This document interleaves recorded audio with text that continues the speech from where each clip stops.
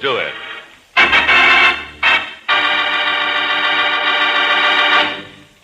Before we begin tonight's adventure of George Valentine, here's a reminder that it takes more than one feature in a gasoline to give you all-round dependable performance.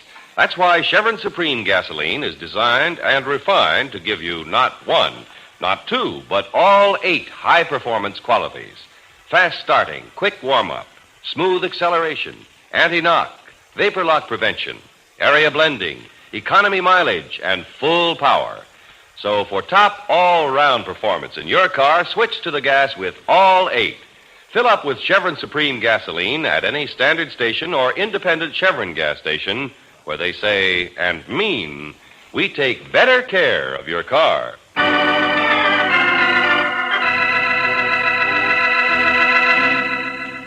And now, tonight's story, Once a Crook, a transcribed adventure of George Valentine.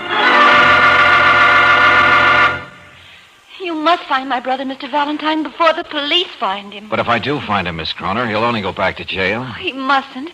He's innocent. Well, he may be, dear, but from what you yourself told us, the case against him is open and shut. 2 open and 2 shut. There is such a thing. Well, isn't there? All right, let's go through it again. Your brother Ralph went to prison 2 years ago because he stole some money from the bank where he worked. A large sum of money. He made a mistake, but he paid for it. All right, now. Yesterday, he came back to Sageville, to your uncle's house, and during the night apparently tried to rob the safe. Your uncle surprised him. Ralph half killed him with a blow on his head, and then he ran away. That's not fair. You're making it too simple, too horrible. Betty, look. Mr. Valentine is just trying to make you see the facts. But doesn't it matter that I know my brother better than anyone else in the world does? Why, he wouldn't have done that to Uncle John. He ran away, and the safe is empty. That's one of the things that's all wrong. Ralph knew that Uncle John never kept any real money or valuables in that safe, so why would he want to break into it? I don't know, Betty. He may have known something we don't know. Ralph lived all his life in Sageville. He never knew how to blow a safe open. And you learn all sorts of things in jail, I'm afraid. Ralph came home from prison with absolutely nothing but the clothes on his back, and he didn't leave the house. He had no tools. He had nothing with which he could have blown that safe open. Betty, please, believe me, I'm not trying to be cruel. But the police will say that he made plans with some safecracker he met in jail. He let him into the house. If, as your uncle says, there wasn't anything of value in the safe, well, that's just too bad. Ralph failed and ran. No. Your uncle, how is he? He's in the hospital. Pretty bad, but I say he'll pull through. He won't stop until Ralph goes back to jail and stays there. He may not do that. Oh, you don't know Uncle John. He's a fanatic on the subject of honor. It was all I could do to talk him into letting Ralph come home at all. Once a crook, always a crook. That was one of the kinder things Uncle said. And now he's more convinced than ever. After Ralph got into trouble, people might have forgiven him. Sageville's a small town. We were raised there after our parents died. But Uncle John never forgave Ralph. Of all the people, he never did. Benny, let's be practical. You have no idea where Ralph might have gone, have you? No. My chances of finding him are much smaller than the sheriff's. So even if I do... Ralph is running. And if we don't find him, he'll be running for the rest of his life. Even if he's innocent, he's scared. Betty, why don't you go back to the hotel? Your train doesn't leave till this evening. I'll let you know what I decide. Oh, Miss Brooks, can't you? Go on, Betty. It's better. Hey, wait a minute. What is it, George? Somebody's outside. Don't you know it's impolite to eavesdrop, Buster? Oh, eavesdrop? Is that the way you talk to a colleague, Valentine? Oh, it's you. Well, if it isn't Mr. Ridley. Better leave the door open, George. We need the air. Always clowning, ain't you, Miss Brooks? Nope. I thought you lost your private investigator's license in this state. I got me another one in another state. I got friends. I bet. What's on your mind? Oh, I am on the case, the Croner case. What? Do you know the gentleman, Betty? No. Oh, don't worry. I'm hired nice and legitimate in this case. Yeah, by whom? Tut-tut, professional ethics. Ha! That's why I'm following the little lady. I thought I'd give you a chance to join up with me, Valentine. Doing what? Finding Ralph Croner and bringing him to justice. The fee will be big enough for both of us. Get out. What'd you say? Out. Okay, punk. You'll wish you had a chance to work with me. I'll make you sorry you ever opened your big mouth. Okay, you scared me. I'll see you. This nice man. Why would he follow me all the way from Sageville? Maybe he thought you'd lead him to your brother. Come on, Brooksy, get going. You don't have much time to pack a bag. Yes, sir, Massa. If a character like Al Ridley is in the middle of this case, it's the best recommendation your brother has, Betty. We'll meet you on the train.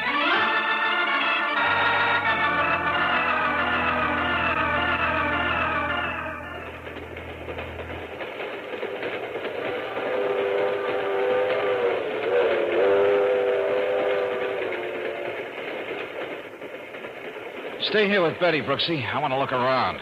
See if there are any familiar faces. Well, I didn't see Mr. Ridley, Mr. Valentine. Sure, he isn't here. Uh-huh. Be careful, darling, please. Sure, Angel, sure.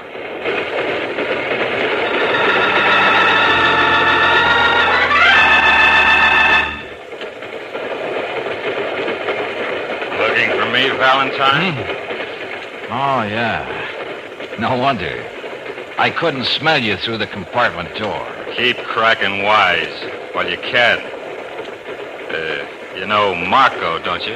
Oh, the case must really be a big one to bring your killer friend with you. I could sue you for libel, Jack, but I'm a peaceable man. We just bumped into each other on the train, Valentine. Honest to Betsy. Happy coincidence. And we're having a beer together, see? Uh-huh. Now I would like you to come with me to the back platform, Valentine.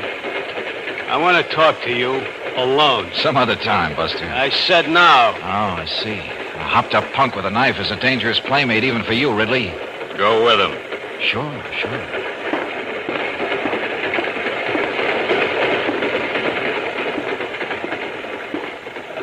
It's a shame there's hardly anybody on this train, eh, Jack?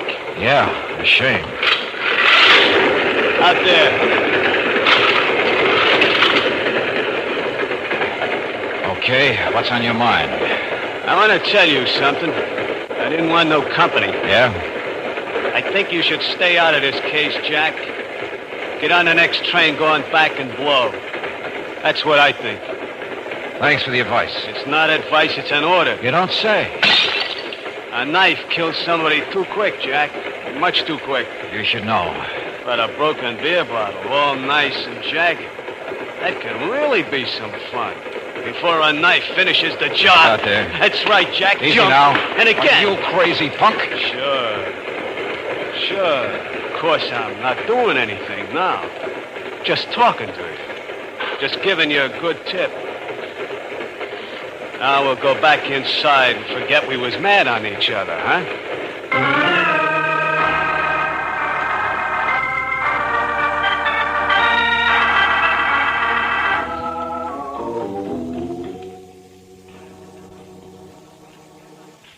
We can look around the ranch, Mr. Valentine. I'll show you where the safe is. All right.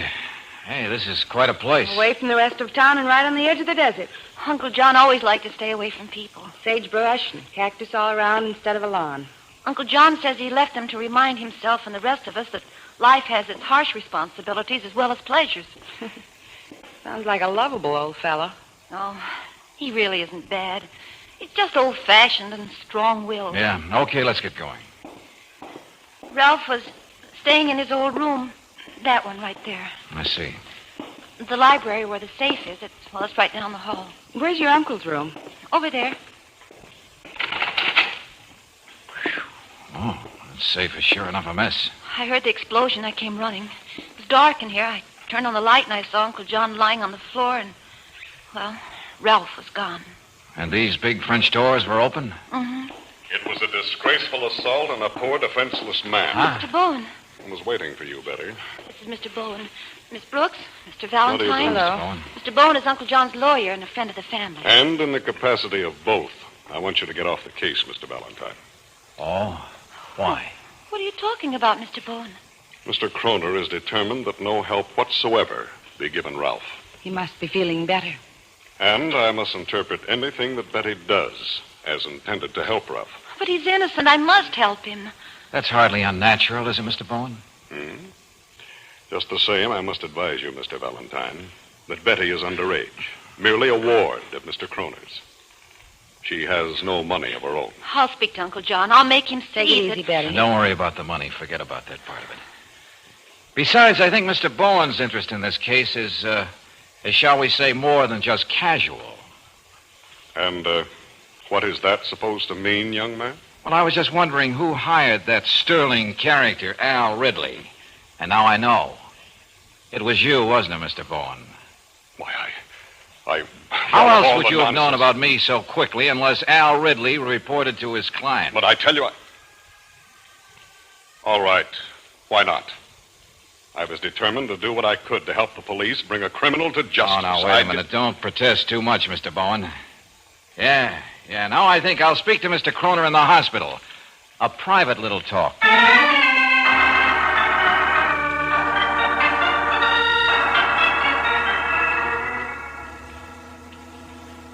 Oh, dear. It's no use, Mr. Valentine. How many times must I tell you? My mind is made up. But look, please, Mr. Kroner. If you didn't actually see who attacked you, there's at least a chance that it wasn't Ralph. There was nobody else in the house, and Ralph ran away. Now, you know as well as I do that innocent people don't run away. Yeah, but Ralph deserves the benefit of any doubt. Now, listen, Mr. Valentine, I may be an old-fashioned man, but I have some very strong feelings about honor. Now, when Ralph stole that money from the bank, I washed my hands off him completely. Understand? No longer a nephew of mine. Yeah, so I heard. The code of honor is a stern one. It must have no compromises. I listened to Betty and told her to let Ralph come here when he was released from prison. He didn't disappoint me. Once a crook, always a crook. Well, look, I have to say something, Mr. Kromer. I haven't lived as long as you have, but I know what you just said isn't so. I don't want you in this case. You understand that? You'll do yourself a favor if you'll stop meddling in our affairs and leave Sageville. I feel very sorry for you, Mr. Kroner. There's no place in life for fanatics, even for fanatics about such noble things as honor. Oh, my word. Mr. Bowen will pay you for whatever expenses you've incurred so far. Now, please leave me alone, will you? I'm still a very sick man.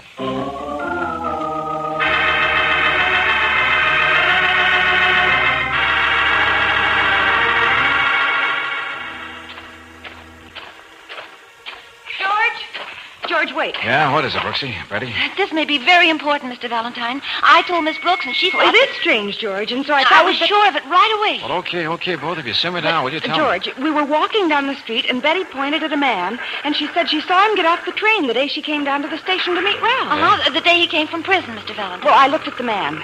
Do you know who it was? Marco. Marco? That's right. But Al Ridley claims he was hired only after Ralph ran away. And his favorite hood was in Sageville the day before. Oh, what does this all mean?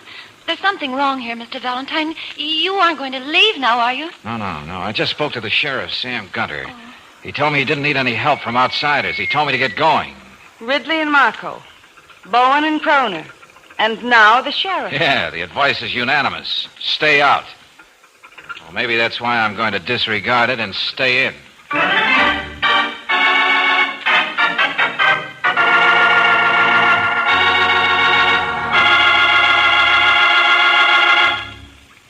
We'll return to tonight's adventure of George Valentine in just a moment. With cooler days ahead, you'll be calling on your battery for more and more power for your heater, for the engine that's a little harder to start. And with the days getting shorter, you'll be using your headlights more, too. So right now is a good time to have the battery in your car checked and serviced if needed. Your car saver can tell you in a moment if your battery is up to par. And if you need a new battery, he can give you complete information on a new super powerful Atlas battery that's a guaranteed, dependable performer. Easy terms are available with a small down payment and up to 6 months to pay. No down payment is necessary if you're a Chevron credit card holder. And your car saver will give you an allowance for your old battery. So to be sure of a start all through the winter, better stop in soon for a car saver battery checkup at any standard station or independent Chevron gas station where they say and mean we take better care of your car.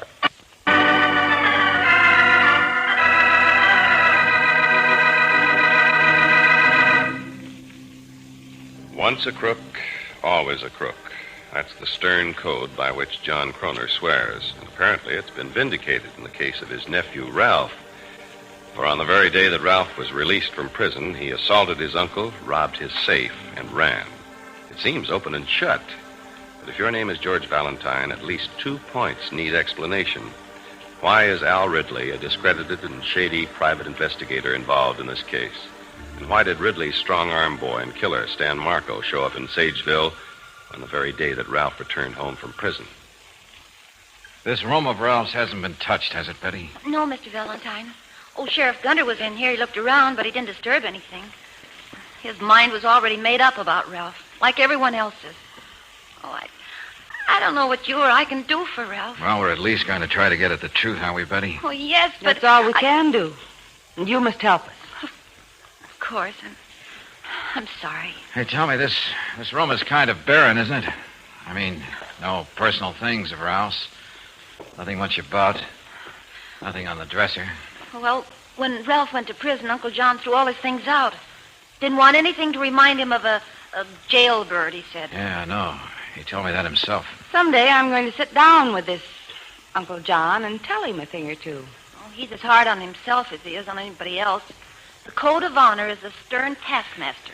Let's review this. As I get it, Ralph came here after dinner. That's right now, isn't it? Oh, no. You see, he talked to Uncle John for a while. I don't know how long, because I went to my room first. I see. Well, he must have sat here and smoked for quite some time. All these cigarette stubs in the ashtray. Sheriff Gunter said that proved his point all the more. That Ralph was waiting for Uncle John to fall asleep so that he could rob the safe. Mm-hmm. The closet. Is there anything in the closet? Well, I don't think so. Well, let's take a look. Pretty bare. No clothes. Not even a... What have you found, George? What is it? On the corner, over there. Wait a minute. What? A pair of shoes. Ralph's shoes. Are you sure they're his? Well, yes. They're the heavy, clumsy shoes they gave him in prison. I know because, see, I noticed them when I first met him at the train. Well, now that's funny. Well, they won't help the case much. They'll say he took his shoes off before he went into the library so he wouldn't make any noise. Wait a minute, Brooksy. Ralph had no other shoes. No house slippers, nothing like that? No, I told you before, no. All right. Take a look. Right here in the other corner, on the dust on the floor. Ralph's room was closed all these years. Some footprints. Yeah, but not the big, heavy ones from Ralph's shoes. The man who stood here wore smaller shoes with pointed toes. Well, what does that mean, Mr. Valentine? I'm not sure, but come on. Betty, you've got to be our guide while we go sightseeing.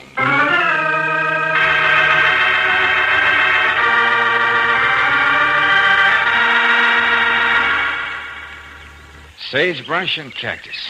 From the house straight up to the bench road up there. Desert. As far as the eye can see. Yeah.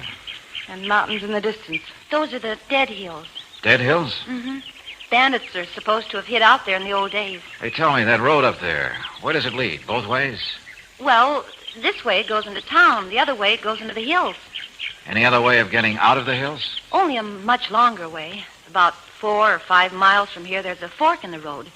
Well, the fork follows the hills and hollows across the highway 15 miles after it leaves the main road. George, what are you trying to find out? I think I have found it. What? Angel, go back to the house with Betty. I want to get together a little meeting in John Croner's hospital room.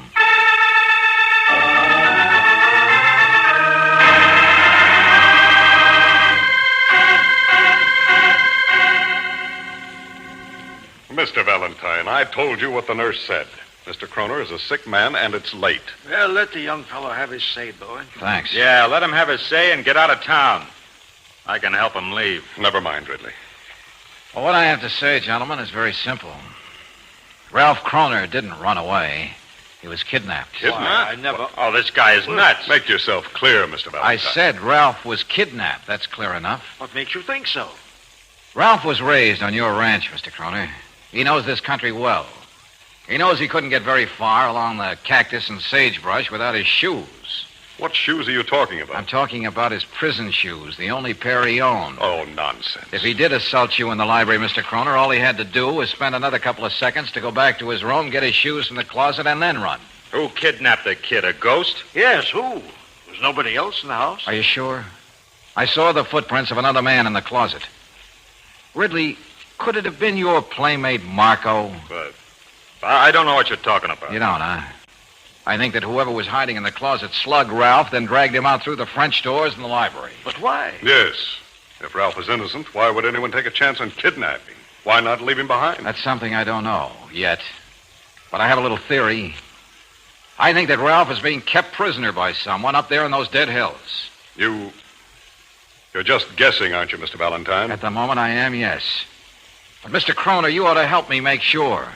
In the morning, I'd like you to arrange a searching party. Well, you owe that much to a man you think is guilty. That's a waste of time. Still, I can't see any harm in it. Okay, then, gentlemen, that's it.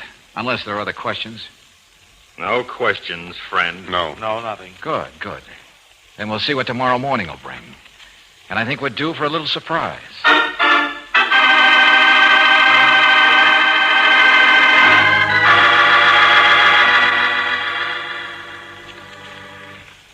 I know it's late, Sheriff, but I think what I told you will really work. Well, I don't know, Valentine. And only you can help me. Well... Oh, look, please, Sheriff. We know there's no other way out of the hills except the fork road. Yeah, that's right. And any car will have to go into second gear to go up that mountain at that point you told me about. Well, that's for sure. All right, then, I think we better get going.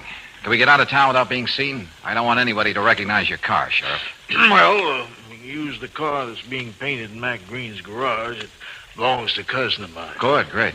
Get out through the side door. All right. Thanks, you don't make me feel like one of them big city police lieutenants. Well, in this particular situation, Sheriff, I wouldn't trade a slew of them for one of you.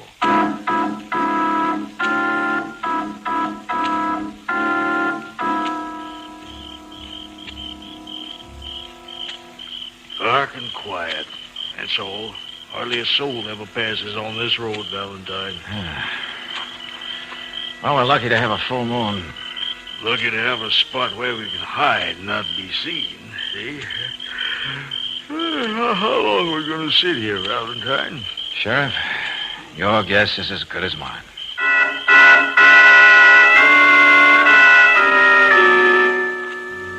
Oh, sure getting cold. Yeah, it is that.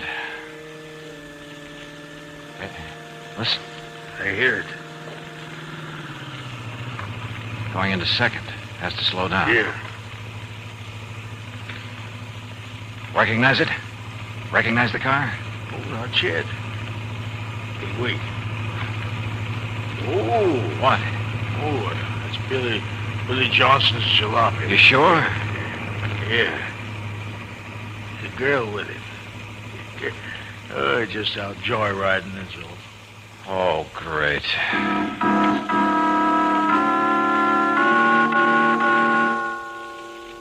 You know, I think you're off on a goose chase, Valentine. Oh, but, Sheriff, they wouldn't take a chance on the highway. They must take this road. Now, please, Sheriff, wait a little longer, will you? Nope, I guess I... Hey, wait a minute. Hey, listen. This could be it. Ready? Getting closer. That's a strange one. That's it. Now, wait. Okay, let's go. Hey, hold on. Stop that car. This is the sheriff. Stop! Look out, Sheriff. Take the light, you aim for the tire. Right. Oh, Sheriff, you all right? Oh, I got me in the shoulder. We got him, Sheriff. We got him. Careful. Come on out of that car and keep them high. Come out. We'll start shooting. You got me. I give up. Stand there. Well, company. Marco and Ridley. Going joyriding? I... And surprise.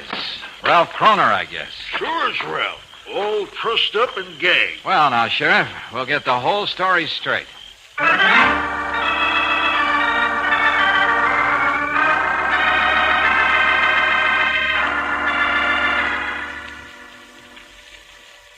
I know it might have been foolish, but I wanted to be the one to return the money that I stole.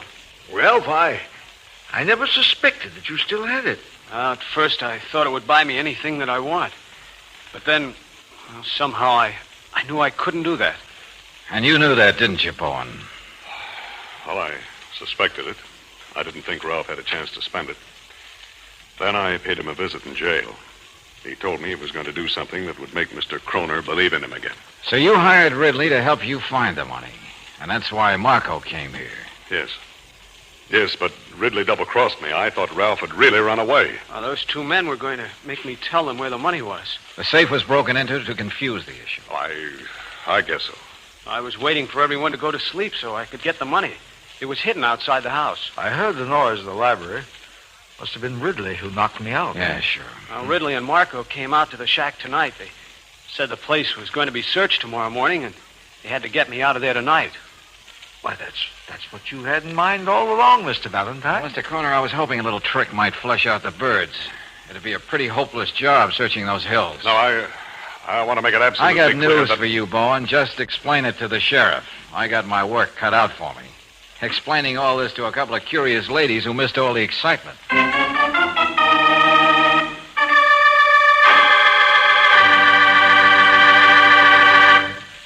If engine wear is important to you, then this performance report should be too.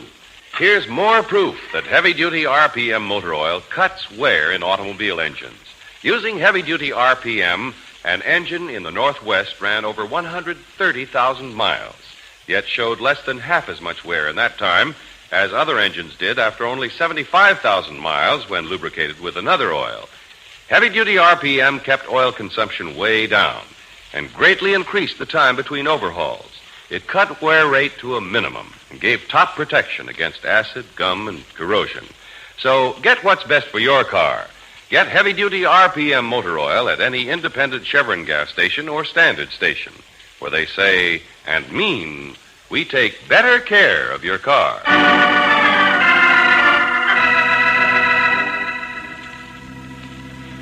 The way Ralph looked at you before must have told you how we both feel, Mr. Valentine. Sure, Betty, sure. Marco and Ridley are so mad at each other they haven't stopped spilling the beans yet. Yeah, and Bowen will need all his lawyer's eloquence to get off with a short prison term. I think the sorriest man in all this is Uncle John. You know, I wouldn't be surprised. I think he'll be a lot less positive about things in the future. Such things as honor, for instance. His code of honor. But he said even cactus isn't all severe and unbending. It has beautiful flowers to soften it. Miracles of nature all around us. Even bachelors' buttons can suddenly change into orange blossoms. Just like that. I beg your pardon? No. It's a private joke of long standing. I'm sure Mr. Valentine can explain. The only thing Mr. Valentine will say at this moment is, good night.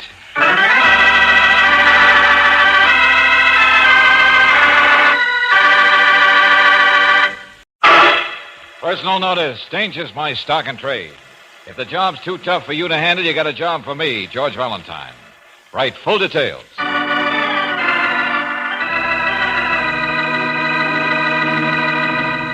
Standard Oil Company of California invites you to Let George Do It. In just a moment, we'll begin tonight's adventure of George Valentine. Did you know that you can be wasting 1 out of every 10 gallons of gasoline you buy due to worn spark plugs? It's true. And dirty, worn plugs can also rob your engine of power and pickup. To avoid this waste, let Car Savers check your spark plugs. They'll clean them and reset the gap, or if necessary, they'll be glad to install new Atlas Champion spark plugs to give you more get up and go. It takes just a few moments to check the condition of the spark plugs in your car, so stop in soon for a Car Saver spark plug check at any independent Chevron gas station or standard station where they say and mean, we take better care of your car.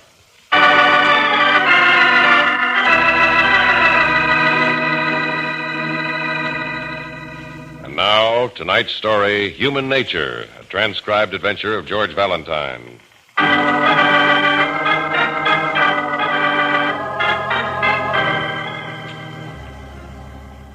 Dear Mr. Valentine, if there's one thing I learned in all the years I lived, it's human nature, especially when it comes to men. You, for instance. I know I don't have to go into a lot of detail, except to say that another man, a very fine man, needs help, real bad, and only you can give it to him. Right? Okay, then. I'll meet you tonight here at the Club Bim Bam after the last show is over. and the people go home. We'll have the club all to ourselves. And I'll be very grateful for your trouble. Yours very truly, Ruby Devlin. I guess Ruby knows human nature all right, Brooksy. I'll tell you more about it tomorrow. Now, that other letter. Bim Bam, the best-looking chorus in town. What? 3 sizzling shows a night. Oh, now you don't think... I know human nature, too, my friend. Why, Angel. Mine. Unless I were right there, I'd worry about you losing your beauty sleep or, well, just working too hard. So... Yes, ma'am.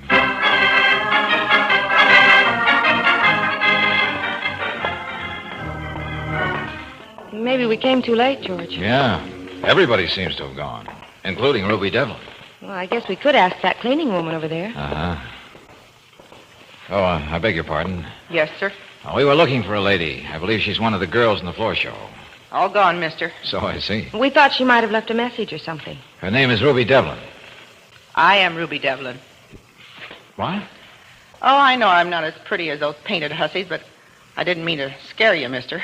Oh, well, I expected you alone, Mr. Valentine, so I didn't well, think... my assistant, Miss Brooks, is the worrying type. Yes, that's right. Well, I'm glad you're along, dearie. Here, let's go and sit down. Yeah, sure, go. No, not here. Might as well take the best table in the house, right near the dance floor. We have plenty to choose from. I'm the choosy type. That's why I like this job. I don't follow. Here, this one's okay. Well, nobody telling me how I should work. I'm my own boss. And I can make myself feel as good as anybody who comes here. See this thermos bottle of coffee, dearie? Well, yes. Every night I put it in a champagne bucket. Like this. High class. And the sandwich I bring from home tastes as good as the one they soak you $1.50 for. And I can imagine a better floor show than they put on. Oh, it's all in the way you look at things. And I understand human nature. Which reminds me, Miss Devlin. Ruby. That letter, it said something about somebody being in real trouble. That's right. Ben Cullum. As fine a man as you'd want to meet. I worked as cleaning woman for him once, so I ought to know. Us girls can tell best about people. Well, what sort of trouble is he in? You wouldn't think a man as sweet and trusting as Ben would be in his sort of business. And what business is that? He runs a pawn shop on Lower 4th Street. Oh, no, in that hole? And he's sweet and trusting? Well, I told you it's hard to believe. But I know human nature, and he is. Besides, he proved it to me. You want to know how, dearie? I wouldn't miss it for the world. Well, I had a little ring I was always crazy about. My mother's. And one day I needed some money. So I told Ben Cullum. Well, he was real sweet. Just loan me the money and let me keep the ring, too. $15. Of course, you were right there, working for him. No, it wasn't that at all. Anyway, I know Mr. Cullum is in trouble now because I heard somebody say he's a fence. Oh, now there's something a lot more in character with the neighborhood. Who uttered those words of wisdom, Ruby? Well, it was 2 nights ago, after the club closed. A skinny guy, I think his name is Joey Krieger, was a little drunk, and nobody pays any attention to a cleaning woman, and he was talking to another guy, and he said he pulled a heist. Ah. And he said he had a real good fence, and he said it was Ben Cullum. That's something for the police, isn't it? No, because it's got to be a lie. Oh, I read psychology books all the time and magazines. I got nothing else to do with my time. And so, Ruby, you're sure Ben's good name has been besmirched? I think that guy was lying. But if it's true, then it must be the first time, and Mr. Cullum must be in trouble to have to do it. Well, what can I do? Find out if this man Krieger was telling the truth and stop Ben Cullum from getting into real trouble. Well, that's quite an assignment. Oh, I've got to help. I never forget a favor. You won't turn me down, will you, Mr. Valentine? No, I guess I'm a little curious about human nature myself, Ruby. And especially about a sweet, trusting man running a 4th Street hock shop.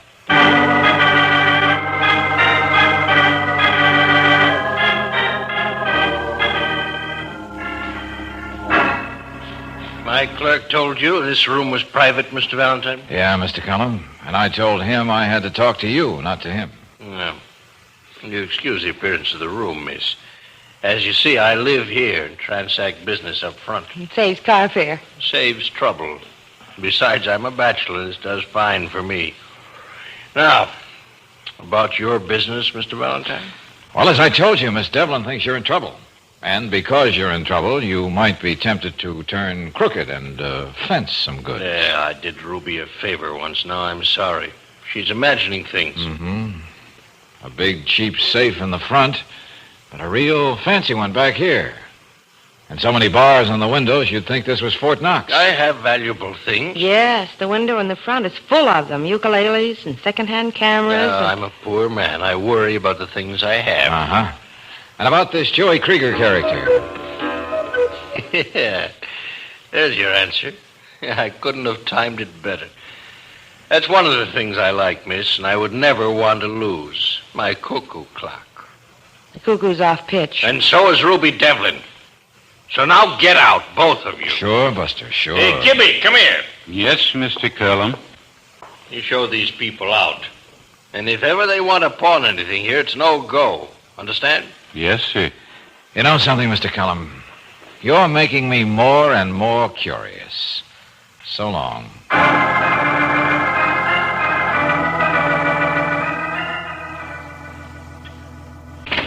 Sound of my department, Valentine, but I checked. Thanks, Johnson. What's the verdict, Lieutenant? The boys in robbery have had their eyes on Cullum for a long time. He's much too slick. They've never found any evidence against him. Maybe this is their lucky break. Just because some cleaning woman heard a drunk blab about fencing some goods? Did you ask the robbery squad if this Joey Krieger character was involved in any cute stunts lately? No soap. He's a specialist in his kind of work. That particular kind of robbery's been conspicuous by its absence. Oh, Joey could have changed his style of work just for laughs. I told you he's a specialist and proud of it. Guys like that stay in the groove. Uh-huh. Well, George, there isn't much we can do. As long as the police already have their eye on Mr. Cullum, and apparently he isn't a sweet, innocent man being forced into a life of crime, as Ruby seems to think he... Excuse me. Yeah? Okay, put him on. Sergeant Lay in the robbery squad. Oh? Yeah, Lay, What? Well, you did. When? I see. You couldn't, huh? Sure, okay. Okay, thanks. Anything new? Yeah, Sergeant Lay was out to lunch, and the other guy I spoke to just didn't know. That there was a Joey Krieger type of robbery? Is that it, Lieutenant? Over $5,000 worth of jewelry. They brought Joey in, but couldn't get anywhere with him. And believe me, they tried. Then there is something to what Ruby told us. I'm afraid so. As long as Sergeant Lay and his playmates have already talked to Joey Krieger, could you get me his address, Johnson? I guess so. I'd like to talk to him. Sure, but I know the kind. He'll say nothing.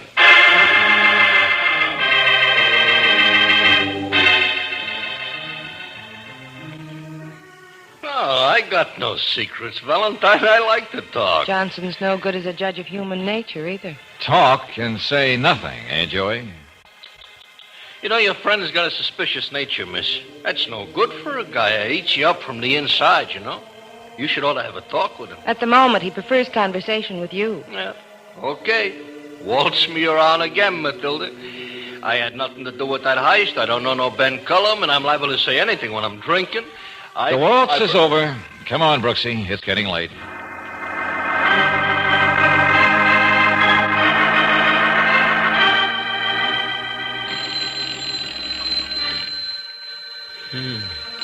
Oh, okay.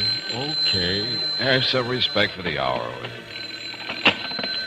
Hello. Come on, Valentine. Rise and shine. Oh, Johnson, it's only a little after 6. Your energy's almost indecent.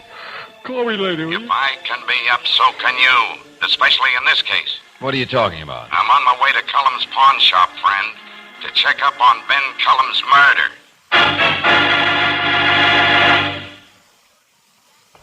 Somebody made him open that fancy safe, then made sure Cullum would never tell us who it was. Yeah, easy enough to tell what Cullum's last thought must have been. The way his hand's still reaching for that empty safe. And this other clerk, the one who called the police. Chick Grinnell. Sergeant Malloy's got him up front until we're ready for him. Uh-huh. You know what bothers me most, Johnson? Because I'll be darned if I see any way the murderer could have come in here. He was here. Look, Exhibit A, as big as life. I mean death. But you saw the alarm. It works from a switch right near the door from the street. As fine an alarm as money can buy? Yeah. To protect not the junk in the store, but whatever was here in the safe. A great alarm. But it didn't do Cullum any good. Now, if the wires were cut, if anybody even went fooling with the lock, the protective service gang would have been here. Well, it's a cinch no one could have come in from the back. Look at the bars on those windows. I noticed them before. Cullum must have been in bed up to the very minute they come in on him. Or he'd have something on besides that nightshirt. That's right. See his slippers there at the foot of the bed? Didn't even have time to get into them. 8. What? 8. That bird said cuckoo 8 times. Good. You can count. It's only 7:20. So what? All those fancy clocks go cockeyed after a while? Yeah, I guess so. I still wish I knew how the murderer got in here. There must be an answer to that. Yeah, there's only one explanation. Cullum must have made a date for somebody to come when there wouldn't be any clerk around for a witness. And whoever that was is the guy we want. It's easy enough to dope out. Cullum was in a big deal in hot stones. Maybe there was an argument about the price. Stop saying that. That's a good theory, but it won't work. Why? Well, you yourself pointed out Cullum's bare feet. Wouldn't he have had more than a nightshirt on if he was letting in company? Yeah, I guess he would. No, Jensen, I'm afraid this is a mystery that will take a lot of solving.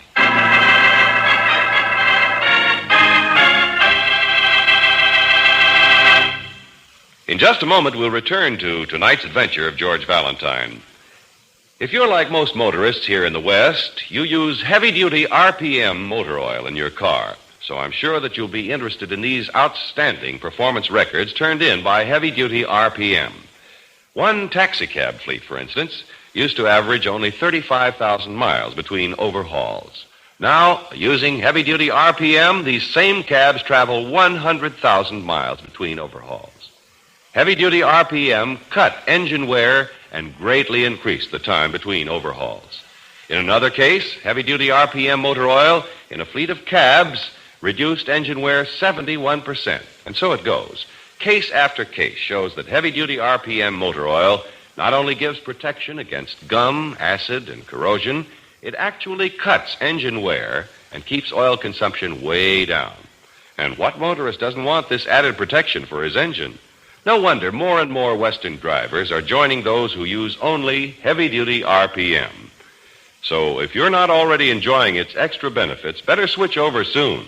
Give your motor a fresh start in life by stopping in tomorrow for an oil drain and change to heavy-duty RPM motor oil. It's just one more reason why the folks at standard stations and independent Chevron gas stations say and mean, we take better care of your car. When a man is murdered in a room that's guarded by stout bars at the windows and a very efficient burglar alarm at the door, you really have a mystery.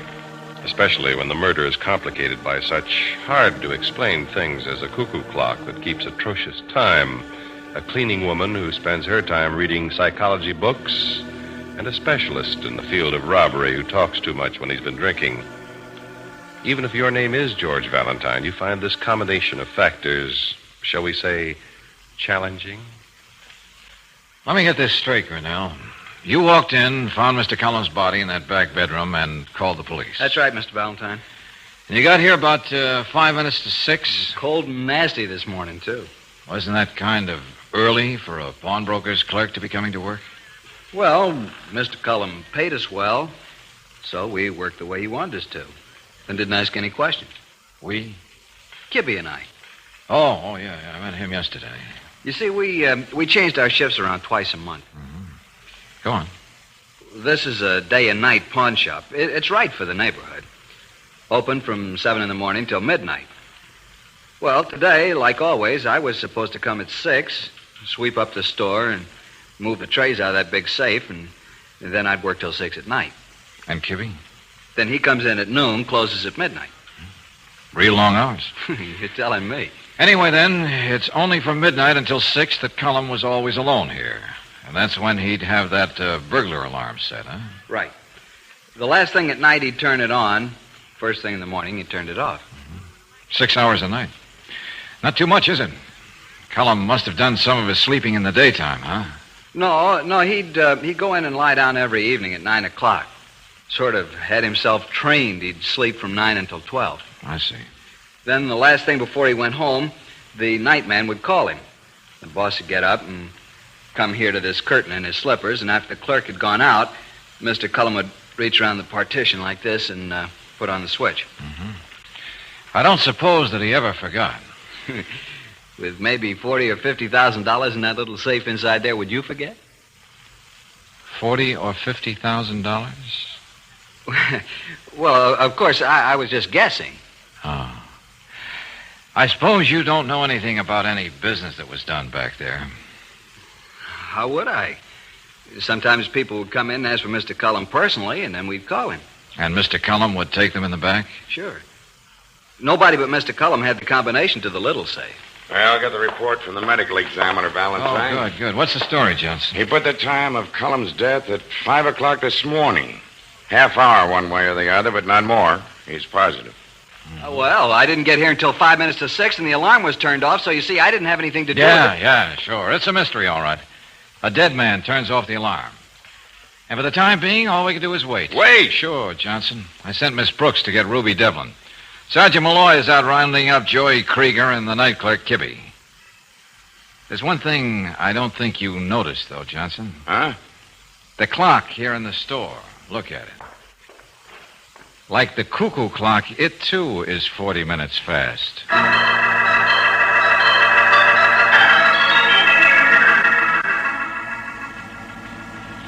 I know human nature. Mr. Cullum was a sweet, gentle man. Now he's dead. Yes, Miss Devlin, and we're trying to find out who killed him. We thought you might be able to help us. You want to, don't you? Well, yes, anything I can do, Mr. Valentine. All right.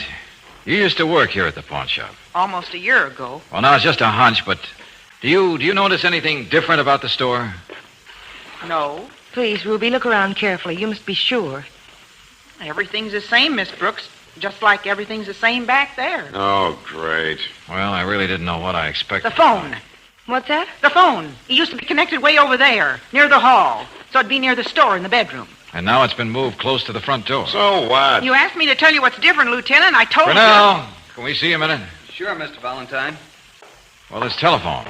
It was moved recently, wasn't it? Yeah, a couple of weeks ago. Why? Kibbe. His feet bother him, so he asked Mr. Cullum to save him steps. Kibbe and I always had to stand near the door. Oh. you. Like I said, Mr. Cullum was a nice, considerate man. Kibbe sold him a bill of goods. Told him that when he had to go away from the door to answer the phone, somebody from the street might swipe something and run. Young man, Never mind. What do we do now, George? Well, it's beginning to sound like a refrain, Brooksy, but we wait.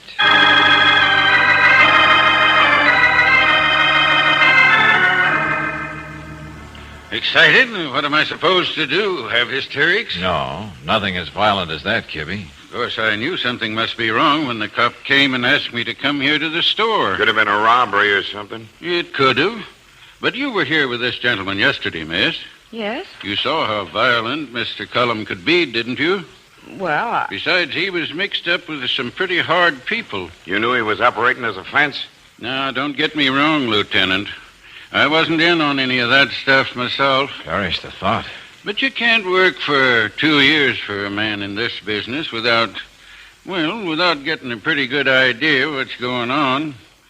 Maybe it's just a guess now, see, but maybe Mr. Cullum double-crossed one of his customers and... That was the first thing we thought of.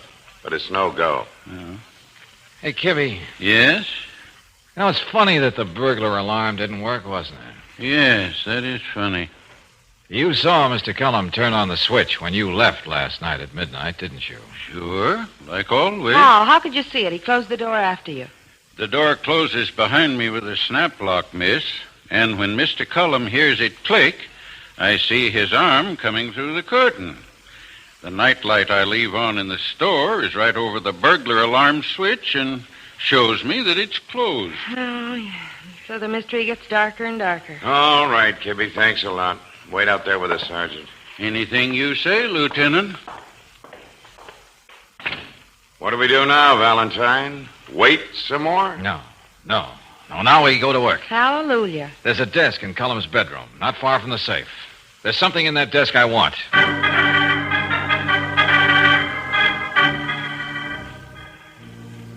A blank envelope. Uh-huh. That's a part of it. What can that do? A world of good, I hope. Now I need something with Cullum's writing on it. Yeah, here we are. Valentine, if you don't tell Take me it what easy, you... Johnson. I want you to send the two clerks, Miss Devlin and Joey Krieger, inside, while you and Brooksy stay outside with your ear glued to the keyhole. An uncomfortable position if I ever heard one. Cut out the horseplay, Valentine. Tell me what you're going to do. I'm going to write a single word in what I hope will pass for Cullum's handwriting.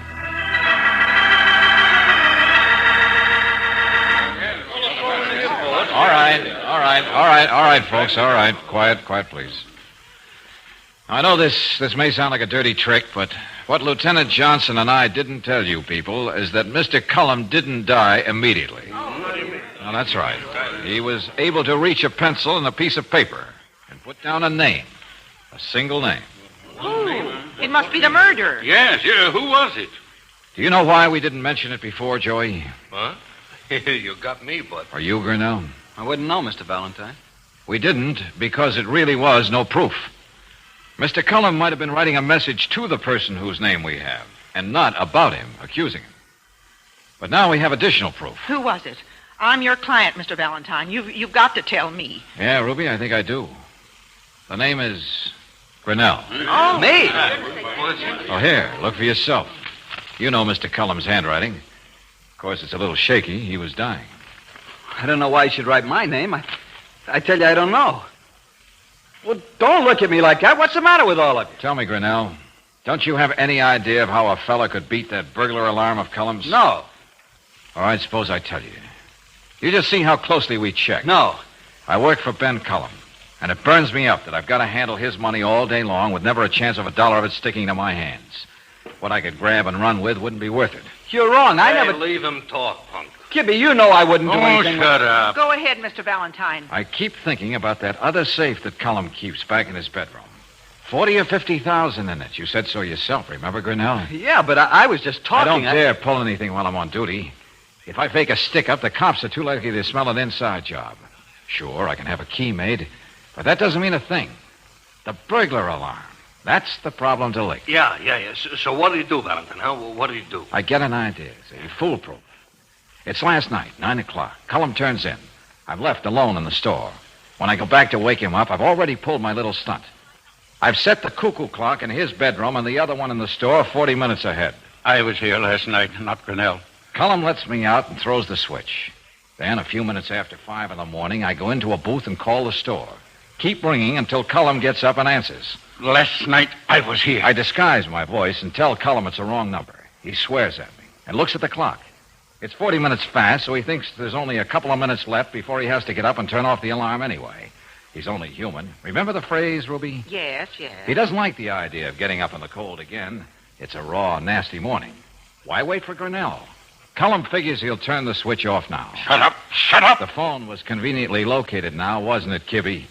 From where he stood, Cullum could reach the burglar alarm switch. And after he did, you saw him through the door, and you came in and made him open the safe, and then... And killed him, yes. Like I'm going to kill you. Mr. Valentine, look out! I'm going to kill you! Oh, darling, are you all right? Yeah, but Kibby isn't. He'll live. I got him in the arm. He'll die, but not from my bullet. Yeah. You see, he did something very human, too. He forgot to set those 2 clocks back to the right time.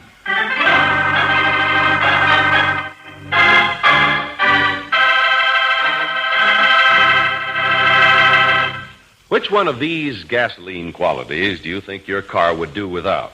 Full power, quick starting, fast warm-up, area blending, vapor lock prevention, anti-knock, smooth acceleration, or economy mileage? Right.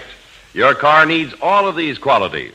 And unlike a one-feature gas, Chevron Supreme gasoline gives you all 8 high-performance qualities in correct balance. So for better all-around performance from your car, stop in soon and fill up with Chevron Supreme gasoline at any standard station or independent Chevron gas station where they say and mean we take better care of your car.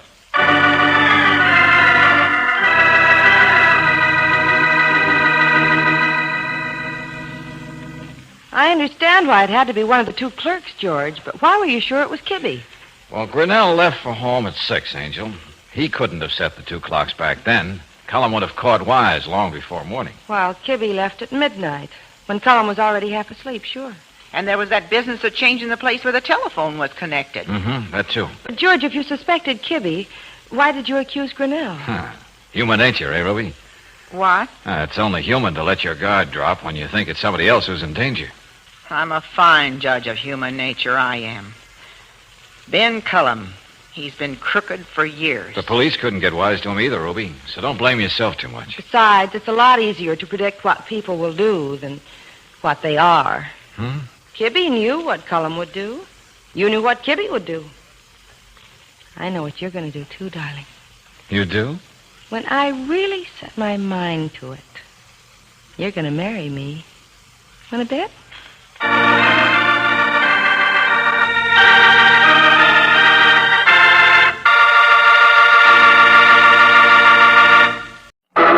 Personal notice. Danger's my stock and trade. If the job's too tough for you to handle, you got a job for me, George Valentine. Write full details.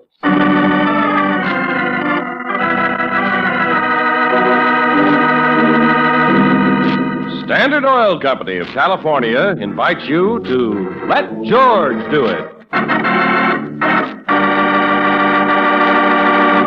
In a moment, we'll begin tonight's adventure of George Valentine. You know, there are 8 good reasons why Chevron Supreme gasoline works better in any car. And those 8 reasons are Chevron Supreme's 8 high-performance qualities. Quick starting, fast warm-up, full power, area blending, anti-knock, vapor lock prevention, smooth acceleration, and economy mileage. Remember that you get the gas with all 8 when you fill up with Chevron Supreme gasoline. So stop in tomorrow for a tank full at any standard station or independent Chevron gas station where they say and mean we take better care of your car.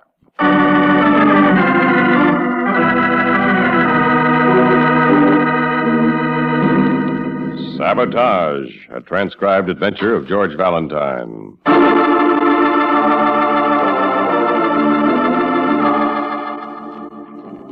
Dear Mr. Valentine, how would you like to do 3 things? See a bit of the world, solve a situation for me, and be of service to your country. On second thought, the order of those 3 things should be reversed.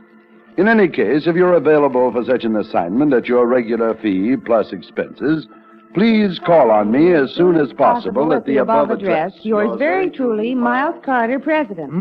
Very interesting, Brooksy. I'm sort of a yen to see some more of the world. Oh, so have I, George. How do you know you're included in? Oh, well, I don't, but you ought to be able to fix it. Uh-huh. Miles Carter, President, huh? President of what? Oh, let's see. Acme Mining and Smelting Company. Acme? What? You sure? It says so right here on this letterhead. Well. I'd best get out there right away and see my client. How do you know he's going to be a client? And why did you spark so to the name of the company? Well, it just happens to be a very big and important concern, Angel.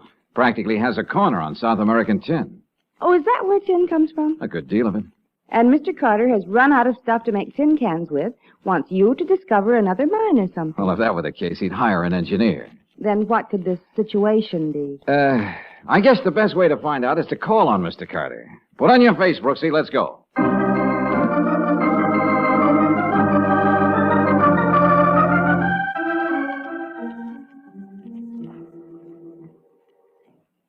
Valentine, let's start out with 3 facts. Yeah, okay, Mr. Carter. But let's get to the business. First, a quarter of the world's tin supply comes from Bolivia in South America. Second, American interests control 4/5 of that output. And third, Acme imports more tin from South America than any other country. That's quite true, Miss Brooks, but that isn't the third point. Oh, I'm sorry I interrupted. No, that's all right. The third point is where you come in, Valentine. Okay, let's have it. In the last few months, Acme's tin production has been steadily slowing up. The mines are just as productive, but we're not getting the metal out. I see. And just how can I do anything about that? There's some kind of sabotage going on at the mines. I believe there's a definite and well-organized plot to slow us up. And that means slowing up the defense program. Well, just a minute, Mr. Carter. Isn't this a job for some kind of government agency? No. The people at the bottom of this plot have planned things very carefully. They could smell a government man a mile away. I need somebody who will be completely unsuspected. But wouldn't these people suspect anybody? Not the way I have it set up. Valentine, have you ever taken pictures? Well, yeah, sure. Of course, I'm not an expert. But You don't have to be, as long as you can be a convincing photographer. I rather thought you might be interested in the job, Valentine, so I took the trouble to get this for you. Here. Huh? Oh, official news photographer, accredited to staff of Events magazine.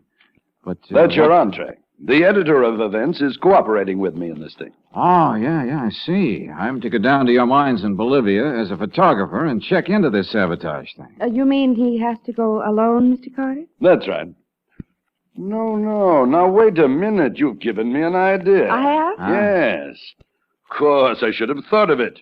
If Events magazine needs pictures of the Bolivian tin mines, it also needs a story to go with them.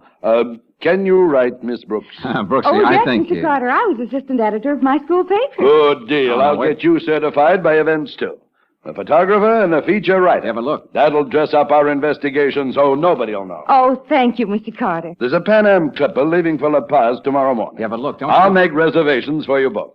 That is, if you want the assignment. Oh, yeah, sure. We'll be glad to go. Good. And just remember one thing. You'll look like a photographer and a reporter, but your job is to stop a bad case of sabotage.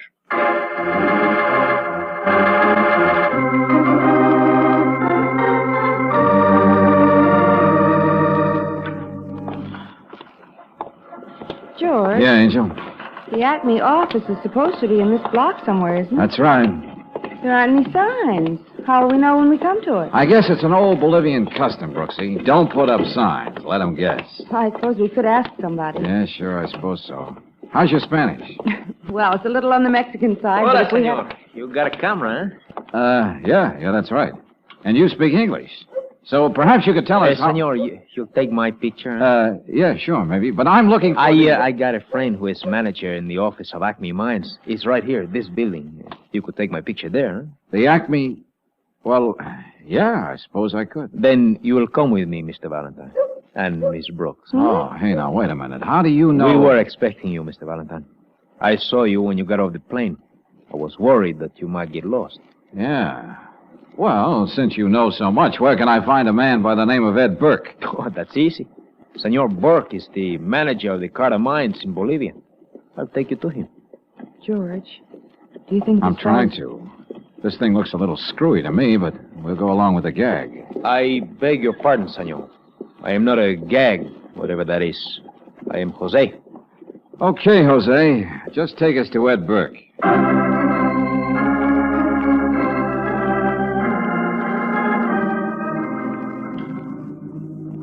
Now, just one thing before we get down to business, Burke. Yeah? What's with this Jose character? The little Bolivian who brought you here? Yeah. Oh, Jose is all right. He does odd jobs for us around here. What sort of odd jobs, Mr. Burke? Oh, a little of everything. Drives cars, carries messages back and forth between here and the mines. He's a freelance pilot. Good one, too. Has his own plane. I see. Matter of fact, we've been using him as a sort of spy lately. When we go up to the mines, they always seem to know we're coming. Everything's set up for us. But when Jose goes up there... Well, he doesn't actually work for the company, so they'd never suspect him. Has he found out anything about this sabotage? Hasn't been able to tell us a thing. That's why Mr. Carter sent you down here. And where are we supposed to start, Mr. Burke? I don't know exactly. I do know we've got a problem as of right now. Oh, what's that? Several days ago, a train loaded with ore left the mines, a couple of 100 miles up in the mountains, bound for Antofagasta. Well, that's on the coast, isn't it? That's right, our shipping point. The train was due there 2 days ago. It never arrived. But you must know what happened to it. We haven't the least idea. It just disappeared into thin air. We know it left the Lolania mine. That's all. Well, who was manning it? Anybody you suspect? Not at all. Both railroad men from the States. But who's in charge of these mines?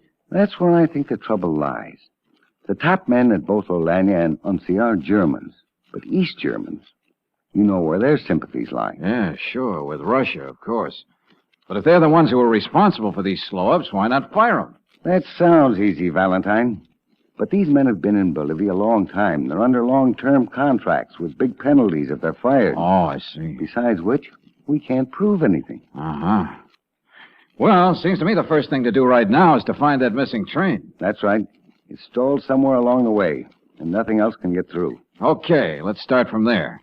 You say this Jose is a good pilot? Oh, yes. Very good. Well, then, suppose we have him take me over the railroad route between here and the mines. Trains don't just vanish, you know. Jose will be very happy to take Senor Valentine. My plane is already at the airport. Well. You seem to be handy all the time, Jose. Sí, senor. Maybe a little too handy. ¿Cómo? What, senor? Skip it. Can we fly up to the mines and back before dark, Jose? Sí. If we leave at once. I'm all ready to go, George. Angel. Next trip. I'm just going to do a little scouting this time. But I'd like to go. Valentine is right, Miss Brooks. He'd better go alone with Jose this trip. Next time up, he can take you. Well, all right. I'll go back to the hotel and wait for you, darling. Yeah, okay. And if you find anything on the way, Valentine, please let me know at once. All right, but how?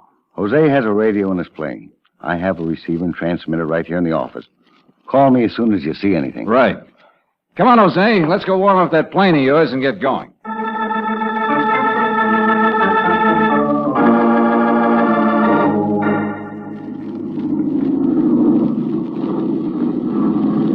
Seen anything of that train yet, Jose? No, senor, nothing. Well, it's pretty hard to see from this altitude. Can't you come down a little? Oh, no. The wind currents over these mountain passes, they're very bad. Oh, yeah, sure.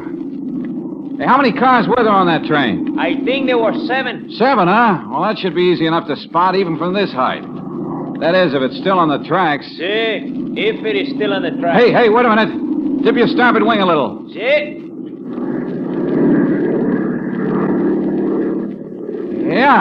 Yeah, there's the train, all right. Where are we? About 100 miles back from the border of Chile. Okay, good. Give me that radio transmitter.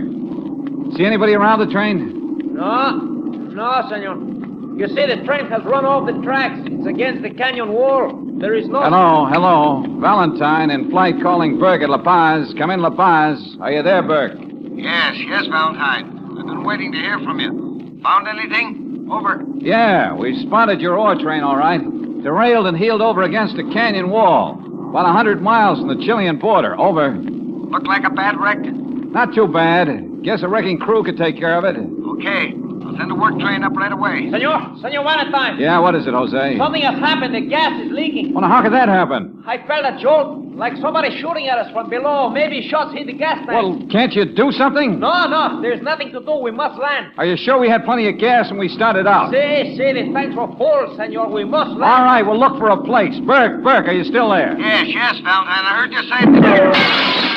Wow, that was close. What was close? Somebody is shooting at us, Burke. Hit our gas tank. We got to come down. But, good Lord, Valentine, in that country... I know. That's what I'm worrying about. Find a place to land, Jose. I think so. If I'm careful, that plateau... Okay, head for it. What's that, Valentine? What'd you say? Just talking to Jose. Now, listen, Burke, get this. Yes. Jose thinks he can land on a plateau. We'll make our way up the canyon to the wreck. All right, I'll send the train. Yeah, we can sure use it, all right. If we ever manage to land this crate.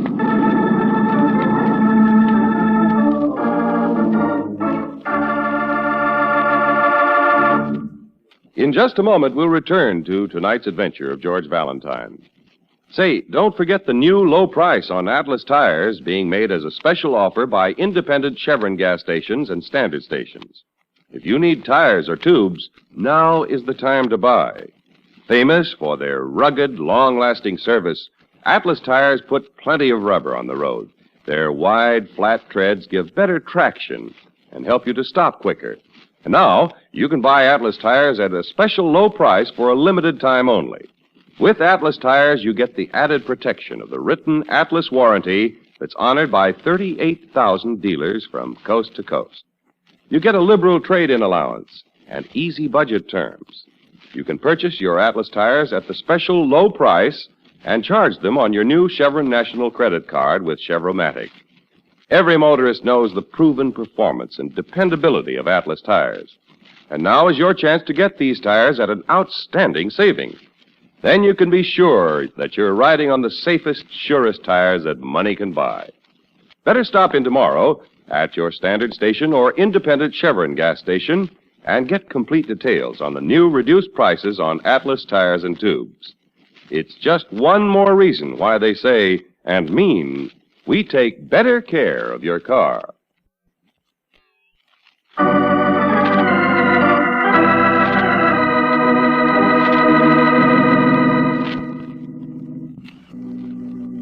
now, back to tonight's adventure of George Valentine. You're engaged by the head of a large tin mining company to try and discover the source of sabotage in the company's Bolivian mines. Before you can even get to the workings, the plane in which you're flying is shot down over the wreck of an ore train. If your name is George Valentine, it's a mighty pleasant feeling when you step out of the bullet-riddled plane on solid ground. And when, a couple of days later, you jump off the work train back in La Paz.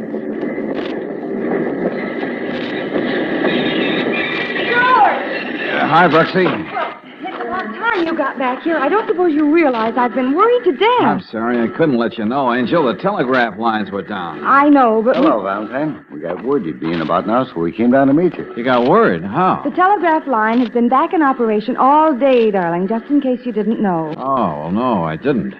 Then I suppose you know the ore train is just a little bit behind us, Brooks. Yes, that word came down the line, too. Tell me, what did you find up there at the wreck? Well, it's a clear case of sabotage. One rail had been taken out completely, spikes and all. Huh? You see, we've been trying to work on the idea of sabotage at the mines, and they probably outguessed us. They figured the best thing to do was to keep the stuff from getting through. Yeah, that's about it. Then what we have to do is to check on the mines again. But we tried that. Not with a news photographer from Events Magazine. Oh, yeah, I see what you mean. And a reporter from the same magazine. Oh, no, Angel. This is man-type stuff. When do you figure you can get the ore train unloaded and started back for Lalagna and Uncia, Mr. Burke? Oh, we could be ready to head back up tomorrow night? Good, good. I'm going to be on it, complete with camera. So am I, complete with paper and pencil. Oh, no, I told you, Oh, Brooksy, now, don't be so old-fashioned, George. Look, will you please... Remember, there are a lot of good women reporters in the business. Yes, and but I happen to work for Events, too. Might be a little dangerous, Miss Brooks, especially if they should get onto who you are. They won't. Come on, George, you must be hungry. Yeah. Okay, Brooksy, okay, you win. Well, keep us posted, Burke, and I'll be on that ore train when it heads back up into the Andes. George? I mean, we will.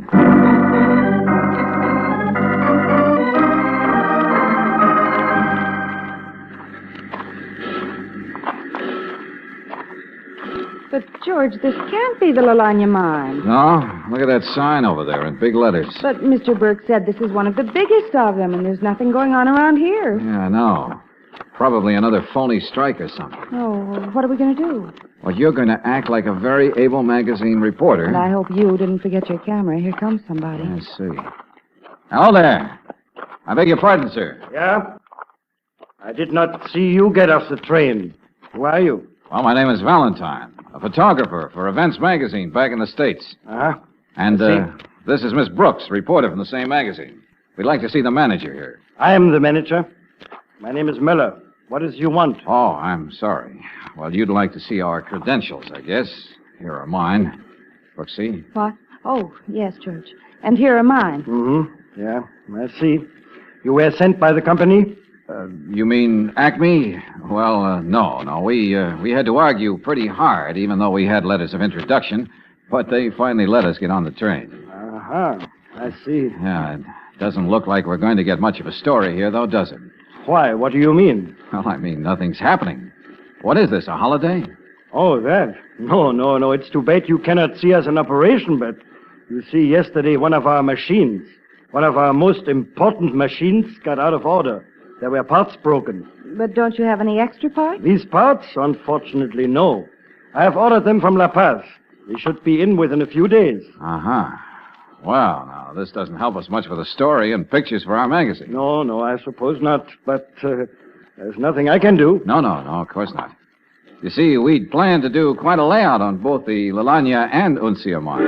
Yeah, well, maybe it's better you go back to La Paz and wait until we are again in operation. Oh, better still, George. Why can't we go right on up to the Uncia mine? That train's going to pull out any minute. Hey, yeah, that's right. Mr. Valentine, for your good and the safety of the lady, I do not believe it would be wise for you to go on to Uncia at this time. Oh, why not, Muller? The natives who are working in the mines, they are threatening to strike at any moment. There may be violence. Well, that would make an even bigger story and maybe some good action pictures, George. Oh, yeah, but I don't like the idea of your being up there if there's going to be trouble. You're quite right, Mr. Valentine. I'm a newspaper woman, George. If anything happens up there, I'm going to cover it. Yeah. Well, we've come this far. I guess we better get the whole story. Well, we'll cover your workings when you're in operation again, Mulder. Yeah, do that. Very well. George, what do you think about him? I think he's one of our saboteurs. But I can't just figure a way to pin anything on him. Maybe we'll have better luck up at Uncio. Yeah, and maybe not. At least we can try. Come on, Brooksy. Let's be sure we're on that train when it pulls out.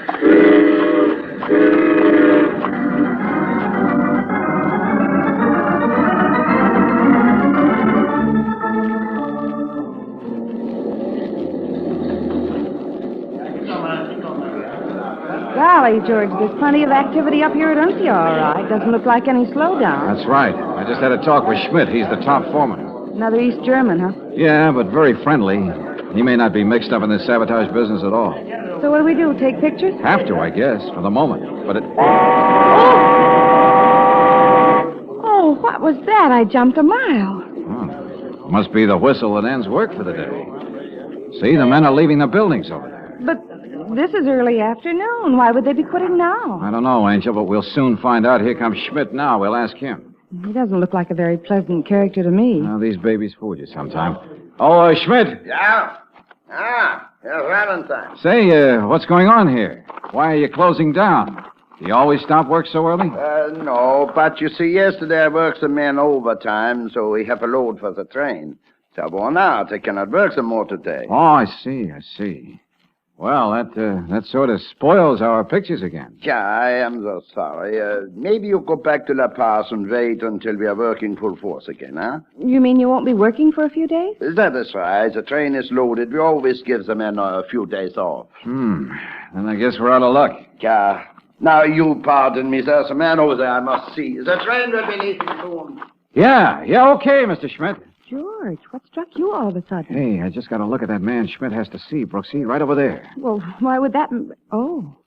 Why, that's Mueller from down at La Lagna. That's right. But how did he get up here? He didn't come on the train. Probably in that plane that landed a few minutes ago. Something's up, Angel. Like what?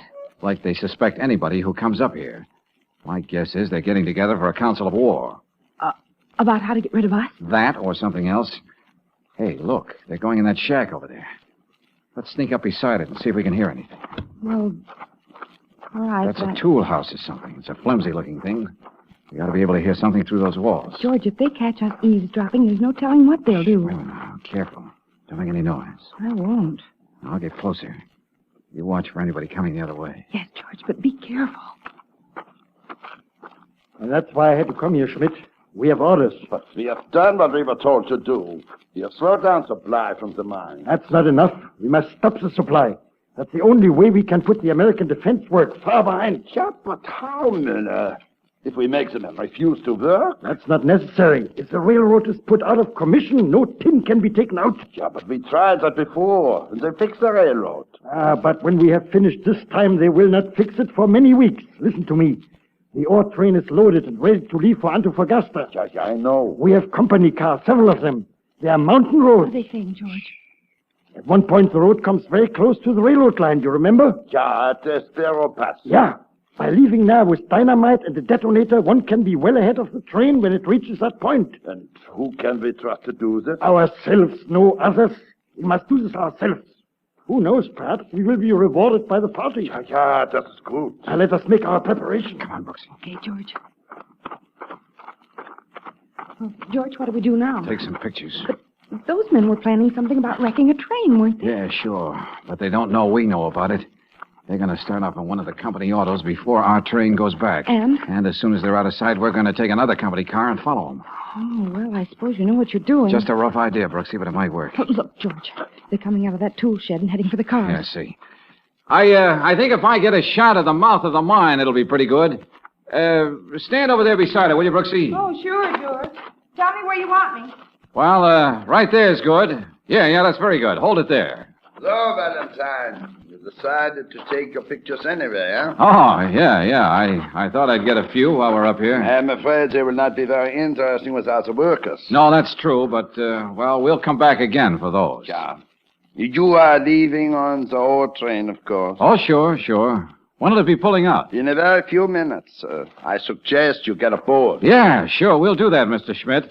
And, we'll be seeing you.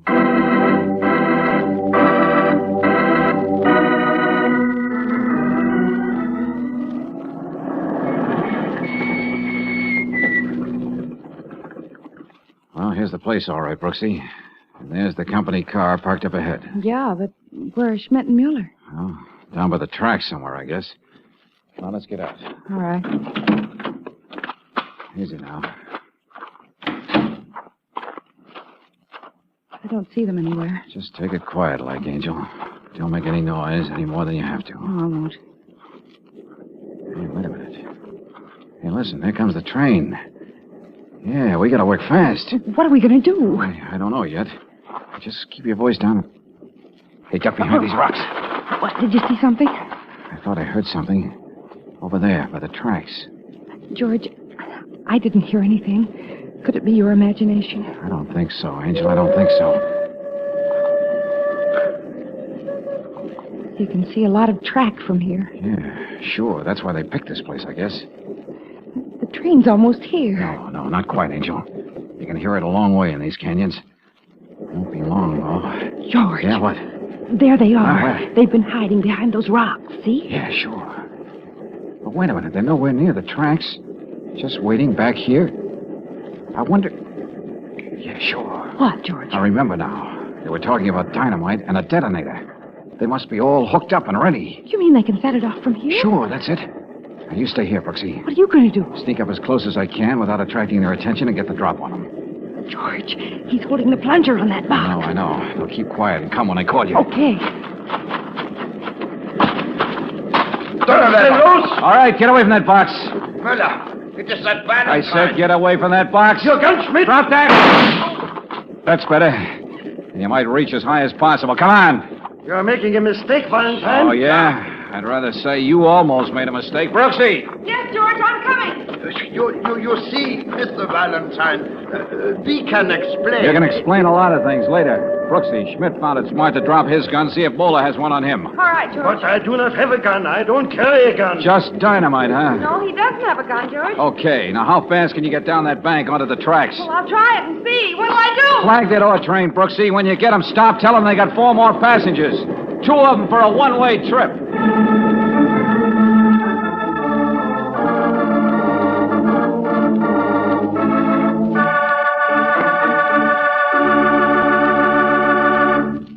When you buy motor oil for your car, you want protection against wear and repair. So listen to the kind of protection a fleet of taxicabs get by using heavy-duty RPM motor oil. With another oil, they averaged only 35,000 miles between overhauls. Today, using heavy-duty RPM, these same cabs travel 100,000 miles before overhauling. Heavy-duty RPM reduced engine wear and greatly increased the time between overhauls. There's your proof that heavy-duty RPM motor oil offers top protection and top economy of operation, the kind you want in your car. So get heavy-duty RPM at any independent Chevron gas station or standard station where they say and mean, we take better care of your car.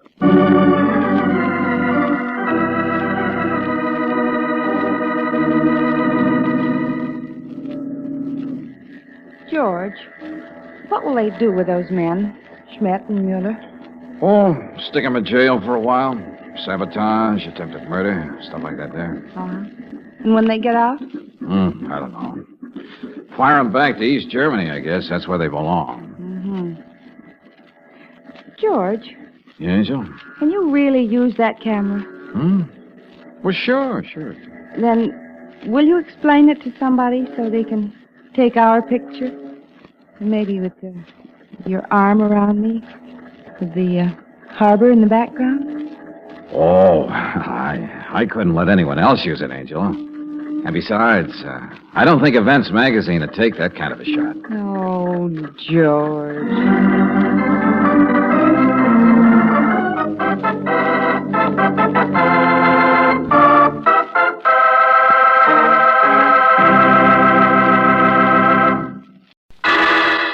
Personal notice. Danger's my stock and trade. If the job's too tough for you to handle, you got a job for me, George Valentine. Write full details.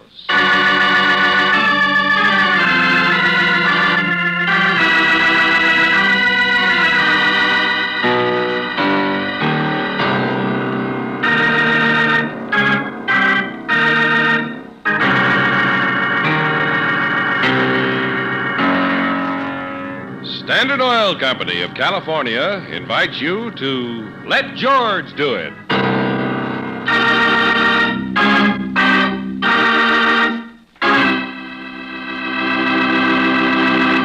In just a moment, we'll begin tonight's adventure of George Valentine. Say, did you forget a Christmas present for your car? One of the nicest gifts I know is a complete changeover to new RPM motor oil, the oil that doubles engine life between major overhauls due to lubrication. Don't forget to replace the filter element, too.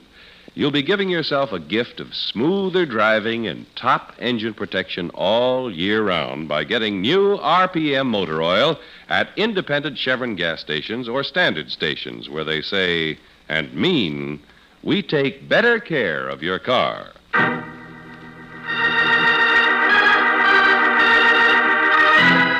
And now, tonight's story, The Last Payoff, another adventure of George Valentine.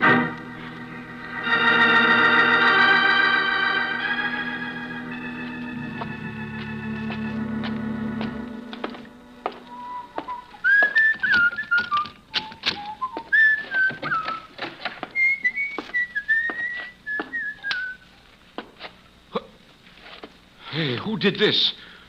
What in the... the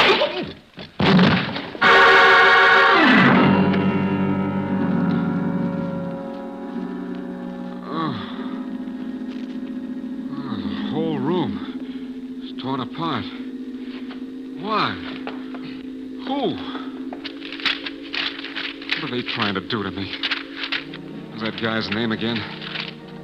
Veda Valdez... Valentine. That's it. George Valentine.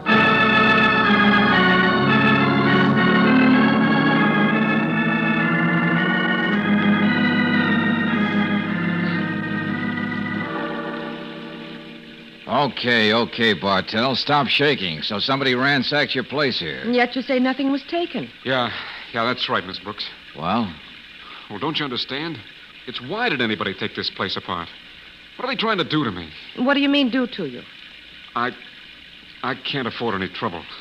I'm an ex-con. Oh, a little matter you forgot to mention when you wrote to me, eh, Buster? Yeah, I forgot. Isn't that terrible? I figured I'm entitled to get a little help like any other human being. Wasn't that a lot of nerve for me to think that? Okay. Skip the dramatics. What were you in jail for? I stole a car. Got drunk and stole a car. It was my second offense. Spent 18 months in the pen. So I figured I'd find me a small town somewhere and make a new start. Why this particular small town, Linfield? Because I knew someone here. Someone I thought might give me a hand. Clear that up, will you? Man, my wife and I met in Chicago. That's where I come from. Big fat guy. Nice. Good connections. John Logan. We hit it off fine. Said if I ever needed help, I should look him up. I suppose your wife is here with you. You suppose wrong, lady. She left me flat while I was in jail. She's someplace in Europe, in the chorus line of a girlies show. Ruthie is the loyal kind. Well, why make a big mystery of all this? A sneak thief got in here, you surprised him, he knocked you out and ran. No, that's not the answer, Valentine. Somebody was looking for something special.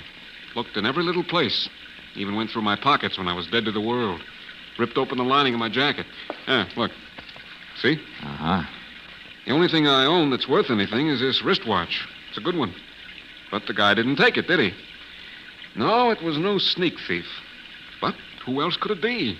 And why? I don't suppose your landlady noticed any strange men prowling around here. No. As I figure it, whoever it was climbed in through the window. Hey, tell me, how long has it been raining hard like this? Oh, a couple of days now. This time of the year, it always rains in this place, they tell me. What are you driving at, George? Those footprints near the window. You're pretty small, Bartell. That's what I meant. Those aren't my footprints. Must be the man who ransacked my room. Yeah, some kind of red clay. Must have been somewhere where there's red clay.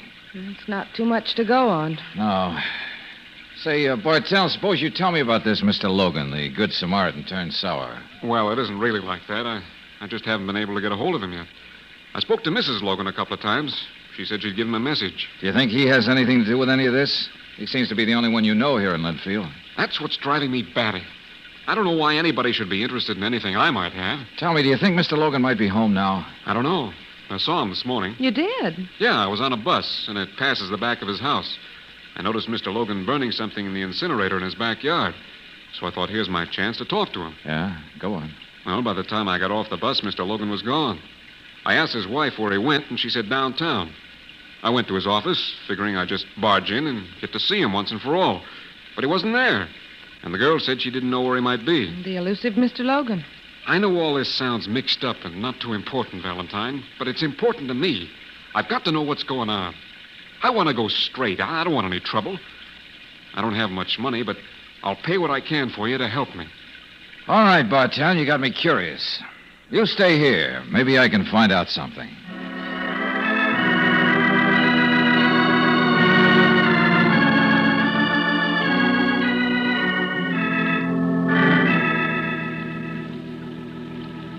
No, Mr. Valentine.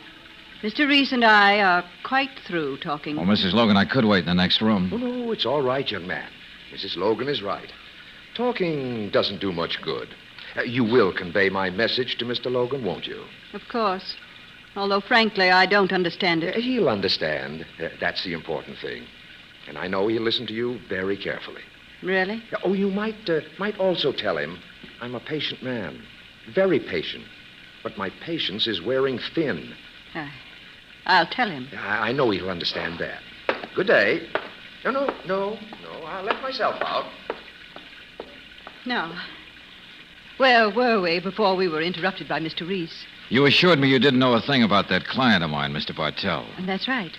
And I certainly didn't know a thing about his wife, his young, pretty wife, as I gather now. Mm-hmm. So, that's that, I guess. Surely, Mr. Valentine, if you really want to know about Mr. Bartel, our local police will help you. Our sheriff is a very efficient man. Well, as a matter of fact, my assistant, Miss Brooks, is checking that angle. I asked her to call me back here, if you don't mind. Not at all. You have no idea where Mr. Logan might be right now? Oh, yes. Hmm? He's out buying a raincoat. A raincoat? Well, he was simply soaked when he got to the office this morning, so I told him I wasn't going to have him come down with a cold or worse. So he's out buying a raincoat. I see. Would you like a cup of tea, Mr. Valentine? If you're going to wait. No, thanks. Don't bother. I'm afraid I'm a very poor hostess, but I have been rather upset. Really? I know it can't possibly matter to you, but Mr. Logan has been so, well, not himself lately, so nervous. I know it's ridiculous because money is no problem with us.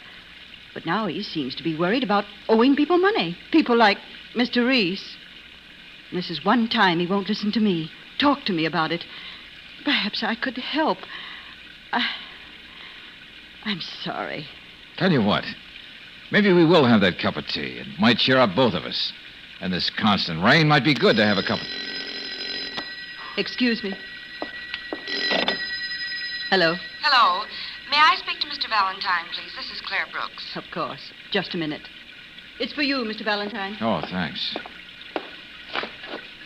Yeah, Brooksy, did you find anything about our friend Bartel? No, George. I'm afraid the police are in too much of a dither to be much help. Dither? What are you talking about? Most of them are down at the only place in town where there's clay. What? That's right, red clay. And, George, there's been a murder there.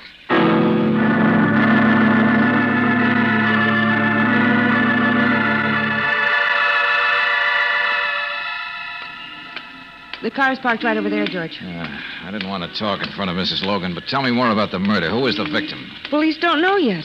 A weasel-faced little man who was seen coming here to Linfield every month or so for almost a year. Yeah? Very interesting thing, George. There were some footprints leading away from the clay pits. Large footprints.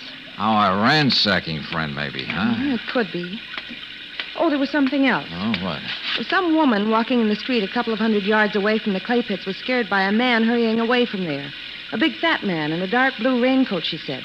Or at least that's what a boy who runs a service station not far from there reported. Uh-huh. Come on. Come on, where? This way. But that goes to the Logan's backyard. George, what? I'm playing a long shot, Angel. Ooh. Careful with the puddles.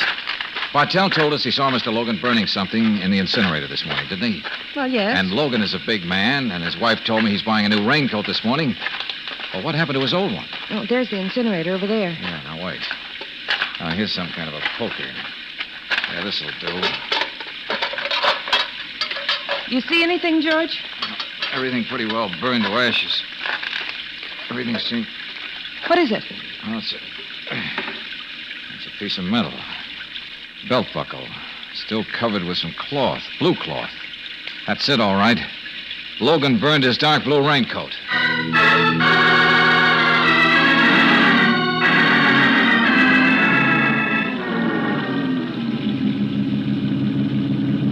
George, I thought you wanted to go to the police station. I told you before it's down the other block. I know, but I'm still playing that long shot. Now, what's that supposed to mean? Just be patient, please, Angel. That clothing store down there, Wilson's. That looks like the largest one in town. All right, I agree. But what does that Now, have let's pass it just once again, and then we'll... Oh.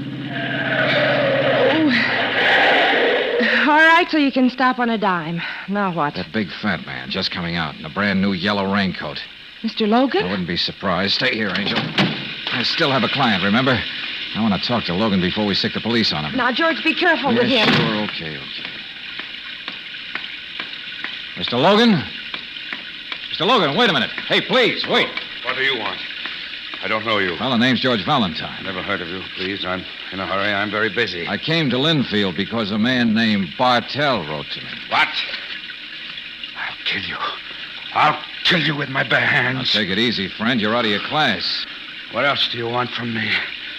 Haven't you done enough? Huh? Leave me alone. Leave me alone. I just want some straight answers to a few questions, that's all. We can talk right there in that car. Oh. Look at your shoes, Mr. Logan. What? There are still traces of red clay on them, see? No. I want to talk to you about a clay pit and murder, Mr. Logan. Now will you come along? Yes. Yes, I'll go with you. I must talk to somebody. Anybody. Please talk to me. Help me. Please help me.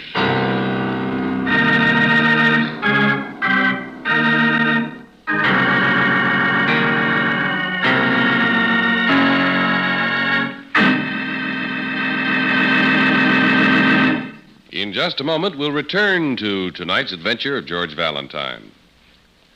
Over the hills and through the woods to Grandmother's house we go. That's a well-known saying that has always been appropriate during the holiday season. This year, perhaps you'll be one of the many thousands of Western motorists who'll be driving home for Christmas and New Year's, driving over the hills and through the woods. That's why I think this is an especially good time to remind you that for top performance under all driving conditions, for the kind of driving you do, where you do it, your car needs a gasoline with many different performance qualities. Any gasoline can be made to stress one performance feature at the expense of others, but Chevron Supreme is designed to give you not one, not two, but all 8 high-performance qualities in correct balance. Power, warm-up, starting, mileage, anti-knock, vapor lock prevention, acceleration, and area blending. You'll feel the difference from the very first tankful of Chevron Supreme. For smoother, all-around top performance, be sure to get the gas that gives you all 8. Just drive in and say, fill her up with Chevron Supreme at any standard station or independent Chevron gas station where they say and mean, we take better care of your car.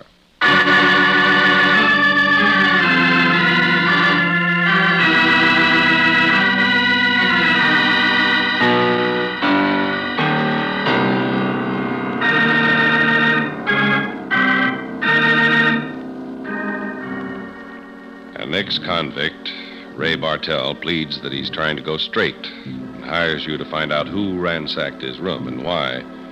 Only the case is complicated by the murder of a man the police haven't been able to identify and the fact that the leading suspect is one of the town's leading citizens, John Logan. And as you sit with him in your car on a rain-swept street, you know he's close to the breaking point. That is, if your name is George Valentine. If you're sort of a private detective, Mr. Valentine, then you're just what I may need. And you, Miss Brooks, you seem so understanding. It's been so long since I could really talk to anybody. Please, Mr. Logan, you must calm Now, down. Mrs. Logan is a fine woman. Fine and good, but I couldn't talk to her, not after what I've done to her. Now, look, we're not going to get anywhere until you get hold of yourself and tell us what happened in some sort of order. Things happen in life and then the order. Do they make any sense? Mr. Logan, you were seen leaving the clay pits. Your footprints there were photographed by the police. Don't you understand? I didn't kill Joe. When I got there, Joe was already dead. Oh, so that was the name of the murdered man. The police were unable to identify Joe, him. that was the only name he ever gave me. You'd think for all the money he got from me, he'd at least give me his full name. Joe the collector, Joe the tormentor, Joe. Cut that out, Mr. Logan. Joe.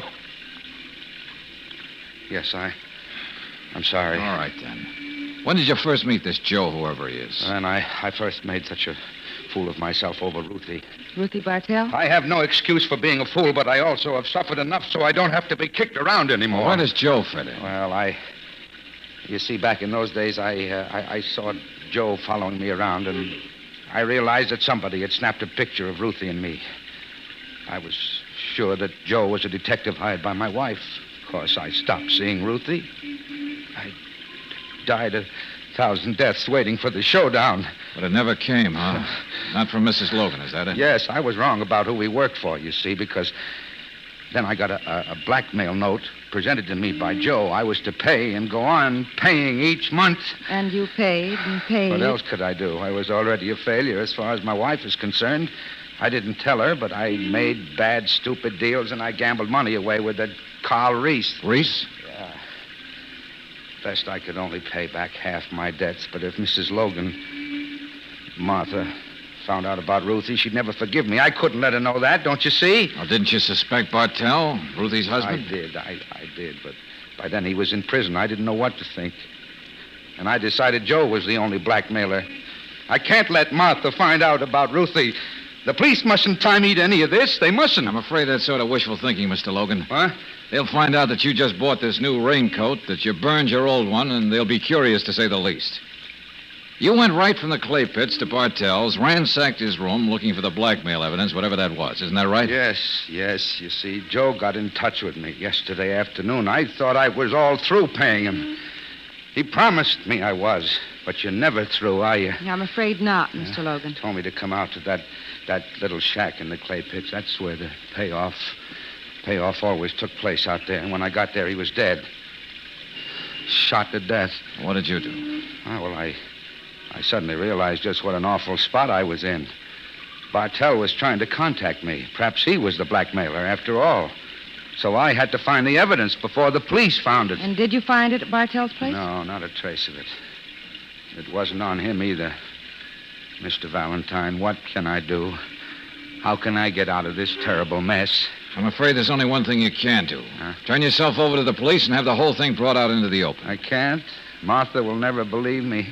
She'll never forgive me. George, look. There's a policeman coming over this way. What's that? Now, they'll never get me. Be reasonable, Logan. They won't. Hey, Don't stop that. Try Wait. to stop me. Don't. I'll get him. No, George, the police will catch him. Hey, wait. Sorry, officer, I can't. Hey, stop, I said. You don't understand. That man will get away. Yeah, but you're not getting away. You think that sign is just there for amusement? Huh? You're overparked here 10 minutes, Mac. Have a ticket.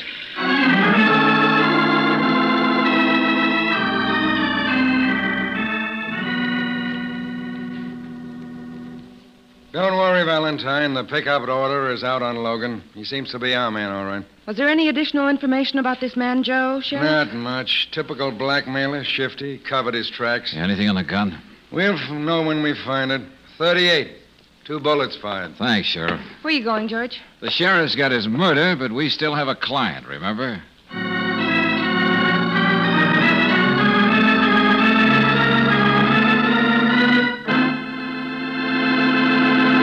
Gone. Yeah. Bartell's gone. If he beat it, it was just a minute ago. What? Yeah, the light bulb is still warm. It must have been just turned off. But where would... Okay, Bartell, slow down. No! Let go of me. I'm not sticking around, Valentine. This place is too hot. For a blackmailer, you mean? What? Never heard the naughty word before, huh? Okay, it has to do with Ruthie and Logan. Ruthie? You mean that little... And Logan? Well, I don't know anything about it. You're not going to get me in the middle of it. Nobody will... Oh, now, wait a minute. Try again. But still... And you're going to the Logan home with me, friend, after we pick up one more passenger.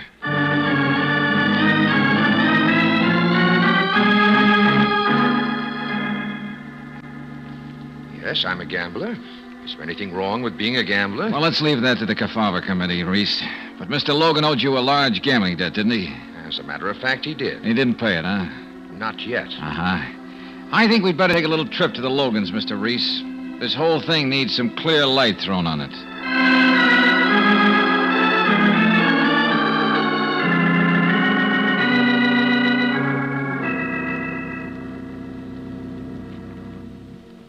He's gone. He's running from the police. But where is he running? Here, Mrs. Logan.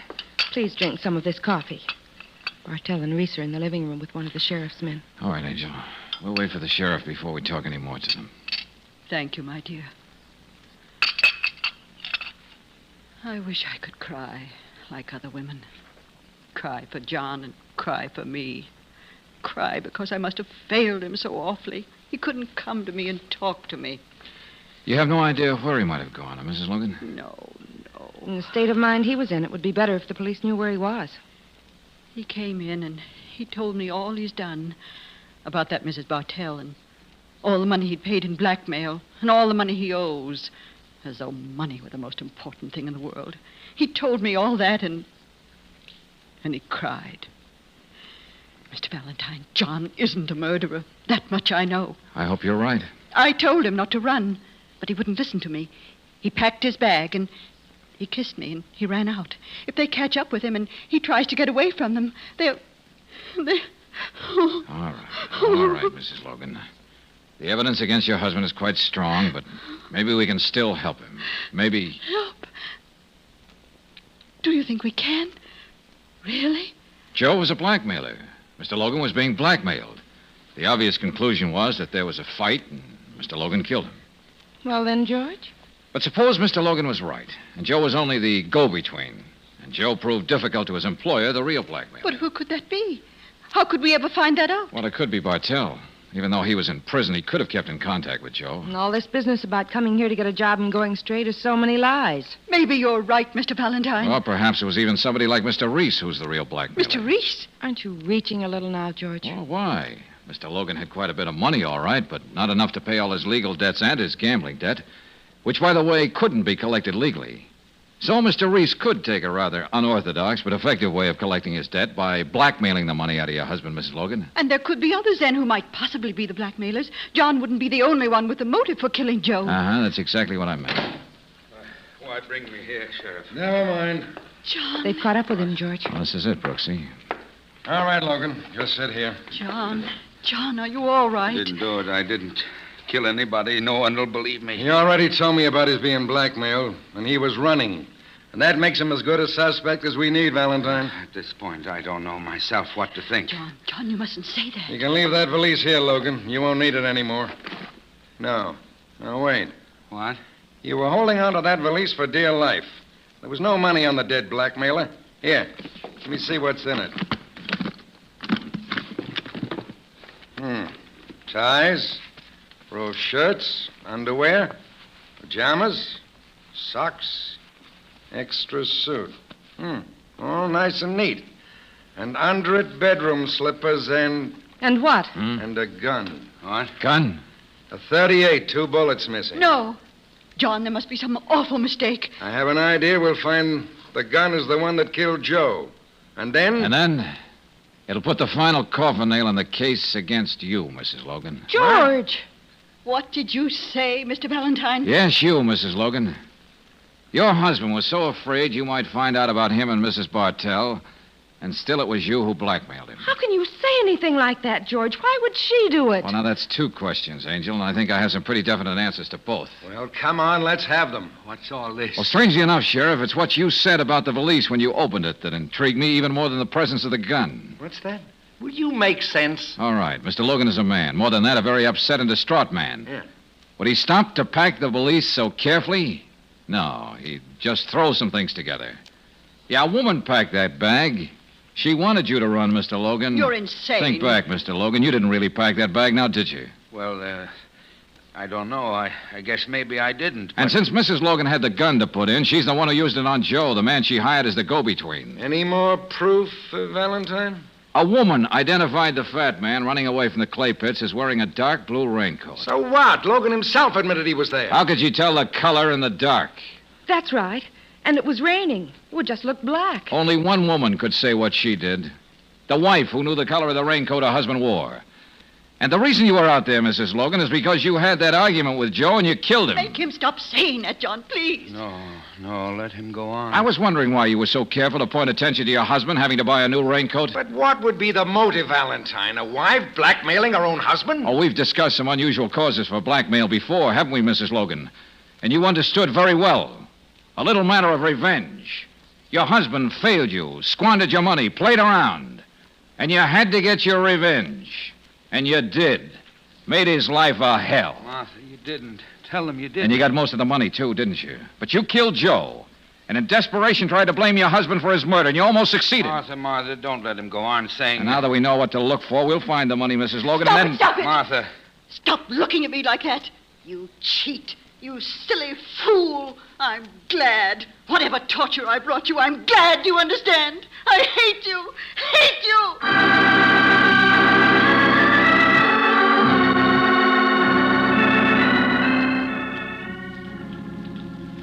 George, there isn't any reason to stay here any longer. A house can be so cold when hate has lived in it. Yeah, Brooksy, we're going. I still have to straighten out something with my client.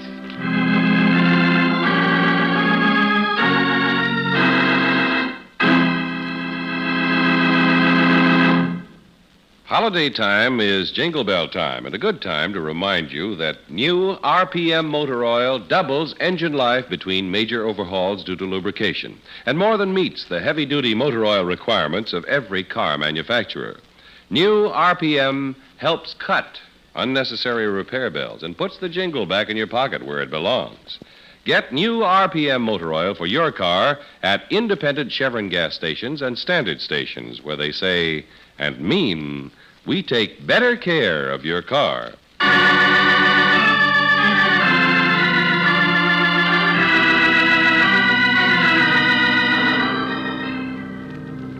An apology? Yeah. Frankly, Bartell, I didn't buy that. I want to go straight, but somebody won't let me routine. But then why did you go to work for me? Mr. Valentine just has a deep aversion to being led down the garden path. Yep.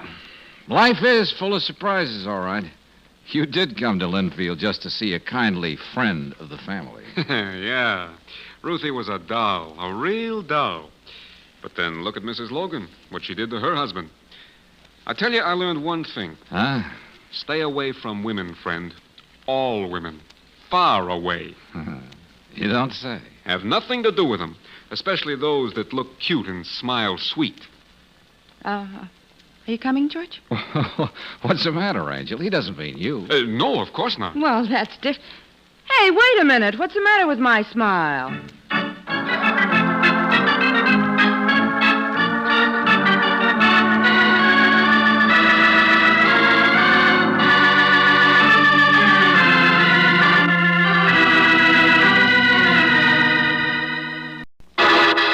Personal notice. Danger's my stock and trade. If the job's too tough for you to handle, you got a job for me, George Valentine. Write full details.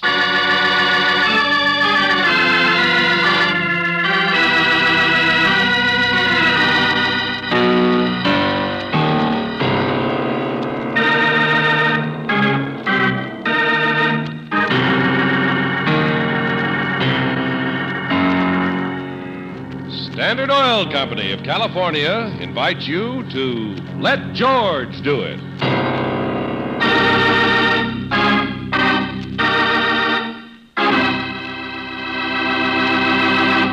In just a moment, we'll begin tonight's adventure of George Valentine. But first, are you using new RPM motor oil in your car? If so, then you're already using the oil that doubles engine life between major overhauls due to lubrication. If not, then now's the time for you to switch over to new RPM, the oil that more than meets the heavy-duty motor oil requirements of all car manufacturers. And be sure you always get new RPM at independent Chevron gas stations and standard stations where they say and mean, we take better care of your car.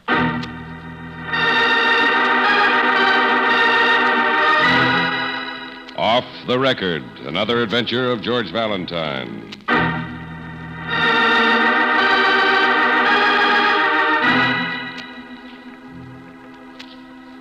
Dear Mr. Valentine, I need you to do a little job for me. Somebody, I don't know who, seems to feel that I would be better dead. Of course, you've heard of me, Dan Dana, radio commentator. My broadcast is called Off the Record. Well, strictly on the record, I've been getting a number of anonymous letters suggesting that if I don't change my tune, my career will come to an untimely end.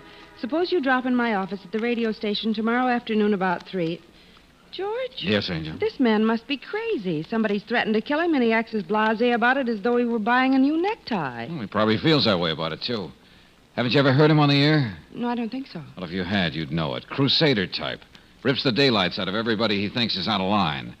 I'm surprised somebody hasn't bumped him off before now. Oh, if he needs protection. Oh, he'll get it. A fee is a fee. Make a note, Brooksy. This afternoon, 3 o'clock, Dan Dana.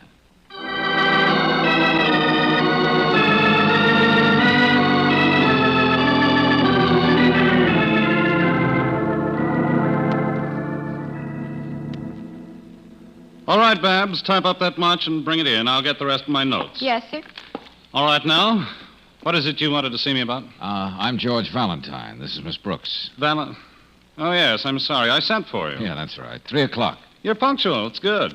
I have to prepare the rest of my broadcast for tonight. Now, here are the letters. The rest is up to you. Oh, yes, I've made out this check for your fee. Oh, thanks. All these notes are typewritten, huh? That's right. Haven't any idea who sent them. May I see one of them, George? Oh, sure. Sorry, Angel. As you'll notice, they all suggest that I know too much, talk too much, maybe even live too much. Yeah. Mr. Dana, just as a starter, could you tell us, haven't you made enemies with your broadcasts? Enemies? Certainly. I've stepped on toes when I've revealed local corruption. Someone is afraid I'll ruin him with what I'll dig up. But if you think I'm going to stop... Oh, I don't, of course. Well, that's the way I've built my reputation, Valentine. That's the way I'll continue to build it. You certainly believe in living dangerously, don't you, Mr. Dana? That sort of thing pays off, Miss Brooks. All right, Dana. I'll do what I can to uncover this person who's threatening you. But just for a little help, whom are you working on at the moment? I'm digging up a lot of stuff on Corey Dennis. You mean the big politician? That's right. I think the man's crooked. I can't prove it yet, but I'll have my report in this afternoon. And give it on your broadcast? Naturally.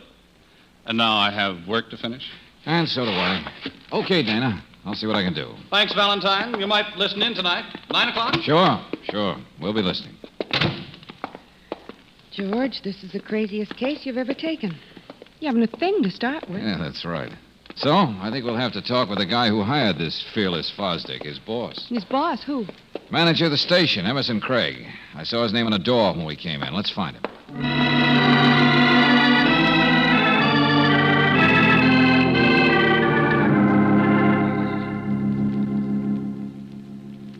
Dan Dana? Yes, I hired him, Mr. Valentine. Well, pardon me, Mr. Craig, but you don't sound as though you were very happy about it. Frankly, I'm not. I hired Dana for the commentator spot. Yes, I did. Because I was told to. But you're the manager of the station, Mr. Craig. It looks like you... There happens to be an owner of the station, too, Miss Brooks. He ordered me to hire Dana. Oh, you had somebody else in mind? Why, certainly. I had another of our announcers all groomed for the job, Bill Trask. But the boss didn't see it that way. Uh-huh. I gather you don't like the way Dana operates. I don't. He fancies himself a crusader. Crusaders are always trouble. I'm interested in the good of this station. You want to know something? Well, I'd like to know anything that would protect a man's life. A man's life? Listen. Every week, the day after Dana's broadcast, I'm sent a clip from a tape recording and what he said the night before. Does Mr. Dana know about that? Why, of course he does. Certainly. I've told him time and time again, but he pays no attention. Well, just one more thing, Mr. Craig. I'm hired to dig into this thing for Dana, but I'll have to know more about it. Who's close to him? Nobody, really. Oh, his wife, I suppose.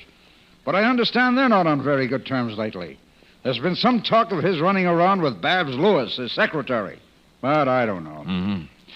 Well, it won't do any harm to have a talk with Mrs. Dana anyway. Thanks, Mr. Craig. Not at all. Only one thing. I'm afraid if you're planning on protecting Dana, you're wasting your time.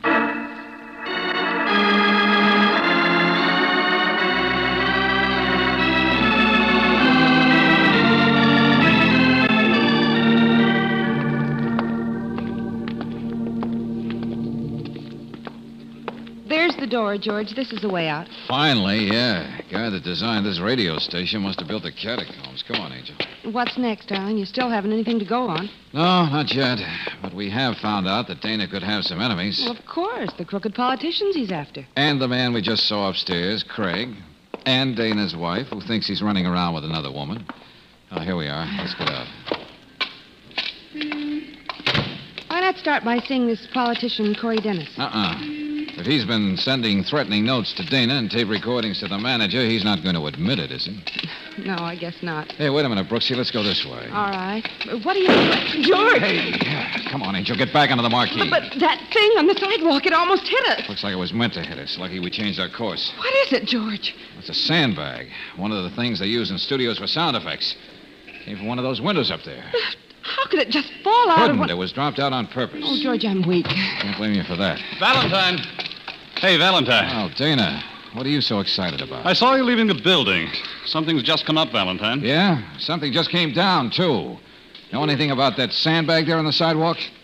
No. What about it? Well, it was dropped from somewhere up there. It just missed us. Yeah? Well, probably just an accident. Listen, I just got another threatening note. It just came, special delivery. Well, for once you sound excited, Mr. Dana. Here, take it. It says if I tell anything about the Dennis affair in my broadcast tonight, as I said I would, I'll never go on the air again. Well, that's putting it right on the line, certainly. Now, look, Dana, I have a suggestion that'll save us both a lot of trouble. Yeah? What's that? Don't tell anything about the Dennis affair tonight. Oh, I'll tell something, all right, and it'll be something nobody expects. I've finally got the facts. Mm-hmm. Well, it's your neck, Buster, not mine. Better listen in, Valentine, because maybe after tonight I won't need your services at all.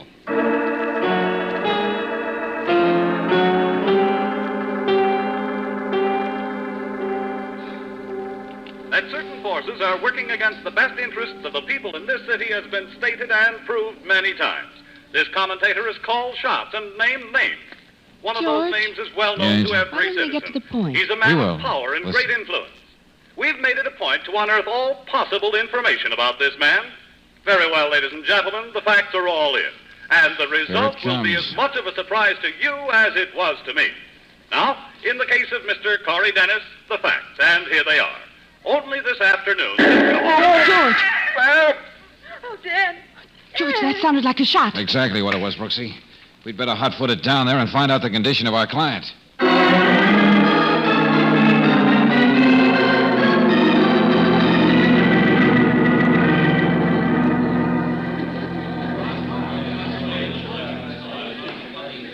Just a minute, you people. Where do you think you're going? This is Wow, radio... Lieutenant Johnson, how are you? I might have known it. You've got a client here someplace. Hello, Miss Brooks. Hello, Lieutenant. How is he? How is who? My client. Who's your client? Look, Lieutenant, let's not go into an Abbott and Costello routine. How's Dan Dana? Oh, that's your client. Or was. No fee for you, my friend. No case. He's dead. Dead? That's right. Oh, yeah. I sort of suspected that when I heard his show on the air. Who killed him? If I knew that, I wouldn't be standing here gabbing with you. All right, then how was he killed? Shot, of course. Through the window of that client's booth up there. Deserted corridor upstairs. Nobody saw anybody. Well, then you don't even have a suspect, Lieutenant? Of course I've got a suspect. When this Dana had just opened his mouth to give the lowdown on a political big shot and was murdered before he could get it out, wouldn't that provide a pretty good suspect? You mean Corey Dennis, of course. What does he have to say about it? He doesn't. It so happens he's conveniently out of town. Boys are looking for him, naturally. Oh, naturally. Well, looks like when we find him, you'll have your case wrapped up. Sorry I couldn't help you on this one, old boy. Just a minute, Valentine. You don't usually get out of my hair this easy. What's on your mind? Nothing. Just have a few people I want to talk to, that's all. See you later, Johnson. Yeah, I'm afraid so. George, who are the people you want to see? Well, Mrs. Dana, for one, and Bill Trask, the announcer, and the secretary, Babs Lewis. Just because my client is dead is no reason to quit the case. Especially when we got such a nice fee in advance. Yeah, that's right. Who do we start with? Nobody tonight. Too late. We'll check the addresses first thing in the morning. And then start off with Mrs. Dana.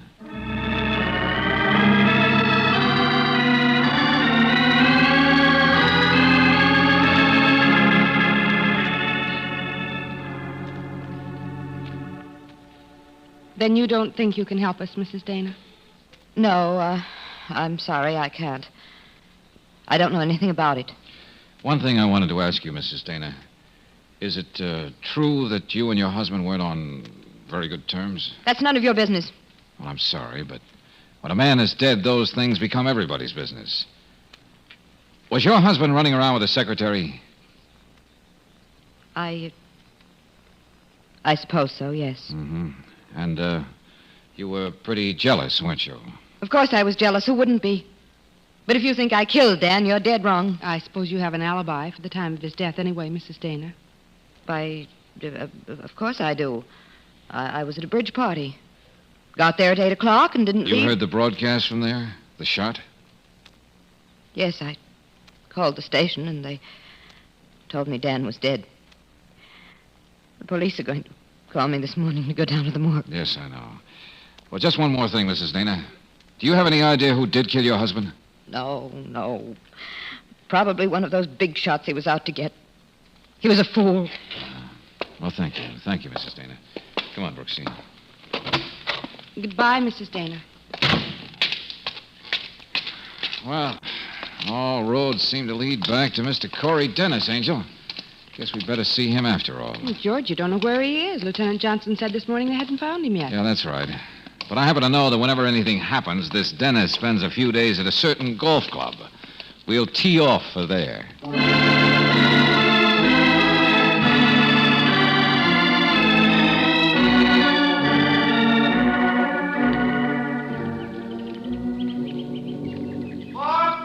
Oh, Mr. Dennis? What?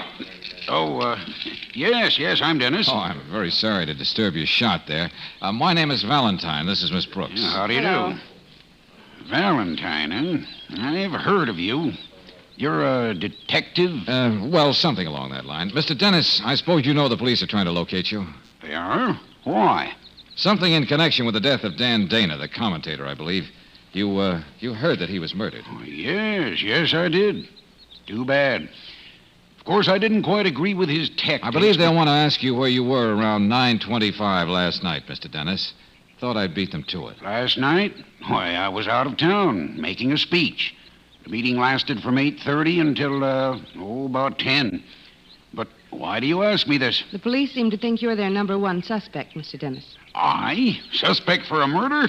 Why, that's ridiculous. Why would I want to kill Dana? Well, now, Mr. Dennis, they seem to feel you had a motive.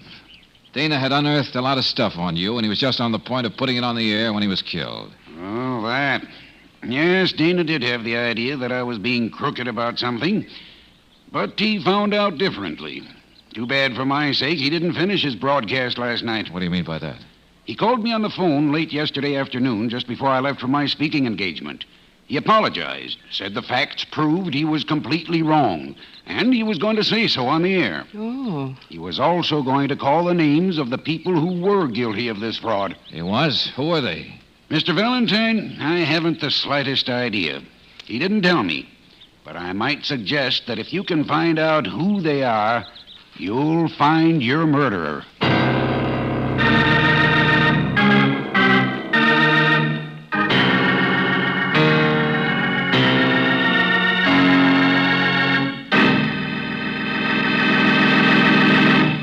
We'll return to tonight's adventure of George Valentine in just a moment.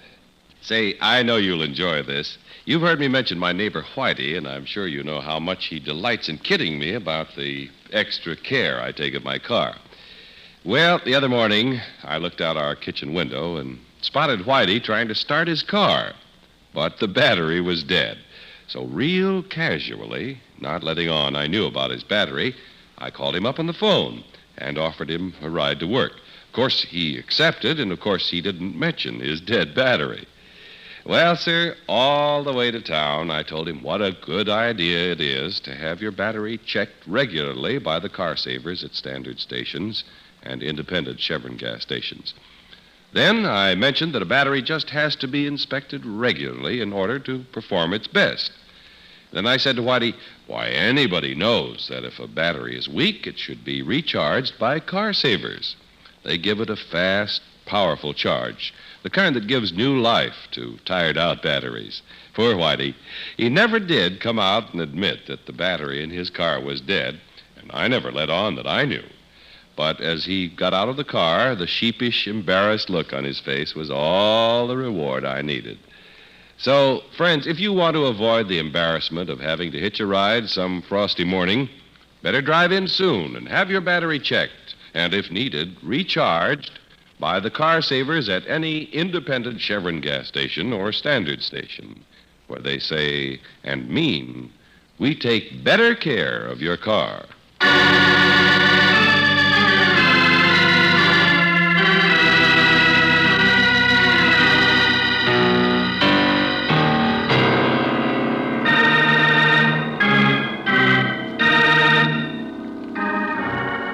And now back to tonight's adventure of George Valentine. You're engaged by Dan Dana, a brash and fearless young radio commentator, to find out who has been sending him threatening letters. But before you can really get started on the job, you find yourself working for a client who is no longer in the land of the living. Two people you've talked to have seemingly perfect alibis, the dead man's wife and the big-shot politician he's been out to expose. If your name is George Valentine, you decide to go back to another theory. George. Yes, Angel? I know you'll laugh at me, but I think coming to see this announcer, what's his name? Trask, Bill Trask. Well, I think it's foolish. Just because Dana got the job this Trask person wanted is no reason for him to kill. Yes? Oh, hello. Mr. Trask? Yes, that's right. Well, my name is Valentine, Mr. Trask, and this is Miss Brooks. I'm working on the Dan Dana case. Oh, police. Well, no, not exactly. This is more of a private investigation. May we come in? Oh, why, certainly. I'm forgetting my manners. I'm sorry. Do come in. Thanks, Brooksy. Too bad about Dana, really. Sorry, I can't say he was such a nice chap. No, I know. Now, look, let's not waste time. You hated Dana, didn't you? Hated him? No, I wouldn't exactly say that. Disliked him, yes, as most everyone did. But I guess the one who killed him must have hated him. Trask, I'm not going to waste your time or mine. Would you mind telling me where you were last night at 9:25? Would I mind telling you? Of course not, my dear chap. I was right here. Here? In your apartment? That's right.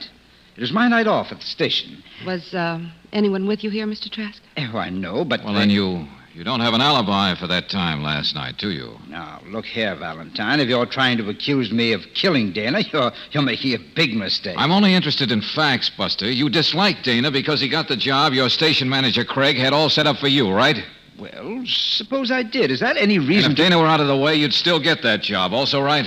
Of course. All right, then. It seems to me you'd better find yourself an alibi for last night, or you might be in trouble. Oh, wait a minute. You know, boy, even though I'm not guilty of murder, you had me worried about that alibi business for a moment. You mean you do have an alibi, Mr. Trask? Of course I have, and I don't know a better one. Come over here to my breakfast nook. What's your breakfast nook got to do with it? I'll show you. Just that. A tape recording machine? That's right. You see, I have a hobby of recording shows off the air. So? So last night, I happened to be recording Dan Dana's broadcast. He said he was going to blow the lid off something, and I thought I'd record it. You mean Dana's broadcast is on that tape? The one that's still on the machine? That's just what I mean. So if I were here recording his program off the air, how could I have been at the studio to kill him? Yeah, I see what you mean. You heard the whole thing, then? The shot and all? How could I miss it? Mm-hmm. And when you heard it, what did you do? I turned off the radio and called the studio. The lines were all busy, but I finally got through and asked what had happened. They told me Dana was dead. You might check an operator by the name of Myrtle. She answered the call. Yeah. Well, that puts you in the clear, all right, Trask. But another thought occurs to me. Yes? What's that? Wouldn't you be the person who's been sending clips from tape recordings of Dana's shows to the station manager? All right. So I am.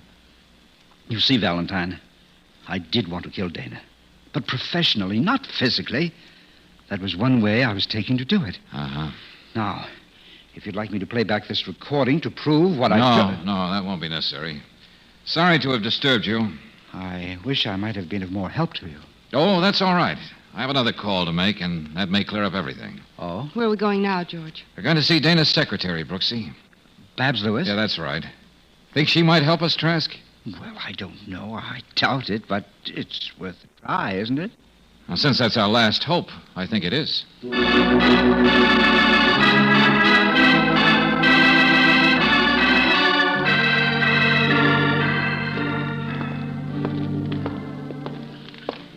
Apartment K, the man said. Now, let's see.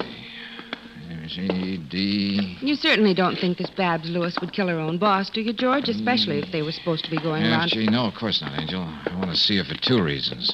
One, she might have an idea who killed Dana. Two, she might know if Dana was actually going to make a public apology to Corey Dennis. I'm afraid I'm a little confused. Afraid I am too, Angel. Here we are, Apartment K.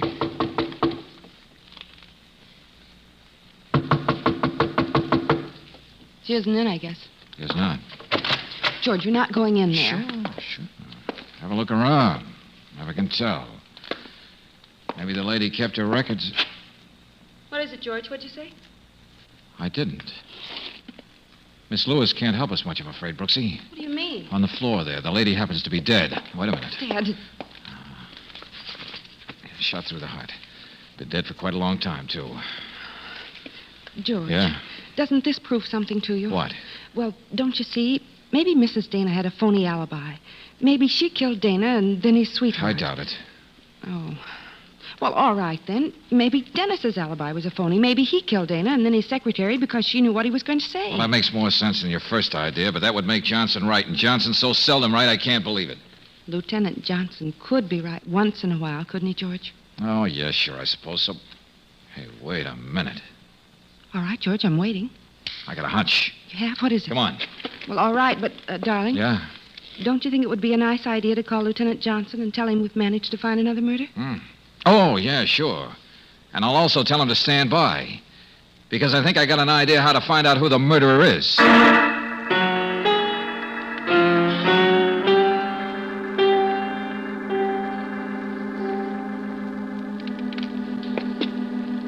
George? Yeah, Brooksy? Running a good average, aren't we? Breaking into 2 apartments the same day. And why this one? I want to listen to this recording. Now, where can I plug in this cord? Oh, here we are. An outlet on the electric range. One of those names is well known to every citizen. He's a man of power and great influence. We've made it a point to unearth all possible information about this man. Very well, ladies and gentlemen, Yeah. the facts are all in. This is the same and the broadcast we heard result will before. be I as know, much of I a know. surprise to you But we didn't hear as the it end of was it. to me. Now, listen. Now, in the case of Mr. Corey Dennis, the facts, and here they are. Only this afternoon. Oh, Dan. Dan. George. What are you trying to prove? Wait a minute.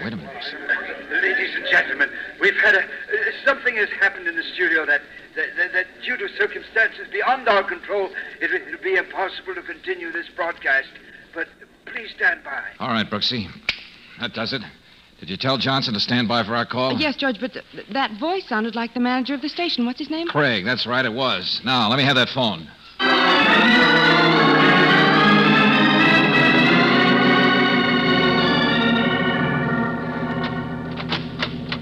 Valentine!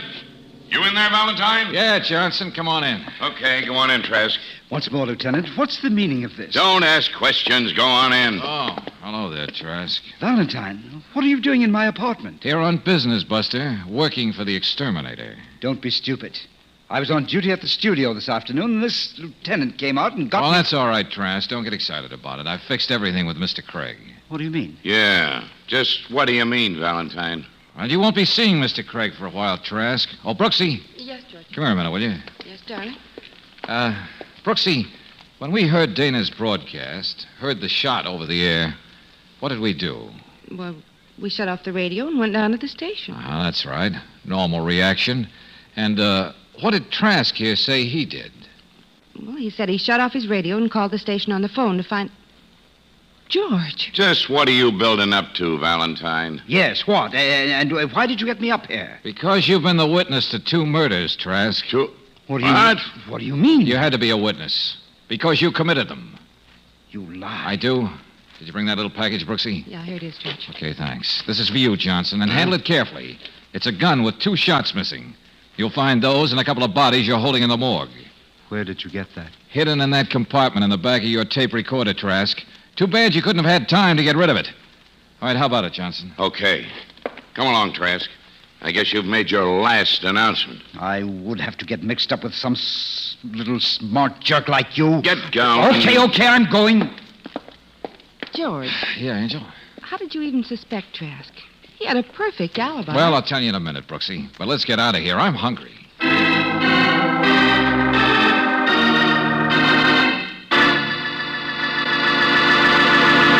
I'll bet you're making frequent shopping trips in town these days to finish your Christmas buying. So it's a good time to remind you that for all-round performance in your car, for those short trips, and for occasional long drives, you need Chevron Supreme's all 8 high-performance qualities, starting, warm-up, acceleration, vapor lock prevention, anti-knock, mileage, area blending, and power.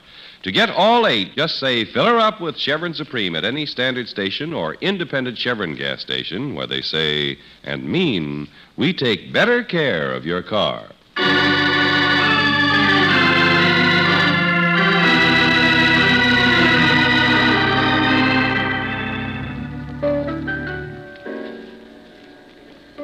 Well, you earned your fee, all right, darling. But I still don't understand why you suspected Trask. He had a perfect alibi. Sure he did. He was home recording Dan Dana's broadcast when Dana was killed. Only he wasn't. Nope. Now I'm mixed up again. You mean somebody else made the recording? He made it all right, but he wasn't there. You remember when we broke into his apartment to play it back? Sure. It wasn't turned off right after the shot, as he said, because he wasn't there to turn it off. He had the recorder in the breakfast nook in the kitchen, remember? That's right. What's wrong with that? Well, the plug-in cord just reached to the appliance outlet on the range.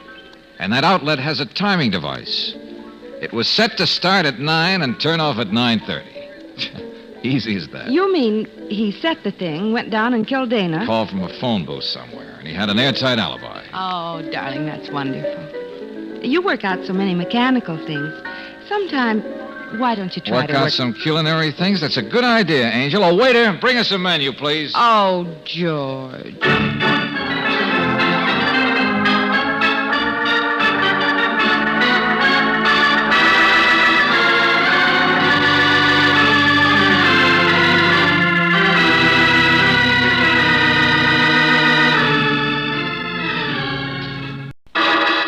Personal notice, danger's my stock and trade. If the job's too tough for you to handle, you got a job for me, George Valentine. Write full details.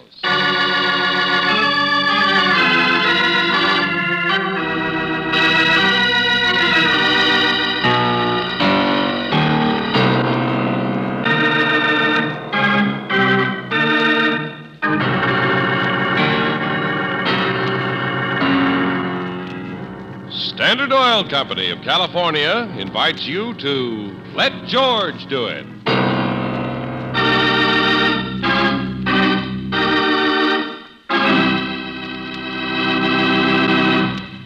Before we join George Valentine, here's a tip for car owners. You may be wasting 1 out of every 10 gallons of gasoline you buy due to worn spark plugs. They can also rob your engine of power and pickup. To avoid this waste, let Car Savers check your spark plugs soon. They'll clean them and reset the gap, or if necessary, they'll be glad to install new plugs. It takes just a few minutes to check the condition of the spark plugs in your car. So stop in tomorrow for a Car Saver spark plug checkup at your independent Chevron gas station or standard station, where they say and mean, we take better care of your car.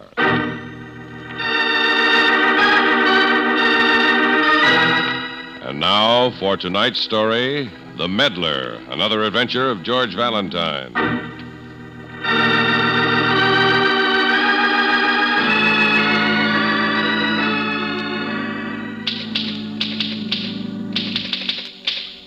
Hey, Angel, how do you spell inaccessible? Inaccessible, I think. What? Who would... There was no one in the outer office, and I saw the door open, so I walked in. Oh. Well, you might as well put those suitcases down. They must be heavy. Thank you. I wish a person could put other burdens down as easily, don't you, Mr. Valentine? Coffee coming up, Master.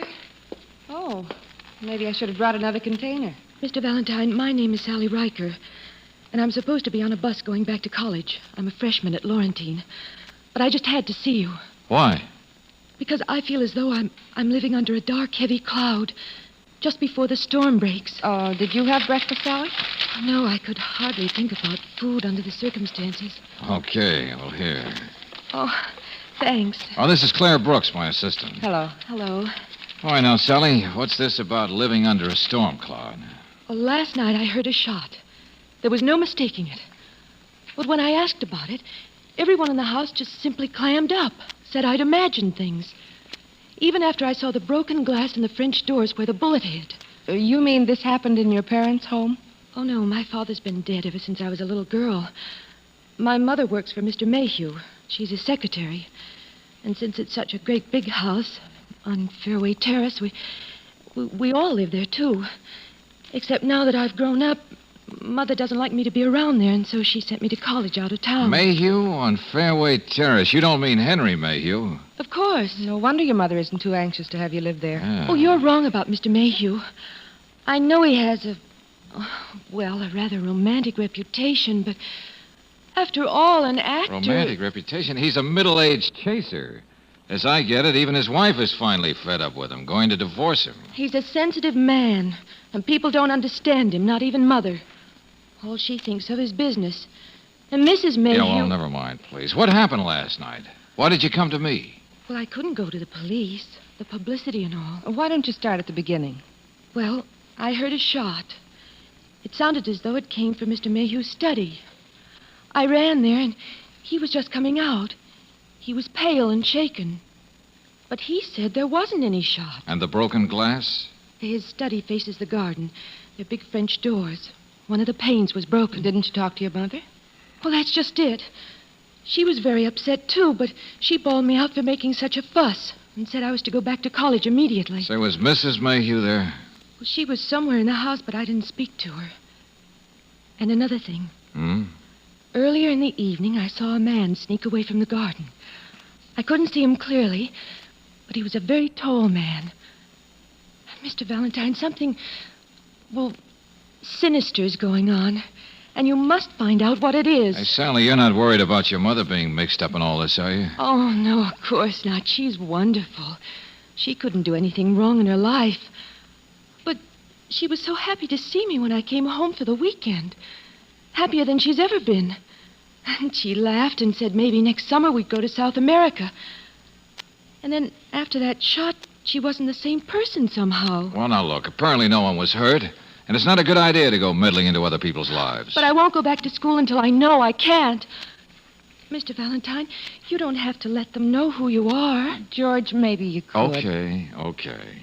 You stay here with Sally, Angel. You say there's a pane of broken glass in Mr. Mayhew's study, huh? Yes. Well, I fixed a broken window once. Maybe I could fix another one.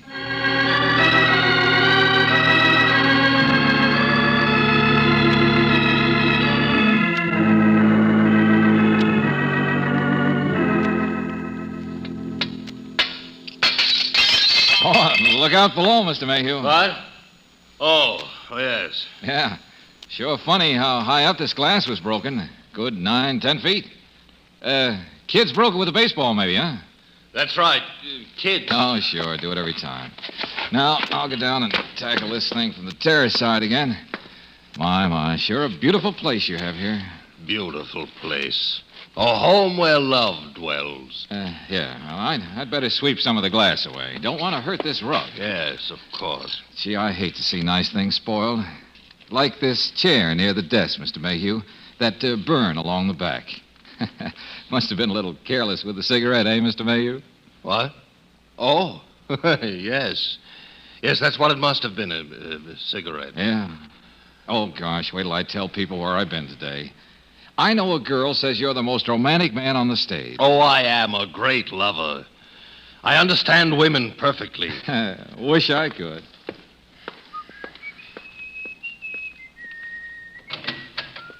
Here you are, Mr. Mayhew. I'm sorry, but I had to wait a few minutes for the druggist to make them up. Thank you, Mrs. Riker. Henry, Oh, that's all right, my dear. The man to fix the broken glass. I see. Oh, good afternoon, ma'am. I'll just put these in the bathroom. Don't want to risk having a sleepless night. Gosh, lady, you don't know what it means for me to be in Mr. Mayhew's house. You work for him, huh? Secretary? Say, is it true that his missus is going to divorce him? Guess she found out something she shouldn't have, huh? She's not so pure herself. But suppose you do a little more work and a little less talking. Oh, well, I'm not butting in now, lady. Just curious, you understand. And, say, when I was out in the garden, right there on the terrace, I found this little gold thing. Phi Beta Kappa key. Belong to somebody in this house? Honorary Scholastic Society? Hardly. Oh. Well, I'll find out who it belongs to and see if I can return it. Mrs. Riker? Yes, sir? If Mrs. Mayhew condescends to leave her room, tell her I want to talk to her about her favorite subject, honor. Honor is like that glossy bubble that finds philosophers such trouble, whose least part cracked, the whole doth fly, and wits are cracked to find out why. Stop it! Stop it! Stop it! Lillian, wait! Who understands women? I told you before, I do. That's why I'm the happiest man in the world. My, sure drove off in a temper. Young man, how did you know about the broken glass here? Who called you? Not that it makes any difference. Well, if it doesn't make any difference, why answer? Who knows about men, either?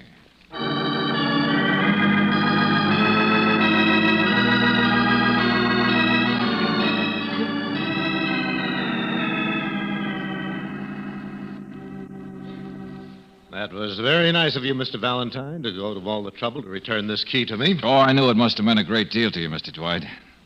People say someday soon you'll be giving up your law practice and running for Congress. I'll finally have a friend in high places. Well, thanks again. Yeah. That's funny the way I found this thing. I just happened to be visiting the Henry Mayhew home, and the key was in their garden. Who?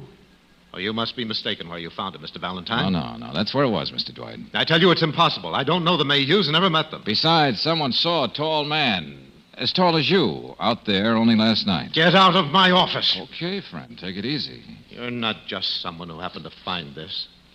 How did you trace this key to me anyway? Saw your name on it? Check with the Alumni Association? Oh, spoken like a detective. Well, go back to whoever hired you. Hired me? Tell him you were as unsuccessful as the others have been. Because there's nothing to find out. Now, I said get out. Oh, easy. I said relax. Why? I know. You're a lawyer. You'll sue me. So long, Buster.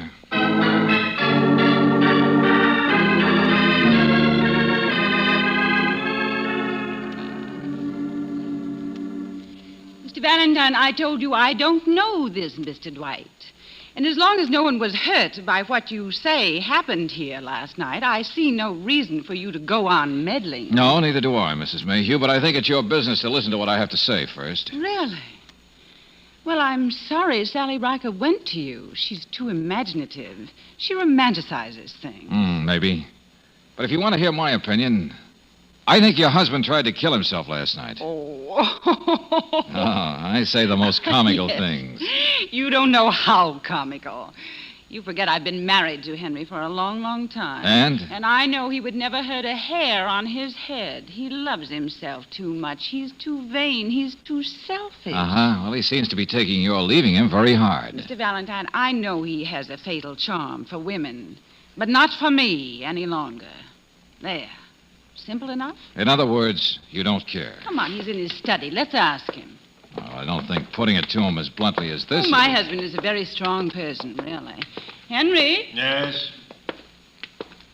What are you doing back here, young man? He's sort of a private detective, Henry. What? You've had dealings with private detectives before. Don't be shocked. But why would a private detective... His name is George Valentine. And he thinks you tried to kill yourself last night. Oh, now, that's silly. It's not true at all. Mr. Valentine says he has some proof for his statement. What is that proof, Mr. Valentine? Well, where the bullet hit, so high up. If anyone shot at you or if you shot at anyone else, it would never be that high. Not even an amateur would have such bad aim. Well, that doesn't prove anything. Well, there's that chair. You were sitting in it. The bullet from the gun you held left that burn. You lost your nerve at the last minute. I even think I could find the gun somewhere in this house. Of course there's a gun. I was cleaning it last night and held it just the way you described. And accidentally it went off. That explanation seems logical, Mr. Valentine. The whole matter can be considered quite closed now, can't it? Yeah, I guess so. Okay, I'm a meddler and I'll get out. But if you don't mind, I'm going to check with Mrs. Riker on who to believe and what to believe in this thing. Excuse me. Yes, hello. Yes, this is Mr. Mayhew. State police? What? No. Oh, no.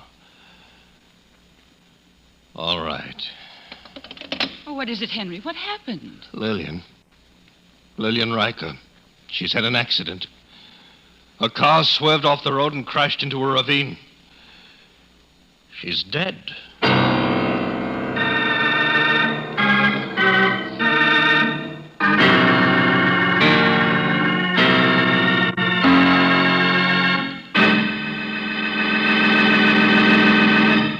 In just a moment, we'll return to tonight's adventure of George Valentine.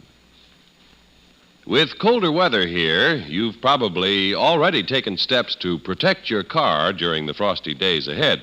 But did you know that you can buy a gasoline that is also designed for winter driving? One of Chevron Supreme's all 8 high-performance qualities is area blending, which means that Chevron Supreme is specially blended for every climate and area. The Chevron Supreme you buy in Los Angeles, for instance, is refined differently from that which you buy in the Rocky Mountain area or the San Francisco Bay region. For Chevron Supreme, gasoline is always right for the kind of driving you do where you do it. And that's just one of the all 8 necessary high-performance qualities in every gallon. In addition, you get mileage, power, anti-knock, vapor lock prevention, starting, warm-up, and acceleration. So for top, all-round driving pleasure, wherever you drive in the West, just remember to fill her up with the gasoline that gives you all 8 Chevron Supreme gasoline at standard stations or independent Chevron gas stations where they say and mean we take better care of your car.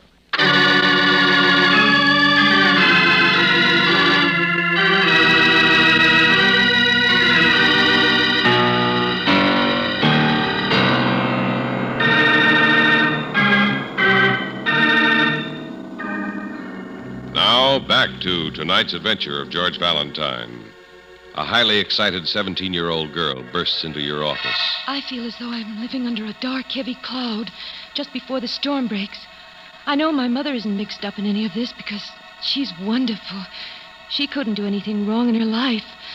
But you must help me.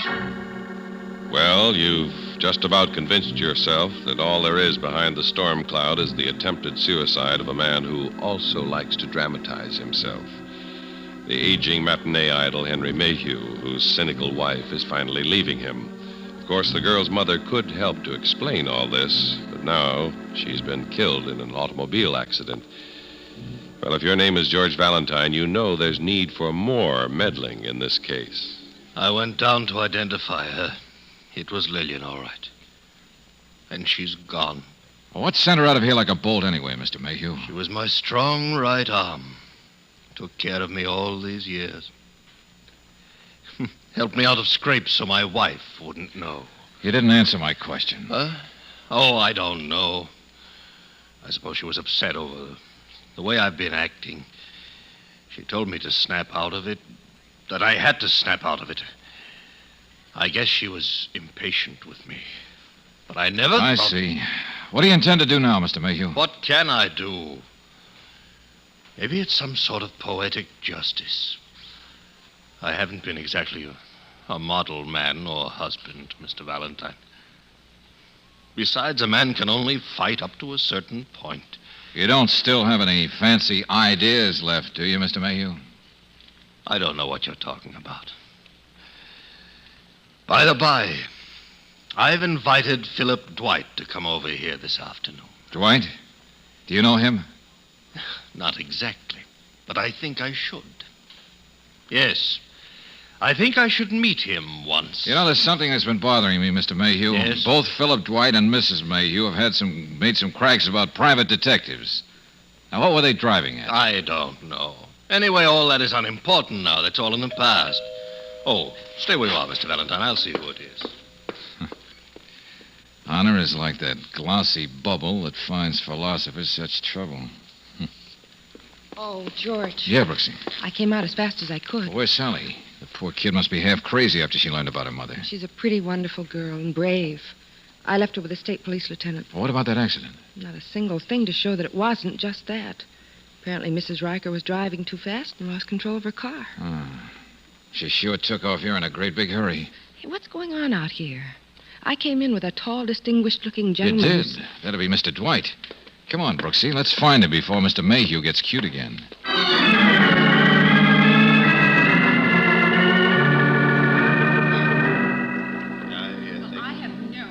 There, in there. That's Mr. Dwight. And that's Mrs. Mayhew, isn't it? Yeah, just the two of them. I thought there might have been some bloodshed. Well, they're doing some pretty fast talking for two people who are not supposed to know each other. Watch this. See what I mean? Come on. Well, we meet again, Mr. Dwight. Yeah. Mrs. Mayhew, this is my assistant, Miss Brooks. Mrs. Mayhew? I had the slight feeling that this was supposed to be some sort of showdown or noble renunciation or something. Where's Mr. Mayhew? I don't know. He told me to come in here, that he'd be back in a few minutes. Why? I think we'd better find him.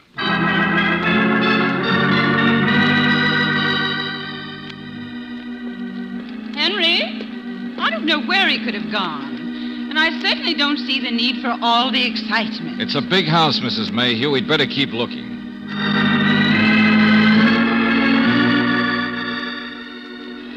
Look, George, on the night table, a note. Let me have it, please. Dear Rhoda, forgive me for all the heartache I have caused you in the past. But I still can't let you go unless I go first. This time, I won't miss. Love, Henry. Oh, no. Oh, no. Oh, he'd never kill himself, I tell you. He wouldn't. Come on.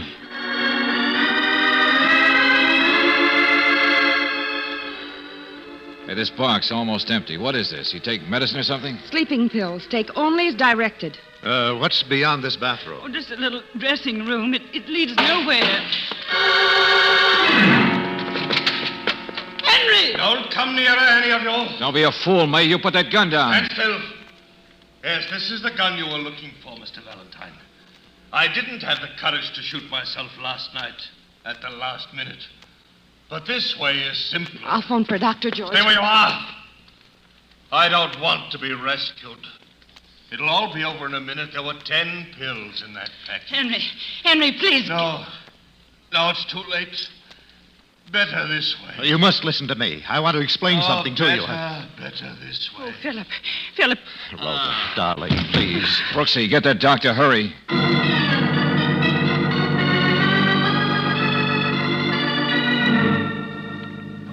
Yes, doctor. Sleeping tablets. Please, as soon as you can. Oh, that's a fine thing. Oh, I can't help crying, Philip. I know we shouldn't have met the way we did, secretly and stealthily. Now, don't blame yourself, Rhoda, please. But I knew what he would have done with his love for scandal. And I didn't want you to get hurt. Your career. No, we didn't do anything wrong. I've had enough of that. So you finally succeeded, you poor sap. The stupid way out. Big romance. Only this was a pretty fancy death, even for a character like you. Too fancy. And why you did it before me, a stranger. Unless you wanted a witness. Do you hear me, Mayhew? Of course I hear you. But let them go on. Listen, let them dig their own graves. Let them keep talking. Detectives could never find out anything like that. Get up off that bed, you no, low-driving phony. Threw them out. Get up here. What's going on in this? What's the matter? Mr. Mayhew. Welcome, mourners. Come in, join the party. Yeah, it's him, all right. Back from the dead. Even the devil won't take me. You were always so right, Rhoda. It took quite a build-up to make you believe in my death, didn't it? What is there? George, what's going on? That suicide note, those pills. Harmless, bad-tasting imitations, Counselor. I'm afraid they only look like my regular sleeping tablets. The druggist did a good job, didn't he? Now, shall we talk about the divorce? Divorce? You mean all this was just... If you two have been so discreet, my dear. Oh. And with my reputation, it isn't easy for me to plead injury, for me to be the aggrieved party. I'll show you what a plea of Watch it, injury Mr. is. Dwight. Now let him go. Give the witnesses even more to testify about. You two just don't seem to understand yet, that's all. Rhoda, I'm going to divorce you. And, of course, if the word alimony is mentioned even once... George, if you don't kill that man, I'm going to. You staged all this just to save yourself some money. I'll see. A ticket to South America. And a delightful blonde showgirl waiting for me there who would be much too expensive for me to afford otherwise, don't you think? Oh, Buster. You don't think I would use my talent as an actor just for love, do you? Do you? What's the matter? You want an answer to that? No. I mean, of course it's money, to save money. To get my grounds for divorce on that ridiculous wife. Money. George? Now, leave me alone, all of you. What more do you... What more... Mr. Valentine, come here. I said leave me...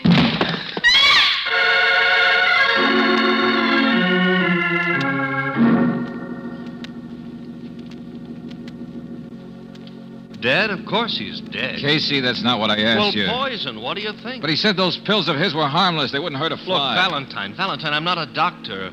I'm not a magician. I don't know who switched his medicine around. I don't know who took advantage of a silly suicide to make a perfect murder.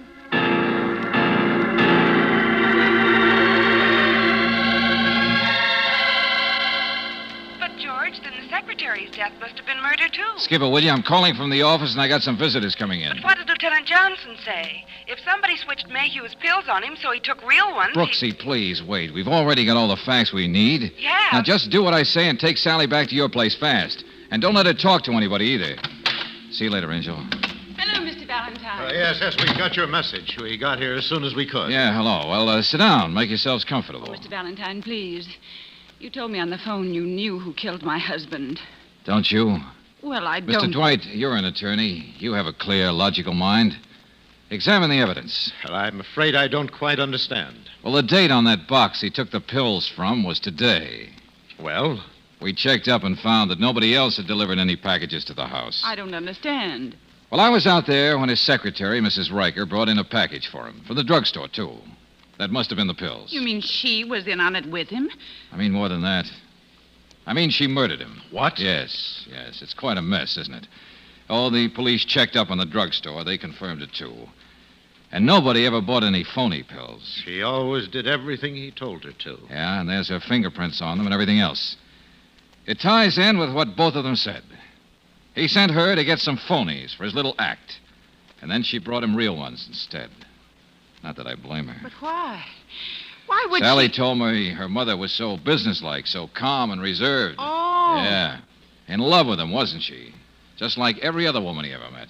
He treated her miserably. Did he? When Sally even told me her mother thought she was going to South America, and the police said she told several other people, too? She thought Mayhew was going to take her with him? Well, she agreed to help your husband with this lousy act of his, just so he could marry her. And then she found he had only one ticket to South America. I remember she was all upset last night. But do you really think her accident was an accident? All I know is she just left the house after handing the man the stuff to really kill himself with. Her perfect way of getting even. And so, that's it. Oh, no, it's not. Sit down, please. What? Well, I just finished a selling job on Lieutenant Johnson. Now I'm going to do one on you. I don't think it'll be too difficult. But this time, I'm really going to meddle for good.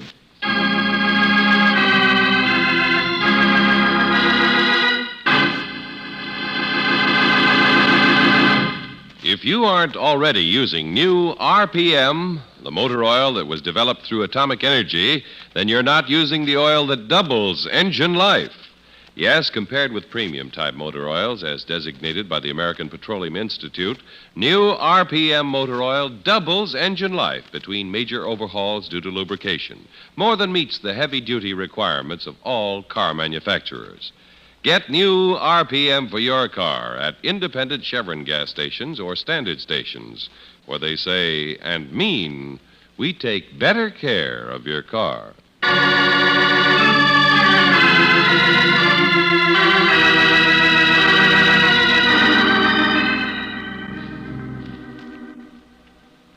It's horrible, isn't it? My mother's accident. But it's one of those things you can't help, can you? No, well, that's right, Sally. I can only hope that I can go on and someday make her as proud of me as I've been proud of her. Your dinner's ready, Sally. Do you want to run downstairs? All right, yes, thanks. You've both been so nice to me. Mr. Mayhew used to be very nice to me, too. I told you he was a fine, sensitive man. But he just couldn't stand living alone and unwanted, could he? Well, Mayhew was just weak, I guess. That's why he killed himself. Are you coming down, Miss Brooks? In just a minute, dear. Accident. Suicide. So that's what you've been up to. Well, why not? He left a note, didn't he? Now, does that kid have to know her mother was... No. Of course, I understand. Everybody else bought it. They're all with us. With Sally, you mean? Oh, George. Sometimes I wish you could know how I really feel about you. Oh, now take it easy, Angel. I don't want to meddle.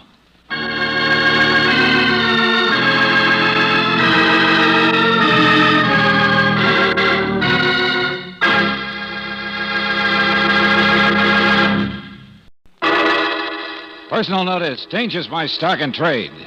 If the job's too tough for you to handle, you got a job for me, George Valentine.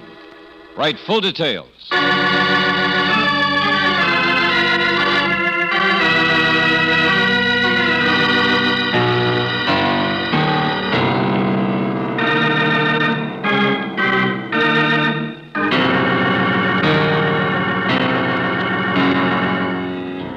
Standard Oil Company of California invites you to Let George Do It.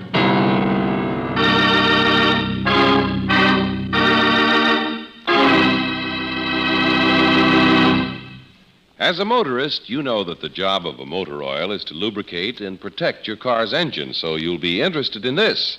New RPM doubles engine life. Yes, compared with premium-type motor oils, as designated by the American Petroleum Institute, new RPM motor oil doubles engine life between major overhauls due to lubrication, more than meets heavy-duty requirements of all car manufacturers. Get new RPM at independent Chevron gas stations and standard stations, where they say and mean, we take better care of your car.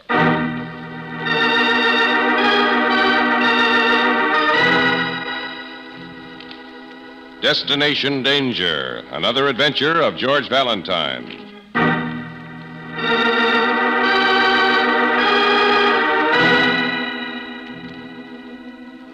Senor Valentine, you ask for danger, I have it for you. If you succeed in my assignment, you will be doing a service to many people. If you do not, it is quite possible that your services will be at an end permanently. In the briefcase that was delivered with this note, you will find sufficient cash to cover your fee and expenses, tickets for yourself and your assistant on a Pan American clipper leaving for Panama at 11 o'clock tonight, and some unimportant papers. When you arrive in Panama, you will find that rooms have been reserved for you at the Hotel Tivoli in Ancon. And, George, we're going to Panama. Wait a minute, Brooksy. Wait a minute. This sounds like a gag.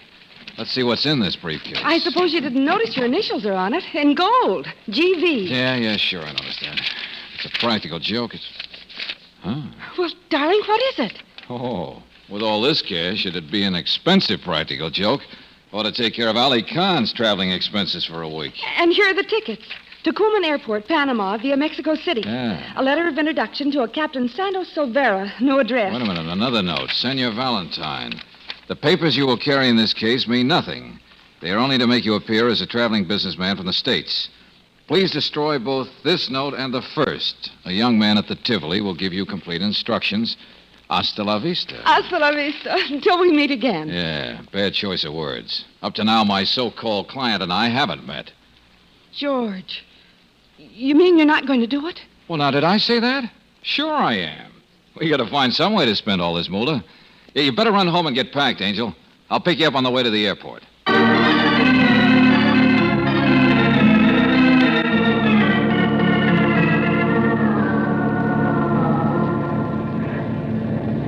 George. Yeah, Brooksy. You don't even know what we're supposed to do in Panama, do you? Just relax. We need a vacation anyway. Where'd you put the briefcase? The fancy prop? Under the seat. The letter of introduction is in my pocket here. Oh. Darling, when the man wrote about danger... Senorita. Yes? Pardon for the intrusion, but do you play canasta?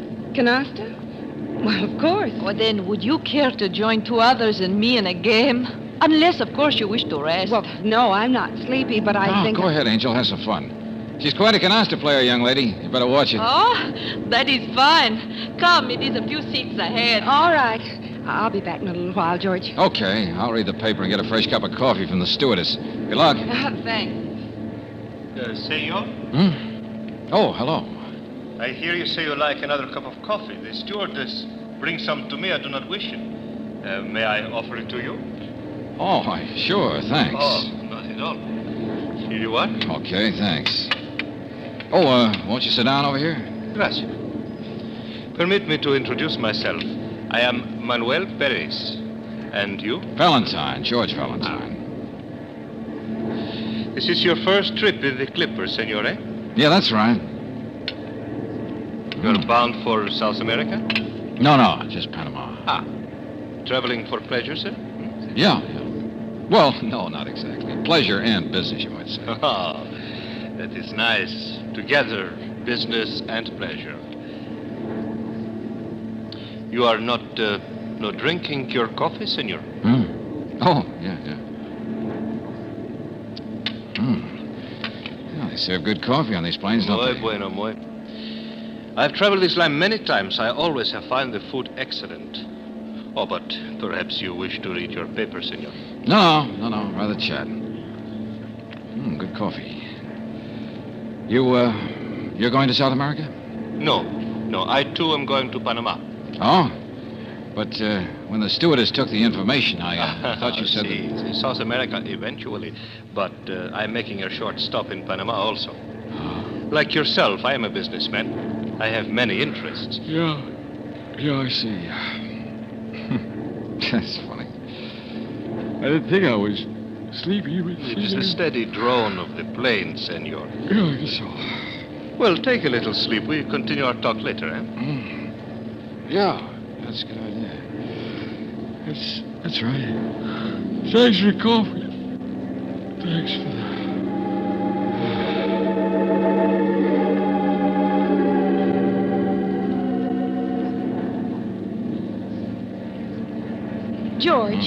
George, wake up. What? Oh, it's you, Brooksy. We're almost in Mexico City, darling. That's where we make connections for Panama. Oh, yeah, I guess I fell asleep. You weren't sleepy. I wasn't, but... Hey, wait a minute. George, what's the matter? That letter of introduction I had in my pocket, it's gone. Oh, how could it be? Hey, the briefcase still down there under the seat? Well, wait a minute now, look. Yes, George, it's right where you put it. Hey, I didn't just fall asleep. I was drugged. Yeah, it was in the coffee, that guy across the aisle. Hey, where is he? George, you're not even awake yet. Oh, yes, I am. Somebody took that letter out of my pocket while I was asleep. You must have put it somewhere else, darling. Why would anybody want It was in this pocket, and it's gone. It was that character across the aisle. I'll call the stewardess and have her report it before we land in Mexico City. Well, she's up ahead. I'll call her, George. Senor Valentine, you are awake now, eh? You had a long sleep. Oh, there you are, Perez. Yeah, I did. And maybe it was somebody else's idea. What? What do you mean, senor? Something is wrong? Something is missing. Stewardess? Well, perhaps I may help you to find it. What is lost? In case you didn't know, a letter from the inside pocket of my jacket. Oh, senor, it must have fallen out of the pocket while you were sleeping, you know. Would you mind to stand up? Oh, no, but that won't do any good. There, you see? Is this the letter, senor? George, that's it. Yeah, that's it, all right. But how did it get stuffed down beside the cushion? Strange things happen when one is asleep, senor. You must have done it in a dream. Well, I am so glad you have lost nothing. We will meet again, no doubt, in Panama. Yes. Thank you, senor. Thank you for nothing. I think he took that letter out of my pocket, looked at it while I was out, and stuffed it down there. But, George, he's so nice, so polite. Yeah, sure. So's Joe Starling, probably. Now, listen, Angel. Somebody knows more about why we're going to Panama than we do. And when we get there, we'd better have eyes in the back of our Fasten heads. your seatbelts, please. Everybody fasten your seatbelts.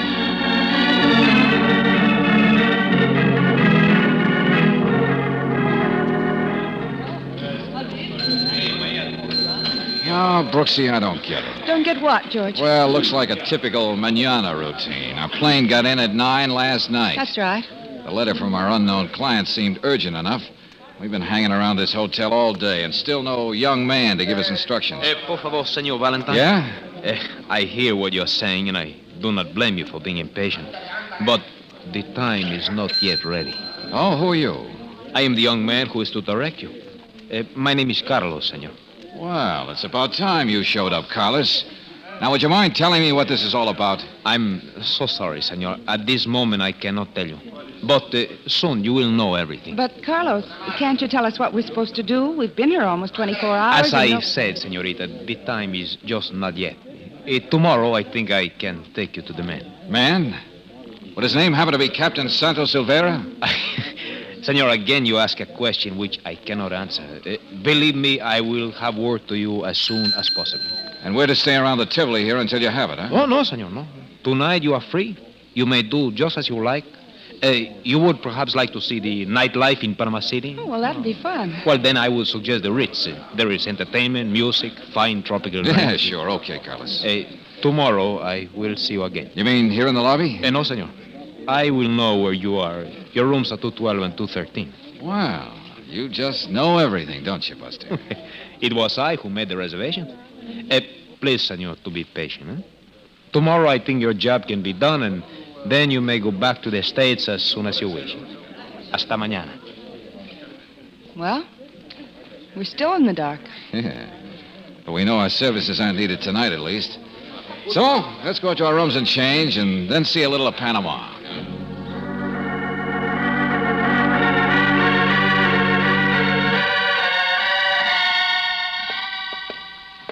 $212. There's your room, Brooksy. Don't be too long putting on your face. No, I won't. Not when you're ready. Yeah, sure. Okay, Angel. I've been in a lot of rat races, but... Well, what are you doing here? Oh, senor. Also, what are you doing with my briefcase? I don't quite remember inviting you to my room. It is all a mistake, senor. I can explain to you everything. Hey, wait a minute. Aren't you the girl who asked Miss Brooks to play canasta on the plane last night? Si, senor Valentine. Looks like I'm getting famous. Everybody knows my name. But Senorita Brooks has told it to me last night. Oh, I see. Well, that explains one thing. But not why you're here in my room. Well, I've told you, senor, it is a mistake. I think I'm coming to my own room, but when I come in, I find the man's clothes. I think maybe they make a mistake. Uh-huh. Well, they didn't. Just what is the number of your room? Why, it is 214, this room. 214. You got a near miss, sister. This is 213. That would make you my next-door neighbor, that way. I am so sorry. Yeah, sure. And would you mind handing over that briefcase before you go? See, I was only trying to find out who they had put in my room. Yeah, I understand. I am sorry, senor. Please forgive me. Yeah, sure. That character dreams up a good story. I better get Brooksy.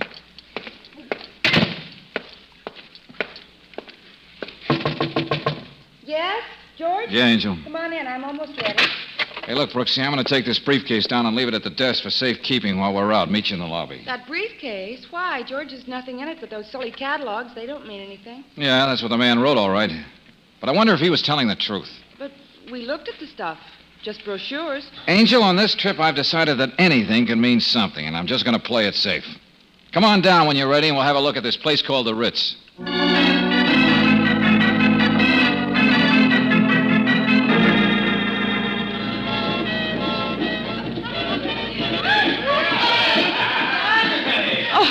I think this place is cute, George.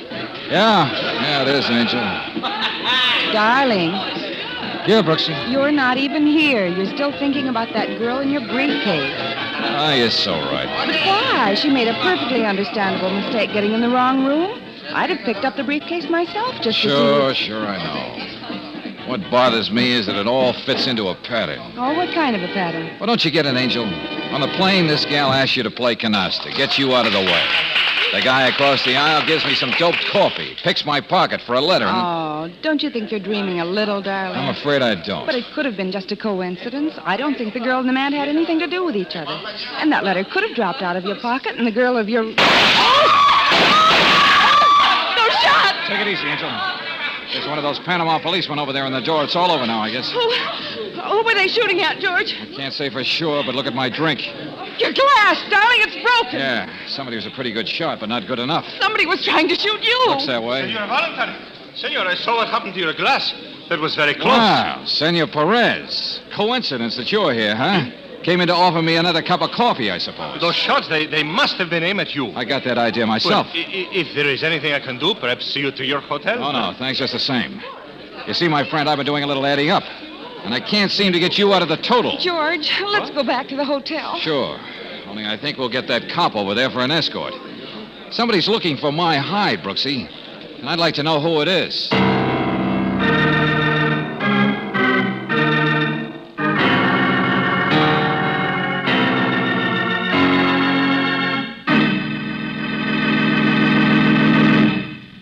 We'll return to tonight's adventure of George Valentine in just a moment.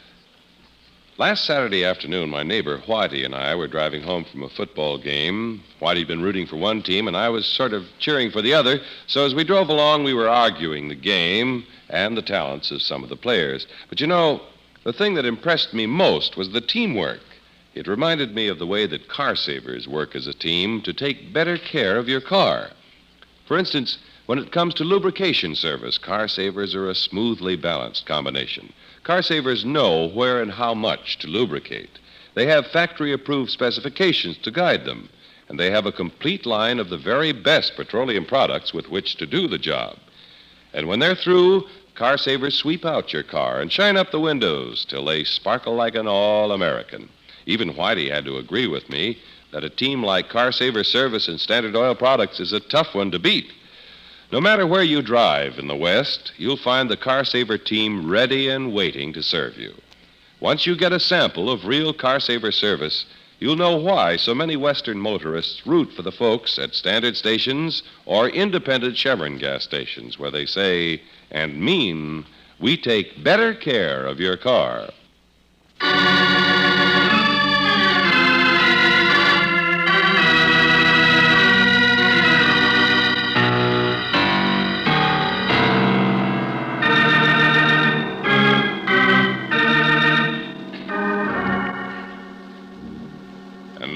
Back to tonight's adventure of George Valentine. You're sent off to Panama on a mysterious errand by an equally mysterious client who indicates that the job may have its dangers. Now, after being apparently drugged on the plane and definitely shot at in a nightclub, you're inclined to believe he was right.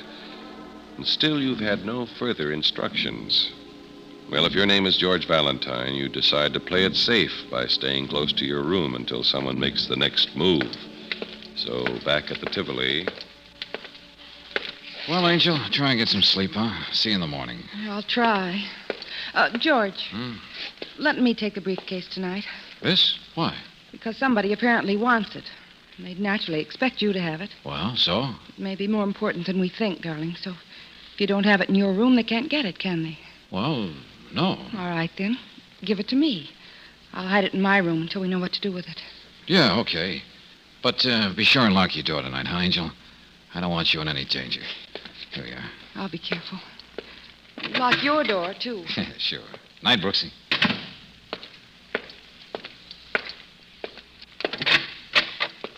Well. Oh, Senor Valentine.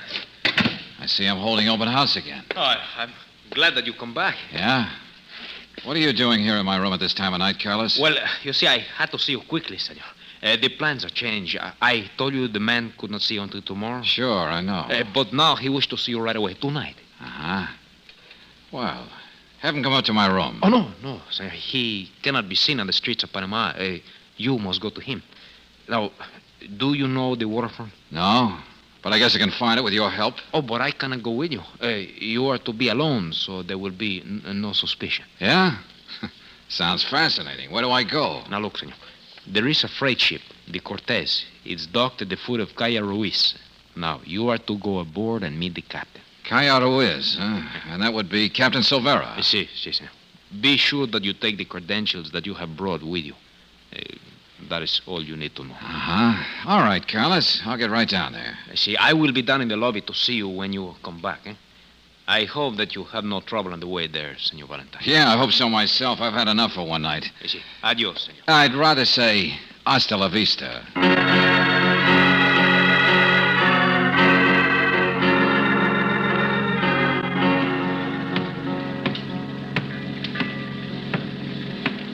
This is Cortez. Here she is. Well, it's dark aboard. I wonder if... Who is it? Huh? Well, where are you? I can't see in the dark. Call out your name? The name's Valentine. Are you Captain Silvera? Well, Senor Valentine.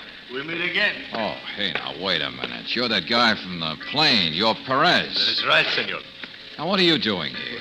You asked for Captain Silvera. I am his friend. Very old friend. I came aboard to stay with him tonight. Oh, yeah? See, the Captain is not feeling well. He asked me to get from you some papers he is expecting. Uh-huh. Now, look, Perez, I wouldn't trust you as far as I could throw you. On the plane, you tried to pick my pocket after you drug my coffee. Now, senor, please, that is all in your imagination. I put nothing in your coffee. I did not search your pocket. I am your friend and the friend of the Captain. You make it sound all very simple. But it is. Now, where is the briefcase? I didn't bring it. Oh, you didn't bring it? No, I left it at the hotel for safekeeping. All I brought was a letter of introduction to the captain. That was quite unnecessary. But he will be very upset if he knows you did not bring the case. Well, now, that's just too bad. Look, Perez, I'll talk this over with Captain Silvera myself. Where's his cabin? I have told you he is ill. He does not wish to see you. So you will do as I say. I will, huh? See. You will return to your hotel and get the case and bring it back here immediately. Uh-huh. If you do not, you are quite apt to cause trouble. It must be here tonight. Yeah, I see. Okay, Perez. I'll have the briefcase back here in half an hour.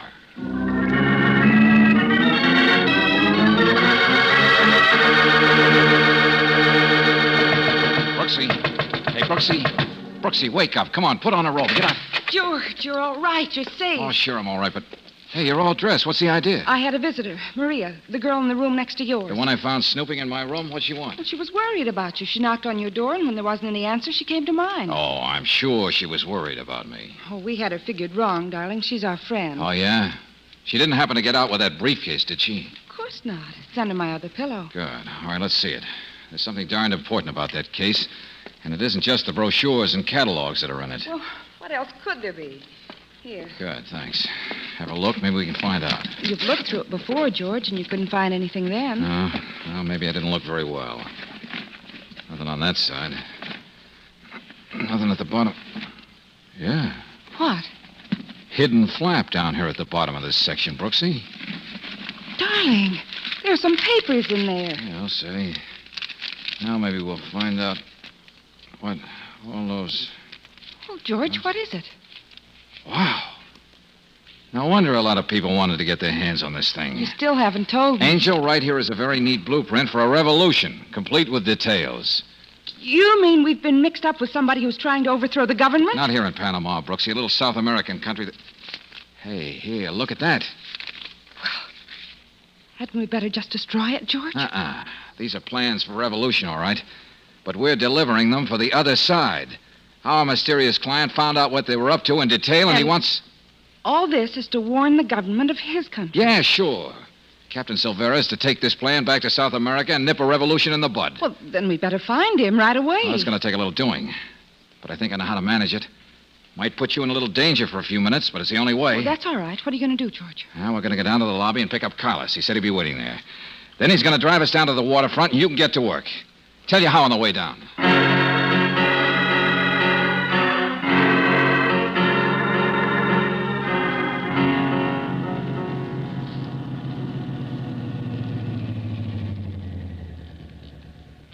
This is as far as we should go, Senor Valentine. All right. All right, now there's the Cortez, Brooksy, right over there. Yes, I see it, George. You know exactly what you're to do? Go aboard and meet this Perez character. Tell him that your life has been threatened and you don't dare leave the hotel. That I have the briefcase in your room, and you'll bring him to me. You got it? I've got it. Good. Good luck, Angel. See you back at the hotel in just a few minutes. Right, but don't waste any time. Caray, the senorita is brave, senor. Oh, brother, she's scared stiff, and I don't blame her. But I couldn't figure any other way to get Perez off that ship. She's gone up the gangway now. Yeah, things ought to start happening. Valentine? Is that you? Senor Perez? Huh? Is Senor Perez there? Well, what are you doing? Oh, Senor Perez. See? Mr. Valentine sent me. He's Cross your fingers, Carlos. Cross my... What's that? Oh, nothing. Let's just hope Miss Brooks makes her story stick. You see. It's very quiet up there in the day. Yeah, I know. Oh, come on, Brooksy, come on. Sell him a bill of goods. Get him to get off. Senor, there they are now. They're coming down the gangway, both of them. Yeah. Hey, it worked all right. Yeah, they're heading for that car parked over there. See, it's probably the car of this Perez. Yeah, it's his car, all right. Hey, there, they're in. Now get ready to run on that ship with me as soon as they're out of sight. See. Now, Carlos, run for it. Senor, what do we do when we get on the ship? Find Captain Silvera if he's still alive. You think maybe they have killed him? I hope not, but I don't think he's just plain sick. Hey, here we are. Sign on the door, El Capitan. Captain Silvera. There's no answer, senor. No, we'd better get in there. There he is. They have tied him up. I'll say they have, gag and all. All right, Carlos, start untying those ropes while I get the gag. Si, senor. Hurry. Here we are. Captain Silvera. See, who are you? What you are going to do with me? Nothing, except get you out of here. My name is Valentine. Valentine, you are the man from the States. You are to bring... Some papers in a briefcase, yeah. But I'll have to turn them over to you without the case. Here, this is what you want. Gracias. I was afraid you might not get through with that. So was I for a while. There we are. The ropes are all loose now. Okay, good. Come on, quickly now. And you'd better go with us, Captain. It'll be safer that way. Where we are going, Senor Valentine? I gotta catch up with a goon by the name of Perez before he starts to get rough.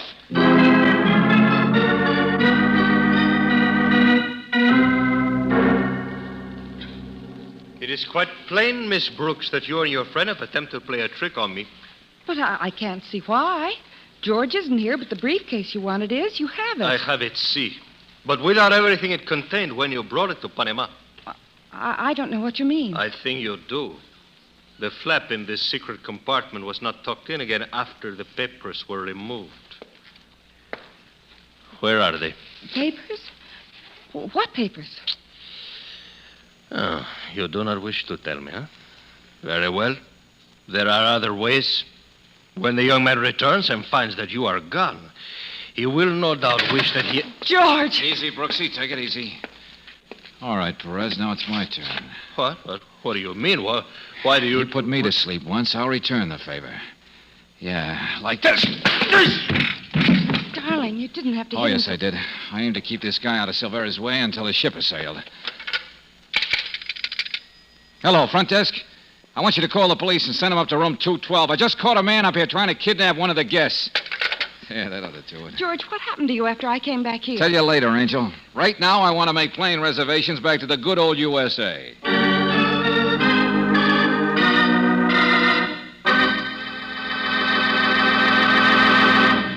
If you happen to know a motorist who wants to get better performance out of his car, tell him to fill the tank with Chevron Supreme gasoline, the gas that gives all 8 necessary high-performance qualities: power, mileage, starting, warm-up, anti-knock, vapor lock prevention, acceleration, and area blending. You'll be doing that motorist a favor, especially if that motorist is you, by recommending Chevron Supreme gasoline at standard stations and independent Chevron gas stations, where they say and mean, we take better care of your car.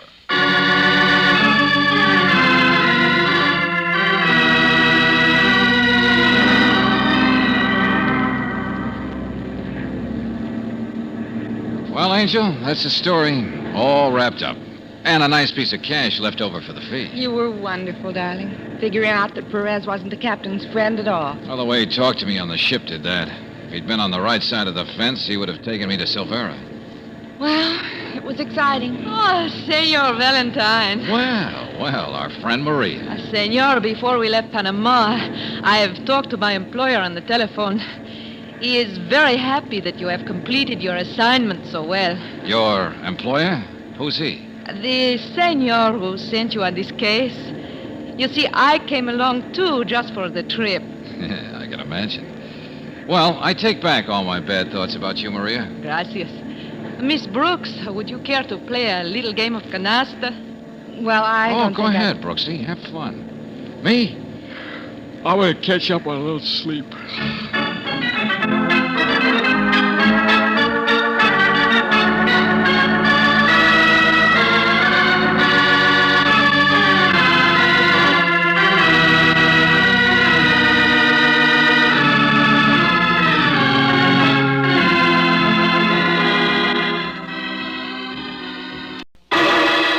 Personal notice. Danger's my stock and trade.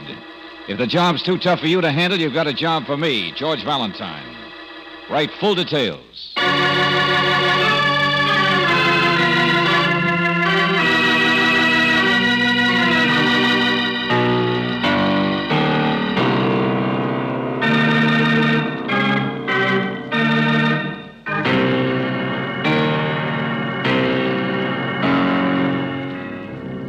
Standard Oil Company of California invites you to Let George Do It.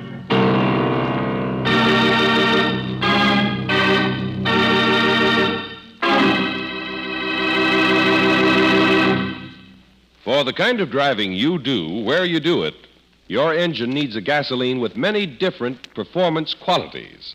That's why Chevron Supreme gasoline was designed to give you not one, not two, but all 8 high-performance qualities.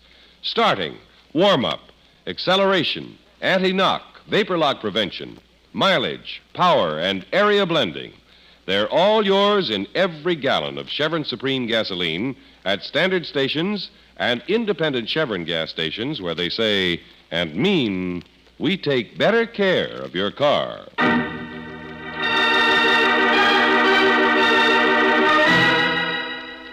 No Way Out, another adventure of George Valentine.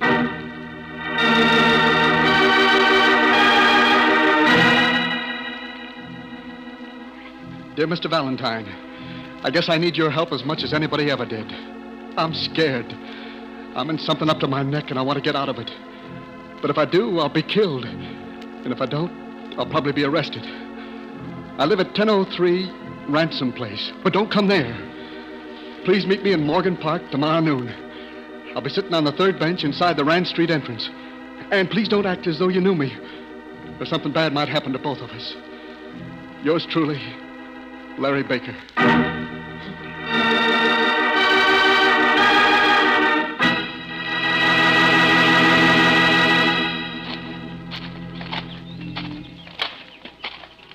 Third bench. Oh, there he is, George. Yeah, must be our boy, all right, Brooksy. Let's park on the other end of the bench. Okay. Hello. Hi. Mind if we sit down here? Oh, help yourself. Thanks. Larry. That's all right. Oh. You're George Valentine? Yeah, that's right. This is Miss Brooks. Don't look like you're talking to me. Act like you're talking to her. Brother, you are scared. Okay. Brooksy, I'd just like to know what this is all about. I think Larry's going to tell us, George. Yeah, but I got to make it fast. All right, make it fast, but start from the beginning. I will. I was working in a lunchroom, short order cook, making $42.50 a week. Yeah, go on. A man who'd been coming in once in a while talked to me one day. Said he was opening up a dry cleaning place. And how would I like to manage it? That sounds like a good break, doesn't it, George? At $200 a week. Wow, I'll say it's a good break. Keep looking at your girl. I don't know who's watching. If they knew I told anybody, they'd kill me. Okay. Brooksy, I wonder why they'd want to kill Larry. I'll tell you. A couple of weeks after I took the job, a fella came in and said that every few days a man would leave a package at the shop. I was to hide it overnight. And the next day, another man would be in to pick it up. George, that store must be a front of some kind. That's what I mean. And the man told me if I said anything to anybody about it, the boss would see to it that I'd be bumped off so fast I wouldn't know what... Wait a minute. What's the trouble? That guy walking up this way. Hold it. Make love to your girl. Act like you're engaged or something. Well, this is an opportunity I didn't expect. Put your arms around me, George, darling. Okay. Look, Angel, what's wrong with Santa Barbara for our honeymoon? I know a nice little place. All right, Bunny. I'll go anywhere you want to go. Because any place would be wonderful for a honeymoon as long as I'm with you, Bunny. Gosh, that's swell of you, Angel. You're wonderful. Bunny yet. Couldn't you think of any other name to call We'll me? talk about the honeymoon later. He's gone, Larry. Yeah, I know. All right, then. Let's have the rest of it. Have you been getting these packages? Not yet, Mr. Valentine. Another man came in yesterday and said the first one would be delivered to me this afternoon at 4 o'clock. That's why I wrote to you. Uh-huh. Well, we'd better be there to see what your man looks like. What's the address of your shop, Larry? It's 119 Murray Street. But look, you can't be in the shop. They'd suspect something. We won't come in. We'll look on from across the street. Mr. Valentine, I know this is something crooked. And if the police get onto it, I'll be arrested. I tried to quit, but they wouldn't let me. There's no way out. This man said I'd have to do what they tell me to, or... Just take it easy, Larry. We'll try and find your way out. Larry, I'm sorry I'm late with your sandwiches, darling. That's all right, baby. I got another half hour before I have to go back and open up the shop. Sit down. Okay, darling. Oh, Larry, what's the matter? Don't look now, baby. But the people on the other end of the bench are Mr. Valentine and Miss Brooks. Oh, you've told them? Yeah. I guess they're going to try to help us. Oh. Don't you look either, Mr. Valentine. This is my wife, Sally. I saw her coming up the path, George. She's sweet. He's okay himself, Angel. Yeah, I think we'd better be across the street from Larry's shop at 4 o'clock.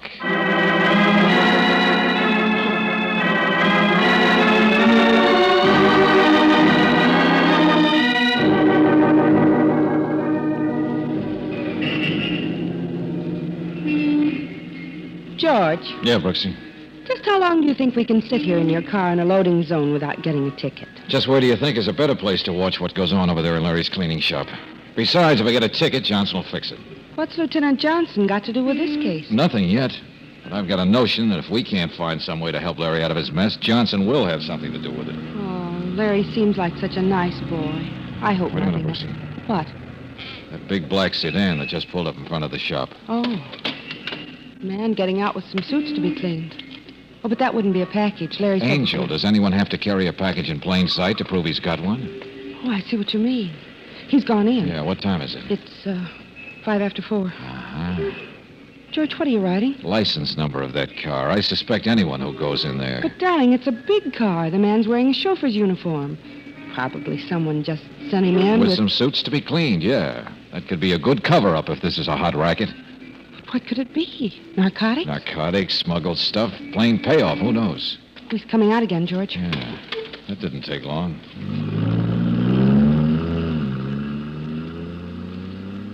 Well, he was certainly in a hurry. That's right. Come on, let's get across the shop. George, the suit you brought. Oh, yeah. We've got our cover-up, too, haven't we? Let's go.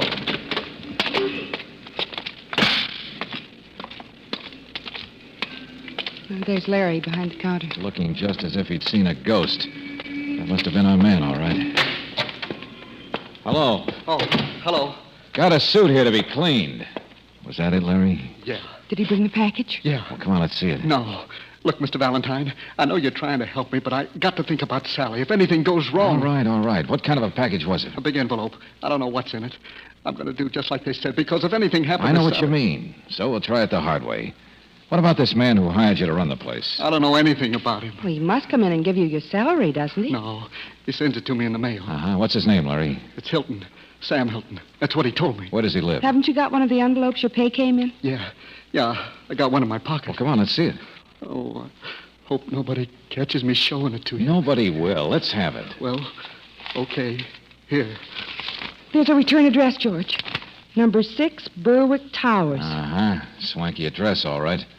Put that down someplace, Angel. Yeah, I'll get it. Mr. Valentine, what are you going to do? Drop in at Berwick Towers? But don't tell him I said anything. All right, Larry. Go ahead and do just what you were told to do, and I'll see you tomorrow. Tonight, I'm going to pay a little visit to your boss.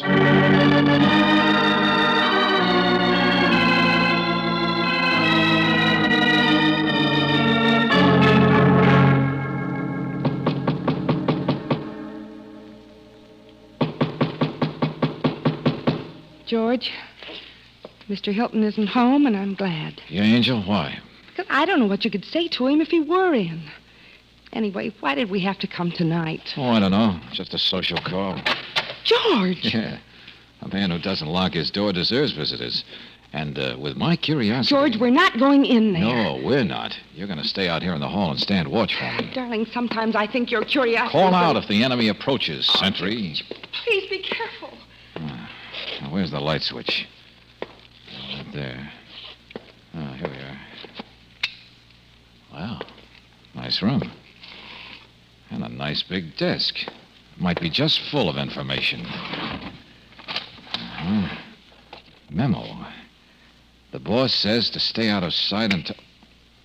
Hey, Brooksy. Why'd you turn off that light? I can't see... I didn't turn it off, George. I'm out here in the hall the way you told me. Oh.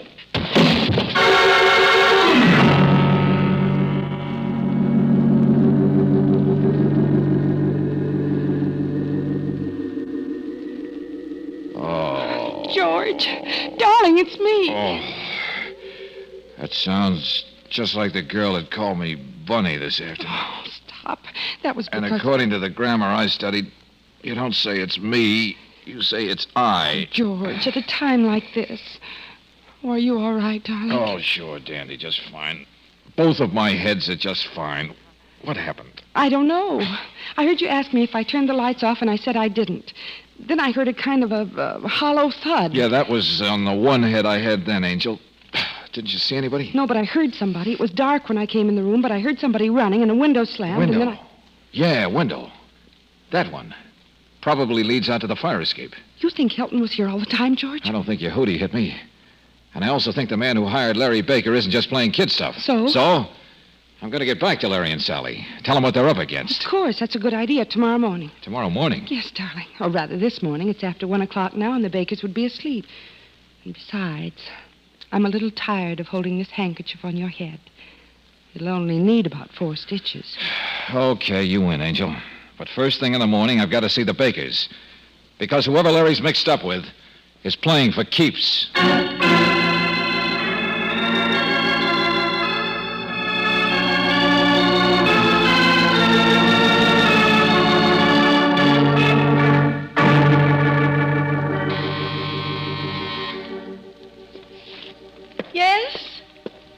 Yes, just a minute.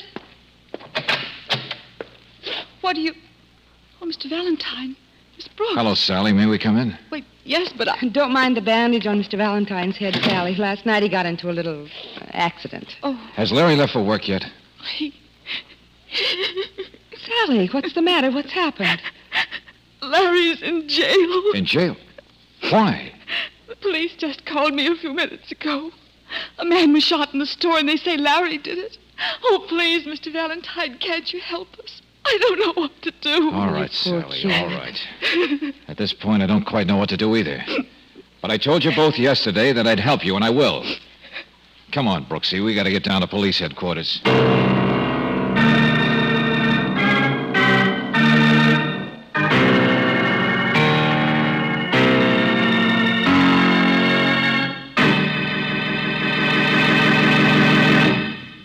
We'll return to tonight's adventure of George Valentine in just a moment. When you're driving out on the highways this month, you're likely to see an outdoor poster that says, "Battery down? We charge 'em up." And that's Car Saver's way of reminding you during the month of October that for fast, efficient battery service, your independent Chevron gas station or standard station is the place to go. If your battery needs a boost, Car Savers are the people to see. Or if your battery has seen better days and just won't take a charge anymore, then Car Savers are the people to see about a brand new Atlas battery. Atlas is the battery that's packed with power to give you good, fast starting and also supply power for your radio, heater, or other accessories. Atlas batteries are backed by a written warranty that's honored by 38,000 Atlas dealers from coast to coast. And if you're budget-minded, like most of us, you'll be glad to know that you can take several months to pay. So next time you're out on the highways, enjoying a ride in the country, or just taking a short trip in your own neighborhood, look for the Car Saver sign that says, "Battery down? We charge 'em up. That's your reminder that for all types of battery service, whether your battery needs a drink of water, a speedy recharge, or even if you need a brand new Atlas battery, the place to go is your independent Chevron gas station or standard station. The people you'll see are car savers, the folks who say and mean, we take better care of your car.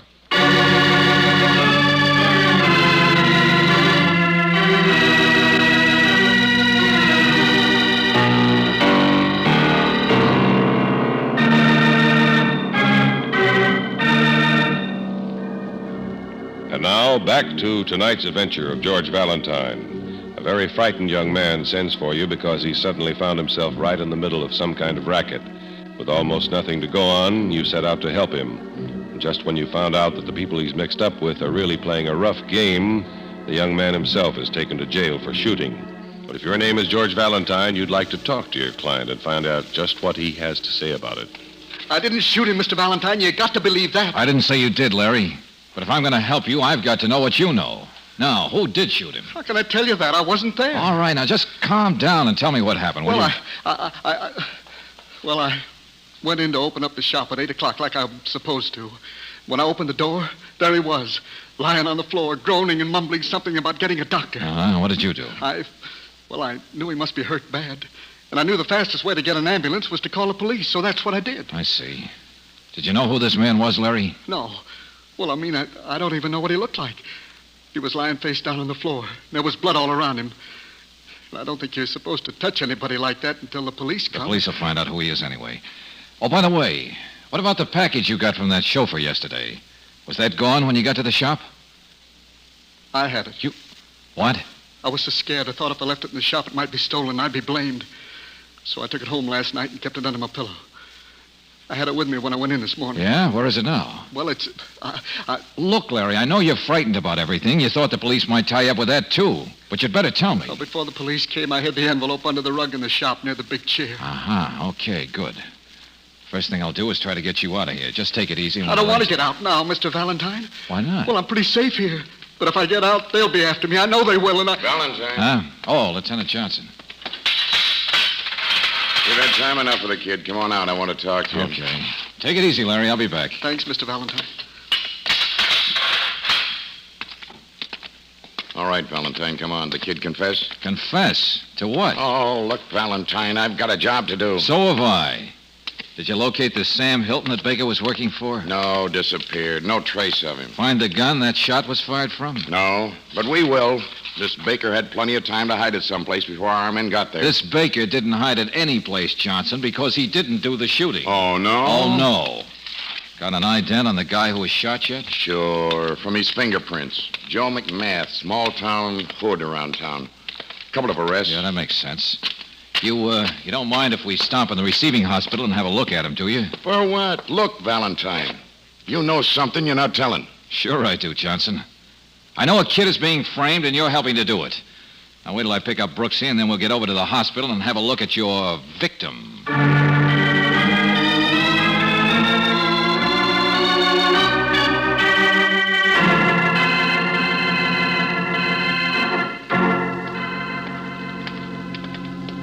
Oh, nurse. Yes? Oh, Lieutenant Johnson. This the room you've got McMath in? Yes, that's right. He conscious yet? Not yet, sir. He's had a sedative. What'd the doc say? Will he live? Oh, yes, he's going to be all right. Bad wound in the shoulder, but he's out of danger. Thanks. Well, you two wanted to see the victim step in. Though I can't for the life of me see why. Thanks, Lieutenant. You're so obliging. Come on in, Brooksy. But, George, I don't... I don't care for hospitals either, Angel. Just wanted to prove the man your client shot's still alive, I suppose. Valentine, Brooksy. Yes. I know what you mean, George. Hey, wait a minute. What? That hospital 90 isn't quite like a chauffeur's uniform, but you couldn't mistake that face. Hey, Johnson. Look, what are you getting at? Oh, somehow we connect that face with a big black sedan. Wait a minute. Here it is. Would you mind finding out the registration on this license number? Huh? No, look, I'm not the Motor Vehicle Bureau. No, but you might possibly get to be an inspector before you retire for having a wonderful brain. Just check with me at the office when you get the information.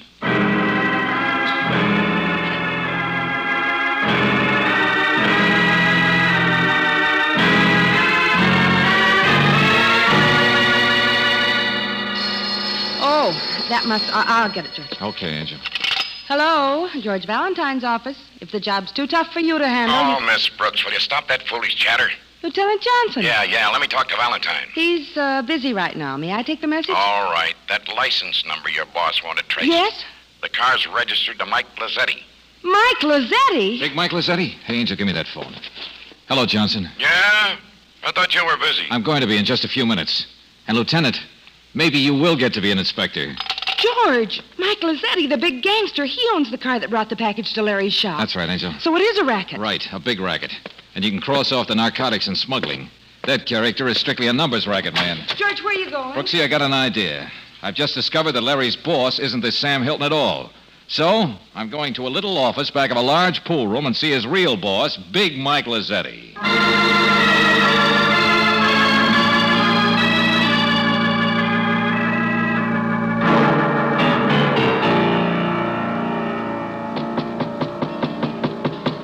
Yeah, come in. Thanks. Yeah? Who are you? What do you want? Well, you see, I'm new in town, Mike. I just come in from Detroit a couple of weeks ago. Name's Gray. So? Well, just trying to make a few connections out here, Mike. All of a sudden, I find I'm in a position to do you a little favor. I hope you'll remember me for it. Anybody does Big Mike a favor gets remembered. What is it? Well, I guess you heard about a friend of yours getting plugged this morning, Mike. Guy named Joe McMahon. Yeah, I heard about it. Too bad. Good guy. Don't know, never met him. But I guess you know the cops are holding a young guy named Larry Baker for the shooting. Yeah? What's it got to do with me? Say, who are you, anyway? I happen to know one of your boys, Sam Hilton. Yeah? Yeah. I figured I'd tell Sam about this first, but I couldn't locate him. So I thought I'd better get to you fast. Well, come on, what is it? I still get that favor? Yeah, sure. Okay. The Baker kid says he didn't shoot McMath, and the cops can't prove that he did. But he claims something was dropped in the store this morning that'll prove who did. Huh? Look, friend, you say you want a favor from Big Mike, but you tell me nothing. What you say is nothing. Yeah? Suppose this Baker punk says one of your boys did it. Then he's crazy. Sure. He's crazy as long as he's in jail. But suppose he wasn't in jail. Wasn't he? You mean he's out? Not yet, Mike, not yet. But the cops can't get anything on him. They're letting him go. I listen around. I hear stuff, see? I understand he told the cops he'll bring them something that'll pin the rap on somebody. Yeah? He's not out yet, huh? Not yet. The way I get it, they're springing him at 2 o'clock this afternoon. I kind of got an idea he might go back to the shop to get that evidence. Yeah. Yeah, he might do that. Yeah. Well, I just thought you might like to know, Mike. I'll come back later for that favor. And don't forget, boss, the name's Gray. Yeah, fella. Come back in a couple of days. I'll do you a favor. Thanks.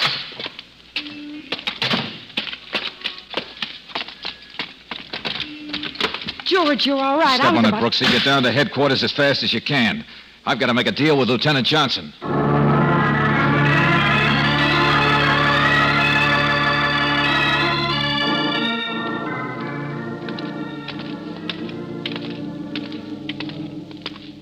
Valentine, you're mad, and I'm mad to even consider it. All right, Johnson, all right. Now, let me ask you this. Have you got any evidence that Larry Baker shot McMahon? Well, no, not yet. But we will. We can hold him for 72 hours on suspicion. Of assault with intent to... Yeah, I know. But how'd you like to get the guy who really did the shooting, Johnson, and clean out a big racket at the same time? Well, sure, How? You think it'll work? I don't know, Inspector. Lieutenant. Oh, sorry. Just looking in my crystal ball, old boy. You see, I'm going on the theory that a big crook can't afford to leave himself in a bad spot. How about it, huh? Oh, I suppose so. Here's Baker's cell. Good.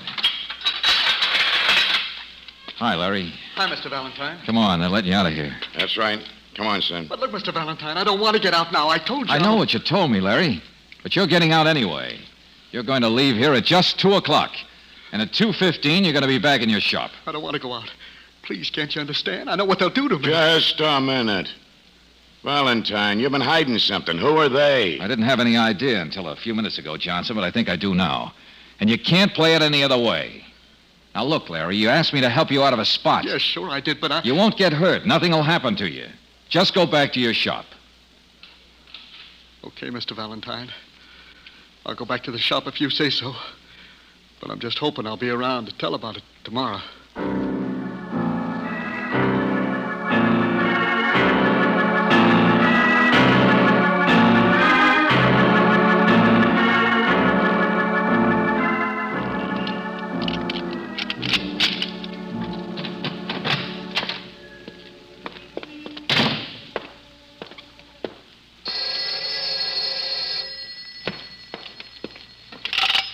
Hello? Yeah, that's right. Well, no, I'm sorry. We're not open today. No, I don't know if we'll be open tomorrow either. No. I'm sorry. Who are you talking to? Hang up that phone. Yes, sir. All right. Give it to me.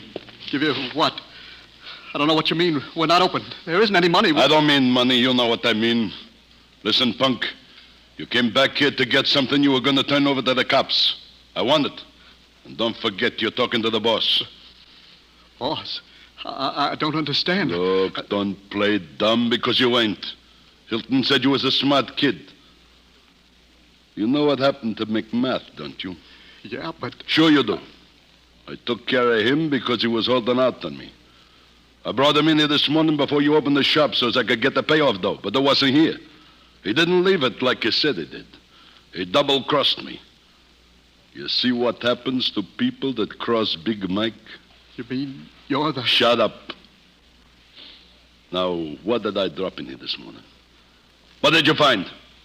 Give it to me. But I haven't got anything, I tell you. Oh, yeah? Well, maybe this'll convince you. Now, come on, hand it over. Suppose you hand over that gun, Mike. Huh? No tricks, you're covered. What? This is a trap. You're right, Mike. It is a trap. And you've already done me that little favor. I'll take the gun. What? You said you was from Detroit. Yeah, I know. Little white lie. And the name's Valentine, not Gray. Here you are, Johnson. One shot fired from his gun. And I think the boys in ballistics can tie it up with a bullet that came out of McMath, don't you? All right. So a guy attacked me and I winged him. Self-defense. They can't send me up for that. Oh, yes, they can, Mike, when McMath talks. Thing called assault with intent to commit murder. Oh, and that payoff envelope you thought McMath stole, Mike. Young Larry here hid it under a rug. It's full of names, including yours. So you see, Busty, you don't have to do me a favor. You're going to do everybody a favor by going out for a good long stretch. Mr. Valentine, you mean I'm out of this? That's right, Larry. Oh, that's great. Except I'm also out of a job. I don't know how to tell Sally. Well, don't tell her yet. I've got an idea kicking around in the back of my head that... Well, look, Larry, meet me tomorrow noon on that same bench in Morgan Park, huh? Oh, sure. Okay, Mr. Valentine. I'll be there.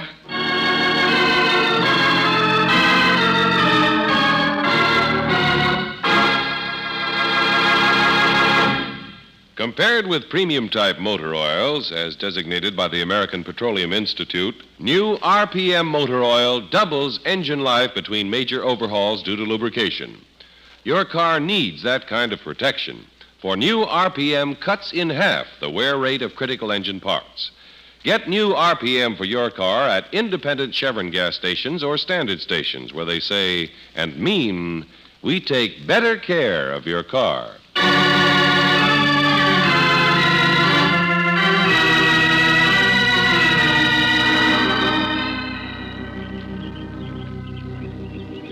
Mr. Valentine, you mean I'm going to get to be a cop? That's right, Larry. At least Lieutenant Johnson has made arrangements for you to go to police school, start out as a rookie. The rest is up to you. Oh, boy, you don't have to worry about the rest, Mr. Valentine. I know I don't. Now, suppose you go on home and tell Sally. I sure will. Thanks for everything. Bye, Miss Brooks. Bye, Larry. Good luck. George. Yeah, Angel. Do you realize this is the same park bench we were sitting on when we first talked to Larry Baker? Oh, yeah, sure. George. What? Here comes that same man. Where? Oh, no. Look, that's not the same It is guy. too, George. Quick, put your arms around me. Oh, all right, but this is so silly. Oh, Bunny. I thought we'd have to wait until next year to go on our honeymoon. But I think this is wonderful. Yes, Bunny. I will marry you tomorrow. Oh, brother, how crafty can you get? Come on, Angel. Let's go get some lunch.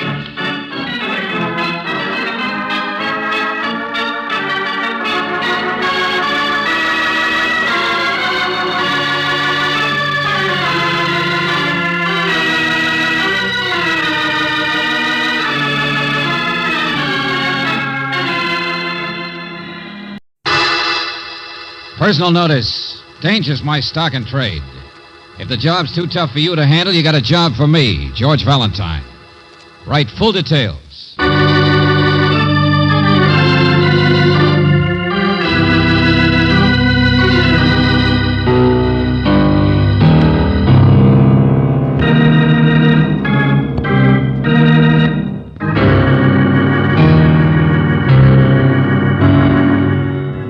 Standard Oil Company of California invites you to Let George Do It.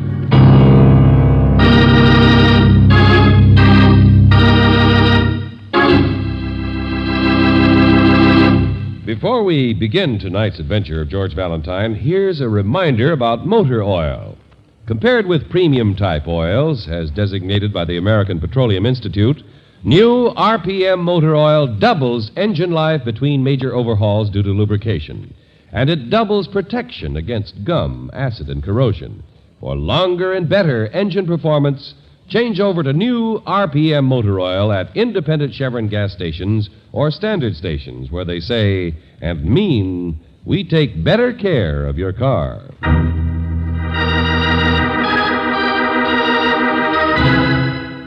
Framed for Hanging, another adventure of George Valentine.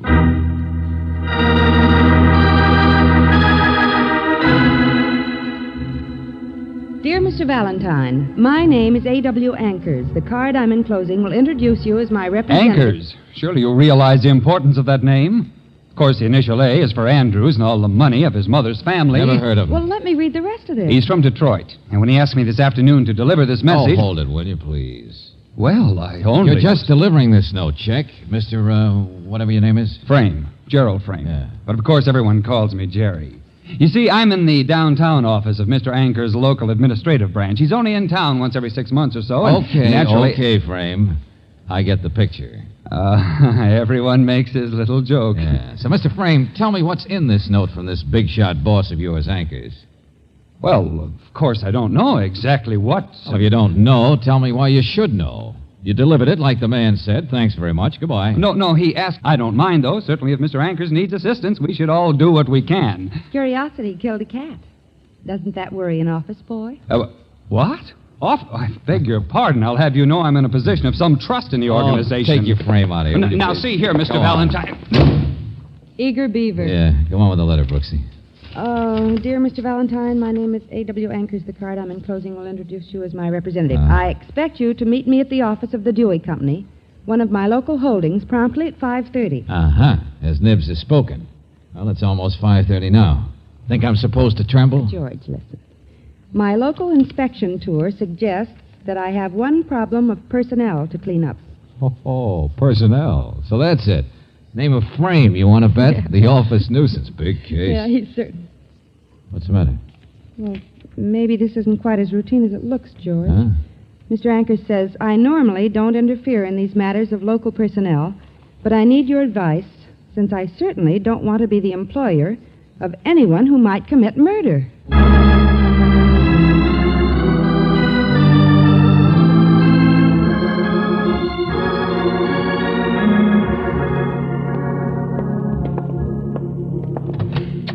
Only a few minutes late, George. Don't see anybody waiting in the reception room. I'm dreadfully sorry, but we're closed now.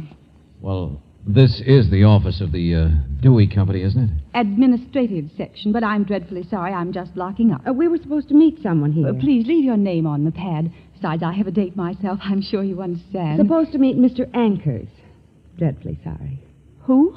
A.W. Anchors. I have a card he wrote to introduce me. Oh, no, that's not necessary. I'm so sorry. Yes, of course, you're his personal representative.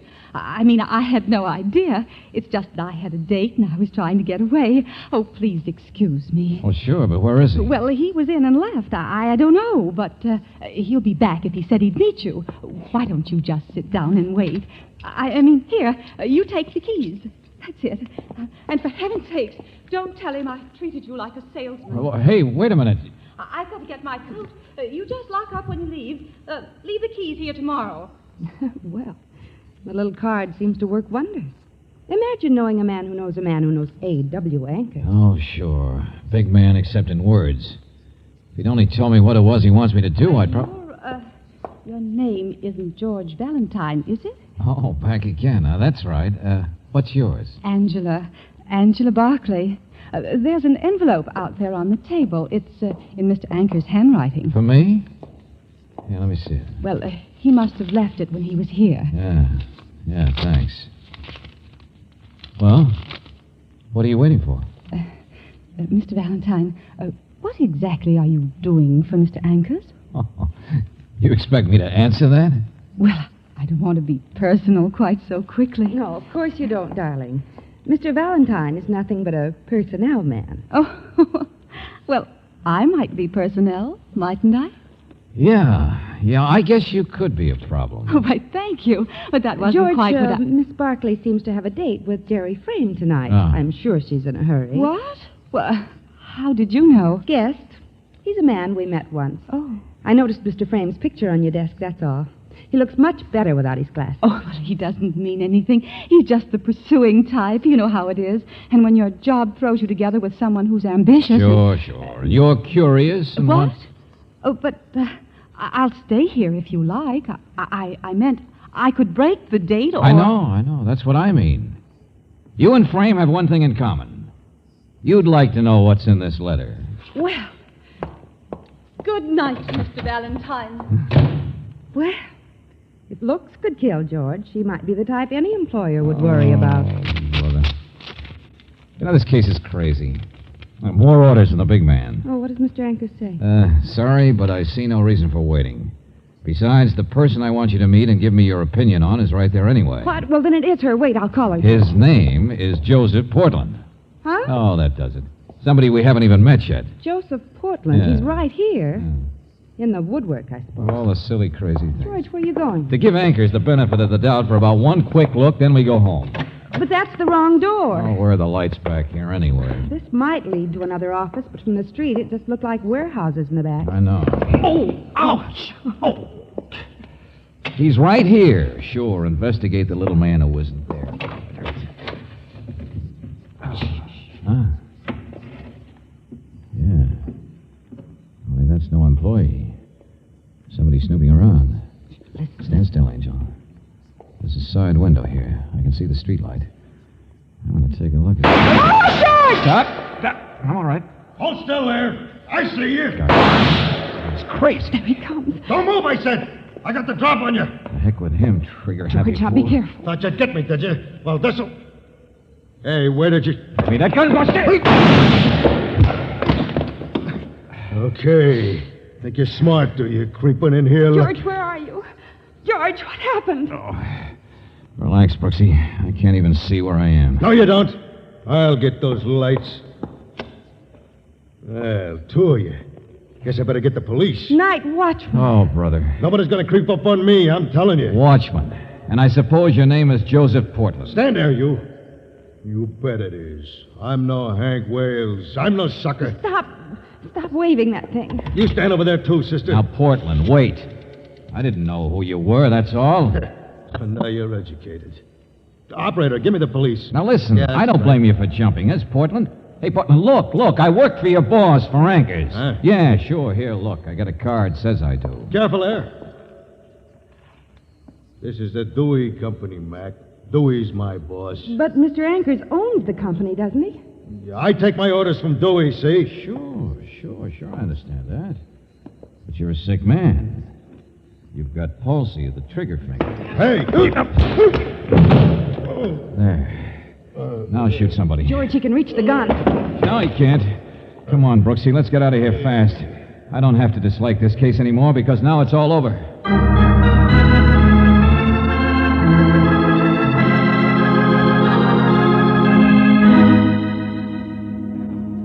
But What business has Anchors got meddling with my personnel problem? Mr. Dewey, I don't know and I don't care. No, I'm not blaming you, you understand. Well, we are. It took too long to find you. But it'd take a lot more than 2 hours to find the mighty Anchors.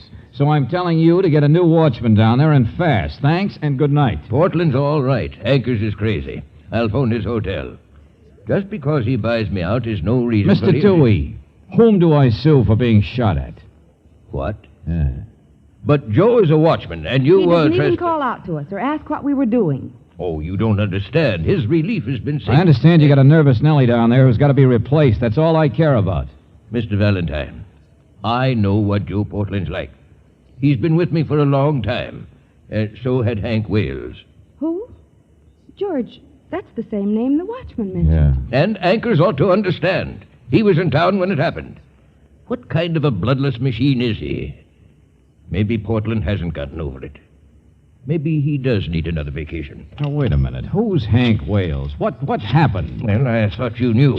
Hank was a buddy of Portland's before he was killed. Killed? Sure, last year. Oh, hello. Give me room 1610, please. Yes, Portland got shot in the leg, but Hank let them get the drop on him. Just from being such a polite watchman. Who got the drop on Wales? Who killed him? The same whoever it was who got away with the payroll and the rest of it. Didn't you ever hear of the amalgamated robbery? That was us. $250,000. Oh, I see. No wonder Portland's still a bit nervous. Oh, hello, Mr. Anchors. Here, give me that. Hello? Hello? Who is this? Hello? Mr. Anchors, this is that sucker named George Valentine you sent down to get shot at. What's that? What are you talking about? I'm sorry to wake you up like this in the middle of the night, but I wanted to give you a report. That's more than you gave me before I started. What? No. I gave you his name, Joseph Portland. I wanted your opinion, having such a nervous watchman, but you didn't wake me up. The police did. They're standing here right now. What? I just hired you too late, that's all. Joe has murdered a man, just as I was afraid he might. Joe has... Yes, killed a prowler not over half an hour ago. Prowler. I knew that man should be fired. Okay, Buster, let's have it.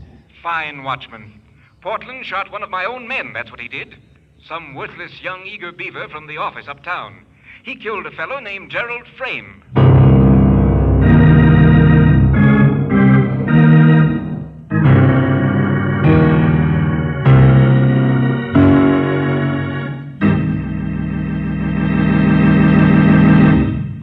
We'll return to tonight's adventure of George Valentine in just a moment. You don't have to be a musician to know that you can't play a melody with just one note. And trying to make your car give all-around performance with just one gasoline quality is equally impractical. Refinery engineers can make a gasoline that will stress one performance quality above all others. A gasoline can be produced that gives you quick starting but very little mileage. Another may give you lots of power but lack other necessary performance qualities. The makers of Chevron Supreme take into account the fact that a gasoline must have many different qualities in order to give all-around performance. Chevron Supreme gasoline gives you not one, not two, but all 8 high-performance qualities in correct balance. They are power, mileage, anti-knock, vapor lock prevention, starting, warm-up, acceleration, and area blending, qualities that are right for the kind of driving you do where you do it. Be sure your tank is filled with not one, not two, but all 8 high-performance qualities. Qualities you get in every gallon of Chevron Supreme at standard stations and independent Chevron gas stations where they say and mean, we take better care of your car.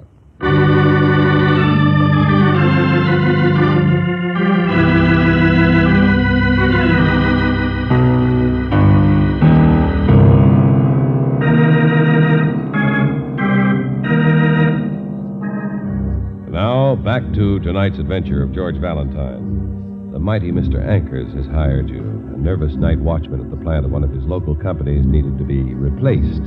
The only trouble is he wasn't replaced soon enough. He's killed a man, the eager beaver named Jerry Frame. Well, if your name is George Valentine, it's a little hard for you to believe that this is anything but murder. He was crawling along there, I tell you. I thought he was trying to get in where the files are kept. But couldn't you recognize him? Worked for the same outfit that you I'm do? a night watchman. I never seen him before. It's true Frame had no business coming down here, Lieutenant Johnson, except in the daytime. Just a minute, Mr. Anchors, please. Joe, didn't you challenge him or anything? You think I'm doing guard duty? So you shot first and asked questions afterwards. Oh, leave me alone. You should have been fired months ago. Yeah, you can say that again. I'm not going to end up dead like Hank Wales. You cops ought to know what it's like to be all alone and responsible when people are snooping around. Yeah, he's right about one thing. This frame guy was snooping, all right.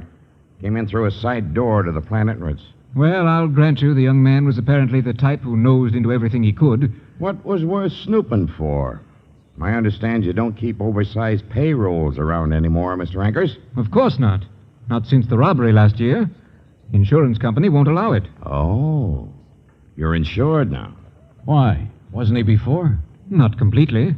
That robbery where the other watchman was killed and Joe here wounded cost me the tidy sum of $75,000. So if you think this was none of my business, if you think I can sit around and be kind-hearted like Dewey has been doing... Okay, I get the idea.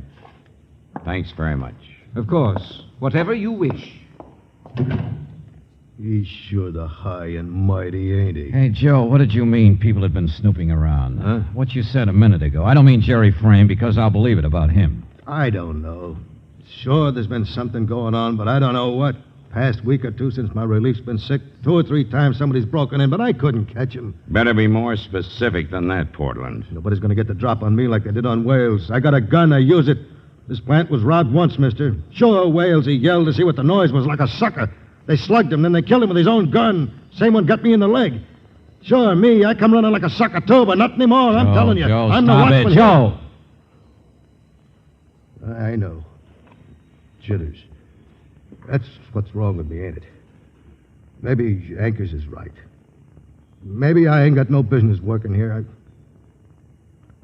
Sorry I shot that man tonight. Okay. Come on, Portland. We got some records to Wait fill a out. minute, Lieutenant. Yeah? Hello, Sergeant. Listen, we got the gun. Huh? What gun? You're way behind times. Portland here is going to sign a statement he killed a man. What are you talking about? No, here, look. Let me see that.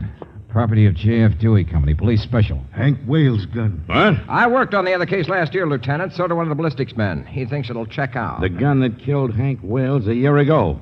The one that was taken away from him at the time of the payroll robbery. That's it, sir. Holy smoke. Might explain why that jail Frame was snooping again. We found this gun in the top drawer of the desk in Frame's apartment. First lead we've had in a year. I know, but wait, Johnson. All I want to know is whether that old robbery and murder was committed by one man or by a gang. One man, and I bet it was an inside job. Maybe it was Frame himself. He was snooping again tonight, wasn't he? He had the gun, didn't he? Hey, wait a minute. Where are you going? Your figuring's a little wrong, Johnson, but straighten it out for yourself. Meantime, I'm going to see a girl about a date.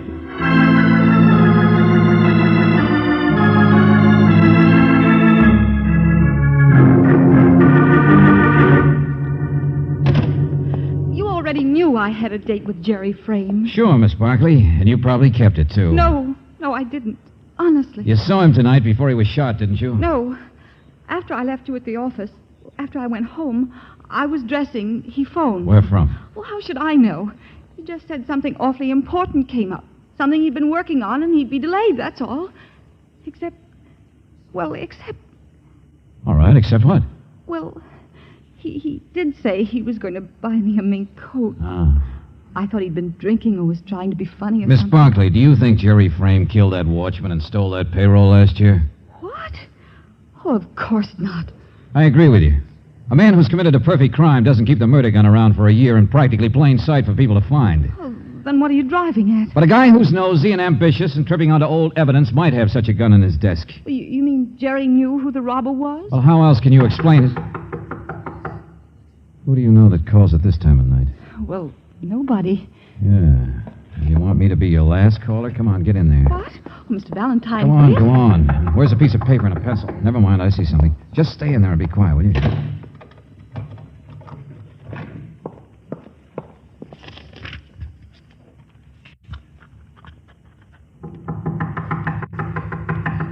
Miss Barkley? I'm sorry, I didn't hear... Oh, hello, Mr. Dewey. Valentine. Yeah, me. Your receptionist doesn't seem to be here. Well, I thought she might be upset, that's all. She knew this boy who got killed. Yeah, I know. What are you doing here? Same thing you are. You knew she had a date with him tonight? No, I just thought she might be able to help tell us what Frame was up to. But if she was actually planning to be with him, was actually in on whatever he was... I don't really know that. I just thought... there's a note here. Oh, I didn't pay any attention. Just sitting here waiting for her to show up. Lane 62, 1:15 a.m. Well, yeah, but it's not her handwriting. It might be his, mightn't it? See here, Valentine, she's not mixed up in any of this. I'm waiting to find out. I mean, well, it's Anker's company now. He's the one responsible. But I know my personnel. This is all up to the police, not us anyway. Sure. Run along if you want. Yes, I guess I might as well. Sure, you do that. Mr. Valentine. Valentine, what do you think you're doing in there? Be quiet, lady. I'm thinking. Let me out of here. I heard those things you said. There isn't any note in there. Be quiet, I said. You're running away. You've already left for the airport. What? You're crazy. Get that key and let me out of here. Have a nice time in the waiting room. Happy landing. See you later.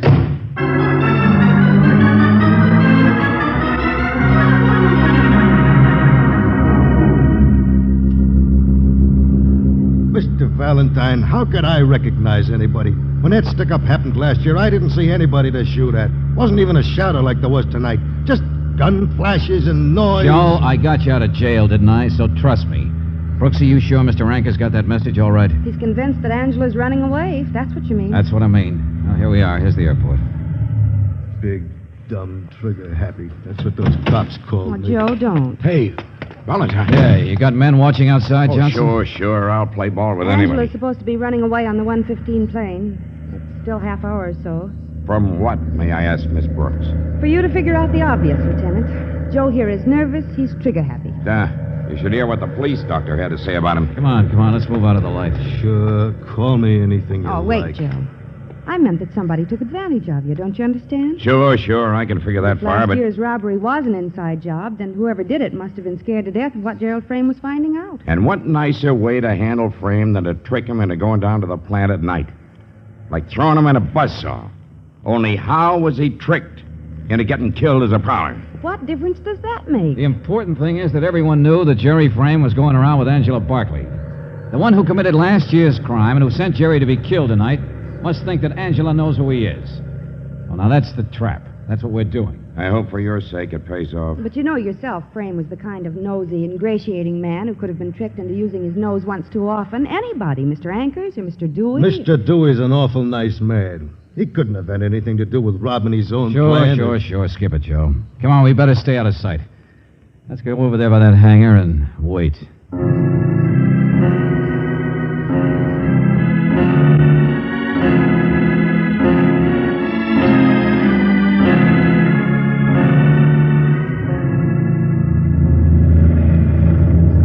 George, the plane's leaving. The police didn't do a thing. They didn't stop anybody. The plane's leaving. Yeah, sure. Good bear trap. It just didn't work.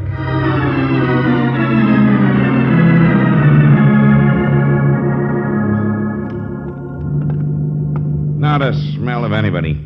Ankers is still at his hotel. But didn't anybody try to send Miss Barkley a message or a telegram to the plane? 25 men checked every taxi, every family waving goodbye, everything. So she really could have left on that plane, and no one would have tried to stop her. Yeah, we're right back where we were a year ago, trying to solve that original robbery. Okay, Johnson. So if you haven't got evidence, you make up some. Huh? Oh, there's a bright idea. I just did. Don't you get it?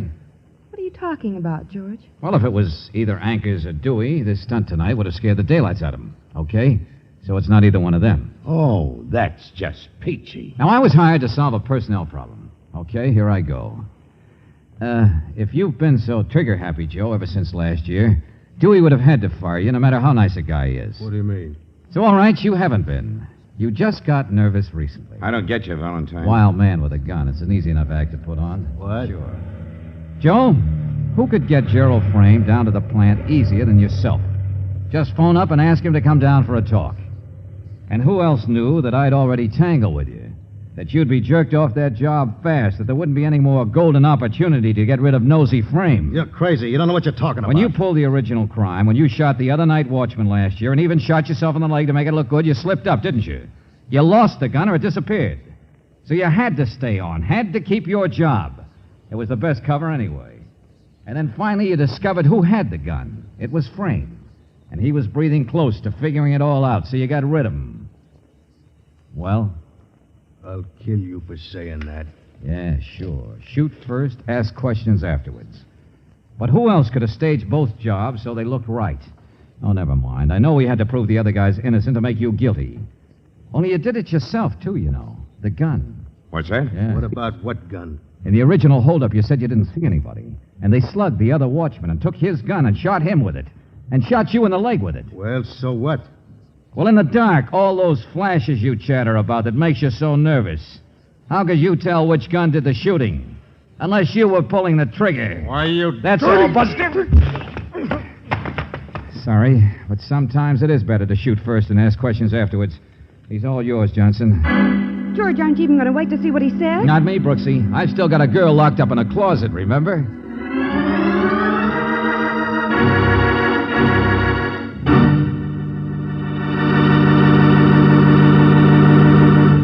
You know, every evening it gets dark a little earlier, and you're probably doing more driving during the twilight hours, the time when most accidents occur. So don't take chances with a dirty windshield. Clear visibility means extra safety. Next time you're out driving, stop in and let our car savers clean your windshield quickly and expertly. It's just one of the many extra services at standard stations and independent Chevron gas stations where they say and mean, we take better care of your car.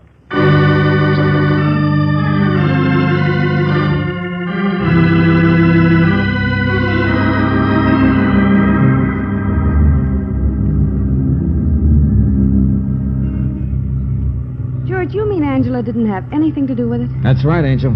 Joe Portland ran strictly a one-man crime. That was all there was to it. I wonder if Mr. Anker's guessed. Wonder if that's why he hired you. I doubt it. Here, this is the street she lives on. No, Brooksy, Anker's might be a little high-handed, but I got over being sore at him a long time ago. Just like Dewey. Perfectly nice guy who hates to fire people, that's all. It was a pretty neat stunt of Joe's, wasn't it? Pretending to be nervous. He could shoot anybody, and it'd be called justifiable manslaughter. Sure, he even built up the legend by trying it out on me. Wait a minute, here we are. Oh, George, it's so late. Why don't you just give that key to the doorman there and ask him to go up and unlock the door? Oh, I don't know. Personnel problem. For Anker's, of course, Angel. Her name's Angela, isn't it? Yeah, but she can scarcely fly out. No wings that I noticed. You call me Angel sometime. You did just now. Sure did. What's the matter? She's not that good looking. George, I don't have any wings either. Hey, you doorman, catch. Go upstairs and open the door, will you? I'm busy here. I got a little personnel problem.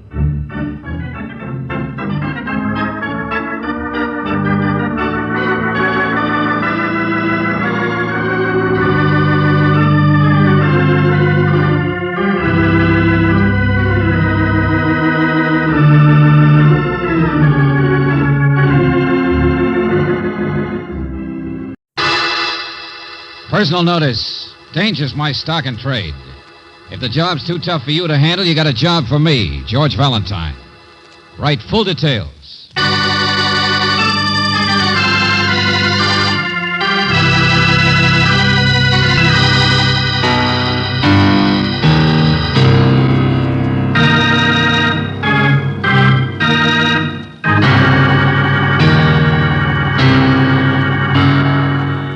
Standard Oil Company of California, on behalf of independent Chevron gas stations and standard stations throughout the West, invites you to Let George Do It.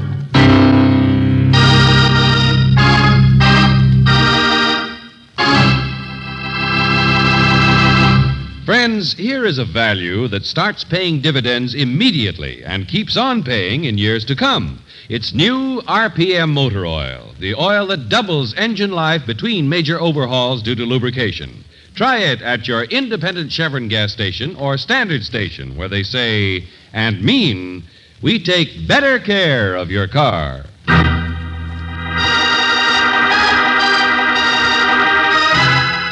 Now, tonight's story, The Noose Hangs High, another adventure of George Valentine.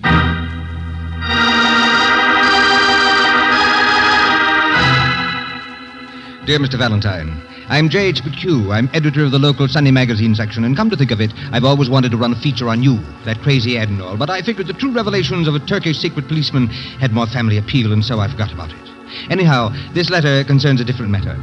Valentine, I'm going to make a report of you. You're going to be the author of a serial on the Tover emeralds. What became of the exotic princess wedding stones? Did the eminent ornithologist Ansel Fairweather find them, or didn't he? What was the mysterious curse that brought death to Fairweather 10 years ago? Read it. The riddle of the two recluses. Why have the two Biggs brothers refused to cross the threshold of their own gloomy mansion? And for that very same 10 years.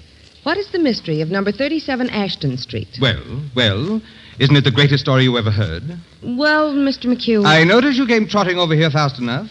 I tell you, it's the best feature we've had for years. Since the last mummy sued King Tut for alienation of affections. What? Well, I always preferred the classic case history of the two-headed werewolf. Now, see here, both of you. Oh, come on now, McHugh. You've been mashing your own corn too long. I gather all the purple double talk has something to do with a man named Ansel Fairweather.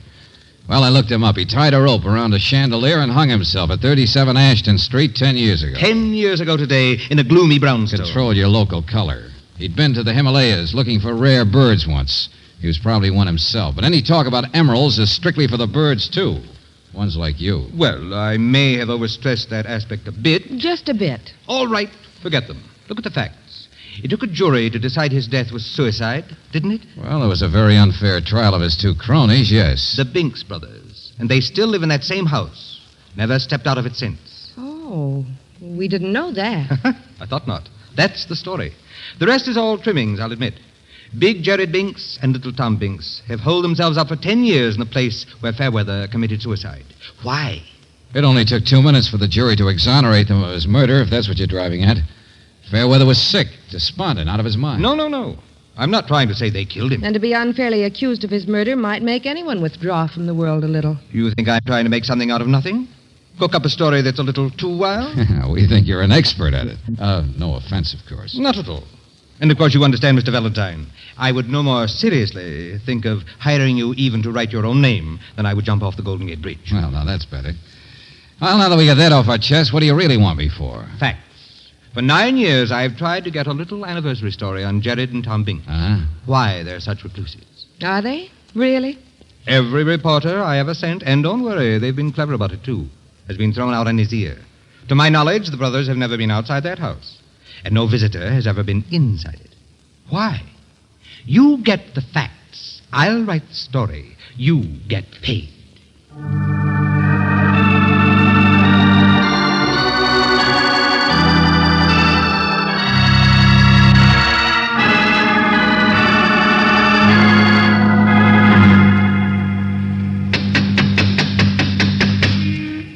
I hate to leave before I see you thrown out. Brooksy, you're a sadist.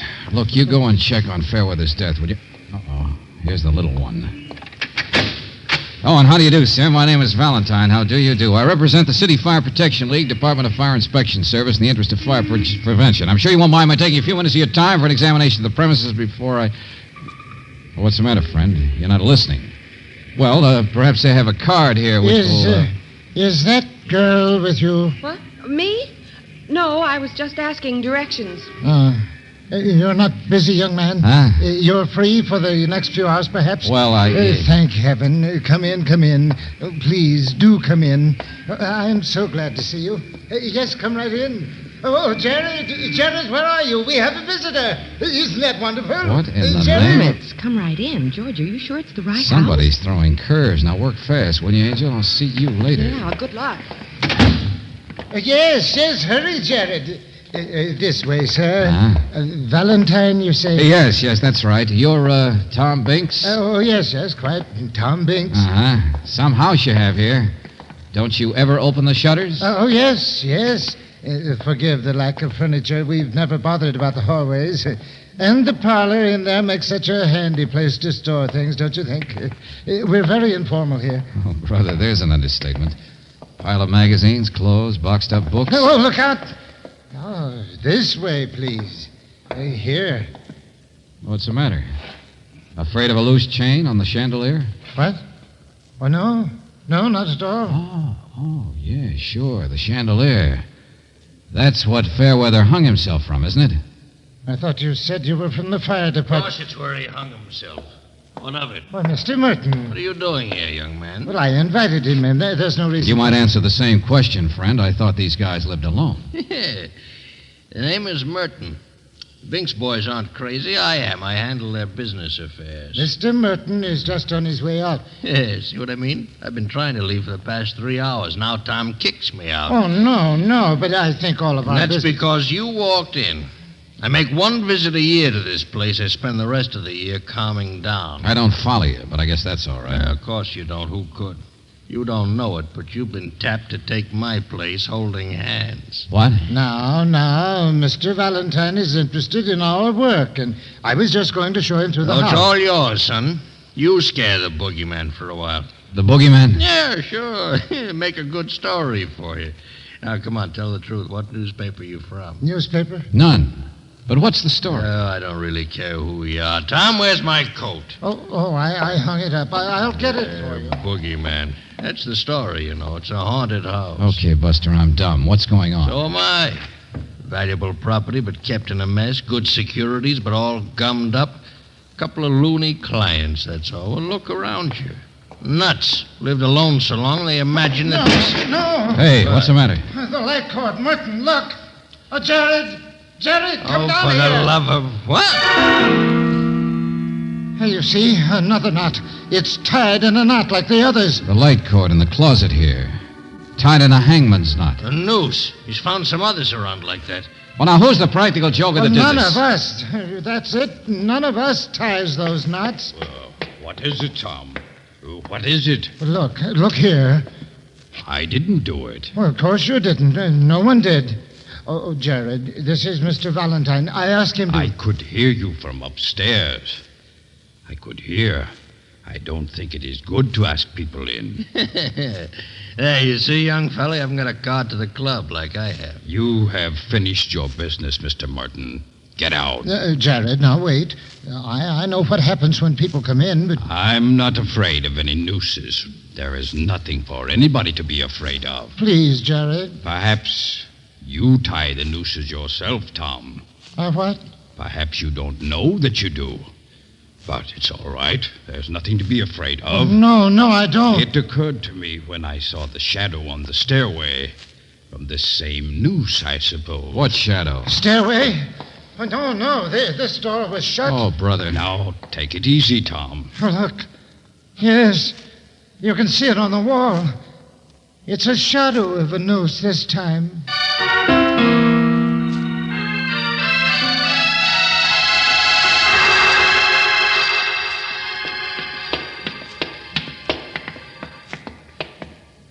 Yeah, sure. From upstairs here. Only place it could have come from. There is nobody else in the house, Mr. Valentine. Hey, now you can't see the shadow anymore down there. Oh, Jared, for the love of... Well, that does it. I'm getting out of here. Where's your telephone? There's one in the library, but we don't want any policemen. This is nothing to be upset about. Who said anything about policemen? Hey, they've got an extension. They'll listen while you call. Come on, we'll meet at the drugstore. Let them listen. I'm like you are, Jared. I'm not nervous. I don't get a guilty feeling when I look at a noose. Not yet.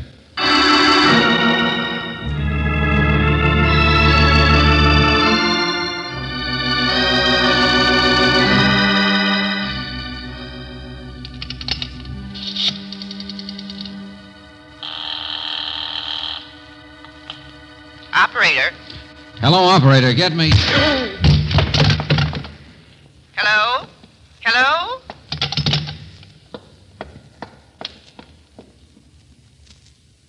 Mr. Valentine? Oh, Mr. Valentine. I wondered if you were on the telephone. Mr. Valentine. Mr. Valentine.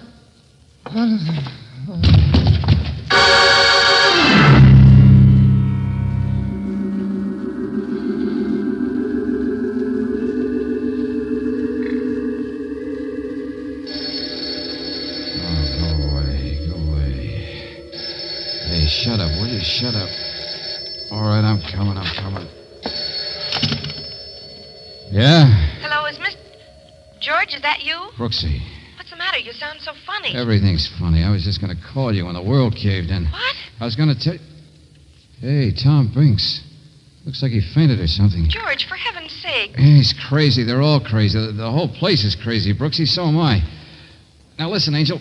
I was going to tell you the malarkey out here was too thick to be true, but I guess I'm wrong. And I guess I was saved by the bell when you called. Will you please tell me... On account of everybody sees nooses out here. Well, now I do, too. What? Yeah, Angel. There's one made out of rope neatly draped around my neck.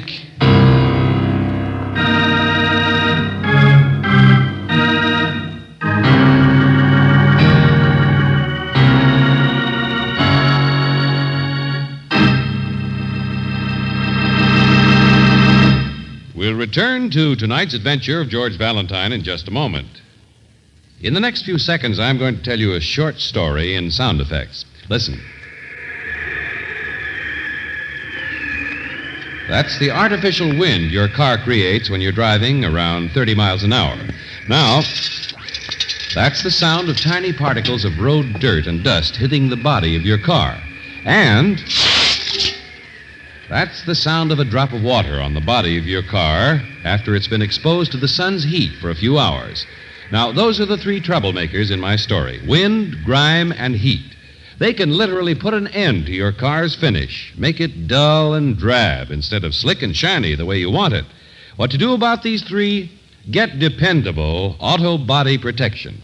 Here's where the hero of the story comes in. The car saver at your nearby independent Chevron gas station or standard station. He has a complete line of protective, easy-to-use body washes, cleaners, and polishes for your car next time it gets the beauty treatment. In these balmy spring days and throughout the year, keep your car looking its best with the quality waxes, cleaners, chrome polishes, and finish preservers your car saver stocks. Ask him about them next time you stop in for Chevron Supreme gasoline, RPM motor oil, and car saver service at standard stations and independent Chevron gas stations, where they say and mean, we take better care of your car.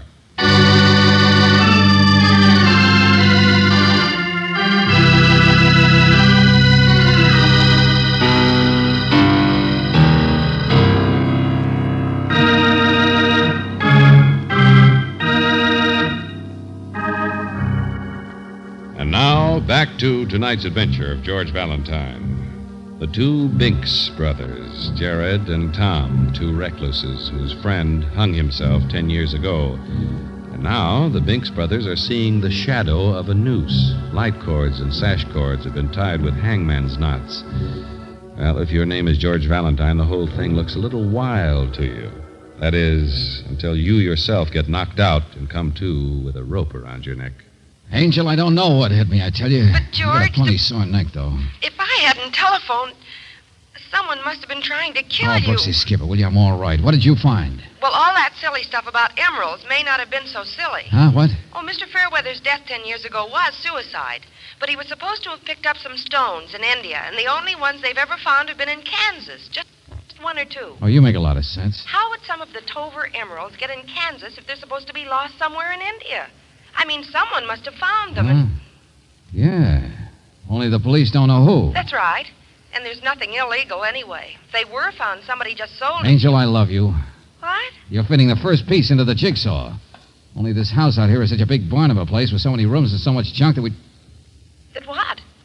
That I'll call you back in 15 minutes. Hello. Who are you? Cleaning lady at the booby hatch. Oh, lady with jokes, huh?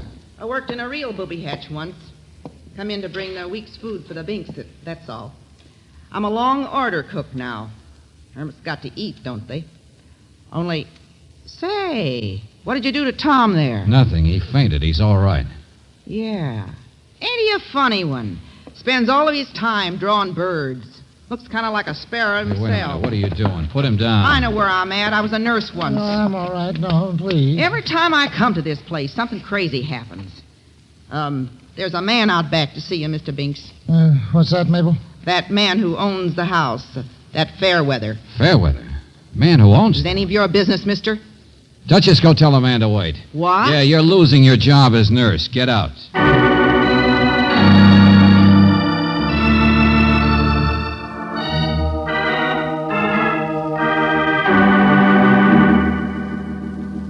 I never trusted anyone, Mr. Valentine.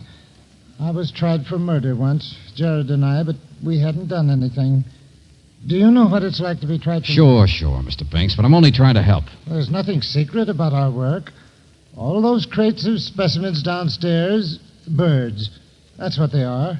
We've collected them from all over the world, and I am drawing them, Jared and I. For 10 years? Oh, it will take much, much longer than that.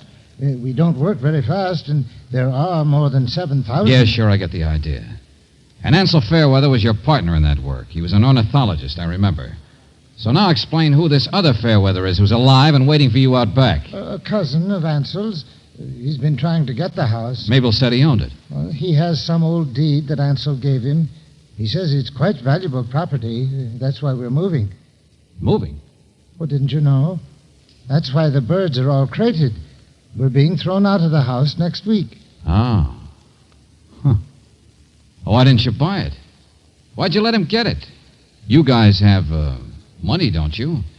Or something worth money, maybe? Now, see here, young man. You told me you were some sort of a fire inspector. I asked you into the house, and all you do is ask questions.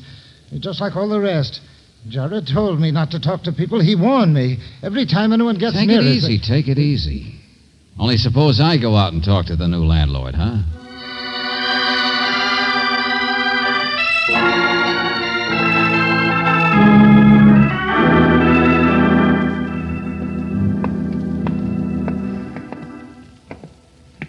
Hey, all this stuff on the back porch, do you suppose it's going too, Mr. Fairweather? How should I know? A couple of blame crackpots. I'm having the house torn down as soon as they get out. Yeah, sure. Go over it inch by inch, huh? What's that, Mr. Valentine? Never mind. You're a real estate man, huh? A business deal? Business deal, that's all it is. I know. I met that lawyer or whatever he is of theirs. Huh? Oh, Merton, Yeah. sure. Just saw him down at the drugstore. And he's smart. He won't even eat their food. He didn't offer to buy the place for them, though, huh? Mac, a cousin of mine I never met, used to live with these birds here. So that's ancient history. But a friend of mine discovered this old deed, and I found I could get the place. So why not? So I've got it. Mm-hmm. Got a key, too, I suppose. Come in and out any time. What? 30 rooms, 3 stairs. An army could be wandering around. Trash barrel. What's eating you anyway? Just because I won't sell the house to Looney and Goony Binks? Well, sure they offered to buy it. What of it? I'm in real estate. I got plans for the whole block. Yeah, sure. Just stop justifying yourself. Flashlight. Oh, go jump in the lake. Hey, how long do you figure it'd take to tear this house apart? If a man wanted to find some emeralds. Oh, that old story. You're just another loony yourself, huh? Well, I'm in business, friend, and I don't have... So blame much junk, isn't there? Here. Ever see a flashlight rigged up like this? What's that wire thing? Found it in the trash barrel. When you put the button on, see, the wire's twisted around in a circle. Makes a nice shadow out there on the back wall. Shadow of a noose.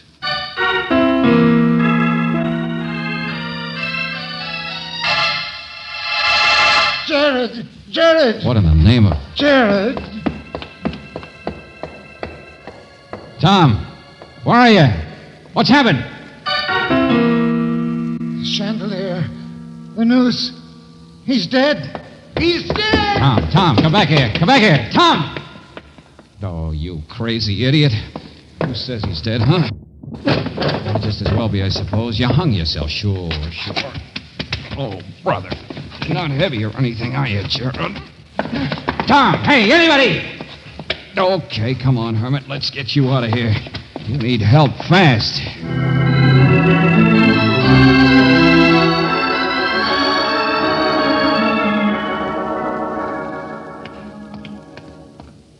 Hey, you. You the pharmacist? Yes, that's right. What do you have? Get out to that car as fast as you can. There's a man been choked, hit over the head, too. What? Yeah. Well, of course. Joe, you too. Come on. Go on. I'll be with you in a minute. Well, hello. No? Well, sit down. Have a piece of pie. No, thanks, Mr. Merton. So, had enough prying around in the booby at you. Hermit's Hollow. Once a year is all I can stand. Sure. Whose taxi is that out there? Oh, waiting for me. I got a job back in real life, as they call it, to worry about. See the house from here, but nothing happening yet. What are you talking about? What's the matter? Come on, let's wait in the taxi. Hey, what are all those guys doing around that car across the street? Police will be here in a minute. What? Come on, get in the cab. Where to, Mac? No place. Jared Binks may be dead or alive, I don't know. He was hanging from the chandelier. Jared? Now look here, Only person son, strong enough around there to lift him up for it is that woman, I guess, that Mabel. Well, then get your eyes off of my muscles. Oh, you weren't there. I haven't got any muscles. Unless Jared hung himself, but that's a fat chance. Besides, I've got a sore neck, too. Now look, and that rope Valentine, around me wasn't pulled tight. And I don't know what knocked me out. But if Mabel was telling the truth, if she had been a nurse and worked around an asylum, well, it's one way to quiet somebody in a hurry. Slap him in the back of the neck, heel of the hand. Hey, what are you guys talking about? Just keep turned around, driver. I'd like to know what you're talking about, too. Well, why wasn't the rope around me pulled tight? Why wasn't I killed? Go ahead, watch the house. I can see the alley entrance. What for? Oh, we're not waiting for Mabel to show up. That's a police job. By now, she must be blocks from here. Yeah, so am I. You know, Merlin, it's pretty clear. I got the flashlight off her service porch. I don't know who else could have been upstairs to throw that shadow of the noose and then duck in a hurry. Well, stop looking so sad. Mabel's a hired hand, that's all, a female thug. Oh, brilliant. But what I'm not sure of is who she works for. Hey, look. What? There he is. There's Tom. Well, how Yeah, the little man himself with a suitcase. Oh, yes. Follow right along, driver. Okay. Yeah, I guess Jared had all the courage. It's a cinch Tom couldn't ever face the police again, so he's finally running. Hey, what's that? No, the guy's walking up there. Just keep your mind in the front seat, driver. Yeah, that's what the rope was put on me for, I guess. Same reason as the hangman's knots and the shadow of the noose. To scare the Binks boys. Only what happened with Jared? He catch on who was doing it? That why he was strung up to put the final fright into Tom and make him run? Oh, stop driveling. Tom! Hey, Tom! What? Who is it? It's me, Merton. Over here, Tom. If there were any emeralds in that house, nobody'd ever find them. The Binkses never talked about them. Must have been pretty hard on you, Merton, wondering how you could get your hands on them. You're smart enough to know a gun when you see it, I hope. Huh? Hey, what the... You too. Shut up. Oh, hello, Tom. Hop in. Well, I don't know. It's all right, Tom. You can tell me some things. Like who this guy Merton really is. I told you... Tom, get in here. Get in. Of course. Merton, don't point that gun at me. You see, Merton's been so careful to get himself an alibi. Taxi all ready and waiting. Shut up, I told you. And Merton told me he came to see you men once a year to handle your business affairs. Well, I have. What of it? Once a year in April? 1 month after income tax? Does that make any sense for a business manager? All right, genius. You've said enough. Goodbye. Merton. Give me that suitcase. Come on, now, step on it. No. You get out from behind the wheel and turn around. Hey, what in the... I'm leaving you right now. Get your hands off that... Give him the suitcase, Binks. It has the emeralds, right? Isn't that the point of the whole business, to scare you into running? And when you run, the one thing you take with you is the emeralds that a man could spend his life searching for in that house? That a man could get one at a time, you mean, once a year. Yeah, that's who I am. I handle a business all right, one at a time, once a year. Merton, please. But never a glimpse of the rest of them. Well, now I've got the whole mess. Get out of my way. You got a mess, all right, Buster. But look out! I'll kill him. Not in April, sweetheart.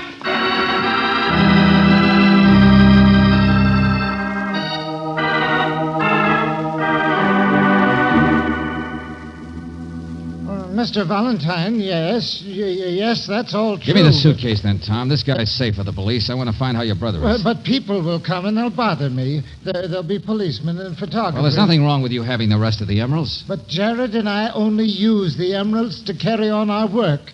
Now this suitcase, you open it. What the... Is there anything wrong, Mr. Valentine? Well, no, not from your point of view, friend. But in a few minutes, I got a date with Miss Brooks and a guy named McHugh at my office. I'm going to find out how they can take a surprise.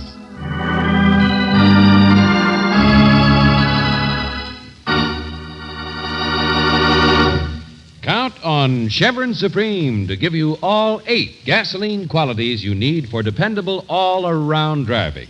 Be sure you get not 1, not 2, but all 8 gasoline qualities. Area blending, mileage, power, anti-knock, vapor lock prevention, starting, warm-up, and acceleration.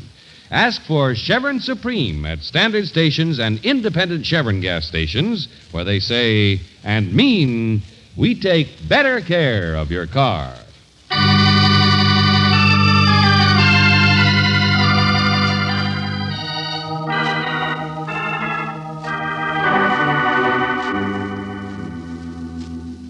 Bird feathers. You heard me, McHugh. Skins of birds. That's what he carried in that suitcase. Uh-huh. Yeah, if Tom could take one thing of value from the house, that was it. After all, what are emeralds compared to birds? Jared Binks will be all right, George. Good, Brooksy, that's fine. The police caught that woman, Mabel. She had been working for Merton. Birds. Yeah, you see, McHugh, Merton finally got an itchy palm and ganged up with Mabel to try and scare the boys into running. That's the only way they'd get excited enough to tip where they'd hidden them. Bird feathers. They had over 100 emeralds. And how many did Merton sell for them through the years? 7. Well, what's the matter? What are you sore about? He wants to know where the rest of them are, George. But Tom and Jared will never tell. Mr. McHugh, we got your story for you. What if we didn't find the emeralds? It's certainly a better story than the usual vampire Scotland Yard confessions of a werewolf that you usually print in that sort. Yes. But it's a little wild, don't you think? The noose hangs high. See what I mean? Who'll ever believe it?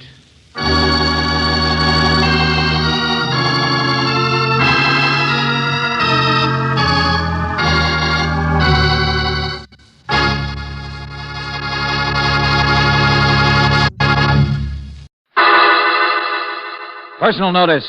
Danger's my stock and trade. If the job's too tough for you to handle, you got a job for me, George Valentine. Write full details.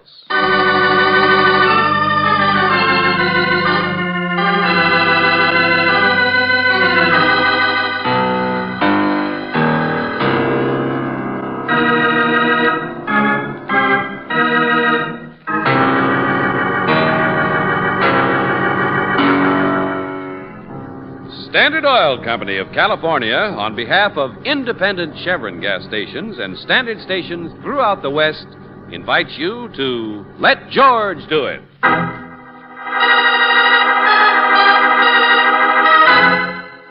How guilty can you get? Another adventure of George Valentine.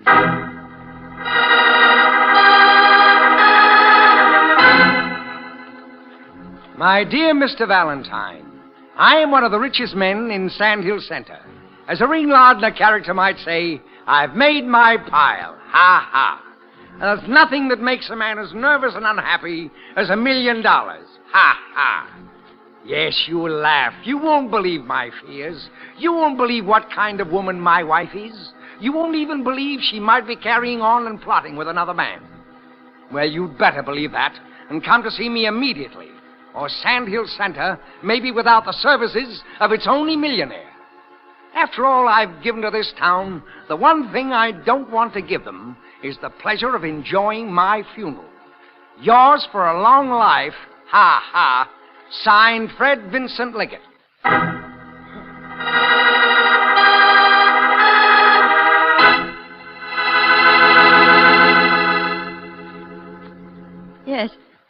Yes, my husband's at home. Why? Well, I'm George Valentine. This is Miss Claire Brooks, my assistant. Oh, yes, of course you're Mr. Valentine. Well, may we come in? I don't know. I'm not sure. You see, I'm Mrs. Liggett. Yes, so I gathered. The wife of the millionaire. The wife of the man who made his pile in Sand Hill Center. What's the matter? Did I say something wrong? No, of course not. But if you'd please tell your husband that we're here. Yours for a long life. Ha, ha. Oh, yes, come in. Come right in. Join the party. You seem to know all about it. All about my husband's mail, you mean, don't you? I just read it. Look, here it is. A carbon copy from his pocket. Oh, well, look, Mrs. Liggett. Such a funny letter, wasn't it? Ha, ha. Such a funny man, my husband. So well-liked, so admired, so trusting, so able to see what other people are up to, so willing to believe the best about people. Wait a minute, please, Mrs. Liggett. I know how it must make you feel to read what he's written about you. Oh, but to go prying, to read his mail. But I am reading all of the things in his pockets. You walk in here the moment I've just been reading them. Mrs. Liggett, because please. the sheriff wanted me to read everything. He told me to look, too. To look at all the nice things my husband ever wrote about anybody. Stop it, I said, please. Sheriff? What? Yes, of course. Because I've already done it, don't you see? Well, what else could you see? What else could you think? Go on in there. Go see my husband. He's dead.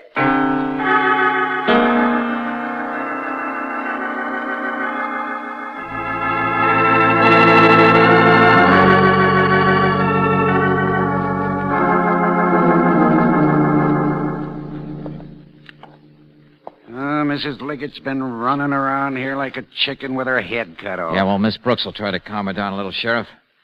I just want to know what happened. Or around to the neighbors to try to get help. I only been here myself a few minutes. Medical examiner's on his way from the city. Uh-huh. She found him just lying here, huh? Poison. I don't know much, but I know that much. Look at his face. Sure, poison. That doesn't mean anybody did it, necessarily. Yeah, look at the glass. That's what he took it in. White powder of some kind. Must have tried to get to the phone. Hey, what's that bottle you're waving around? A prescription. Center drugstore. Found it in the bathroom. Showed it to her, and she fell apart. What do you mean? What do you think I mean? Mrs. Liggett admitted she measured this stuff and gave it to him in a glass of milk. Well, if it's a doctor's prescription... Her name's also on the drugstore receipt for it. She bought it. But if she... He drank a glass of milk. That doesn't mean he knew what was in it, does it? Oh. So you've got a suspicious nature, too, huh? Well, the first thing I seen in his pocket was that letter to you. What would you think? Hey, give me that bottle. Prescription number 537... 53785. What about it? Well, hello, Mr. Manx. None of that Mr. stuff with me. Deputy brought me right out, Bill. He says you're climbing out on a limb and making This is Mr. Valentine, Ed Manx. Owns the Center Drugstore. Hello? Now, listen here, Bill. Your deputy's going over the books to check that prescription. In 17 years, my place has never been accused of anything. Nobody's accusing you of anything, Ed. Be quiet, will you? The boy mixed that. It's his initials. He's brand new this week, but he knows his stuff. He's a trained pharmacist. I've watched him. He don't make mistakes. Nobody said anybody so made for you it. to go popping off, accusing people, saying it's poison from my drugstore that caused this whole thing. No, hold it, both of you, will you? So far as I can see, Sheriff, you don't even know this is a murder yet. Ha! That's what I said the minute I heard the rumors. Just because nobody liked Liggett, just because he had too much money and too many bad jokes. Skip it, will you? Was Liggett sick that he needed medicine regularly? No. Yes. Ha! There, you see? Right off the bat, you go off half-cocked What about was his the condition. matter with him? Pretty bad case of anemia. Ask his wife. She's picked up medicine for him every week for the past several weeks. Her again. His wife did she? Well, what have you got against her? Holy smoke, Bill. Who was Liggett's doctor? Who wrote that prescription? Nichols. Everett Nichols. Only one in town. Yes, and my file's got that prescription in Nichols' own handwriting. The same number stamped right on it, 53785. Here, let me see the bottle. Yeah, look all you want. Huh. Practically full. Dose is a teaspoon, it said. Well, what are you trying to say? She gave him an overdose? She couldn't. There's no more than a spoonful taken out of there. All right, Ed. But I don't get it. Poison? Sure, it's poison. Doc Nichols' prescription will show that. Same as the boy who mixed it. Your deputy's getting him now. All right. Wait a second, Manx. All you're doing is confirming whatever the sheriff thinks. So what is it, Buster? What don't we know? Ed, you've seen how the Liggetts were getting along. You mean headed for a divorce? I mean her running around all the time. Huh. Well, I can't say as I blame her. Liggett was no charmer. Doc Nichols is. Oh? Ambitious man, Doc Nichols. And seeing as how Liggett mentioned something about a man in that letter to you, Mr. Valentine. Well, maybe she's gone out to the club dancing a few times with Nichols, but that don't mean that I don't like my job either, but I find a man obviously poisoned. Hadn't eaten nothing since breakfast a long time back. Takes milk with a high-powered prescription in it, given to him by his wife. Picked up at the store by his wife. Well, she did do most of the driving in the family. I know. Prescribed by a doctor who had an eye on their money. A doctor I should have brought here right now to tell us the things we don't know. Hey, clear that up, will you? Why didn't you get him? Because I can't, Mr. Valentine. He's not at his office. He's got a place in the country. I phoned. I got the neighbor to check. He's not there either. Why bother with details? The point is the doctor's disappeared. And at a time like this, disappearing don't look good.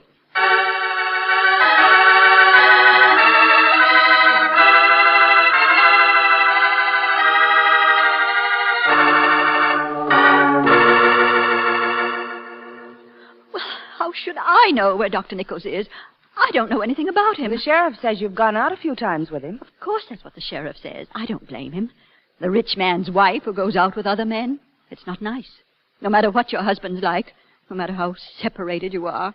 No matter how much of a gentleman the doctor All might right, be. Mrs. Liggett, all right. I gather your husband wasn't much of a guy to live with, but... I haven't seen Dr. Nichols for days and days. All right, skip it. Tell Mr. Valentine what you told me about Mr. Liggett. He was always suspicious of her, George. Suspicious of everybody. Why should I tell him that? He wouldn't believe me. Her husband told other people that he didn't trust her. That he was afraid someday she might try to get rid of him. Of course, naturally. I'm a murderess. Ask the sheriff. Look, Mrs. Liggett, I know it's tough. Before we even know the facts, everybody jumps to a conclusion. Why? Well, because I'm here. Because your husband wrote to me. Because Fred picked the time he did to write you one of his ridiculous letters. Yes, in a way, it is your fault that I'm in trouble. Yeah. You mean now it's up to me to get you out of trouble, huh? To prove it wasn't murder. Yes. All right, don't worry. I was hired on this case, so I'll go on with it.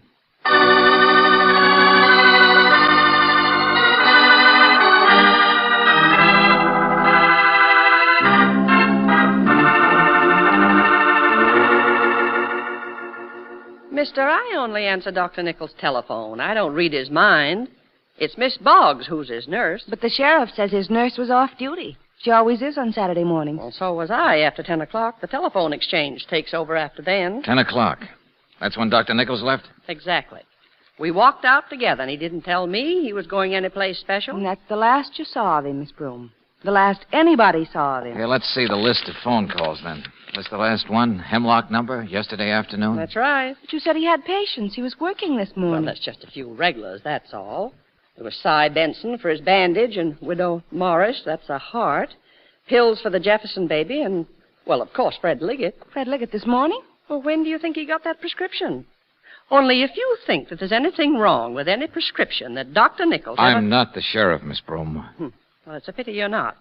And I'll tell you another thing. The doctor, maybe he took Mrs. Liggett out once or twice, but he'd never get mixed up with a woman like that. Oh, you don't think so much of her either, huh? I didn't say that. Hemlock I just said 8339 in the phone book. Just looking up that last number yesterday afternoon, George. It's the Liggett number. Well, all right, what of it? It was her phone, the doctor. So what? That don't mean anything. Maybe it's a talk about the weather. What of it? Well, nothing. Except she was so careful not to mention it to us, George. Yeah. And now what do you think you're doing? Still looking for the doctor? Well, supper time. If I know him, he'll be back home by supper time. That crazy sheriff saying he's disappeared just because he can't find him right Hello? away. Oh, hello. Let me talk to Mrs. Valentine. Oh, it's you, Sheriff. I came back to meet the medical examiner. Good, I'll be right back. No, you won't. This thing's mixed up enough as it is. I'm leaving for the country. What? You know, I told you the doc's country place was empty.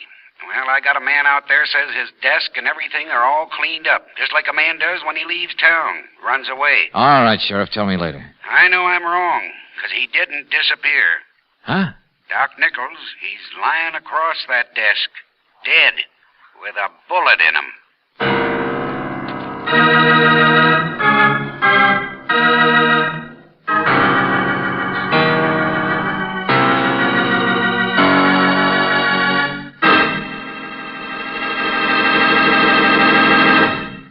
We'll return to tonight's adventure of George Valentine in just a moment. Listen to the difference. Yes, now you can actually hear authentic scientific proof of the difference between new RPM motor oil and premium type motor oils as designated by the American Petroleum Institute. Auto engines are equipped with irradiated piston rings, and during operation, minute particles of radioactive metal wear off the rings. Geiger counters are thus able to detect the amount of wear actually taking place. Listen now as the Geiger counters click off the difference. First, the low wear rate of the new RPM. Now, the much faster wear rate of the conventional oil. Now, new RPM again. You have just heard authentic scientific proof that new RPM motor oil cuts in half the wear rate of critical engine parts, doubles the life of the average auto engines between major overhauls due to lubrication. Proved in the laboratory and checked out in severe road service, new RPM motor oil is sold with a money-back guarantee of satisfaction. Ask for it at standard stations and independent Chevron gas stations where they say and mean we take better care of your car.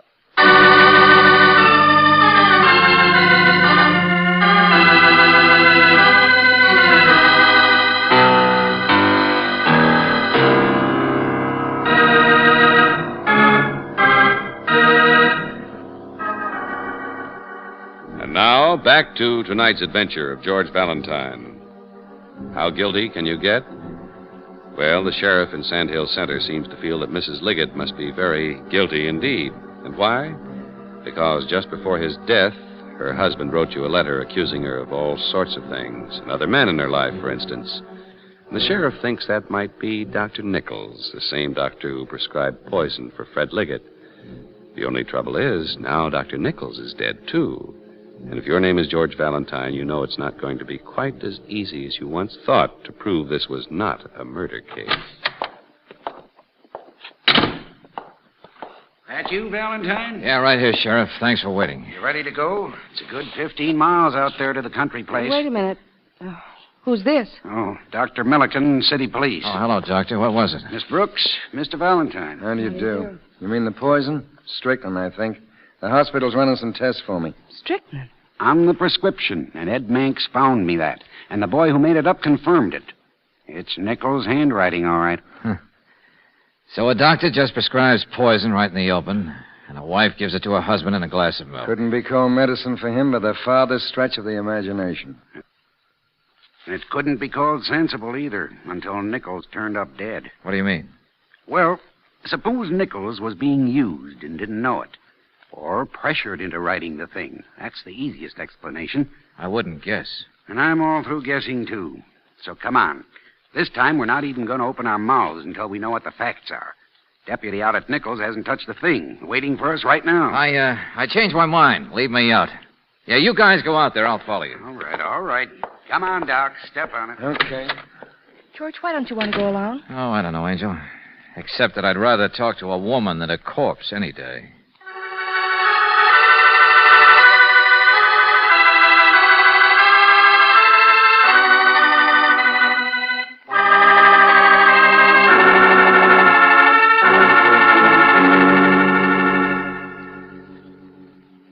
Mr. Valentine, I assure you I've never been mixed up in any way with Dr. Nichols.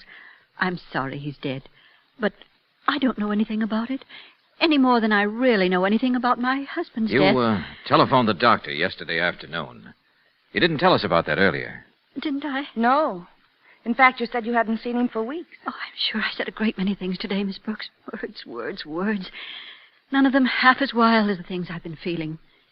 Do you know what it's like to have people automatically assume you're a murderess who... Oh, but I haven't seen him. That was true.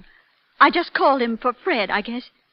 For Fred? Well, I had the car and I had to do some shopping, so Fred was late and couldn't go to the doctor's. You mean he was supposed to have gone yesterday instead of this morning? Yes, I phoned Dr. Nichols to change the appointment, that's all. You... Oh, brother, what's the matter with me? Strychnine. What? Sure, of course. Look, what do you know about your husband's illness? About any treatment he's taken or any... Well, I really haven't paid too much attention, I'm afraid. I know it's anemia, well, but... skip it, never mind. George? Come on, Angel. I want to get on the phone to that Miss Broom in a hurry. Miss Broom? Yeah, unless I can think of the name myself. Ed Manx, the drugstore man. He might help. What on earth are you talking about? Morris, that's it. The widow Morris. A lady with a heart.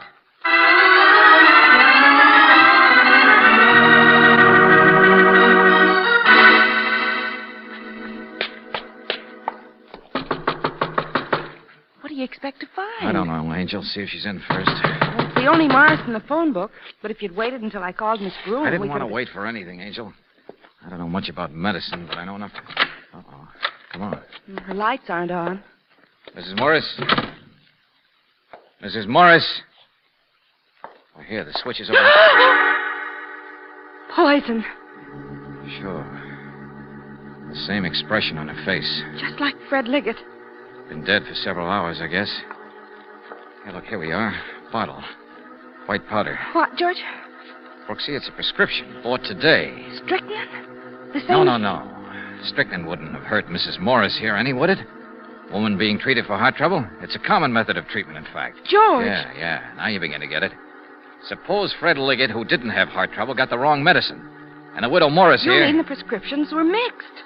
And he was being treated with something that she got, and that killed her. Anemia he had, wasn't it? Oh, but George, no, a doctor couldn't make a mistake like that. It's impossible. That's what I always thought until right now. And why would he himself have been killed? The doctor, I mean. Well, let's get out there with the sheriff before he buries all the evidence. Because maybe the doctor's death was just as simple, Angel. Maybe we can wind this one up fast.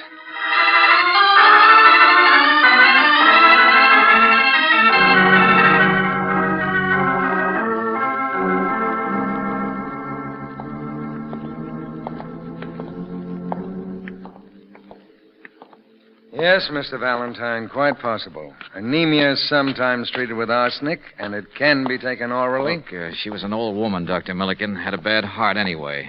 It wouldn't have taken much to... Exactly. I'll get down there as fast as I can. Okay, thanks. Well, Sheriff? Well, Valentine, look for yourself. I told you before, I'm all through playing detective. When did Nichols die? I don't know for sure, but a little time after the other two, apparently. Lying across the desk here, arm outstretched. Well, you're doing fine. You're one jump ahead of me. Found the gun in the wastebasket. One shot. Uh-huh. He had plenty of time to learn about Liggett and that Morris woman, in case he didn't already know. Wastebasket right beside the desk. Funny guy, Nichols.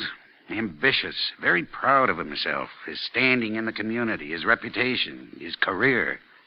Right arm outstretched, huh? Out over the edge, like this. Sure, right-handed. You know, I said earlier, his stuff looked all arranged. Done in a hurry, but sort of like a man who's leaving town suddenly. Or a man who fired a single shot. The gun drops from his hand into the wastebasket, and then he slumps forward on the desk. Yeah, you don't have to go through the motions. I already done it. But you said a long time ago it might not be murder. I was guessing. Now you're not. Because if Liggett and Morris were mistakes, the most horrible mistakes I ever heard of, then I guess this proves it, doesn't it? When the doctor, whose fault it was, commits suicide. That's it. Just look at the evidence. That's what happened. Suicide. So that's how it ends.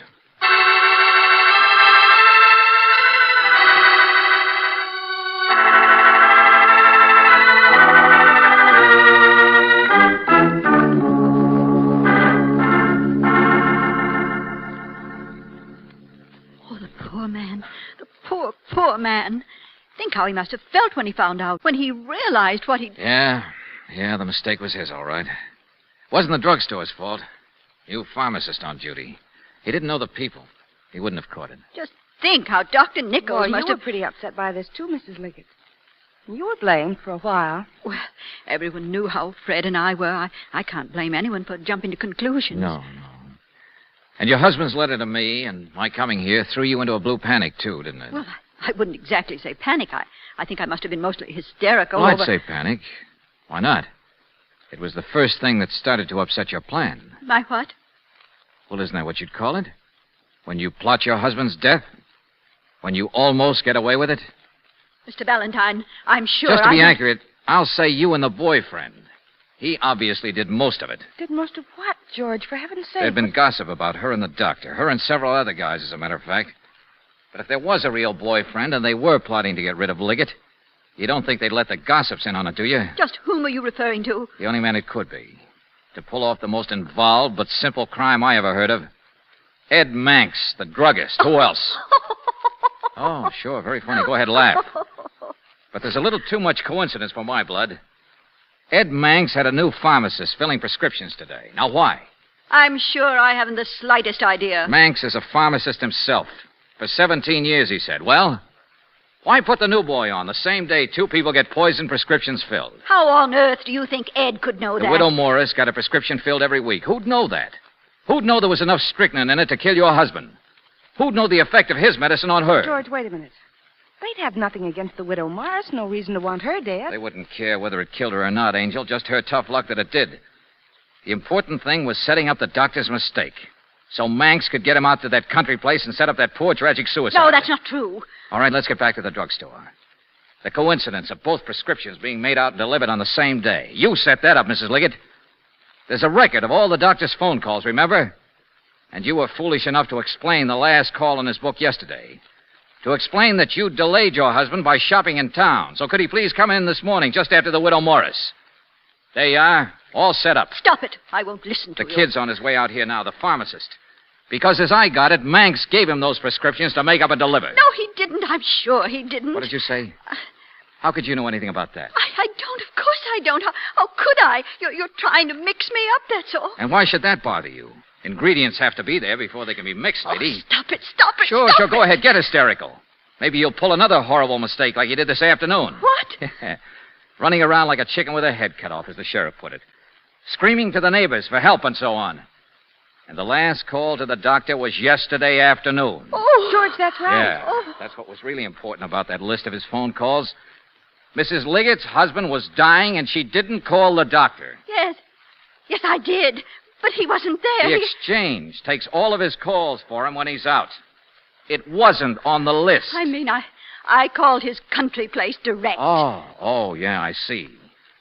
And how did you know he'd be there? Well, I didn't, but... Your husband was dying, and you didn't call the doctor. Stop saying that. One of the neighbors called for me, I thought. Sure. Every one of them must have offered to do it. But they don't show on his list. So you must have stopped them from calling by saying you'd already tried to reach him. But you didn't. No. I mean, yes. Ed Manx will tell you that. Well, come on now. Make up your mind, sister. You didn't want the doctor reached by anyone because Ed was taking him out to be killed. Isn't that right? No, that isn't true. He was at the country place by then. He was... Oh. Oh, yeah. Oh. Yeah. Come on. Trip yourself up a few more times. Stop it. Stop it. Oh. Stop it. Please stop it.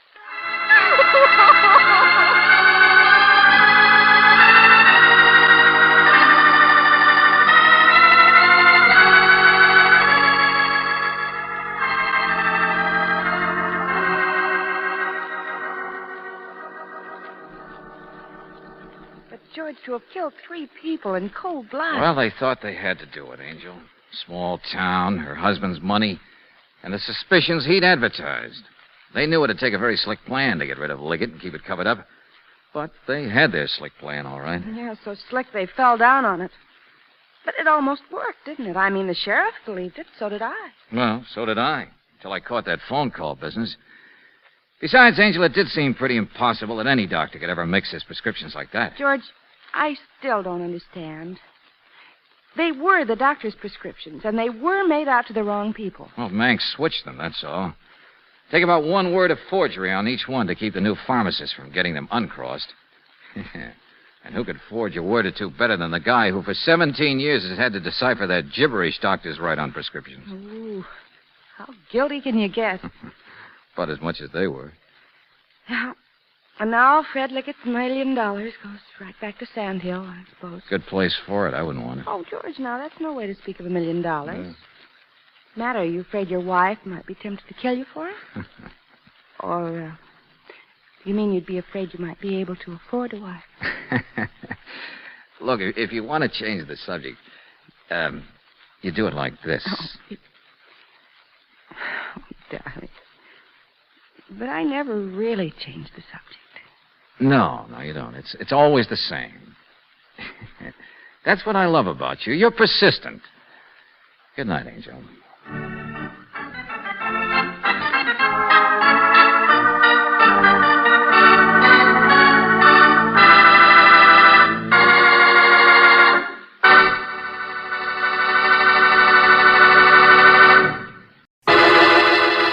Personal notice. Danger's my stock and trade. If the job's too tough for you to handle, you got a job for me, George Valentine. Write full details.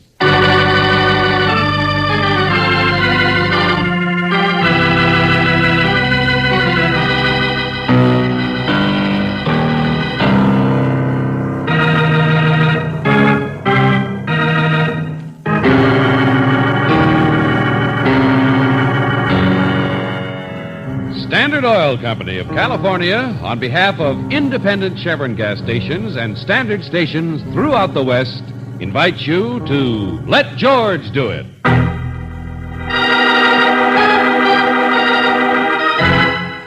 The Man Behind the Frame, another adventure of George Valentine.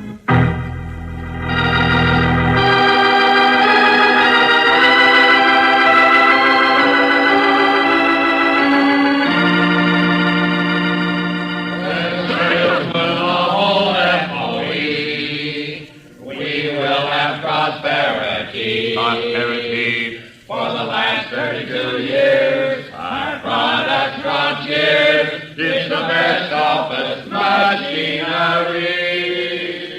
Hold it, you guys. Shut up. Shut up, will ya? I'm trying to talk on the telephone. How can I... Ah, that's better. Bunch of crazy banshees. Hello. Yes, now I can hear you. Lawrence Ferguson? The kid? Well, sure he works for me. Came down from Emmetsville with me just yesterday. What'd he do? Get high on too much soda pop? Oh, look, friend, whoever you are, I'm no nursemaid. Don't bother me with any of this. Shut up, you guys. He what? When? Where did he... Look, Lieutenant, for gosh sakes, tell me. All right. Of course. County jail. I got it.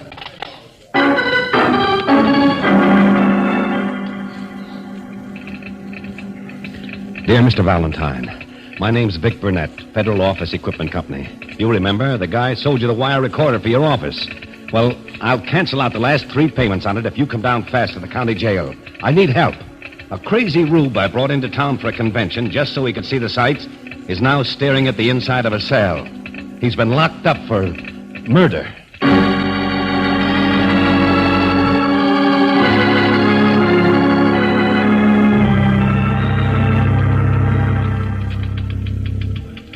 Okay, Mr. Burnett, But I feel okay. responsible for him. He's never been down here before. He's not even a salesman. You see, up in Emmetsville, You I want have to this see him, kid- Valentine, or don't you? Just a minute, Lieutenant Johnson. He's never done anything but read comic books, but I can't let him get railroaded like a Well, common I'm sure he's not being railroaded for anything, and a woman is dead, isn't she? Miss Brooks, listen to me. This kid That's is a good absolute- idea. You listen to him, Brooksy. Come on, Johnson. Gladly. Valentine, wait I a minute. just want to hear it from the kid himself, that's all. What a job. My poor boy's in the hands of the law. Oh, well, that guy's just trying to help. I'm an old man. Guys like Burnett help me get that way. What's eating you? You'll see. Here, through here. A woman was murdered, huh? Take it from there. Hotel apartment where she lived. Name was Sally Fife. High-speed typist. Typist. Yeah, where'd he meet her? What happened? You'll see. Oh, look, Johnson. Blow will you- on the side of the head with a bottle. Oh. Little party? Little gal about 35, fast talker, neat, clean, small business of her own that didn't amount to anything. Fight, sure, a fight of some kind. What else? This is a very refreshing, original story. Why was the kid picked up? Were there witnesses? He was caught trying to run down a fire escape this morning. Taking us all day to even pry his name out of him. Well, I don't see He's why. 26. Skinny, sandy-haired, pimply-faced 26, and probably never earned more than 26 a week in his life, either. You see for yourself. Hey, wake up. Ferguson. Oh, excuse me. Hello, sir. Sure. Oh, don't stand up, kid. I just thought you were asleep. No, sir, I can't sleep. I just shut my eyes like that. I do it in the office sometimes so people don't know I'm thinking. Okay, I'm not sir. This is Mr. Valentine. Sure. How do you do, sir? Whatever you say. Yeah, hello. Sit down, Lawrence. Yeah. You want to hear it, too, I guess. I don't feel very good, you know. Last night you had some drinks. Yeah. See, Mr. Valentine, I'm just a clerk in the office. Up in Emmetsville, I mean. Been there 9 years. Uh-huh. I've begged so many times to come to conventions. The boss, it's Mr. Burnett. He Last night you went to a movie, and after that a bar called the Silver Duck, and you had some drinks. Uh-huh. There was a banquet on the schedule, but, of course, I'm not a regular salesman. I mean, just a clerk, you know. But I do handle the boss's correspondence and the district records and things. Well, I was alone last night. I don't know anybody in the city or anything. You knew this woman, didn't you? This Sally Fife? No. What? No, I didn't. Not until then. In the bar, I mean. He met her there. Very refreshing. It's true, too. Go on. Well, I had several, I guess. You know how it is when a guy's alone, on the town, so to speak. I don't remember very well, but I guess I met her. She was awful nice. Anyway, sometime later, I didn't feel very well. Yeah, sure. It was a long way back to the hotel, and she said she'd make me some coffee up at her place, close by. But she was nice. I don't want you guys thinking anything. Yeah. We know all about it. Tell him what happened when you got there. I've told you, I don't know. It's not clear. I'm not used to... I mean, I don't know whether I drank the coffee or not. All I know is that it's daylight and I'm asleep on the sofa. All right, hold it, kid, hold it. There was a fight, wasn't there? You had trouble with this girl, and then... Stop it. Leave me alone. All right, I ran. Sure, I ran. I tried to get out the fire escape, only my head was all dizzy. I would have got away if it hadn't been for that. That's this morning when they caught you. Get back to last night. Well... she was. Dead. What do you think? I killed her. Oh, you did? Well, tell me about it. Refreshing, original story. I don't know, tell you what. I wanted to have excitement, what it feels like to be kicked around and yelled at by all them salesmen. But clerk, sure. He'll never get any place. You know, they're all fakes, all of them. Loud-mouthed jerks I could wrap around my finger any time you ask. Salesman, I'm better than any of them. Cut it out, kid. Now, easy. You said you killed a woman.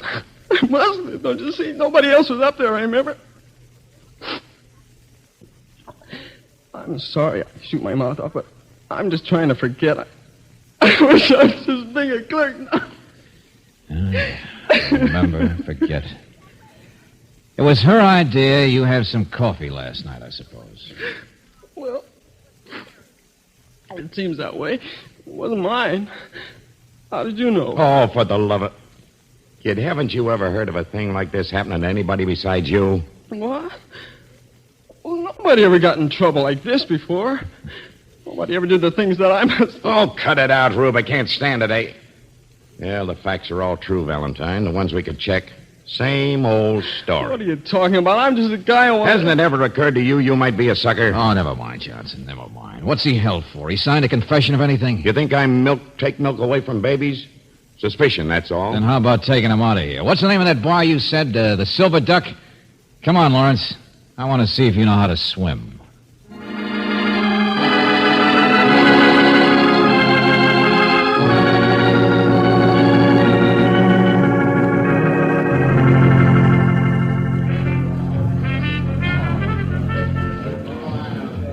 What's the idea, Mr. Valentine? This is where I was, all right. Relax, relax. Nobody's noticing the handcuff. Yeah, but just to stand here all the time. Keep watching. Neighborhood place, same people every night. It's about the same time now, too. The girl, Valentine, that's the part of it that doesn't fit. She wasn't the type, wasn't a regular customer. Yeah, Johnson, it does. I'm just all mixed up. I want to go back Lawrence, on your first night in the big city, how did you meet this Sally Fife? How about a demonstration? I want to see how a boy from the stick strikes up a conversation with a strange woman. Well, I know my way around. Oh, no. I don't know. She said hello to him. What do you think? He probably blushed, too. Johnson, you contradict yourself. You said she wasn't quite the type. Brisk, sharp lady with a job. There's one. That guy. Huh? Which one? Point him out. There with a cigar. Just came in. Oh, I don't know. I'm not sure. I must have seen all the people who were here last night. I remember the waiters. Excuse me. Valentine, Lieutenant, wake up. What's the most likely way the kid here met Sally Fife? Got picked for a patsy or whatever it was. Somebody probably introduced him, don't you think? So I'll see you later.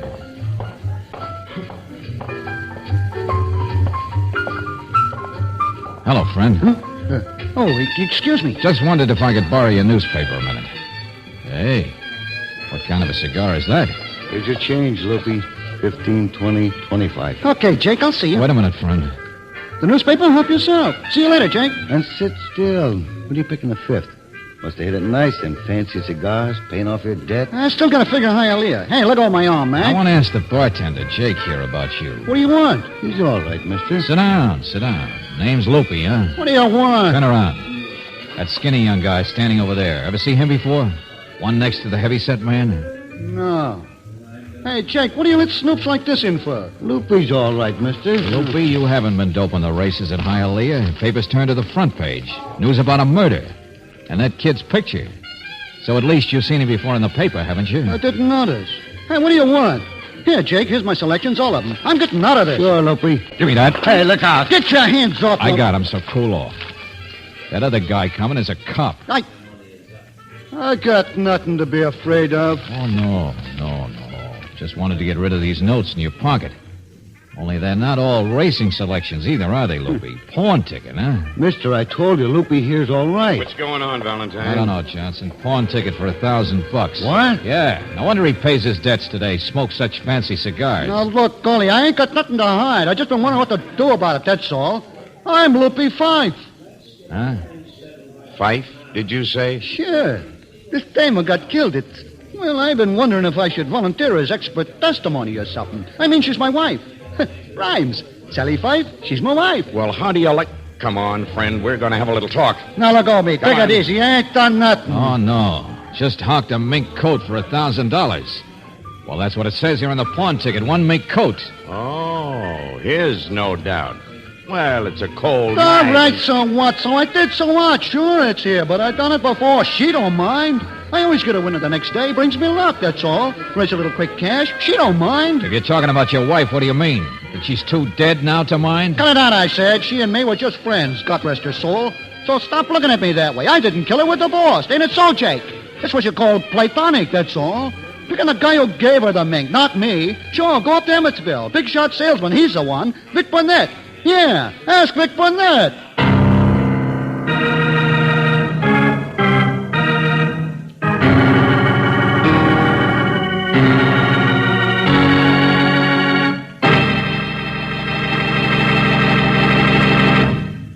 We'll return to tonight's adventure of George Valentine in just a moment. Listen to the difference. Yes, now you can actually hear authentic scientific proof of the difference between new RPM motor oil and premium-type motor oils as designated by the American Petroleum Institute.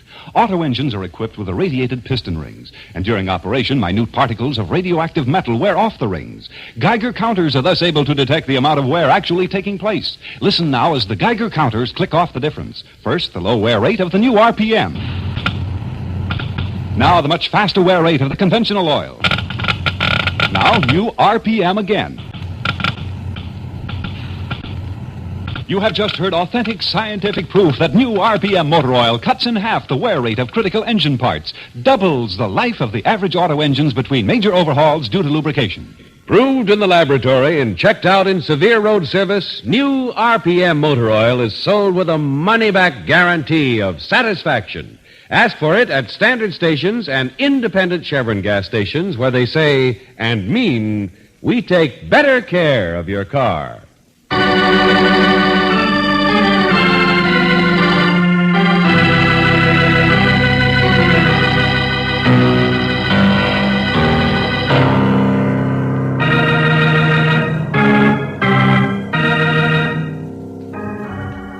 And now, back to tonight's adventure of George Valentine.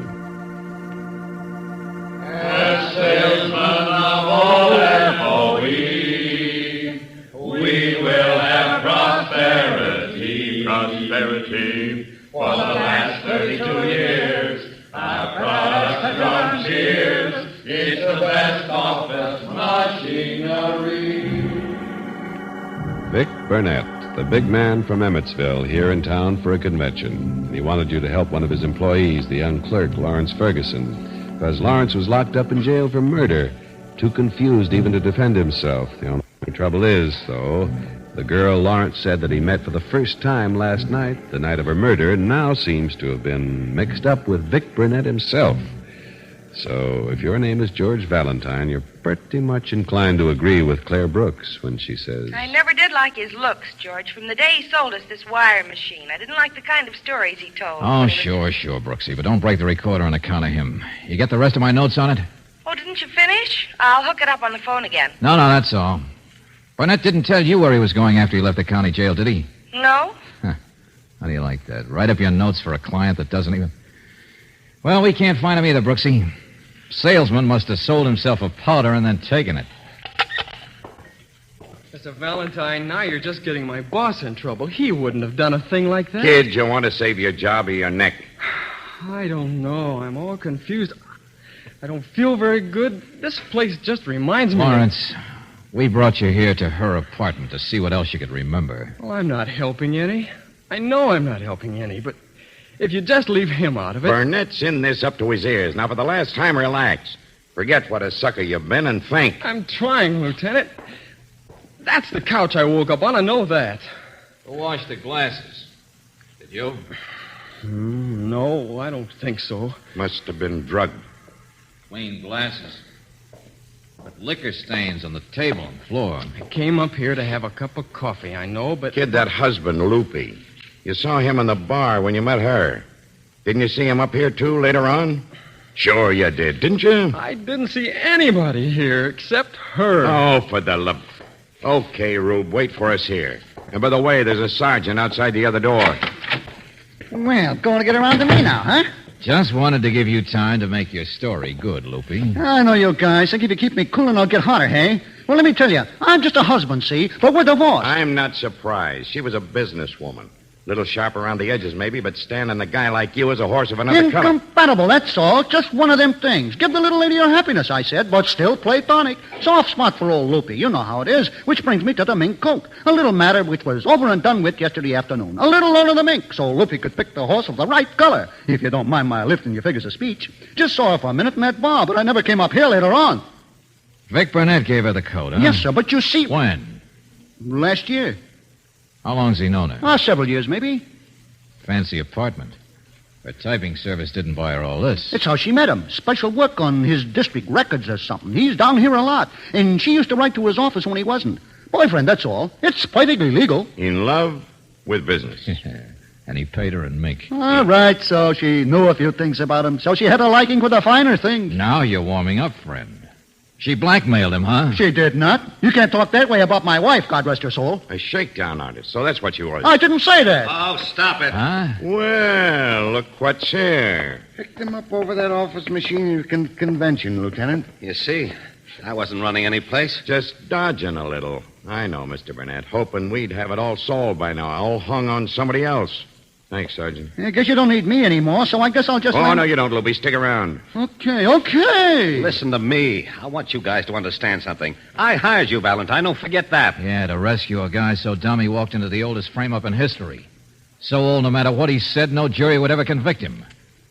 But that doesn't mean you couldn't be the man behind the frame, does it? Sure, he must be. Listen, I said. I would have told you everything, but you know how it is. Head salesman, travel a lot. Why should I tell you about Sally? She was my style. She never asked more than I could afford. She was all right. She was a good sport.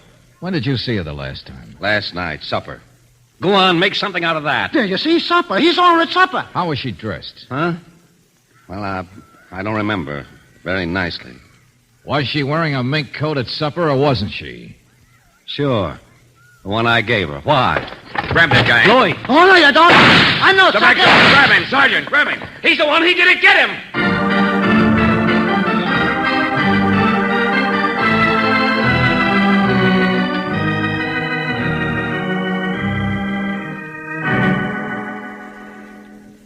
He got away, George? Oh, yeah, sure. Of course he got away, Brooksy.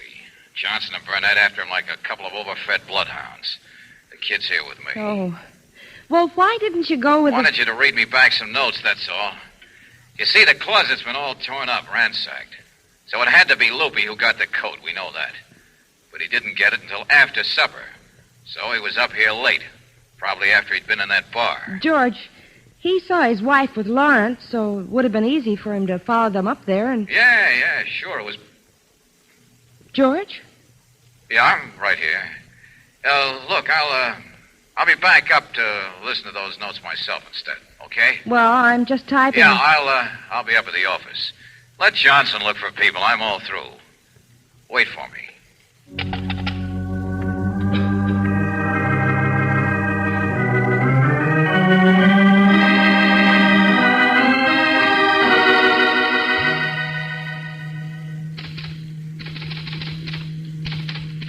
Notes for Burnett. Interviewed Lawrence Ferguson. Oh. Notes for Burnett. Interviewed Lawrence Ferguson in jail. Has stack of circumstantial evidence against him, including the fact that he was caught running George, the scene of crime. I'm just getting started. The only trouble is... Oh. Hello, ma'am. I heard that voice and thought it was Mr. Valentine. I thought you were. You're Lawrence Ferguson, aren't you? Yeah, that's right. You mind if I sit down to wait for him? How'd you know? No, sit down. He described you, I guess. Oh? I was all dressed up last night. I don't look like much anymore. Oh, don't be silly. I thought George was with you. I can't afford to buy the kind of clothes a salesmen do. They're jerks. You know that? Where is George? Oh, I don't know. He was on the phone. I was waiting for him. Then he hung up and took off like lightning. Thought maybe he'd come over here. Heard him say that. I still got on one of my handcuffs. I guess I better wait for him to take me back to jail. That's all I'm here for. Oh. Go on with your work. I'll just sit here and wait. Well, thank you. Only trouble is, a matter of a mink coat. Loopy, Sally Fife's divorced no good husband, Hawkins. Oh, Mr. Valentine didn't know yet, I guess. Loopy got the coat last night. That's what made it. With a man who committed murder, maybe even with a coat as motive, hock it, seems to me he'd be a lot more likely to sell it. Mr. Valentine's a smart man, isn't he? At the time Loopy hocked the coat, today, he didn't even know his wife was dead. I'm sort of like Mr. Valentine in some ways. Smart. Where is George? Tell me. If he left to come here and you were with him, he'd be here by now. I don't know. I'm waiting. Just like you are. Yeah. He said the closet at Sally's apartment was all ransacked. Loopy wouldn't do that, would he? He'd know where the coat was. Maybe he already got it. You mean while you were in that bar with his wife? Maybe. She wasn't wearing it. How did you know she even had a mink coat? I don't know, ma'am. I'm all mixed up. Yes. Play some more. That machine the salesmen sell. Big shots. Jerks. They even got a song. Salesman of all FOE, we will have prosperity. Isn't that a laugh? Like a bunch of high school kids at a football game. Well, I see what goes on. I can make more money than any of them. Lawrence, stop. Stop. I'll play it if you want. Sell it. Also, Mr. Burnett, it bothers me you'd hire me and still keep things secret. But you did hire me, so answer a few questions. Your correspondence up there in Emmetsville. Sally Fife did business with you, so whoever handles your correspondence would know about her. Check? And that's your clerk, Lawrence. He would have known about her through the handling of district records, too. But he insists he didn't even know her name until last night. Why? You killed her. Poor innocent boy being framed. You killed her. Mr. Valentine's smart. You're stupid. You killed her and ran, but you got caught. Don't say that! That's what she said. I'm sorry. They were sorry for me. They thought I'd been framed because I made it look that way. I spilled liquor on the rug and the table. I pretended. I used to give Sally information about Mr. Burnett. And then she'd get mink coats and things. I don't care. I don't want to know. She wouldn't give me my share. She said I was stupid, the same thing you said. Don't touch me. Why not? I have to kill you. Get away. Sally couldn't give me my share. But I got even with her. And even if they caught me, I still made it look like I'd been framed. I looked for the coat, but it was gone. Get away, I said. But he still got away. Stop it. You only said Valentine. I wasn't framed. Sorry for me. They thought I'd been framed because I made it look that way. I spilled liquor on the rug and the table. I pretended. I used to give Sally information about Mr. Burnett. She'd get mink coats and things. Listen here, I don't want to know. You turn that thing and try to record what I say. Stupid, the same thing You think you got a confession, don't you? Where's the button on this crazy thing? I didn't know. No, I didn't. You bumped it yourself. I know what kind of proof I am. And so, Mr. Burnett, I guess you don't need a report. The kid you wanted me to help is nothing but a pin-brained loony. Where's the button? Turn it off. Oh, yes, it will, Buster. Oh, George, you're here. I'll show you the button.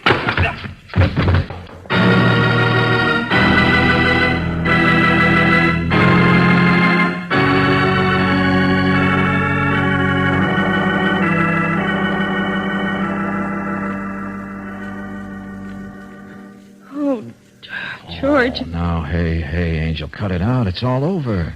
He didn't hurt you. But I didn't know where you were. I thought he'd done something to you. Well, back when I was telephoning, he was outside with a cop. He slugged him and ran.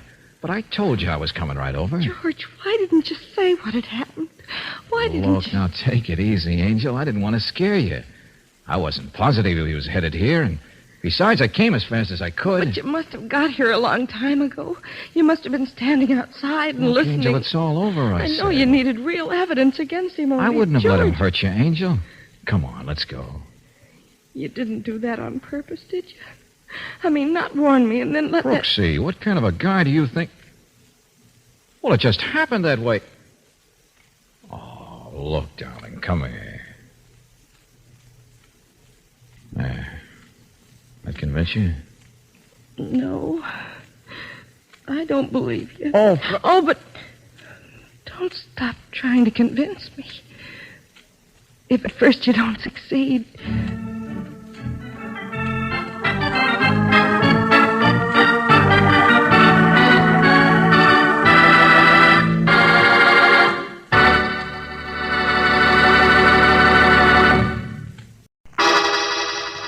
Personal notice. Danger's my stock and trade.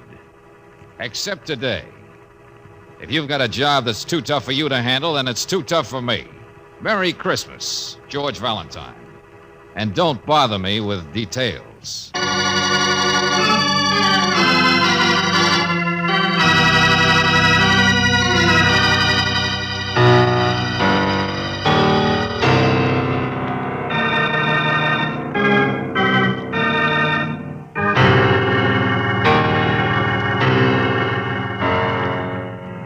Standard Oil Company of California, on behalf of independent Chevron gas stations and standard stations throughout the West, invites you to Let George Do It.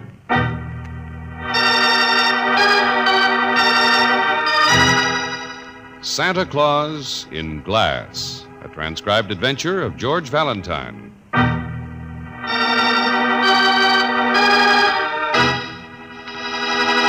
Stabbed, I said. S-T-A-B-B-E-D. Stabbed. This bird's been stabbed. What do you say we should do, George? Listen, Johnson, I don't want to work on Christmas any more than you do, but will Did you tell him that's the way we found him, Hold George? it, Brooksy. I can't hear.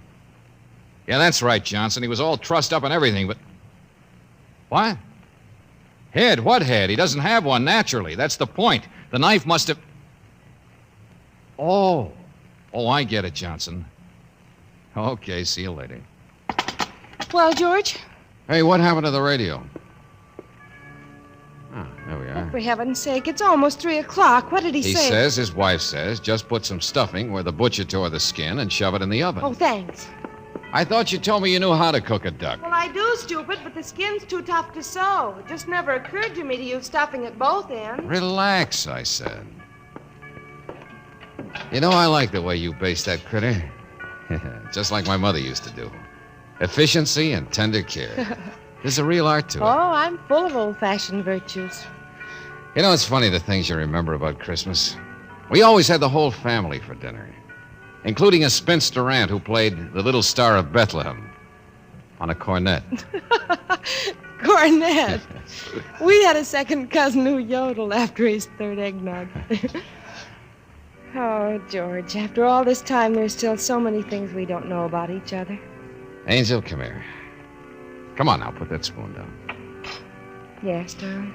Well, the mistletoe is in the other room, and the kitchen is not very romantic, but, well, this has been a pretty swell Christmas. The best we've ever had together.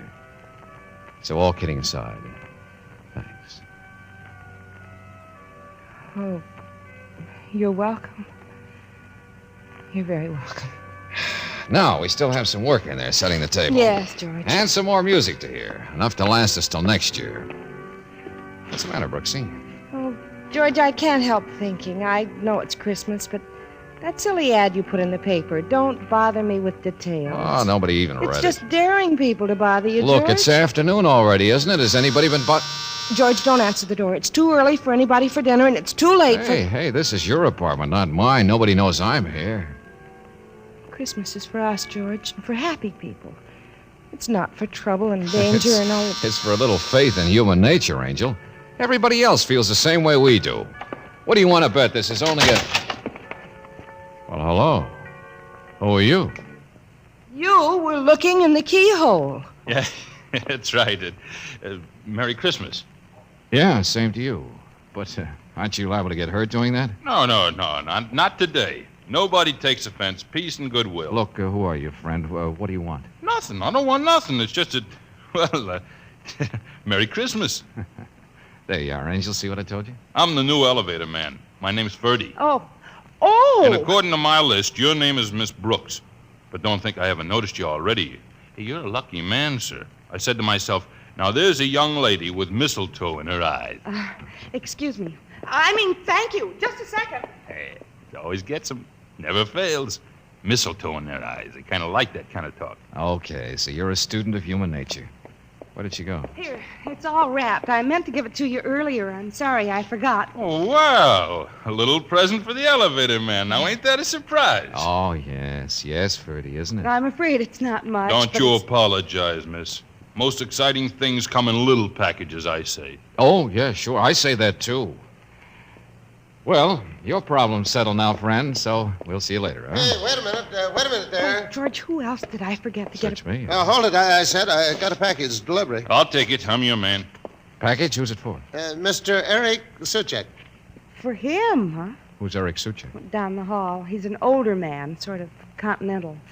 I don't know what he does. I've never really talked to him, but he's very interesting looking. Down the hall, you say? Which door? I'll take it for you, Mac. I'll take it. No, you won't. Special delivery service. Besides, I'm out for my own tips. Mr. Suchek's asleep. He told me to take anything that came for him. Asleep this time of day? You sure? Well, you guys figure it out. Come on, Angel, back inside. Wonder what it is, George. Such a fancy wrapping. I don't know, but curiosity. Let's have it, Mac. I ain't got all day. Suchek's an actor or something, or used to be in Europe. It's probably something romantic from a woman. Yeah. Now, let's have the package, Mac, and here's your tip. Hey, what is this? George, look, It's a present the lady just gave me. A necktie, I suppose. They always are. You need it worse than I do, Mac. Well, it's a little irregular. Suchek will make it up to me. Merry Christmas, folks. Well, the holiday's getting a little commercialized. Did you see? He gave him my necktie, my present. He just gave it away. Well, he expects something better out of Suchek. We shouldn't have let him do it, Well, it's George. none of our business, Angel. That elevator man's up to something. I know he is. George, what do you suppose was in that special package? Hey, stop it. How do you do? Season's greetings, that sort of thing. Thanks. Who are you? You don't mind if I step in for just a moment, do you? What? Thank you so much. Sure. Come right on in. This is Grand Hotel. I beg your pardon. Oh, yes, I see. Well, I'm so glad somebody does. Farnham is the name, Leopold J. Farnham, and I assure you I'm more embarrassed than you are. I say you're having duck, aren't you? I can smell it. I doubt if there's enough to go around, Mr. Farnham. Maybe what you're looking for is a Tom and Jerry. Oh, no, please.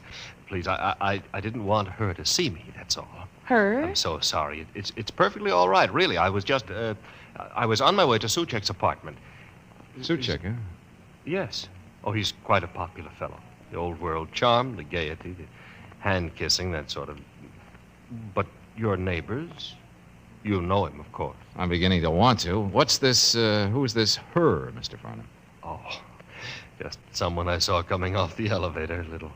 A little social faux pas, nothing more. I wanted to keep the day happy. She's gone down the hall now anyway, and I can slip to the stairs. But tell us why you wanted Much to... obliged, and I hope you enjoy that duck. The Mad Hatter. Darling, what's going on? Wait a minute. A lot of mink coat down the hall there. Oh, knocking at Mr. Suchek's door. Yeah. So that's the woman Mr. Farnham was talking about, George. Guess so. Come on, Angel. If other people can play games, I guess I can, Now, too. George, you stay here. Don't you dare get mixed up in I it. just want to tell her she's not knocking loud enough. Eric? Oh, Eric. Excuse me, but I heard the elevator man say Mr. Suchek was still asleep. What? Who are you? This is Mr. Valentine, and I'm Claire Brooks. I live next door, you see. But asleep? Right after 3 o'clock. What went on here last night? A party? Oh, of course. The man with all the friends. The idol of the dowagers. Well, they were very quiet. I mean, I heard people leaving his apartment long before midnight. My apartment, you mean? But it would be decorous, wouldn't it? As he's always so decorous. The model of behavior. Did you say your apartment? Of course it's mine. Quite a big one, you know. You don't think he could afford it, do you? I'm Mrs. Suchek. Mrs.? Or doesn't he tell his neighbors about his wife? Would it spoil that beautiful aura of tragic, unemployed European? Oh, you think I'm really nasty, don't you? I traveled a long way just to wish him Merry Christmas, that's all. And the roads from the country house are such a fright, such a dreadful... I just think you didn't knock loud enough. Mr. Suchek. Hey, Mr. Suchek, wake up. He's really a light sleeper. Mr. Suchek. George, Well, now take it easy, both of you. But hurry up with the key, will you? Well, I've got it here someplace. I never use it except when I entertain in town once in a while myself. Such a big place, but he takes care of it for me. At least he does that. There, is that one the key? Oh, yes. Here.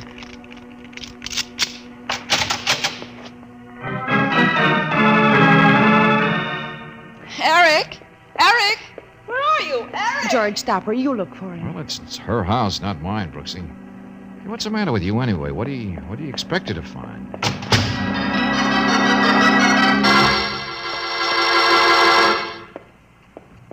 He's not here. Oh. Went out someplace. Okay, Mrs. Suchek, we'll just move She was here an hour ago. Huh? I had my chauffeur phone to make sure. Had him pretend he was somebody else. Eric doesn't like to be surprised. But I was going to surprise him anyway. That's why I couldn't understand that sleeping business. Funny he didn't wind the clock. What did you say? The clock had stopped last night, I guess. Milk is still on the back porch. Look, his clothes are here. Oh, he just went out someplace. Why, his bed hasn't been slept in. Well, he went out last night, then. There's nothing to get all excited about. Don't leave me. Please don't leave me. All right, Mrs. Suchek. But what are you so nervous about? Why do you think something's wrong? Oh, it's Christmas. I don't want to be alone. Oh, I don't know why I didn't stay in the country. There's a wonderful party out there. 16 people for the weekend. And the roads are so frightful. They always give huge parties on Christmas. It's one of the nice things about inheriting a lot of money. Why worry about a husband you don't like, anyway? What? Oh. Well, why not? I never know what he's up to. My friends in town think he's wonderful and so charming, and he's always getting into confidential little deals with them. My friends, mind you, not his. All so rich, and he just loves rich people. All right, let's get off the subject and turn on the radio. Listen. I used to be a musician, you know. A very bad one. Studied in Paris. Yes, Mr. Valentine, I'm very nasty. I'm sorry. I'm worried about him. We're so far apart, and he's up to something. I don't know what it is, but it is Christmas. Oh, Mrs. Suchek, did you say your husband didn't have any money? What? Well, really, he's not a little boy, for heaven's sake, running around without pocket money. He does get his allowance. No, he doesn't work. Just charming, that's all. It was different 20 years ago. Over there, he was an actor. But then they closed the theaters in Europe. You can't live on pride forever, can you? Oh, run along, you two. This is absurd and ridiculous, and I'm tired and would like to take a nap. Okay. Come on, Brooksy. George, I asked about money because he's got a bank book in there on his desk. Huh? And it shows a balance of several $1,000s, all deposited in the last few months. Nosy. But he has notes about meeting people at all hours, too. Deliver shipment to Joe at 3 o'clock. Steamship docking at 7 a.m., Pier 52. Get bids from jewelers on... Anyway, that kind of... Skip it. But shouldn't we say something? And shouldn't we ask about that man who was just up the Leave her hall? alone, Brooksy. We don't know what kind of a guy her husband is or what he's up to. I wonder if she does. Oh, are you coming, too? Yes, it's cold here. I don't like it. I'm going to run down to a hotel. Okay, which one? I want to phone you after I've had a little talk with the elevator man. Yes, he was so positive about Mr. Suchek being asleep. Never mind. See you later, Mrs. Suchek. Oh, wait a minute. Miss Brooks, you didn't see a mirror in there, did you? The room beyond? What? A mirror, a hand mirror. I left it here the last time. It's gold, it has my initials. And there's a diamond thing. Well, I guess it's just mislaid or something. It's not important. Never mind.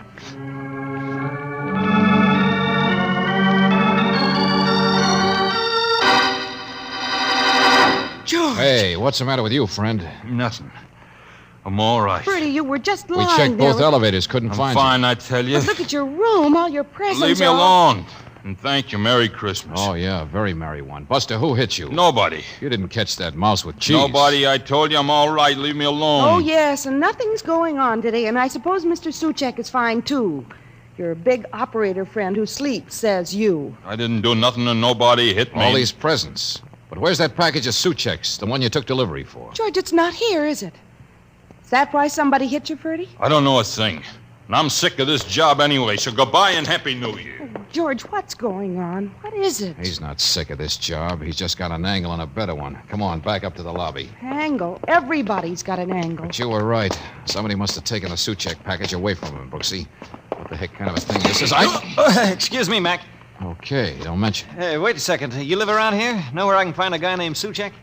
I got a package for him. Oh, no, not another Let me one. see. Sorry, it's insured. Well, I could take it for him. George. This ain't no Christmas present, buddy. It's from Holland, insured for $5,000. Just tell me where. He's not at home. Says you. I got a phone number on him. I'll find out. And you look so trustworthy.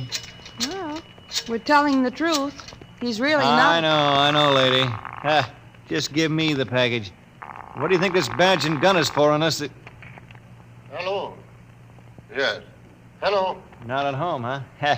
George. What number did you dial? Armored delivery, Mr. Suchek. Oh, yeah, I was expecting you to call. You have a shipment for me. Number upstairs. What do you think, wise guy? Well, there's no apartment number, Mr. Suchek, so if you'll just tell... I don't want it, please. I don't want that one. Not today. It's marked special. I'm sorry. I am home, but you'll have to wait delivery until tomorrow, please. Okay, sir. Not at home. The things people will pull. And on Christmas, too. George, we were just upstairs. He's not there. Quite an operator suit check for a man with no dough, no job, just a lot of connections through his wife. $5,000 packages. I don't blame Ferdy for getting interested. And one of the packages is missing. Yeah. Let's go see this mighty man. Find out what he is up to behind his wife's back. See him, but he's Double not... phone, Angel. It's simple. That's why she thought he was home, too. Her chauffeur phoned earlier, remember? Double phone? Yeah, like some doctors have. A special service. Same number in two places. And he doesn't want people to know. Well, George, it sounds to me more like a double life. Uh-huh. And one of them's not so good.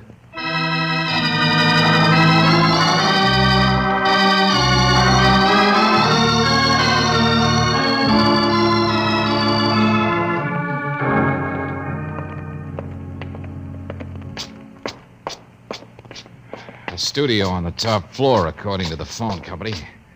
Not quite as fancy as the apartment. Oh, but it'd be a lot more convenient for meeting the kind of people you wouldn't want in your wife's place. Oh, I don't know. They got him listed as being in the import-export business. Phew. Hey, look who's here. Hello, Mr. Valentine. Been waiting. I saw you drive up and look around outside. Mr. Farnham. And you know my name now, huh? No, I don't have much time. Yes, of course I do. Well, I came to see Suchek. Yes, I know. Naturally, you came because of his wife. She's a strange woman, but you decided she's unhappy and upset about her husband, and you wanted to help her. Well, you know everything. I've also found out you're by way of being a detective. I assure you I've hired plenty of them myself in the past few weeks. So I thought you might respond to a Christmas present. $100 bill? Now, I can prove to you that I am perfectly honest. That's more than we can say for Suchek, don't you think? You didn't act like it. The way you ducked to avoid her... It's not very easy for a man who's in love with a woman whose husband... Well, anyway... You mean you and Mrs... Oh, yes. Yeah, of course. She was with me here just now to talk to one of the boarders in this place and to one of my detectives. Just now? Look, Farnham, what are you up to? She's going to meet me at the train, and I don't want to keep her waiting. Detectives watching Suchek? Those packages of his, this double phone? Did you find that he's a crook? I'm trying to explain nothing to you. That's what the $100 is for. I don't want her to be any more upset or to know any more than is necessary. Buster, I'm getting sick and tired of all this fog. Maybe Suchek himself I can don't tell even me. know whether he's up there or not. That's not the point, you see. If there's anything crooked, we will turn it over to the police naturally. Then what is the point? And why did you have detectives? Don't you understand the whole thing? Rich, proud woman who wouldn't divorce her husband because, in spite of everything else, he was so decorous.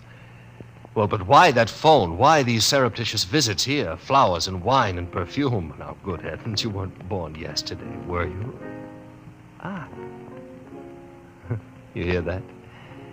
Suchek doesn't play the piano. Another woman. Now, I'm sure you understand. It's Christmas. Mrs. Suchek knows all she needs to know now, so let's have no more trouble. Sure. Okay, Farnham. Happy New Year. Thank you. Goodbye. Wait a minute, Brooks. Come on. George, he's right. You're not going to go in Upstairs, there. I said, come on, fast. What you want? To see something with my own eyes, that's all. Don't mind if I come in, do you, Mr. Suchek? Get out of here. I'm another detective.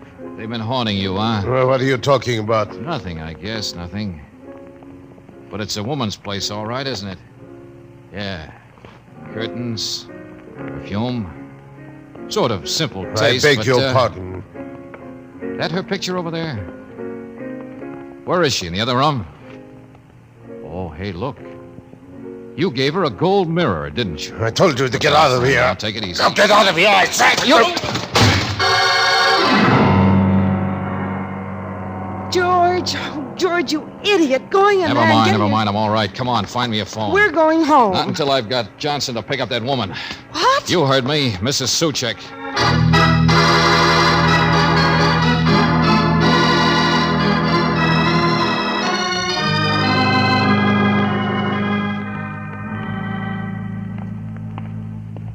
I had a lot of trouble, Mr. Valentine. I got her off the train all right, but the lieutenant says she can sue our shirts off. Thanks for bringing her here to Miss Brooks' apartment so fast, Sergeant. Hey, you better get down and prefer charges. Yeah, sure, and thanks again.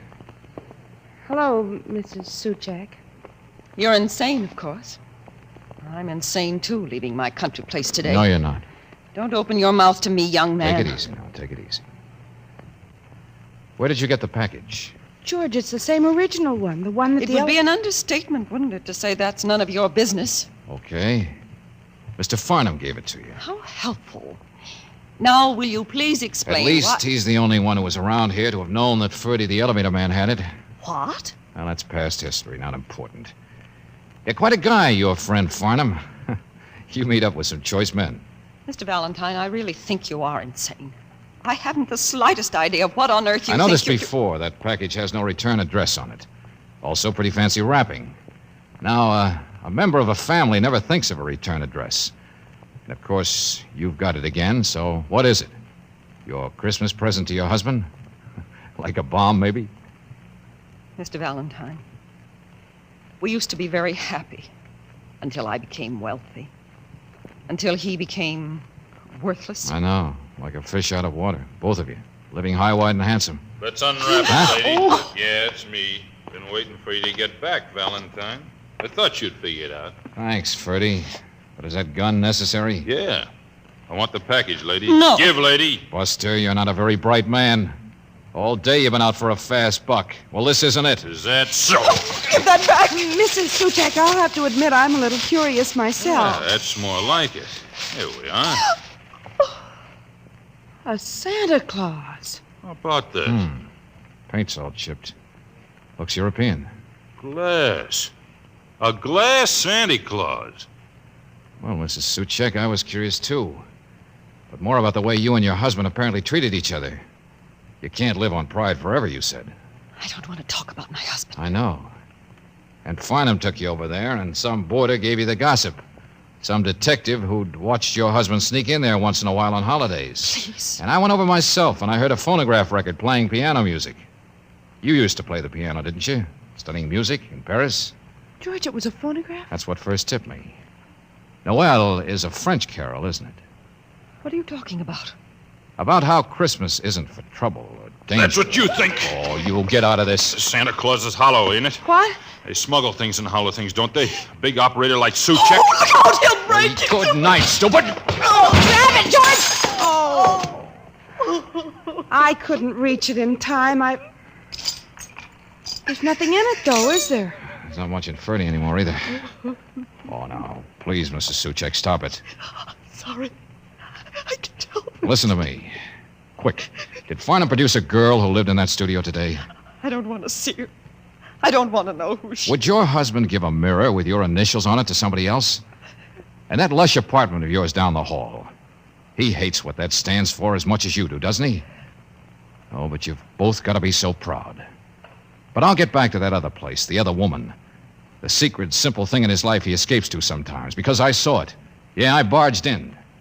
But I didn't see her. You what? But I saw her picture, all right. Yeah, a lovely blonde girl. Her clothes are old-fashioned. There's a French taxicab in the background. Why don't you understand, Mrs. Suchek? That double life of his is about as sinister as this memory, this Santa Claus you picked to give him for Christmas. It's a picture of a girl who looks just like you about 20 years ago. Mrs. Suchek, the other woman is you.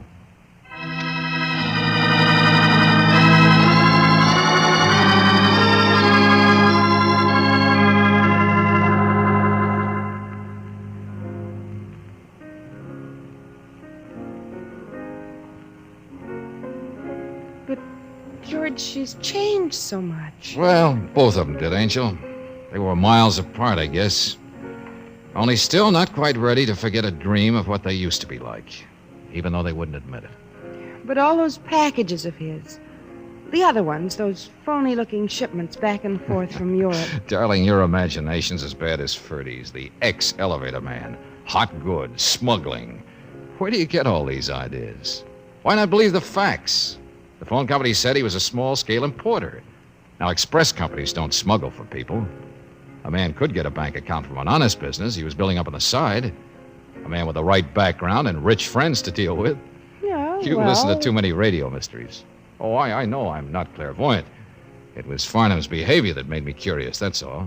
You mean being so anxious to make sure that Suchek never got the sentimental gift from his wife?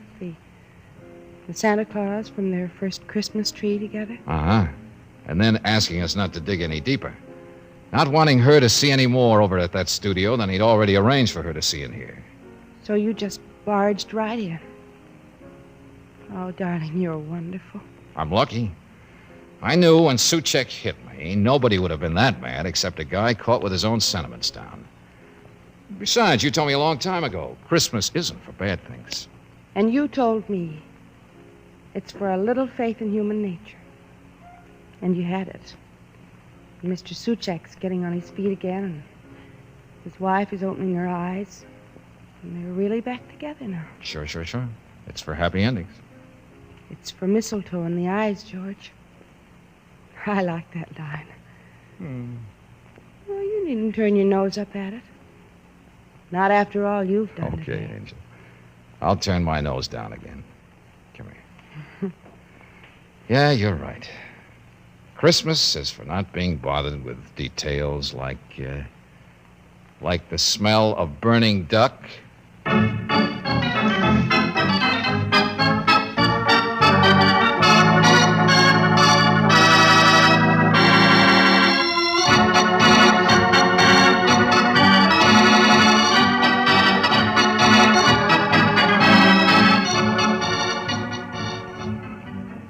Merry Christmas, everybody. This is John Heaston, hoping that your Christmas day was everything you wanted it to be. Hoping you were with family and friends, and that you've heard from loved ones who were too far away to make the trip home. But just a moment, here's a friend of yours, George Valentine. Tonight we'll introduce him by his real name, Robert Bailey. Holiday greetings are not my stock in trade. But if you think the job's too tough for me, well, I have news for you. Friends, it's wonderful. It's wonderful to be on the air with you this Christmas time. So, speaking for myself and for everybody in the cast, all I want to say is, we just hope you've had the nicest, happiest Christmas ever. Now here's a word from the sponsors of Let George Do It, from the Standard Oil Company of California, and from the men at independent Chevron gas stations and Standard stations. Here's what the message says. This is the 4th Christmas time we've been on the air with you. So at this very special time, we feel we're talking to old friends when we say to all of you, heartiest Christmas greetings. And thank you for listening. Good night, friends. Be with you again next week.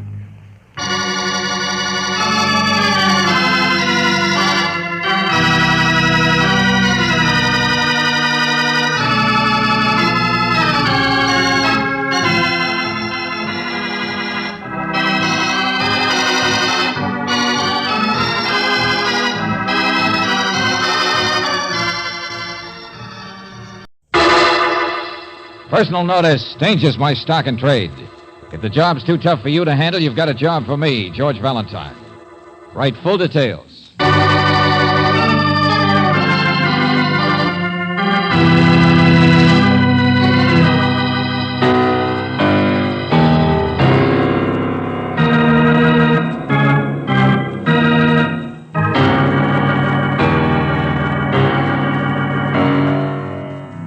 Standard Oil Company of California, on behalf of independent Chevron gas stations and Standard stations throughout the West, invites you to Let George Do It.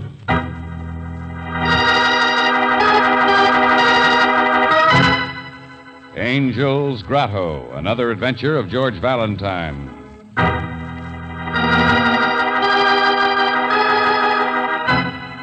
Dear Mr. Valentine, you are fired. I know that's a clumsy way to put it, but I've been a nurse too many years to learn parlor diplomacy. Besides, you've been here at the Grotto farmhouse for almost a day now, and you haven't found anything. Not a single thing. Not that you should have. Perhaps I was just hysterical this morning when I called you out here. But now even the police seem to agree, don't they? Mr. Moraga's death last evening was an accident. Yes, an accident. And so much as I appreciate your coming to help, why should you stay on? Sincerely, Emily Flood.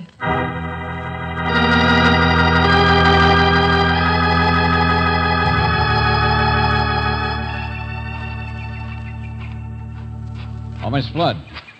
Miss Flood. Yes? Oh, Mr. Valentine. Oh, here you are. We've been looking all over. Did you get my note? Yes, back at the house, but we wanted to... I don't like it back there. I Look, came out Miss to... Flood, I was a little surprised. After all, I've barely even had a chance to talk to you since we got here. You see, there's very little factual evidence of any kind. Here. Did you check here?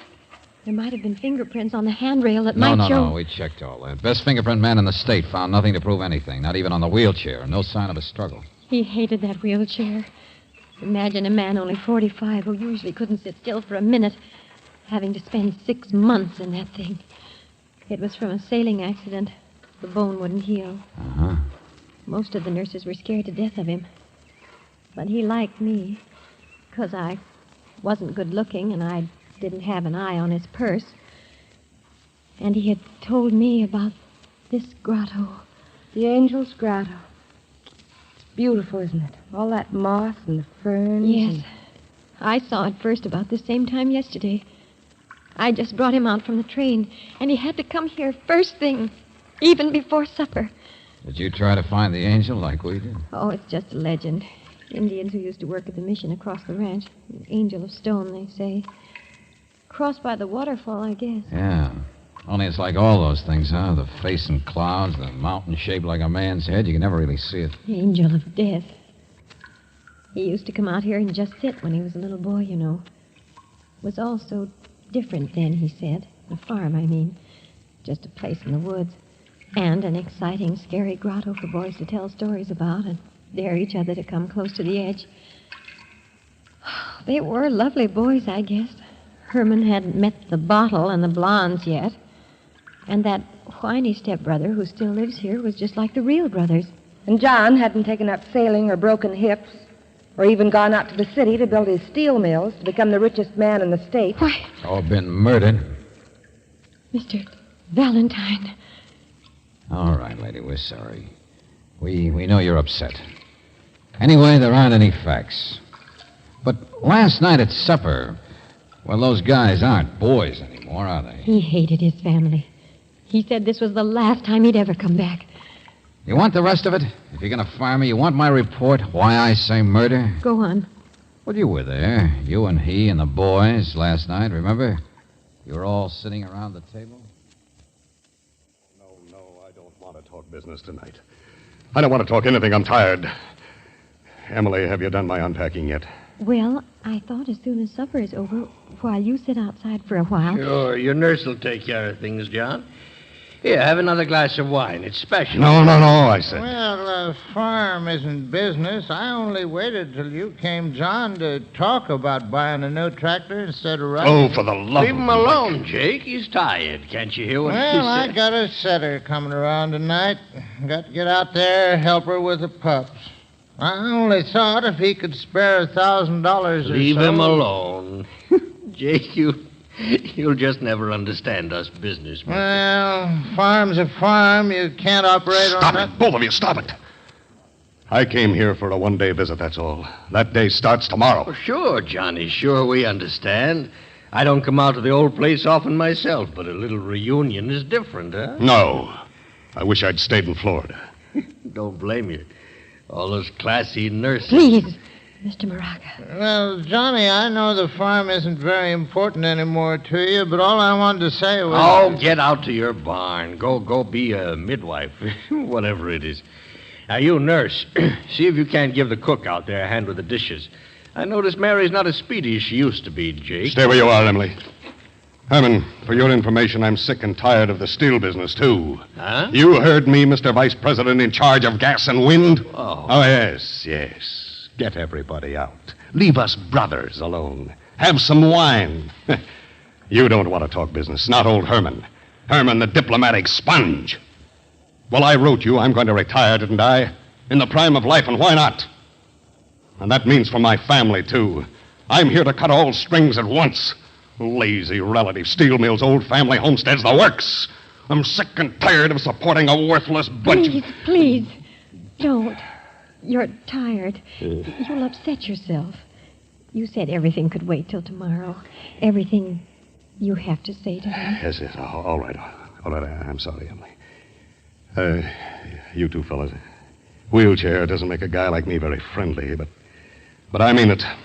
I'm moving to Florida for good. Only, we'll talk tomorrow, huh? Sure, Johnny, sure. We understand. No, you don't. You're going to work for a living, Herman.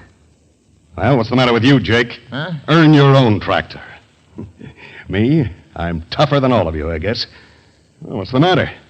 Want to murder me or something? Well, come on, say something. Want to murder me or something? And then, Miss Flood, you brought John Moraga out in his wheelchair to sit in the evening air, and you went back to do the unpacking and clean up the dishes for Mary, the cook, who was out helping Jake. Brother Herman, he went to his room, so the testimony says, where he drank that wine all by himself. Jake, he came out and smoked a cigarette for a while with the impatient invalid. Then went to the barn and was busy for some time delivering a litter of puppies. Your testimony's very complete, Mr. Valentine. So what? So 10 o'clock, you came out to bring Mr. Moraga in for the night. And he was missing.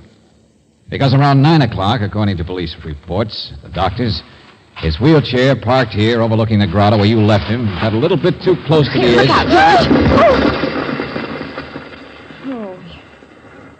But there wasn't any evidence. You couldn't find anything. No evidence to show whether the brakes just slipped and the wheelchair rolled over, or whether Mr. Moraga was pushed off the edge. 200 feet down to the rocks. All those hatreds and everything, even motives. But everybody's story seemed to check. Yeah, that's it. Nothing so far can be proved. Mr. Valentine, you kicked that rock just now to see how I would react. Maybe. Well, I think you should understand there won't ever be any evidence. His death was an accident. I believe that now. So get out. Get out. Please, go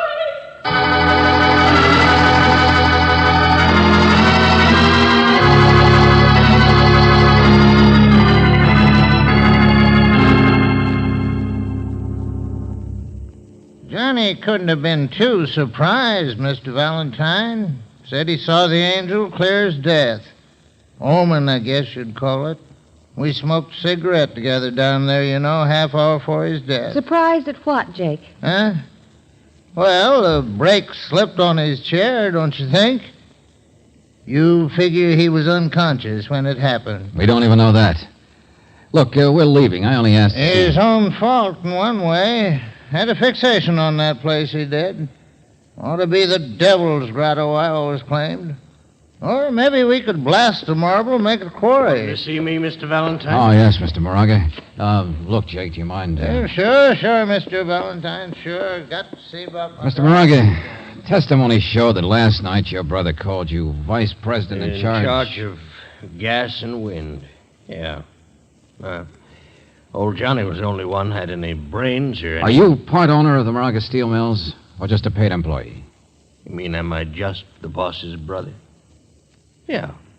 Yes, if you like. Uh-huh. And now that he's dead, Weren't you leaving, Mr. Valentine? Oh, no, don't get me wrong. Jake and I, we appreciate what you've done. But also we're tired of everybody looking cross-eyed at the guys who benefit. I should have told that nurse she was being officious to get you up here in the first place. She was badly upset. Well, so am I. Johnny was my brother. These little nurses get more conscientious the richer the patient is. Oh, how dare you! Mary, listen to me. What in the I name? will not, and I won't leave here until I'm sorry. I didn't mean to hit you, but you can't talk like that to me. I'll talk any way I please. I've been here 15 years. I'll call you all the names I Stop can. it, I said stop it. All right, nursey, now cut it out. Cut it out. What'd she do to you, Mary? Huh. What'd she do? Don't look at me that way. Hey, easy, please. Huh. Miss Flood. Know what she was up to, Mr. Moraga? She was firing me. Yes, she fired me. You what? Now, look here, Miss Flood. You've been butting Take it in easy, a will lot. you? Here, Emily, you're all right. It was the way she looked. The way she... I'm sorry, Mary. I didn't mean You to... see, Mr. Moraga, I happened to overhear this young lady and a policeman Please, talking. no. You just Let me- found out the nurse is really a wife, eh, Mary? What's that, George? Just guessing. But it would explain why she could try to fire you, Mary. Why you laugh at the word miss. Not to mention some things John Moraga said last night. Or why just a nurse should be so curious and hire me You and mean try... this mousy little flat-heeled... Yes. We were married a week ago in Florida. I did tell the police, Mr. Valentine. I wanted to tell you, but I wanted to wait until... Oh, just because I'm his nurse and he was wealthy. Just because... Stop looking at me like that. Nobody's looking any way they shouldn't. I wondered what his big announcement today was going to be. What made that hot-headed sucker want to sell his business, cut us off, go gallivanting off? Get out of here! Every one of you! This is my house now. Get out! So you married a week and now he's dead. Yes. He's dead. He's dead. Don't look that way. Can't you understand? I loved him. And he loved me. Don't give me that Oh, hug. I wish I were dead, too. Leave me alone or I will be! Yes. A good act. Good act, Mr. Moraga? Are you changing your mind? I thought you were so sure your brother's death was an accident.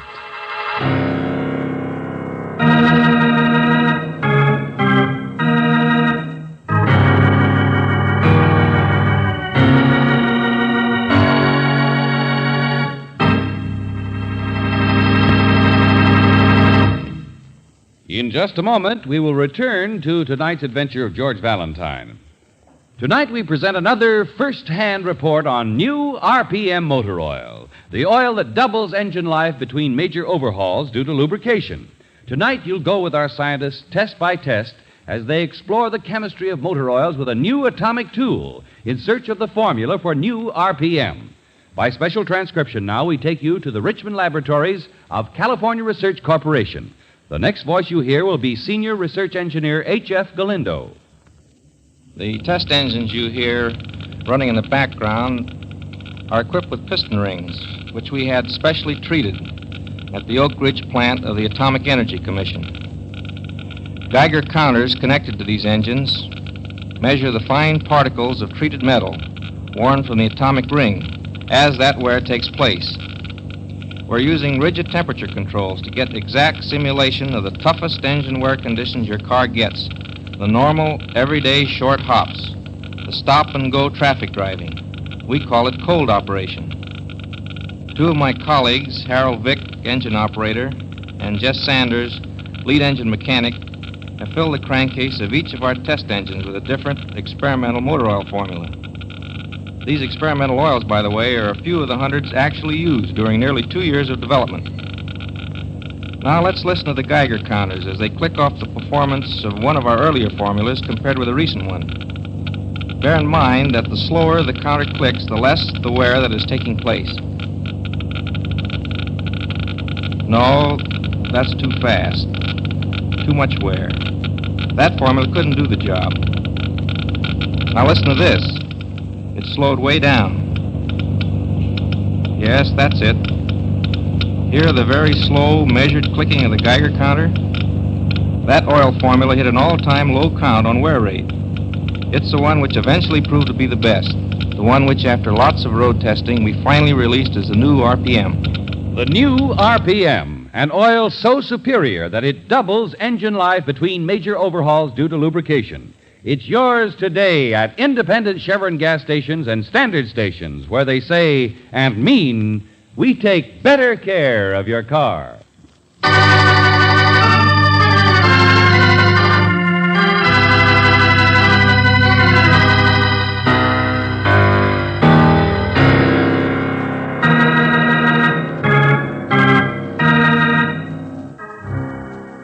And now, back to tonight's adventure of George Valentine. Angel's Grotto, a place of great beauty, a place where a man fell 200 feet to his death on the rocks below. A man in a wheelchair sitting alone in the moonlight. But, according to the police, that death was an accident. There's no further reason for you to stay around. Still, if your name is George Valentine, well, what can you do except stall for time, pretend you can't start your car? Say, look, Jake, is there some rope around here? I may need it when the mechanic comes to give me a tow. Yeah, in the shed over there. Help yourself. Oh, okay, thanks. Get out of the way. Good idea. So that fool Emily won't hang herself. Ha! There's a good one. Come on, Brooksy. Let the rest of them think we've gone. You realize how short our time is? You mean what he just said about Emily? George, I want to go back in and No, talk to her. Brooksy, we got to find evidence before somebody else gets murdered.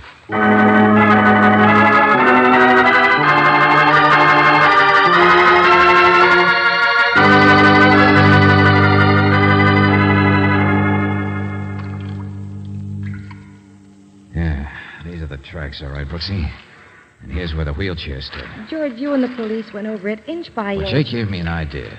He was wondering earlier if John Moraga was conscious when he fell, remember? Yes. Okay, now look, I'm John Moraga. I'm in a wheelchair, see, and I'm sitting here. I'm a strong guy. Strong? George, John had been laid up for 6 months. Well, that's not long enough to break down a dynamo like him. The point is, when he was sitting here, it would have been pretty hard to take him by surprise. You mean somebody slugged him first? I don't know. There's no sign of a struggle. Police thought he might have fallen asleep. George, suppose he'd been drunk. Huh? I mean, remember that wine last night at Oh, supper? yeah, I thought of that. But it's like everything else. Nothing left to show. Nothing left but the tracks of the two wheels here. And hey, Brooksy, look. They just go in practically a dead straight line all the way out to the edge and over.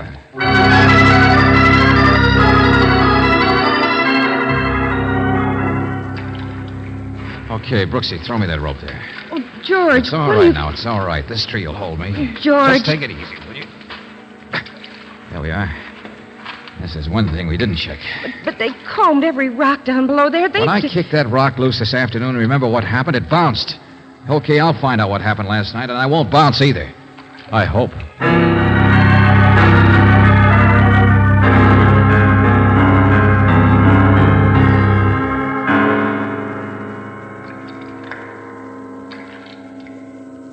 Hey, Brooksy. I can see the angel from down here. Yeah, it really does look like one, you know. Across by the... George, your rope's twisting. I'm all right. There's some stuff to hang on to here. Angel of death, huh? I can't even see you anymore. Brooksy. What'd you say, George? Hey, not so loud, will you? I was just looking down before. It's a watch. What? No. Piece of watch chain. Sure. He did hit here before he dropped to the rocks. I thought so, the way the cliff curves out. It's... Don't go any farther. What if he did lose part of his watch chain? It doesn't tell you anything Oh, about... doesn't it? Hooked on a little twig, some scrub trees here growing in a crevice. Well, you know, it doesn't have any bark. Yeah, that's right. 2 places here, no bark. I'll tell better in the daylight. But, Brooksy, there are kick marks, too.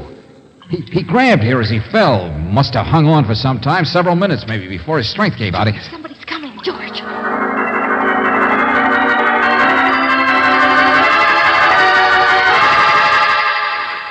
Mayday. Hey, I called you, but I didn't hear you answering. Well, I went to see George. Listen. Listen, what?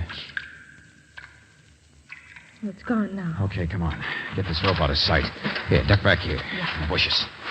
Yeah, that's better. Oh, George, I hate high places. You crazy. But I learned something, Brooksy. The fact he clung there proves John Moraga was conscious. He couldn't have grabbed on there unless he was perfectly all right when he went over.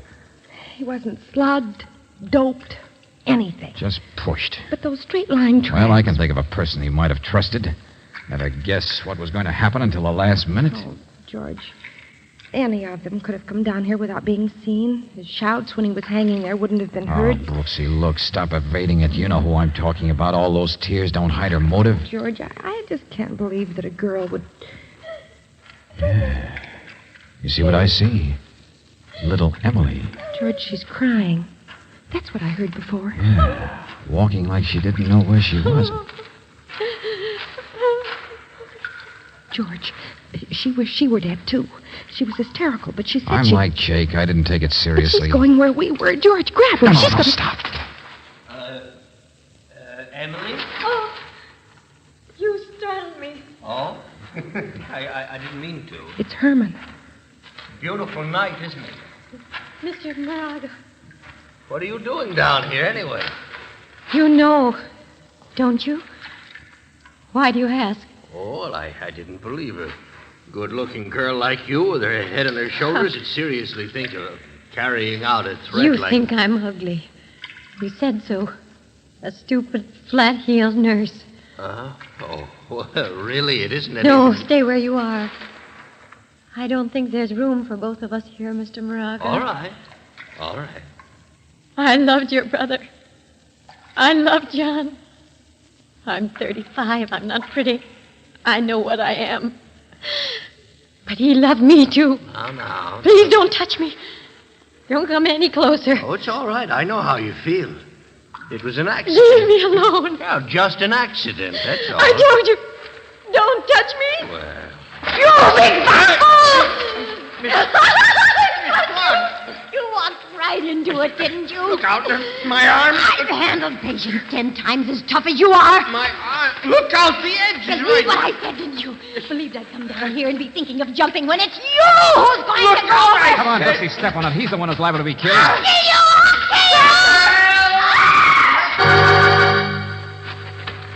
Get back here, I said. Get back. Let go of me. Okay, sister.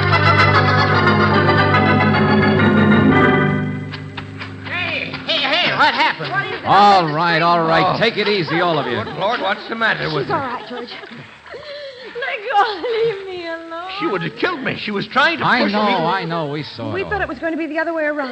Oh? It never occurred to me. She has the same motive for getting rid of you, Mr. Moraga. You're the only real brother. You're in her way, too. Herman, for the love of Pete, what the crazy little fool... I thought that she was... Shove me. What she All tried right, will to you do. please stop it? Yeah, that's right. We prevented a murder. Now I can prove it. Murder number 2.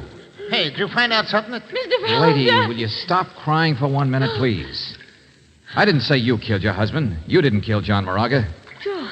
Emily, the tragedy we prevented tonight was you killing for vengeance because you thought the murder would never be solved. Herman did it. I was sure. The police couldn't find any clues for you, but you were like I was. You knew it had to be murder, and so you tricked Herman into following you down here. The only trouble was when you tried to take the law in your own hands, you picked the wrong person. What? Yeah, that's right. He didn't do it. He's demonstrated that pretty well right now, hasn't he? Only, what's your name, Cook? Mary? Oh. Did you ever see the angel? Did I? What? Come on, the angel on the rocks. You've lived around here 15 years, you said. You've heard the legend. Oh, that. No, I don't know what you're talking about. There's no angel in the rocks, Valentine. That's Oh, just an old... yes, there is. Because I saw it. And John Moraga said he saw it, too. Oh, no. No, he After didn't. you left He- him down here, Emily, he supposedly said it while smoking a cigarette. With you, Jake. Now, wait a minute. I never said Oh, yes, you did. I remember it, George. And that was your mistake. Because, Buster, that angel turns out to be a real angel of death. You can't see that rock formation from any place except halfway down a straight cliff. No wonder the Indians had a legend. So when could John possibly have seen it except when he was climbing down there after he'd been shoved, clinging there, hanging there? Why did John scream out that he saw the angel? Was he pleading with you to help him? And did you just stand there and laugh at him, Jake? No, you're crazy. Me, I'm just a farmer. I don't... Sure, you're a big, strong guy. And that's why the tracks of the wheelchair were nice and straight, Brooksy. A man strong enough could just tip it back, load and all, and give it a roll. Now, you listen to me. I was up with that setter of mine. I was clean out in the barn. Mary helped me. Mary, do you know what the penalty is for providing a false alibi in a murder case? No, I don't even know what you're You'd talking better tell me fast, lady, how many of those puppies you delivered. Mr. Valentine. How much of you that think- 2 hours Jake really spent with you in that barn? Hey, get her. She's running. No, we'll get her all right. I don't believe anything that dumb old thing... That's all, Jake.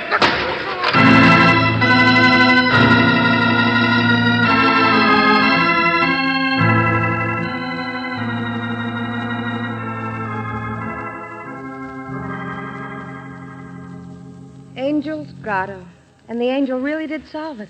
Well, Brooksy, the weak need accomplice didn't help Jake much. But Mary wasn't really mixed up in But it. she started the ball rolling. Nothing else he could do but confess after that. I suppose she wanted to keep the farm as much as he did. And Moraga was going to take it away, sell everything. And to think it all started with our being fired. Emily tried to do it the right way, George. She hired you to find evidence of what she thought had happened. By woman's intuition. So, just on the basis of that, she tries to play angel of destruction, of vengeance. It was crazy and wrong. But she loved John Moraga. Those tears were all true. She told us how much she loved him. First and only love of her life. I could tell. And he loved her just as much. I know. Love, love, love. Hey, how come you're such an authority on the subject, Brooksy? With you around, I'll be darned if I know.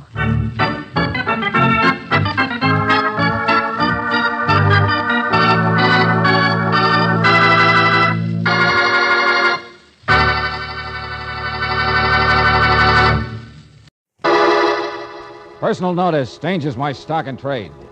If the job's too tough for you to handle, you got a job for me, George Valentine. Write full details.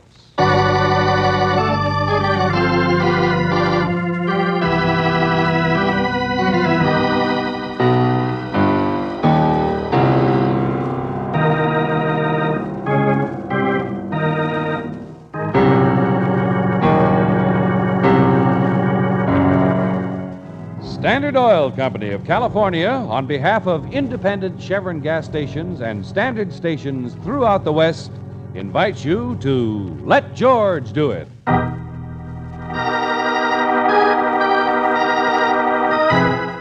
A Visit from Merlin, another adventure of George Valentine.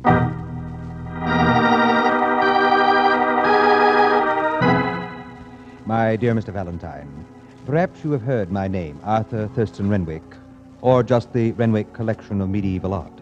I don't like violence or violent people, so you can imagine my shock at the following episode. A stranger, Mr. Valentine, and I am habitually kind to strangers, ventured into my somewhat unusual domain, Renwick Manor. A little man in a tattered coat. Due to certain circumstances, I was in the position of feeling it necessary to give him a small gift. But before I could complete this friendly gesture, the man halted me. He gave me a gift. It was a 10th century dagger, Mr. Valentine, stolen from my own precious collection. The dagger was covered with blood.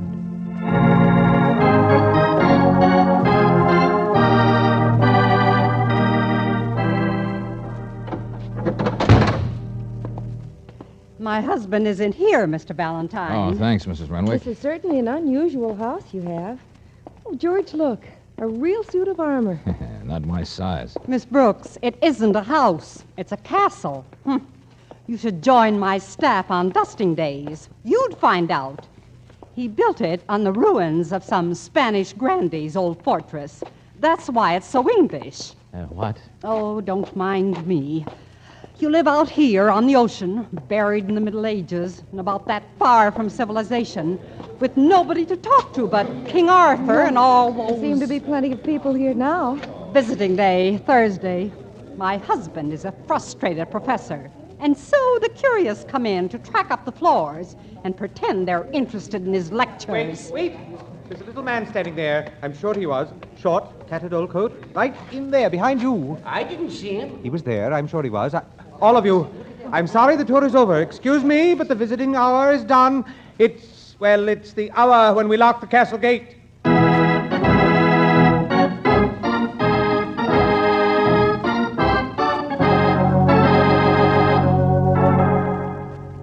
I am nervous.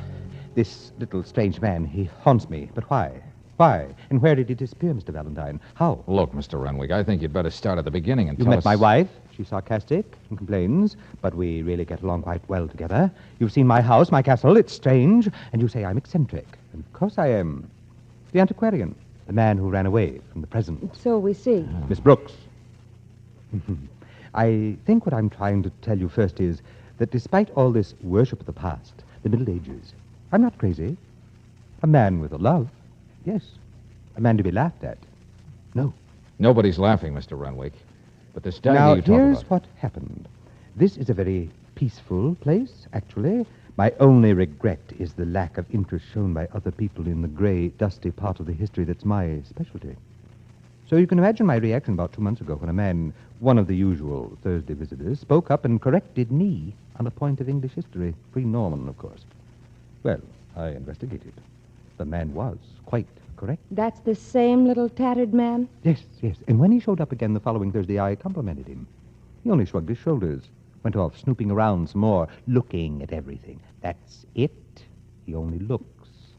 He seems to want to study over everything I have, my entire collection. Wait a minute. Hold it a second, will you please? I did a little research myself. You have right here in your house several $100,000 worth of gems, early bracelets, crowns, that sort of Mr. thing. Valentine, I may be eccentric, but I'm no fool. The gem collection is not in the house. It's in the keep. Yes, yes, real authentic stone walls over a dungeon, that sort of thing. But guarded by my own private guards, and they use the latest locks and latest guns, I assure you. Bonded men who've been with me for years, listed with the police so that not even they could get away with anything. No, it's not theft I'm afraid of. But the dagger was stolen? Yes, from this case, right here. But it's the man I'm afraid of, Mr. Valentine. You see, he came back and came back. The guards had several run-ins with him for trespassing. But he always had an excuse. Then finally one day he asked me for a job. The day I wrote you. A job doing what? Lecturing, Miss Brooks. He wanted to take my place as guide. Imagine. Well, his knowledge is sufficient. But of course I refused. But I was embarrassed. He has strange eyes. That's when I felt I might give him a gift. Perhaps get rid of him once and for all. Only instead he handed you the dagger with blood on it. I've never seen a man look so offended and angry, but only in his eyes. He said he belonged here. Here, I locked the dagger up in this cabinet. It's right. It's empty. Well, looks like he got it again, huh? You're sure this is where you... Yes, I locked it up myself. But I'm not surprised. No. Why should I be surprised? He said I had gone too far. I had turned him out. I had collected too many treasures of the past. I'd lived to regret it. Hey, wait a minute. What kind of a thing is this? Mr. Valentine, I think I expected this. That it would disappear again. You did? I don't know what compelled me. Yesterday, as he left, I spoke one word. I said, Merlin. You said what? Merlin. You heard me. I called him that, and he smiled. You mean Merlin, like the sorcerer at King Arthur's court? Stop looking at me that way, both of you. We don't know what's possible. We haven't even scratched the surface of the Middle Ages, the superstitions, the beliefs. Of course, I don't think he's really Merlin. But he follows me. He watches me. Why? He's always here. Why? And his peculiar knowledge. Why? How? I tell you, it's driving me up. Keep your shirt on, boss. We got him. What? Yeah, we got him, I tell you. The little squid. Nobody in the crowd here today even noticed. He's in the town jail. Jail? Just a two-bit light finger boy, that's all he is. So cool off. It's all over. You Valentine? Yeah, that's all right. Joe's my chief guard. But Joe, you shouldn't have... He was in the crowd again, boss. You seen him. But he lifted one of them old salt shakers off of the mantle. And both of my boys seen that. Yeah. Pretty neat, huh? 6 months for theft. That'll keep Merlino out of your hair. What? Huh? What did you call him? Merlino. Says he's a member of the Magicians Union. How's that one for laughs?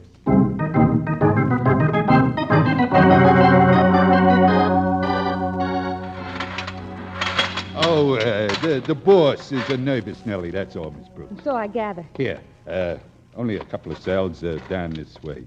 Nice to work for, you understand, but a little on the crackpot This side. Merlino seems to have him scared pretty badly. I don't know why the boss bothered you, though, Mr. Valentine. If I couldn't handle a guy like him with both hands tied behind my Okay. I just want to talk to this guy. Yeah, well, yeah. Here he is. This is where he was locked. He was locked. That so? Where?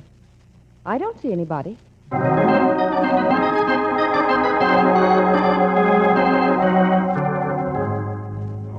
Now, Joe, cool off. Yeah. I didn't turn him loose, I tell you. I don't know how he could get out. Oh, a great sheriff, you... Joe, let me ask the question. No, neither one of you are going to. I was home eating supper. You bring a man down here for me to lock up without charges or evidence. Don't blame me if he... Without what? Without evidence, he said. Huh? What?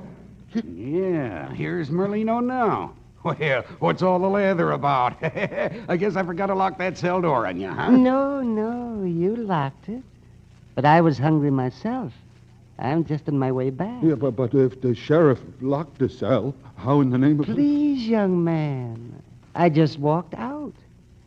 I'm a magician. Is that so? Well, this time... Lay off, Joe. Cut it out. Sheriff, you said there was no evidence. Clean that up, will you? Well, we searched him when he got here. So did the guards. Just waiting to tell you, Joe. There wasn't any salt shaker on this guy. What? But I seen him take it myself. We searched, I tell you. There wasn't. Of course, it's none of my business. I'm just a visitor in your town. Live at the boarding house, as I told you. Suppose I have been kind of a pest to Mr. Renwick. But if you ask me, Sheriff, if anyone is stealing out there, well, his guard here, he's the one I think you should serve. What? Why, you little half... Hold it, Joe, easy. What? What's the matter? What? Salt shaker. In my pocket. All right, sleight of hand artist. But I haven't been near him. That's right, Valentine. He hasn't. Not even bringing him in. I told the boss I'd get rid of you. I will. I'll show you some magic No, that'll... no, stop it. No, you'll Joe, be sorry. cut it out, Stop Joe. You'll be sorry. Now, stop it. I'll put rabbits in your hat. You can... Cut it out. Cut it out. I'm the sheriff around here. Now beat it, all of you. Magicians, private cops. Go on. Get out. Get out of my hair.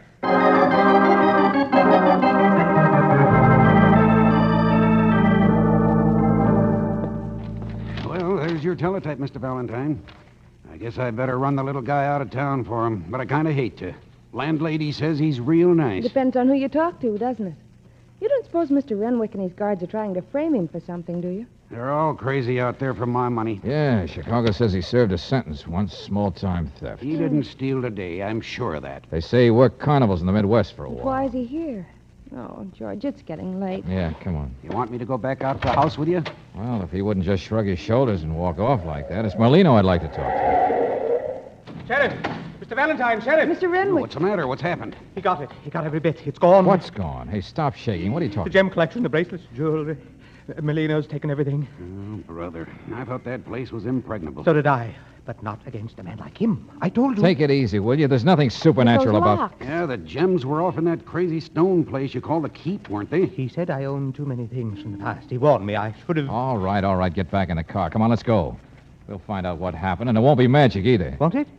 Mr. Valentine, I know how he managed it. My wife saw from her room upstairs, over the wall in the moonlight. Yes, I think we found that dagger again, too. What? She saw it and came running and screaming. Joe's body, up there, in the moonlight, with the medieval dagger in it.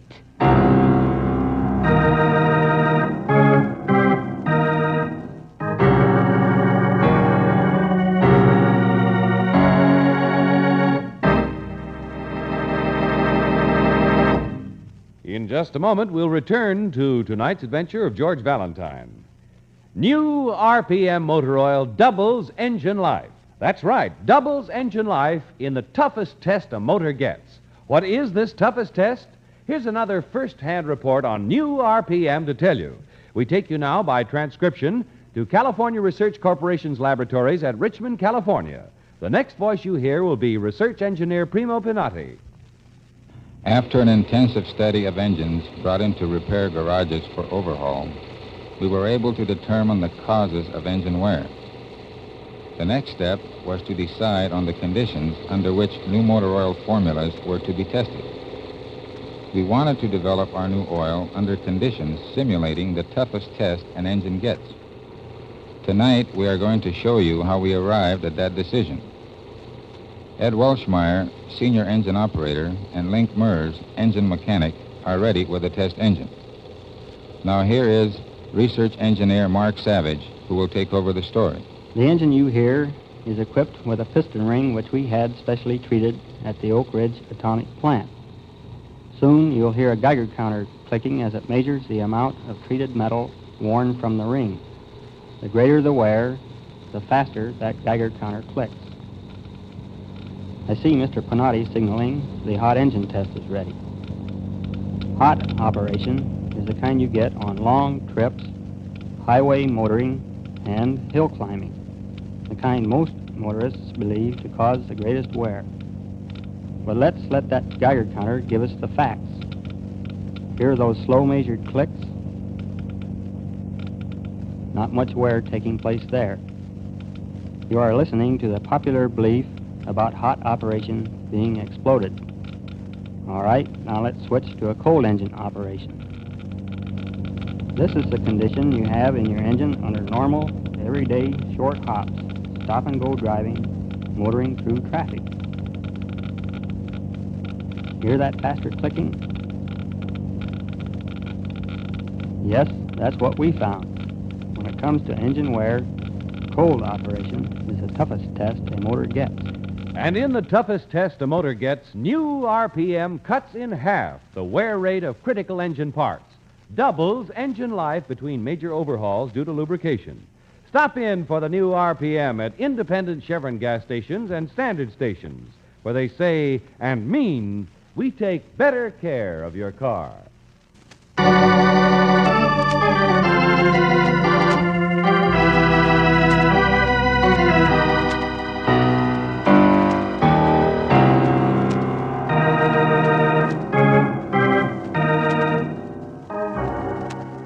Now, back to tonight's adventure of George Valentine, a man named Merlino, just a small-time magician, a smiling, limping little man who says he doesn't want to cause anyone any trouble.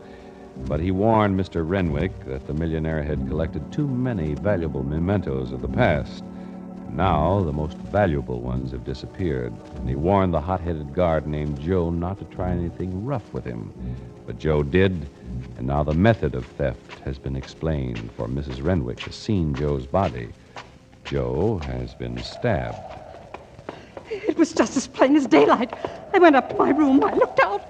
He was there on the roof. Oh, what good does a guard do up on a roof, Mr. Renwick? But the iron door down there is always kept locked. I came running to find you as fast as I George, could. how could Merlino get through the door and up here to stab the guard? How does Merlin do anything? The name's Merlino, Buster. Calm down, will you? Just show me where this body is. It's right out there. You can see it. All right, Mrs. Renwick. Get out of the way, please. Let me get through. There. It's right.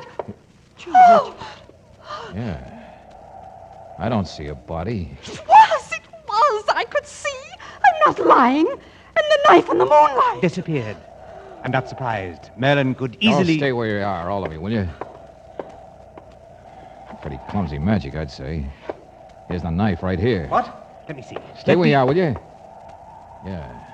Joe's body's disappeared, all right. But it must have been a hasty job. A good sorcerer would have wiped up the blood.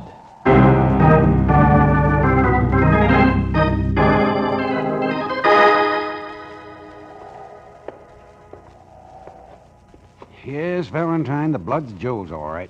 Doctor says he's sure. There was a record of Joe's type in the files. Okay, come on. But where, George?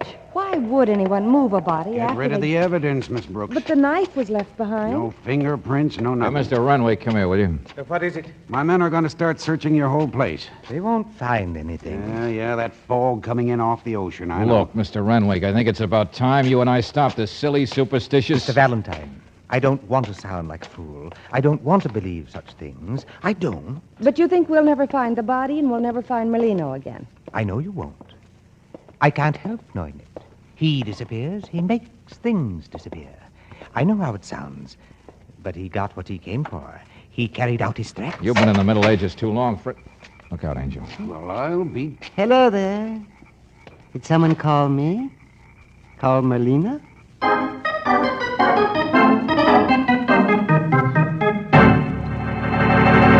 I said answer my questions. Please, gentlemen. I don't know anything about bodies. Out of my line. Oh, for Pete's sake, you admitted you were around here, didn't you? Of course. There are things here I'd like to steal, but not tonight. No, really, I haven't done anything. You've searched me, haven't you? No keys, no jewels. Ask my landlady. I was with her at the time this poor man was killed. I'm afraid if I did it, I've committed a perfect crime. Hey, Sheriff! Sheriff, come here! Well, spot of blood on the garage floor. Yeah, and tire tracks. Renwick says this is where they kept that farm truck. Only now it's gone. Where's Molino, Sheriff? He's taken care of, don't worry. The perfect crime, step one. Come on, let's go.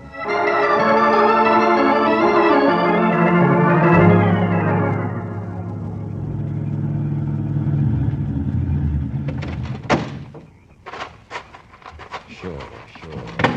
Just ditched it in the woods, huh? Not so far from the house either, in a straight line. Now, this is the truck, all right. Here's the flashlight, George. Okay, let me do this. More blood, all right. What? Couple of little spots. Yeah, only no body. No, but there's room for it to have been carried there, right? Sure. So from here we move on foot, backwards, back the way this truck came.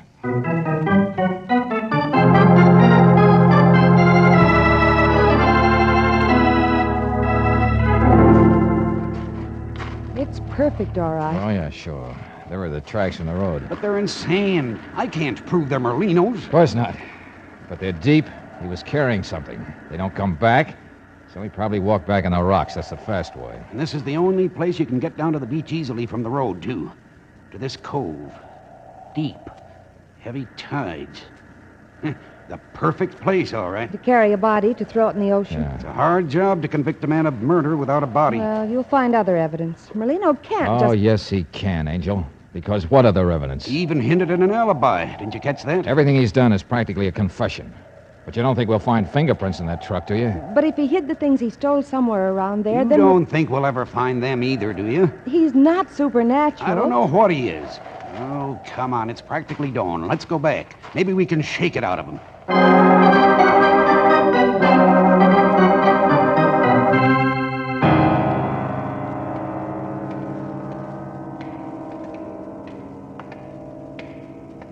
A little better than my jail, huh? Out of the original old Spanish place. Regular dungeon for the Inquisition. You have to climb down here now. I gave the sheriff my key when he locked him up, Mr. Valentine. Damp earth floors. I hope he's got pneumonia by this time. Here, I'll reach that. You seem a little calmer, Mr. Renwick. I've been with the sheriff's men all night. Yes, I've about decided your perfect crime theory is correct. Solid iron door. Oh, wait till you see the walls. Solid rock all the way around the cell. 6 feet thick and no windows. Merlino, Yeah, he's done it again. He's gone. It's impossible. Everything he's done is impossible. A human being couldn't get out of there. I had the only key myself. Valentine, for He's a cripple. He couldn't run very fast. Come on, let's get down to the beach before Merlin climbs back into the Middle Ages.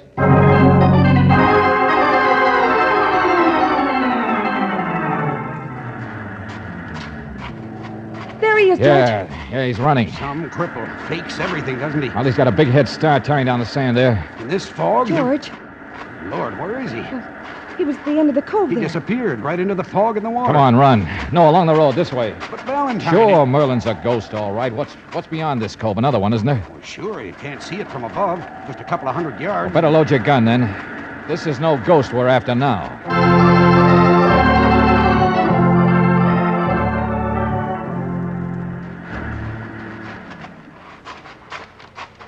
Hey, there's a boat there on the beach. Yeah, a little tiny one.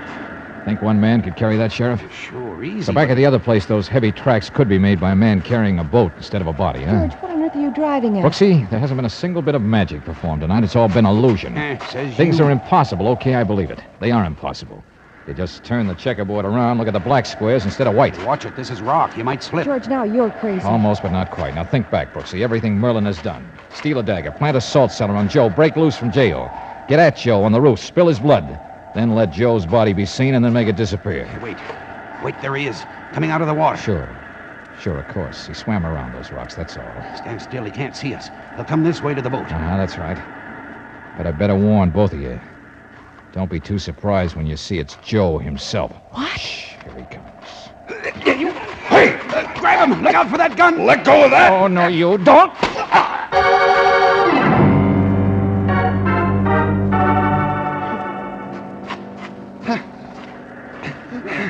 Sakes. Every bit of the loot right there in the boat. Enough crowns for a whole chest set. Sure, for the big king here. Shut up. The bright boy who figured it all out. How to rob his boss without having all the bloodhounds in the world after him. Okay, you got me. So what? So I want some more. You hired Merlino, didn't you? To put the scare act into your boss. To set himself up as the man of mystery. To brag that he was out to rob him. But, George, the murder, or what Mrs. Renwick thought was one, and the blood. Oh, and the sure, Brooksy. That was the neat part. Joe knew her habits. When she'd be likely to look out and see him lying there playing dead. And he cut his finger, spilled some blood, maybe. Too bad I didn't use yours instead. Nice little trail of blood, yeah, Joe. So there'd be no doubt in anybody's mind that Joe the guard was dead. Nobody'd look further for the man with the loot. You and Merlino working together. And then he lets himself look like the suspect. But I'll bet in the final pinch, Merlino's alibi would have been perfect, Sheriff. He would have got off the hook, joined up with Bright Eyes here, and Renwick would have thought it was all magic. I almost did myself. George, if Joe did all that, well, he could have let Merlino out of that dungeon thing, too. I mean, chief guard, he'd still have a key. The biggest impossible of all, yeah, sure. Only where's Merlino now?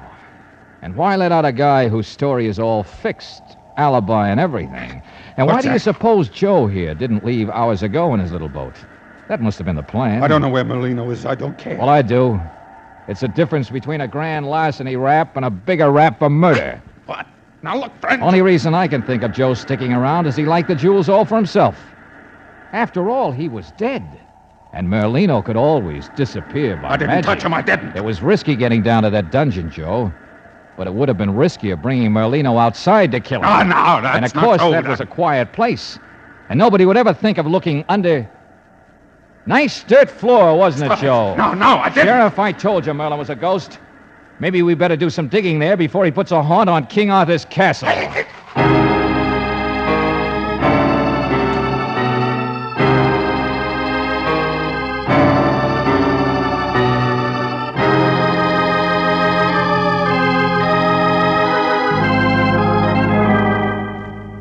And there he was, Merlin, buried in the loose dirt in the floor of the castle. Merlin. The name's Merlino, Brooksy. Well. And anyway, the story's all over. Oh, I don't blame you, though. I was always a sucker for that stuff, too. The knights and the charges. I bet Mr. Renwick isn't. Not anymore, I mean. I bet he takes up stamp collecting after this. Oh, I sell out to the British Museum. Yeah, King Arthur himself. You know, I always imagine myself as more of the Sir Gawain type. What? Yeah, well, as a kid, you know how But kids are. George, he was romantic. Gawain was the one who was always rescuing a damsel or making love to some maiden. Oh, no, not always. He slew dragons. He sat at the round table and... Oh, what's the matter? What are you laughing at? Oh, round table. Oh, I was just thinking. When it comes to romance, darling, you're more of a square. Oh, great.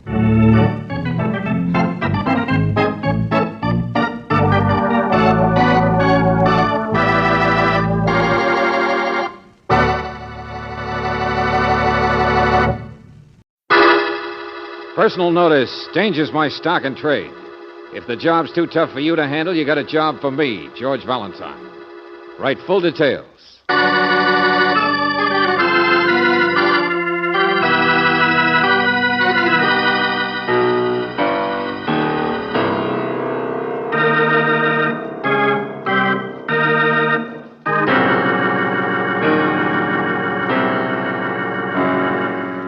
Standard Oil Company of California, on behalf of independent Chevron gas stations and standard stations throughout the West, invites you to Let George Do It.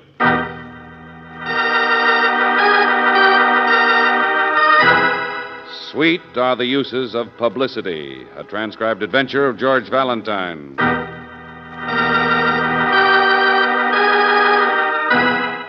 Dear Mr. Valentine, believe me, trouble I've got like the hives. Danger I've got like dandruff. But who wants to scratch either one? Why should I ruin my expectancy when there's a man like your caliber advertises he should unwrap people's loads from their backs? No answer. It's for you. You've got it. A job, it's yours. Now listen, so much for politeness. You're going to keep me from an early death. You're going to throw out of work my tombstone maker. And how? By only making yourself pleasant while I throw a party. The place? East Bay uptown. Meet you at the side entrance at 8 o'clock. The name, Jacob S. Flannery. Jake to you. That's me. The job? Believe me, Mr. Valentine, it's a job, all right. You're going to be a bodyguard. A bodyguard to a man who doesn't exist.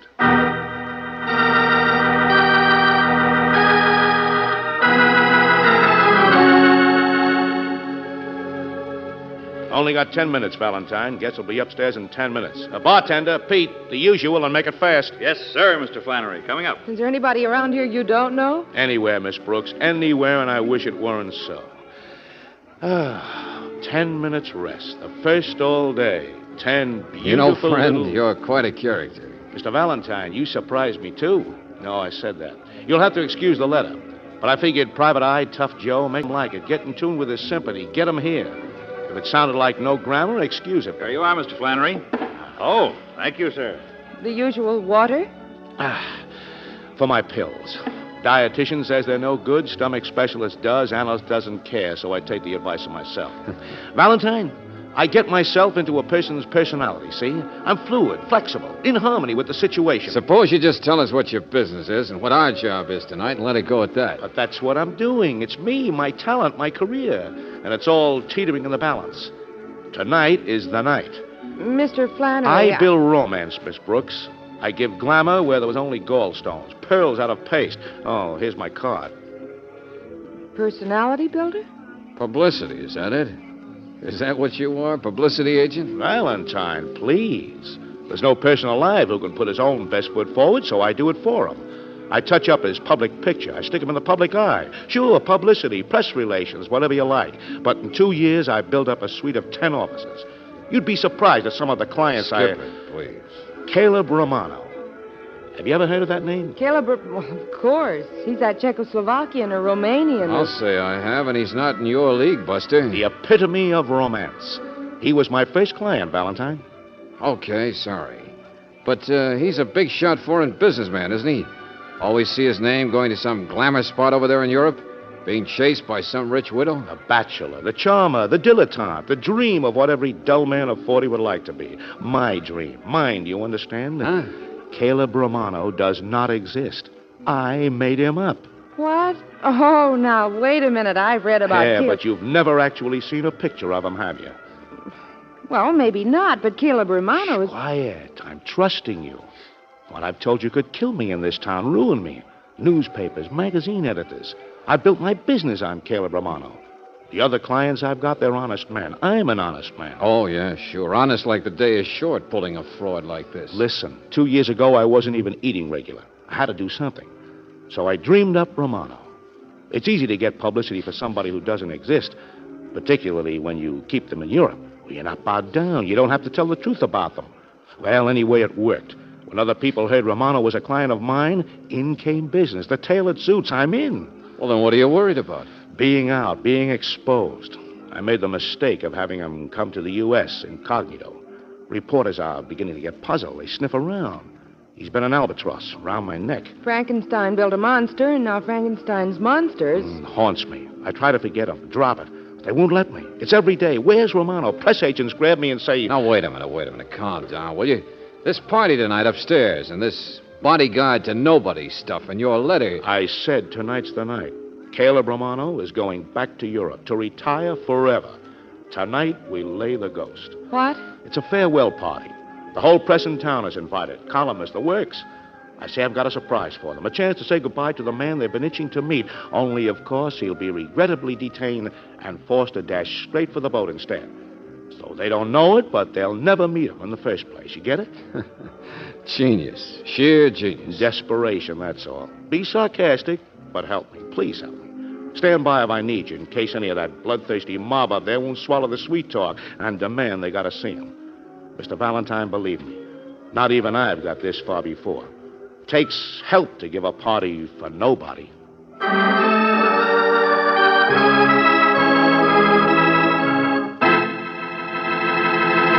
It also takes guests to give a party for nobody. Don't look now, Mr. Flannery, but I don't see anybody but the waiter. The gentleman of the press left Mr. Flannery just a moment ago. Apparently, they received a phone call. I don't know what this party of yours was to be, waving but... your arms. What phone call? Yes, sir, of course, sir, but Apparently, they had an opportunity to meet someone they wished to meet. I can't say as I blame them. I've been fascinated by the stories about him myself. Hey, what is all this? Yes, sir. I believe they all went somewhere together. Someone had arranged a personal interview with that foreigner, Caleb Romano. Imagine, they're going to meet him in person.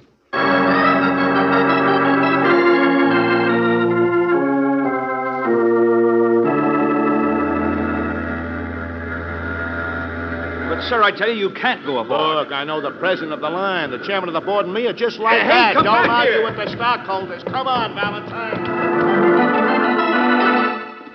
All right, ballyhoo. We're aboard now, so slow down. I got tickets for him for stateroom 1A. When you perpetrate a fraud, you certainly do it up fancy. Well, I had to. Had to carry out the full pretense. It's not easy to get rid of a man who doesn't exist. Climb out of that squirrel cage and say it straight, will you? The reporters didn't know what kind of a party you had planned back there. Somebody else phones and says Caleb Romano can be seen in person someplace else. Well, what makes you think we'll find Claude? He's the only one it could be. Claude. The steward. Valentine, I had to take him into my confidence, too. I paid the steward $1,000 to maintain the pretense until the ship was at sea. We reserved an empty stateroom, bought tickets. Some editor was bound to check out when I gave out the story that Romano had left, You so think I thought... the steward was the one who telephoned? But why would he say they could come down here and see Romano in person? Oh, when... just to get in the act, to grab up the spotlight, publicity. What else does anybody do anything for?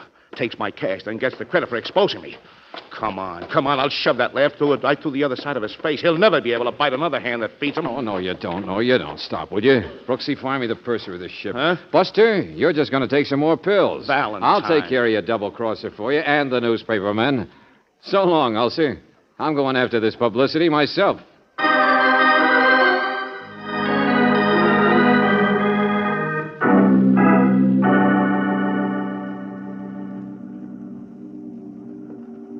Young man, are you going to be on this ship?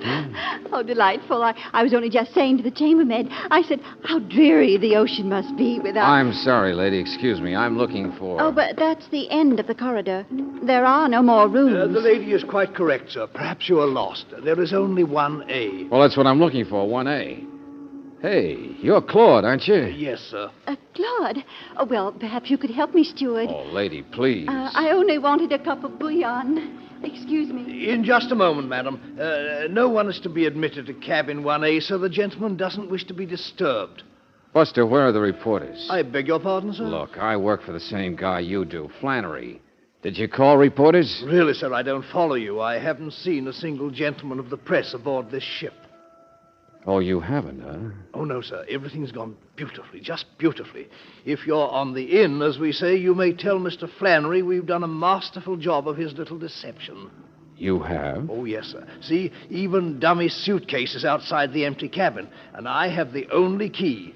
You may tell him no one has come near here. Now, if you'll excuse me, sir, the lady's bouillon. Yeah, sure, go on. There's a companionway up there for you to get back up to the deck, sir. Yeah. Cabin 1A, huh? Masterful deception.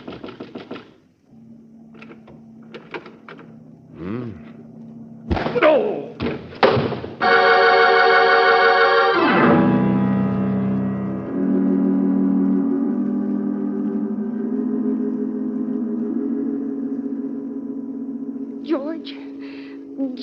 George, the ship has sailed. I'm trying to tell you, the ship has sailed. I can hear you. Hey, where are we? On the ship. We left the dock half an hour ago. Oh, that does it. All the crazy stupid... I found you just wandering around with a blank look on your face. Hey, where's Flannery? I suppose he got off all right. Open your eyes, detective. I'm right here. Huh? Don't make like you have the only headache. Have a pill. Oh, bartender. Oh, Buster, wait till I get... the ship stops pretty quick at the Outer Harbor Light Station. We can get off when they drop off the pilot. Just a second, Angel. Now, listen, Buster, you're a fraud. Let go of There's no Caleb Romano, you say. Come help me, you say. Valentine. George, I believe him. There's a million reporters running around loose, only they keep disappearing. No. Stop it. What's come over you? Buster, I'm going to bang down the door to that cabin 1A, and if I have to, friend, I'm going to use your head.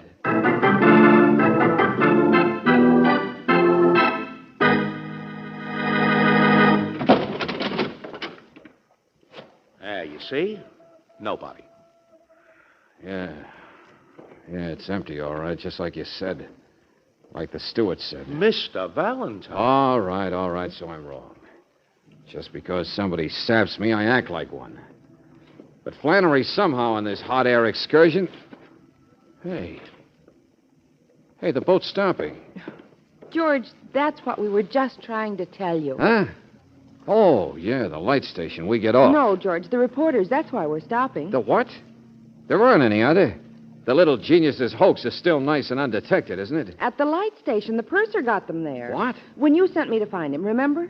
The purser said he was the one who telephoned that hotel. He's having the ship stop half an hour at the light station for them to come aboard. The purser? Why? Oh, you innocent babe. Why, he says. They saw Romano's name on the passenger list, that's why. Now the steamship company wants to get into the act. Show up their big passenger, Romano. It's for... Oh, no. No, I can't say. It's for publicity, George. They want some publicity, too. Oh, brother. Now I've heard everything. All right, Brooksy, this is where we came. Hey, wait a minute. Valentine, wait. You built yourself this headache, Buster. Oh, don't worry. Just show the boys from the press the albatross around your neck. You explain to them why this cabin's empty. But me, I'm through with them. Where do you think you're going? Lieutenant Riley. That's right. Nobody's coming aboard this ship but me, Valentine. Now, what in the name of... A fisherman complained somebody threw a body in his net. What? You heard me. Right in the harbor here, a body was thrown off this ship. A man, a big shot. That guy you read so much publicity about. Caleb Romano. The man who doesn't exist. Hey, what's the matter with that bird there behind you? George, I think Mr. Flannery fainted.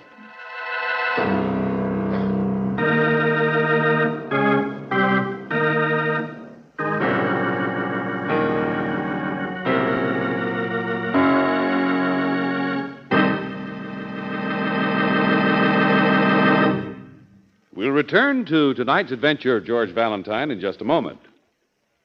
Every time you have to use the choke to get your car started, don't forget it results in extra engine wear as well as a delay in time. And what makes an engine hard to start anyway? Often it's the fault of gummy gasoline. Gummy gasoline? Yes, indeed. It's caused by the impurities that exist in most raw gasoline. But Chevron Supreme is the gasoline that is super refined to prevent engine sticking gum, to keep spark plugs, rings, and carburetor free of this contaminant. That's why Chevron Supreme gives you that new car feeling. Not only faster starting, but quicker pickup in traffic and ping-free power on the steepest hills. Just try super refined Chevron Supreme. It's the gasoline that gives you full mileage in the kind of driving you do. Buy Chevron Supreme at independent Chevron gas stations and standard stations, where they say and mean, we take better care of your car.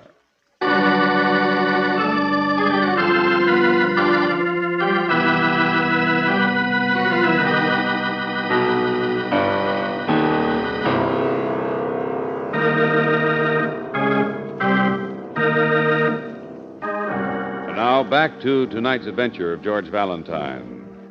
Caleb Romano was a romantic, mysterious figure, a bachelor sought after by many women, friend of the great, maker of tabloid headlines, the dream of what every middle-aged man would like to be. But, according to Jake Flannery, Caleb Romano was only a dream himself, a nightmare that Flannery created in order to build up his own publicity business. A fraudulent ghost returned to haunt Flannery forever, because now it's no longer a ghost. It's a body, the body of Caleb Romano. Well, if your name is George Valentine, that's what you want to see. In the police launch, tied alongside the big ship several hundred yards off the outer harbor light station. Now, you believe me, Valentine. This is the main feature. Bullet, huh? Yeah, that's right. He was shot twice. .38 revolver. See what I mean? He was murdered and then thrown overboard. Murdered, I said. And all for publicity. What's that? Oh, never mind. Refrain of his song. Riley, it must have happened just after I got cracked over the head. There's a big window in cabin 1A. Somebody must have heard the ship was going to stop again and have reporters running all over the place. So they got scared and shoved the body through it. Hey, wait a minute, Riley. Hold it. Huh? Mr. Valentine. Oh, there you are. Hi, blood pressure. Where's your respect for the living? Got any way to talk? Just wondered if you got things straight with the inspector. Flannery, I'm a lieutenant this season. And yes, I've heard that sluiced-up story of yours. And furthermore, I'm convinced you're the only fake around here, see? You see this pretty gold cigarette case? Huh? Oh, initialed, huh? Yeah, very classy. C.R. Or would you rather paw around in a wallet? Same initials, CR. Hey, what else was on the body, Riley? Doesn't mean anything. Might be Chauncey Rhodes or Charlie Rappaport or even Captain Riley for all you can... And he was wearing a nice new wristwatch. Caleb Romano. But it can't... You engineered all of this. Cooked up the stories for Valentine He here. doesn't exist, I tell you. I don't know why that stuff's on him. Well, who collects now that Romano's dead? That's all I want to know. No. Listen to me. It's not true. And don't give me any more that don't exist stuff. I know, see? I read an article once about Romano in a magazine myself. I wrote that article myself. I made it up. And, friend, I'm going to write you a nice long ticket Hey, cut it out, both of you. Riley, I got some more initials. Huh? Yeah. Mr. Valentine, please tell me. Stop babbling, will you? Take a look here. J.W., 1929. Mamie H., 1931. Hey. Yeah, some marks under his shirt. Here. The names and dates all seem to end around 32. Tattoo? That's right, Buster. Now, look here. I'll always love you, Susie. Supposed to be a big romantic international glamour boy, Riley. Yeah. With the names of his girls tattooed on him. Yeah. I think we're finally going to believe you, Flannery. You wrote up Romano as being a foreigner, didn't you? Oh, yes, I did. Yes. Czechoslovakian, a Romanian, a... And here on this guy's chest it says, tell it to the U.S. Marines. So now where are we, huh? It's an impersonation, all right. Impersonation by this guy, whoever he was, of a character written about in the newspaper. Even the wristwatch and the wallet are new. So he either bought it recently or it was planted on him. Well, naturally, I wouldn't have any reason for... Well, I only dreamed up Romano. I didn't... Well, what's the matter? Come on, Riley. We're going to dream up some answers. And stick around, Flannery. Maybe we'll all get our names in the paper.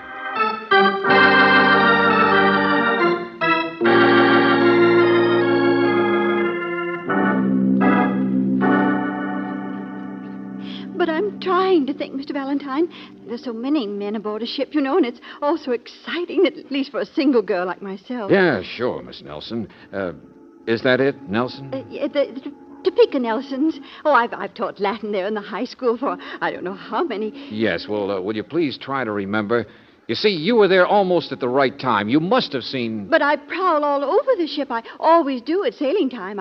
I travel a great deal, you know, all of us girls, and it's so thrilling to see what kind of experiences you're going to have. Like men, you mean? Well, really, Lieutenant. Well, that's what he's trying to ask you. Did you see a man in cabin 1A? Did you happen to look into... Certainly not that forward. Well, did you see a man in the general area? Oh, excuse me, ma'am, but this guy who was in 1A was killed, and you're the only person who had even a remote chance of seeing or hearing what... I'm trying, Lieutenant. I am trying. But I was late coming aboard myself, and, well, I remember you, Mr. Valentine. There was so much luggage in the corridor, we bumped into each other, didn't we? And, of course, the steward in that section... that's you, Claus. Yes, sir. Yes, of course, sir. I wish I could. Well, there might have been something if...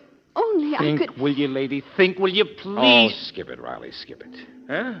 I understand, Miss Nelson. Thanks very much. Oh, thank you, Mr. Valentine.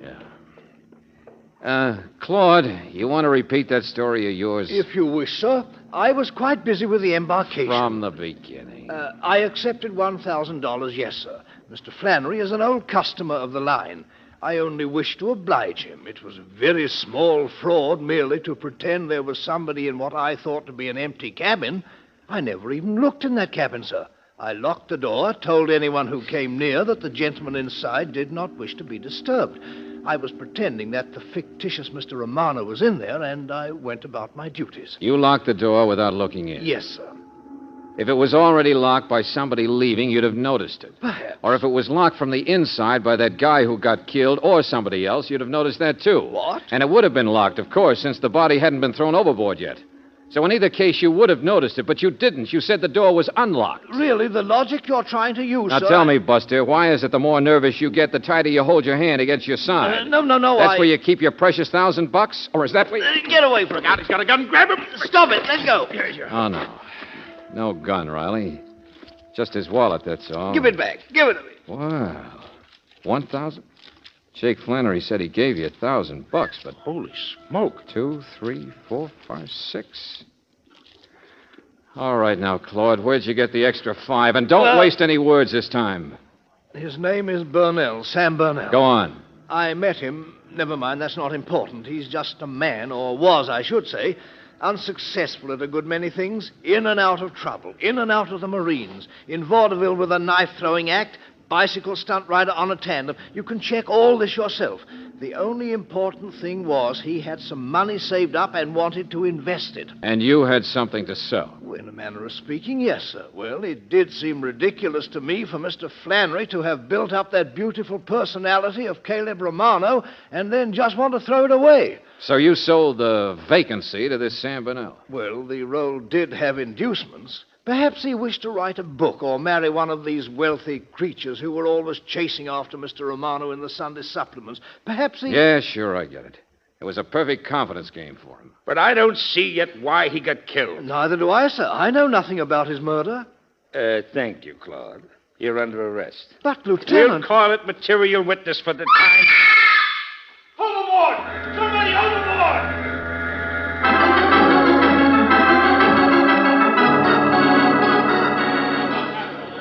George, it's that little school teacher. Somebody pushed her. You can't just fall over that rail. What's the matter with the lights?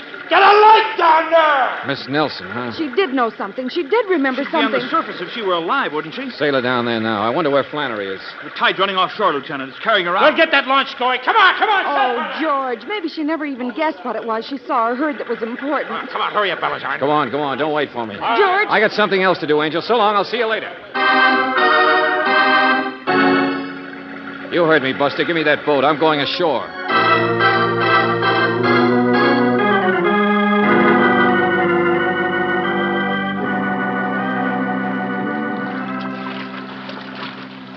Well, welcome, lady. I've been on shore waiting for you. Mr. Valentine. Oh, you don't swim very well. Saw the lights.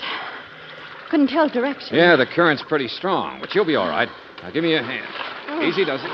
That's it. Oh, thank you. Oh. Yeah, not as young as you used to be, I guess. Oh. No, don't try to talk. You must have had the daylight scared out of you tonight. Oh, here we are. Just sit here now and get your breath. It's pretty tough trying to swim like that after killing a man. What did you say? Yeah, you're the one who knocked me out, too, I guess. I was headed for cabin 1A. I had to be stopped so the body could be gotten out of there, tossed overboard. You mustn't talk like that, young man. Cabin 1A. You called it a room. The old traveler, huh? Called a passageway a corridor, too. Several other things. Mr. Valentine. JW, 29. Mamie H, 1930. Dates all ended in 32. None after, I noticed that. No. What happened then? Claude says Burnell tried vaudeville with a knife-throwing act. That takes a partner.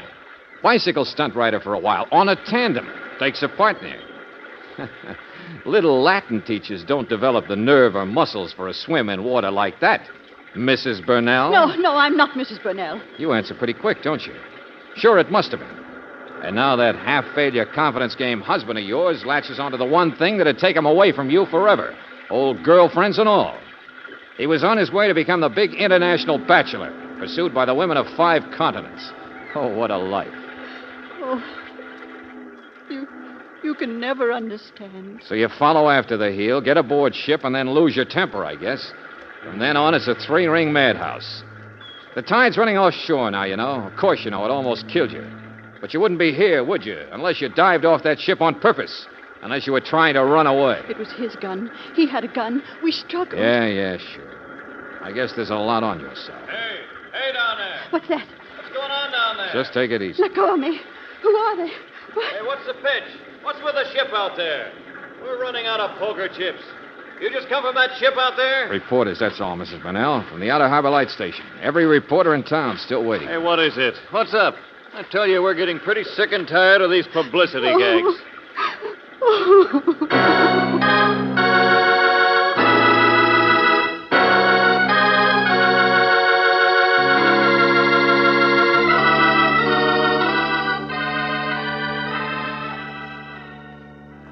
The jury will let Mrs. Burnell off easy.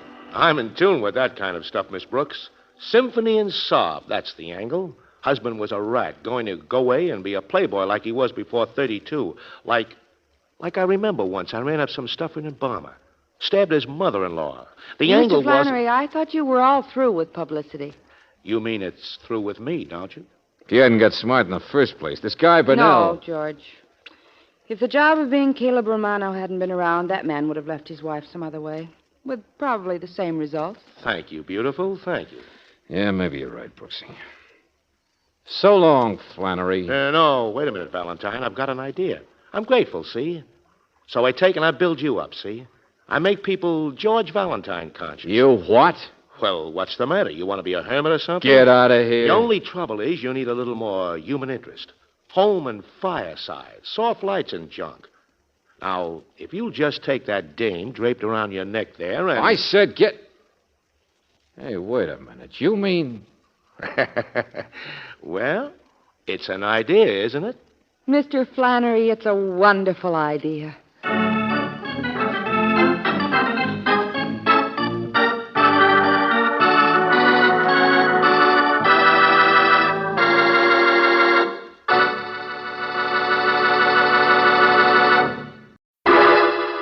Personal notice. Danger's my stock and trade. If the job's too tough for you to handle, you got a job for me, George Valentine. Write full details.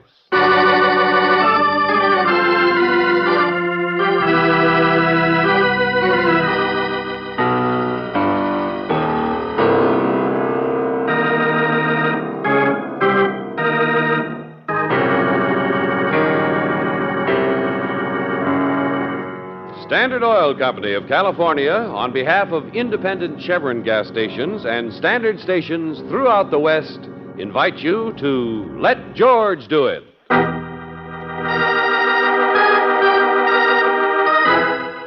The Golden Lizard, a transcribed adventure of George Valentine.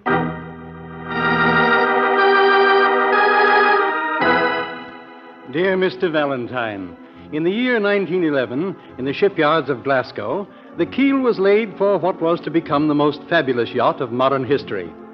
It has been converted and reconverted, each time more luxuriously. It has carried princes of India and emigres of Paris. It has flown every flag and sailed every sea, and its deck has been washed by everything from champagne to the blood of a noble suicide. Yes, in the midst of our troubled and businesslike world, this magnificent relic still exists. And like a true internationalist, though its registry is Nice, its present location is somewhere at anchor, off a small exclusive resort near Acapulco, Mexico. The name of this ship is Lézard d'Or, Lizard of Gold. And Mr. Valentine, it's the ship you're going to buy.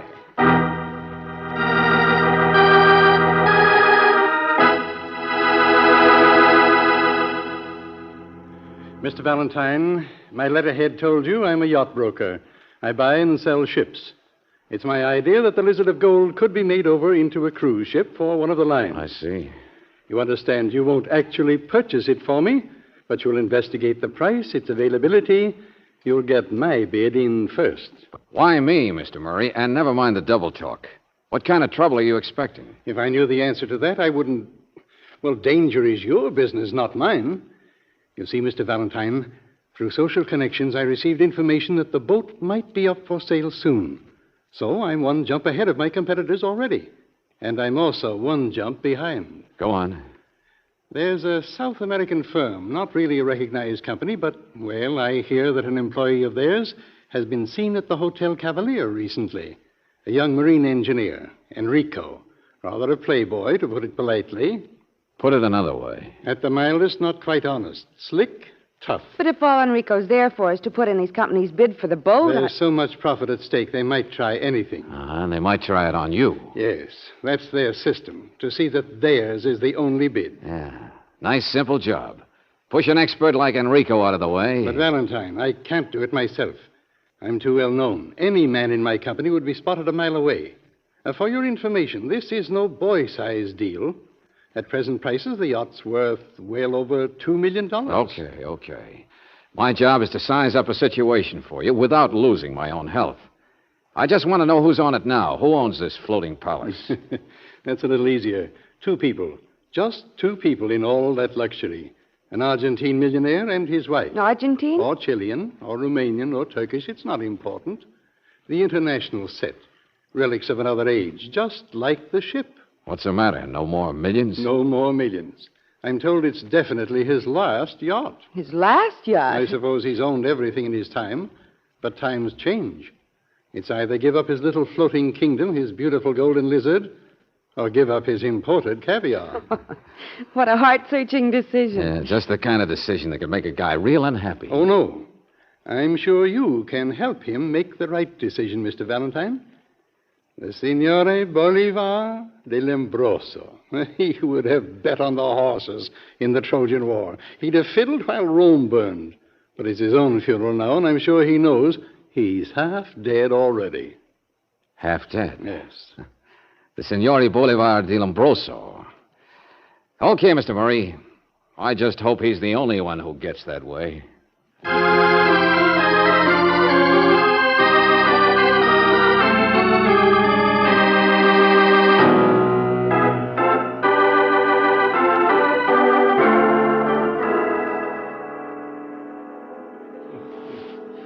Caviar, Monsieur Valentine, should always be served plain, with the aperitif or dry cocktail. This use of chopped egg, even blini, it's barbarous. Yeah, I'm sure. Signore de Barbarous. Lombroso. How did I say that? You know, this yacht of yours is even more impressive than I expected. Panels in the salon here are rosewood, aren't they? It's a hard name, de Lombroso. It's Italian, from my mother, the Countess. Poppy, Bolivar. Call me anything, that's what I meant. Huh? She only had one eye. Loved the opera, though, and used a monocle. Your mother? Oh, I say, served with coconut, it's not bad. Grated the coconut. Well, what, my mother? Oh, good heavens, no. She hated this stuff. Hated? Oh, caviar. Yes. Oh, here, of course, that's a rosewood, man. Can't you tell? Who's the young giant working on it? That panel, oh, yes, lovely. Name is Paul. I love beautiful things, Monsieur Valentine. The music, too. That's why we anchor just off the hotel every tea time.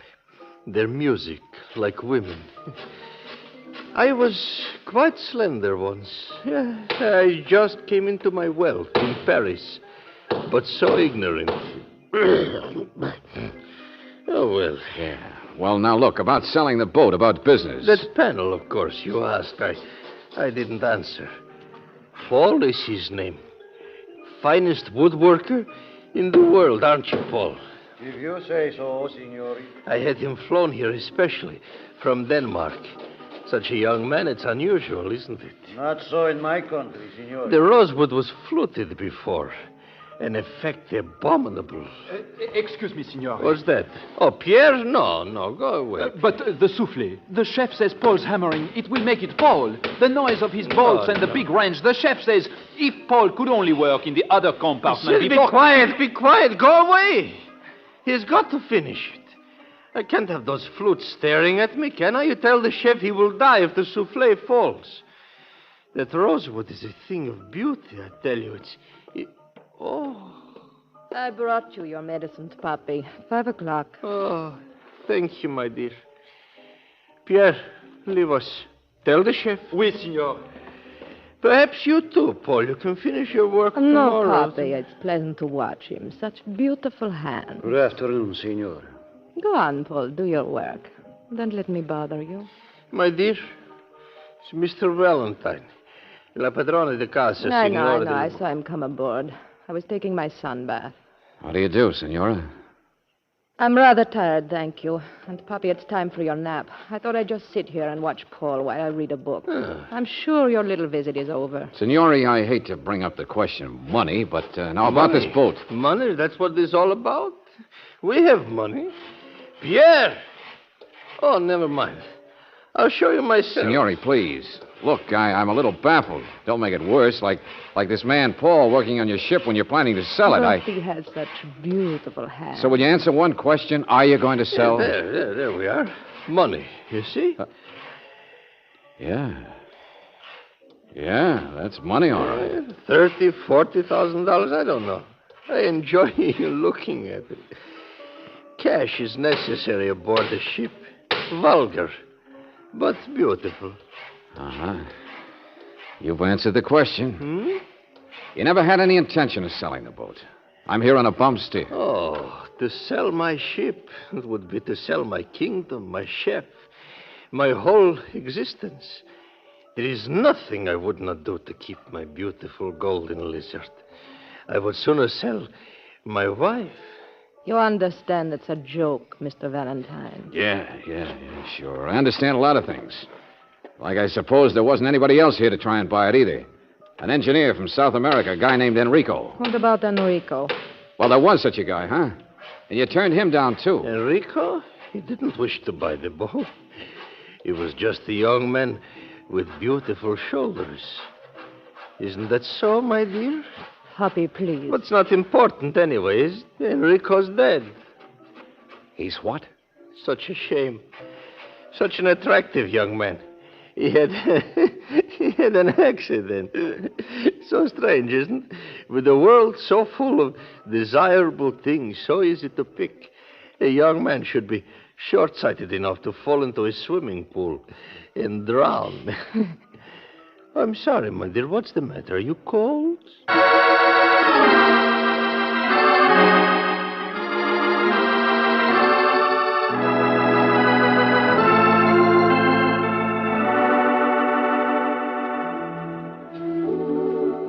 George, maybe that was Enrico's money that they showed you. No, Brooksy, no. The South American wasn't here to buy the ship at all. Well, I know that's what Enrico's company says. Never mind his job. What did you find out about his death? Well, he just drowned in the swimming pool. Who pushed him? George, the police don't know anything. They say there's nothing to go on that shows it wasn't an accident. Oh, yeah, sure. What do you suppose this guy Enrico was doing down here, Angel? Young, energetic engineer, slightly crooked. Loafing? Playing baccarat in the casino? Not exactly in character, huh? Well, in my opinion, George, the charming young man was here for just one purpose. Never mind, Angel, never mind. I can see as well as you can. Good evening, Mr. Valentine. Are you a gambler, too? Hello, Senora. I'd like to present Don't, please. I'd only forget her name. I come ashore every evening at something to do. To watch the roulette. Well, that's one way of making 20 or 30,000. Oh, but my darling, I wouldn't think of betting myself, would you? I just like to watch. It's so much more relaxing. Bye. That sleepy-eyed blonde.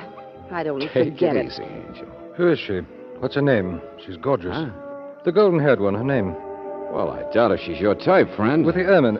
Yes, it's she. She'd look better if she didn't drag it on the floor. Signora Dell'Ambrosa, is it? I beg your pardon. No offense. I beg both your pardons. Excuse me. George, what on earth is that? It's another conquest, that's all. She attracts them like flies. I've seen that man before. I know I have, or his picture. A trench coat isn't exactly the right costume for this place. Come on, George. Let's do a little watching ourselves. Oh, Mr. Valentine. Oh, and this must be Miss Brooks. Charming. Yes, charming. You're very fortunate. A man should never let go of a beautiful thing. He should guard it, cherish it. You're here for the roulette, Senora? What's that? Oh, no. In fact, it's my first time at the shore. Abominable place, abominable. For the rum, that's all. The what? My wife, she's someplace here to amuses her, I suppose. Rum, I said, Mr. Valentine. A neo rum for the Crepe Suzette. Oh, not for your wife. Cubana style from the Vedado Club in Havana. I'm on my way back aboard now to cook it myself. You see? Their wine steward sold me the rum. What's the matter? You looking for someone? No. They've gone out now anyway. What a pity. Well, adieu again. George, he's crazy like a fox. Didn't you watch his eyes? They're practically buried. But he knows everything that goes on, I'll bet you. Everything.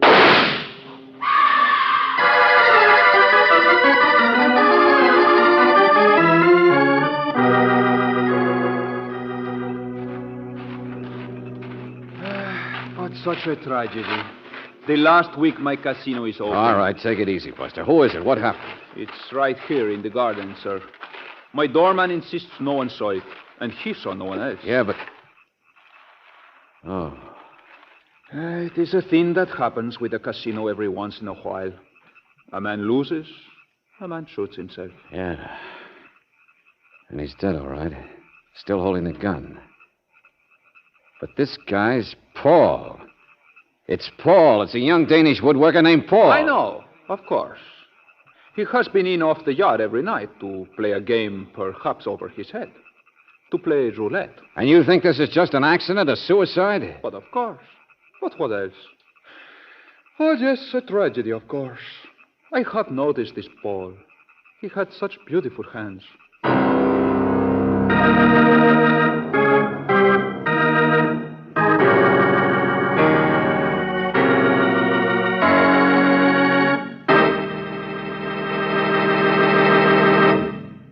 We'll return to tonight's adventure of George Valentine in just a moment.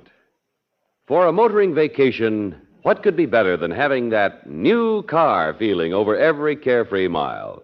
And what could be worse than a car that drags on hills and delays whole lines of traffic? When a car does act badly, it's often the fault of gum that's robbing the engine's power. It's the gum that comes from the impurities found in most raw gasoline. Only way to get rid of those impurities is to refine them out. And Chevron Supreme is the gasoline that's super refined to get rid of impurities and prevent power-robbing gum. Just try a tank full of Chevron Supreme. You'll get and keep that new car feeling. Faster starting, faster pickup in traffic, extra power on steep hills. Ask for super refined Chevron Supreme wherever your vacation takes you in the West. Ask for it at independent Chevron gas stations and standard stations, where they say and mean, we take better care of your car.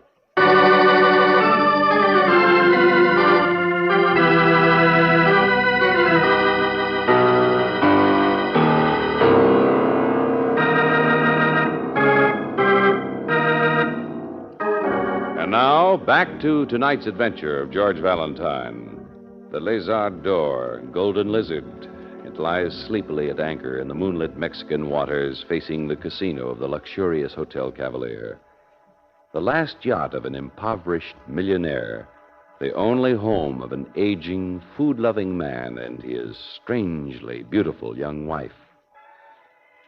What bothers you more, if you're like George Valentine, you can't help but wonder why two other young men who've supposedly come here because of the boat have died. Accidentally, like the South American engineer Enrico, who fell into a swimming pool and drowned, or suicidally, like the young Danish woodworker Paul, whom you last saw being admired by the young Signora. Mr. Valentine, it happens. That's all that I know. I have seen it in other gambling casinos that I've managed. Uh-huh. Senora Lombroso was mixed up with Paul, wasn't she? I saw the way she watched him. Yes, she was watching him in the casino, too. But I'm sure that was all. Oh, quit trying to save your hotel's reputation, friend. You know what her husband's like. So this was her current interest. And before that, it was Enrico, who had the accident in the pool. But Enrico was here to work on the boat, to work on the motors.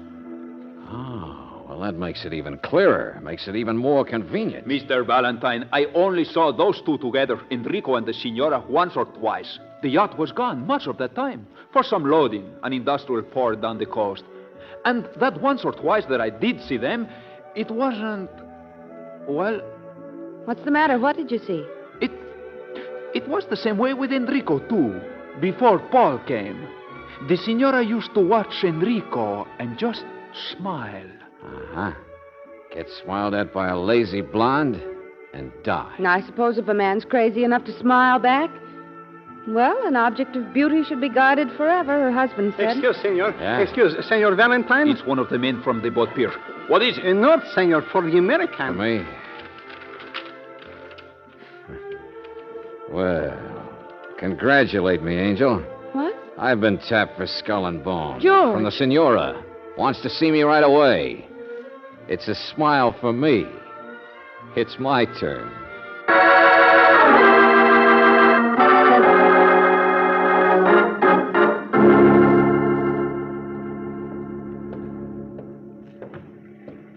Senora? Mr. Valentine? Oh, thought you wrote me from out on the yacht. No, I've been waiting for a small boat. They're all busy. Oh, I see what you mean. What's going... And who is this, senor? Hey, wait a minute. If you please. He's an American. Get that flashlight out of my face. What are you trying to do? What? Official, senor. Your partner. Good night. Police? Government, something, I don't know. They've been looking for someone. They've been out on the yacht. Yeah? Someone like who? An older man, a scar, they say, with a trench coat. Oh, yeah, I remember him. It's a troubled world, I suppose, but it's not important. Isn't it? I last saw the man chasing after you. Can I help that? Maybe. Maybe he gives me an idea. Only I thought he might be slated for next man on your list. My list? I'm not nearly that well organized. The list that Enrico and Paul have been on. What's the matter, Senor? Are you cold? I remember you shivered the first time your husband mentioned Enrico's name. Death makes anyone shiver, doesn't it? Will you come aboard ship with me? Lady, I don't like spider webs. In my right mind, I wouldn't. Life is so full of emptiness, Mr. Valentine. We're going on another long voyage soon, to Bali. Yeah? Tell me more. I'll help you get the yacht. I'll tell you everything I know about him, about Enrico and Paul, if only you'll help me. Oh, so that's it. You're not as lazy as you look. You figure it's about time to dive off the sinking ship. Hold very still while I slap your face. Okay, lady, I'm coming with you. For my own reasons. But let's understand one thing. What's that? That I'm not armed. That I'm not going out there to kill your husband for you. So don't get your hopes up.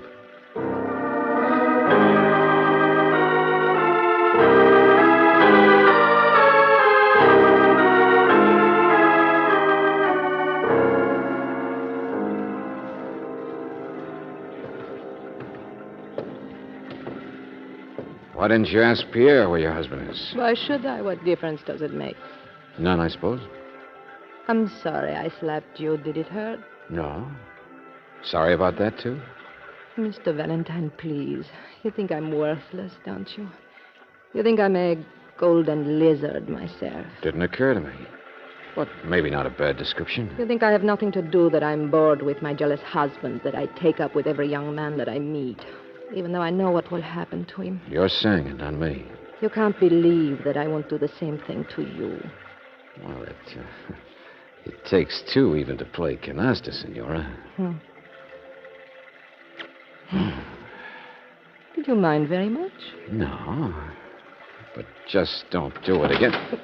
Well, so you're aboard. Oh, the husband. The old-fashioned two-bit frame-up, so that's the way it works.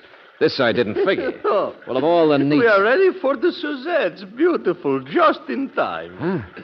I think he said Suzettes, Mr. Valentine. Of course, Cubano style, didn't I tell you? With that special What's all rum. the delay, Senor? What's the matter with that gangplank? Who's this? Well, you're more like what I expected. Hello, friend. Where's your trench coat? You said there would be no one else. The Suzettes come first, General. So, your friend's a general, huh, fat boy? So that's where we'd seen his face before. The other side of the world, a nice, juicy trouble spot. And the local government boys looking Signore, I don't know who this man is. I won't have you speaking like that on my ship. Now, we'll be underway any moment. I'm cooking you crepe Suzette, one of the beautiful things of the world. Come with me, General. Leave them alone. He's my wife's friend, not mine. Don't worry, it's all right. What's the matter, Mr. Valentine? Have you been wrong about something? Part of it. I doubt if your husband would even care if you kissed me. He knows it wouldn't mean anything. It would, only not what I thought. Where are we going? Bali? No. But the general's trouble spot is in that vague direction. They need help, supplies. And it hasn't been able to get back to stir up more trouble than there is there already, right? You read current events, don't you? The woodworker, Paul, working on delicate rosewood. Yet I remember Pierre tipping that the guy used heavy, rough tools. But what was Paul really doing? Adding an extra room for the renegade general? A room for the general to be smuggled back to his own home?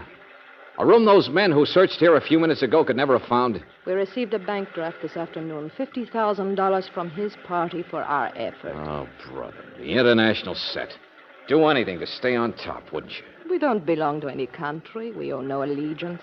That other so-called boyfriend of yours, Enrico, he was here to tune up your engines, I suppose. That's why he had to be killed. Mr. Valentine. I said killed.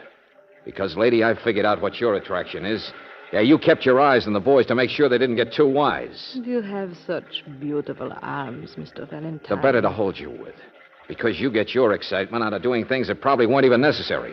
Out of getting rid of witnesses like Enrico and Paul who might conceivably upset things because they knew too much. Too much of what you were doing on the boat. They didn't mind dying. Oh, sure. You smiled at them first, like you're smiling at me.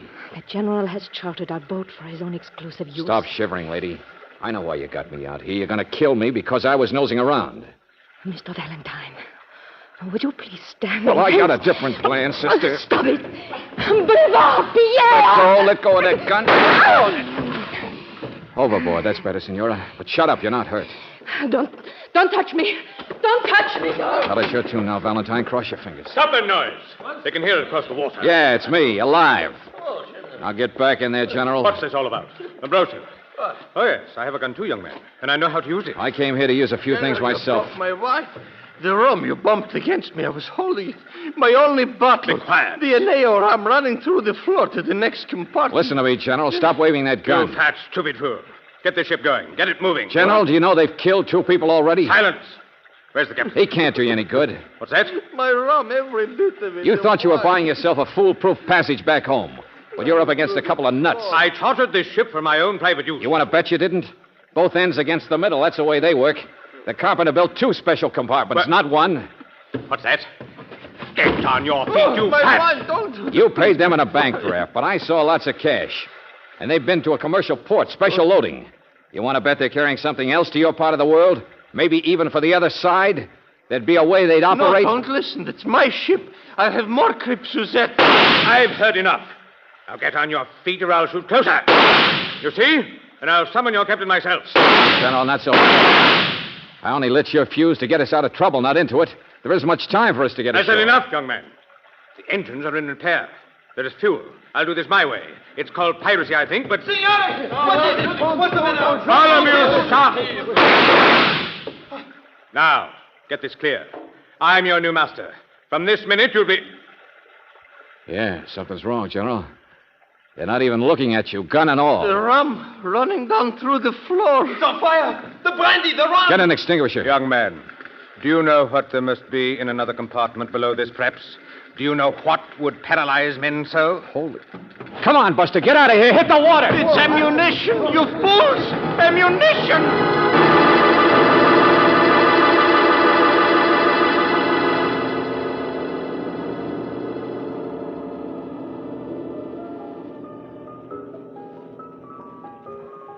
And so there's your boat, Mr. Murray. About 3/4 of a mile out. And only 5 or 6 fathoms down. Mm-hmm. Along with some of my eyebrows and hair. Even his shirt was burned off. He was already in the water, but... What happened to the General, Valentine? Oh, same as me. Same as most of the crew. We were overboard before it actually went up. I guess the General's back being a political refugee under surveillance. There'll be less trouble over there without him. A good many people will be thanking you, Valentine. But the Signora, we don't know. What? We just don't know about neither one of them. We know they didn't get ashore, so I guess... 6 fathoms. Yeah. You can verify when you salvage the wreckage, Mr. Murray. I'm not so sure we will. Raise it, I mean. Maybe not worth it. Maybe not the kind of a ship people would, well... You think it's out of date, too? All the selfishness of a private kingdom, a luxury yacht that never gave them any happiness. Well, my tastes run more to a canoe on a lake than a yacht. Mine more to a hamburger with onions than caviar. And mine to women I can understand. Dance, Angel?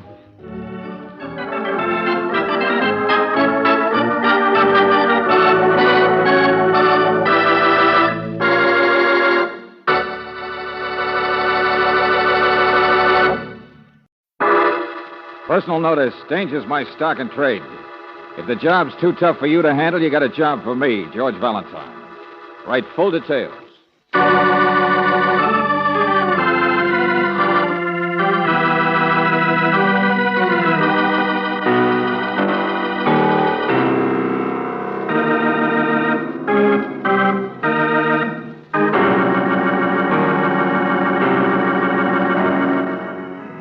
Standard Oil Company of California, on behalf of independent Chevron gas stations and Standard stations throughout the West, invites you to Let George Do It.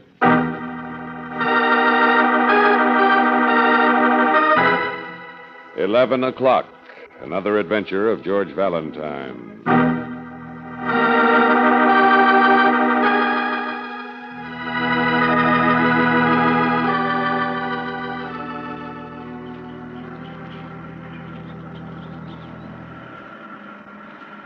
Mr. Valentine. Estella, who's Mr. Valentine? Hey, book of the month, unglue yourself. I said, who's Mr. How should I know he's a man? Just like that, she says it. Oh, don't talk like a girl's college, Maggie. This is your alma mater, dear, not mine. I don't know how you stand it. Oh, I don't mean it hasn't been nice for summer session, but for an aging school teacher like me... I know. Give you a handy football team every time. You're like all the rest of the man-happies around this place. I just wondered why I was coming here, that's all. I don't know. Friend of my uncle's, I guess. Be here this morning. I mean, Valentine and somebody named Miss Brooks. I don't know, just coming. I thought you had a class this morning. Educational Psych 110. Oh, I don't know how you stand all that garbage.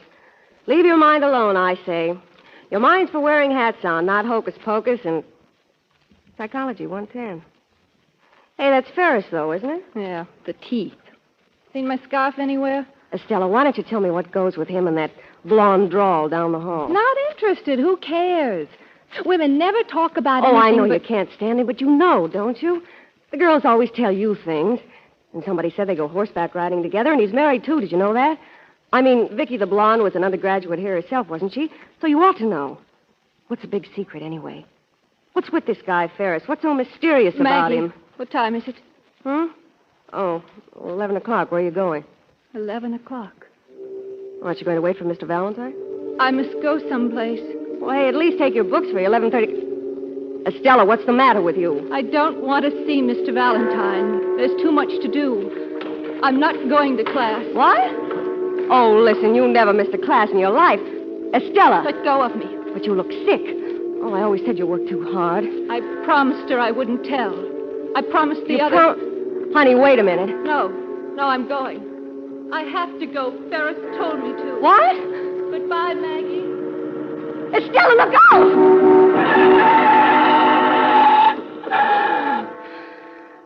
Oh, that girl's not going to live very long.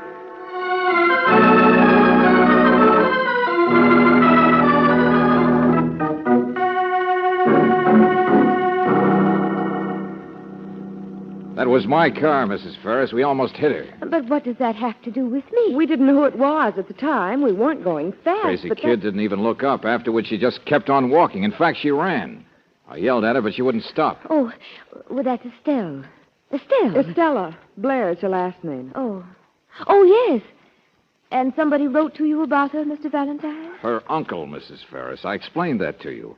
I wanted to see your husband, the professor, about it, but you... Oh, well, he's in class. Good heavens, there are so many in summer session. Some of his classes are 70 and 80 regular tent shows. And in psychology, too, the poor thing. Now, look, Mrs. Ferris, it was this Estella's roommate who suggested we come right over here, a girl named Maggie. Well, I don't... This Maggie was scared to death about her. She's out looking for her now. She can't find her. She said Estella suddenly started acting so strangely and ran out saying that your husband had told her to go someplace. I can't imagine where. Or maybe she meant she told my husband to go someplace. Oh, look here, Mr. Valentine, I really don't understand what you're doing. Okay, here, take a look. Oh, letter. Oh, the uncle. Dear Mr. Valentine, would appreciate it if you dropped by to see my niece, Estella Blair. I'm her guardian and now too busy to see her very often. But I've been worried the way she's acted lately, her last few visits. She's finished studying for her degree at summer session at, Well, that makes it so clear. Some sort of a woman's counselor, are you? Dorothy Dick? Oh, I'm afraid now I'm really baffled. Mrs. Ferris, I talked to her uncle on the phone. He's worried about the girl because he feels she's hiding something. Something to do with your husband, Professor Ferris. Oh, excuse my underestimating you. You do go straight to the point, don't you? You think this girl and my husband. So you come to me. Well, come in. Like some iced tea? Awfully hot. I'd give you something cooler if I thought you wouldn't tell. No, thanks. You're wrong, Mrs. Ferris. Nobody thinks that at all. If we did, we wouldn't be so tactless. If you'd seen the girl, I'm sure you wouldn't.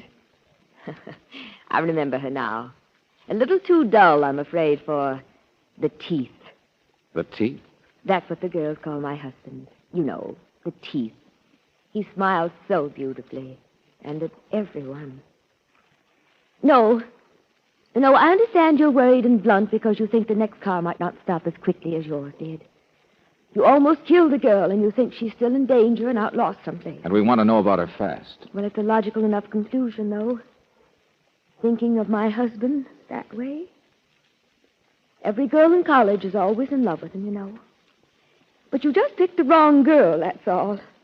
Now, if it had been a red-headed research student named Mrs. Cecil Jensen who keeps his notes for him, bless her heart, then my... Look, Mrs. Ferris. No, you look. I'm not just talking. I think you should know that my husband and I don't have much in common except existence. If it weren't inconvenient, we'd be separated. So none of what I'm talking about means anything to me. My husband is a perfectly harmless research psychologist. In love with nothing but his deep, dark work. And that's quite all right with me. This is the way I stall gossip, you see. I tell people first. But did all this happen about 11 o'clock? 11 o'clock? Well, yes, in a way. Estella ran out of the dormitory at 11. Started acting strangely then. Just what do you mean, Mrs. Ferris? Well, I don't quite know. But there is something peculiar. I don't mean the Cecile Jensen I spoke of, but you see, the campus stables are right up the lane from here. And another girl, Vicky, who goes riding sometimes with my husband, is quite innocent, really. Oh, I know this is so confusing. There are so many women around. Well, go on. What was it you started to say? George, listen. Well, just that this other girl besides your Estella was cutting my husband's class, too. It was 11:30. I met her on the sidewalk. She had her job clothes on, just looked right past me, but she said, very quietly, she wasn't going to class. She was going riding instead. Look, George, it's an ambulance. Riding. It's going up the lane, Mr. Valentine. The stables. Hurry, out this way.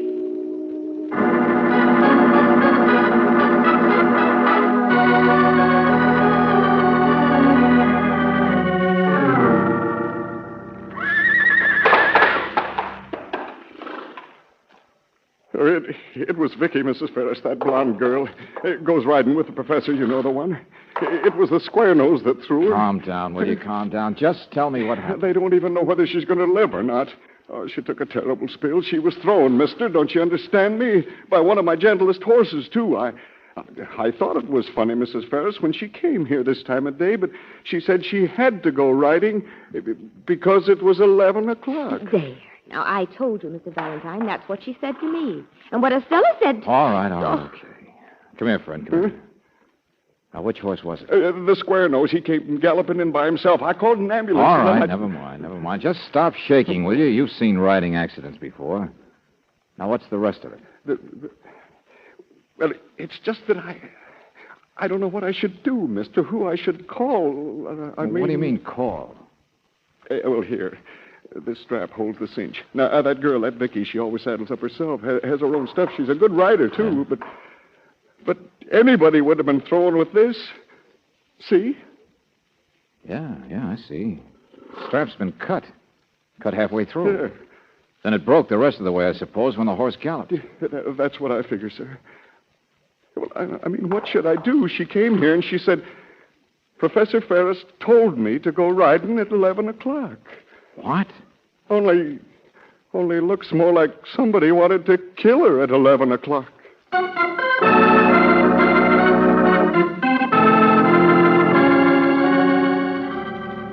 It's so confusing, so many women around. But somehow they all seem to be tied up together, George. You mean tied up with the same guy, Brooksy, in the same time? And Estella, George. She did all the same things and said all the same things that this girl... Okay, get the police. They can find her faster than we can. George... Me? I got a date with a professor right now.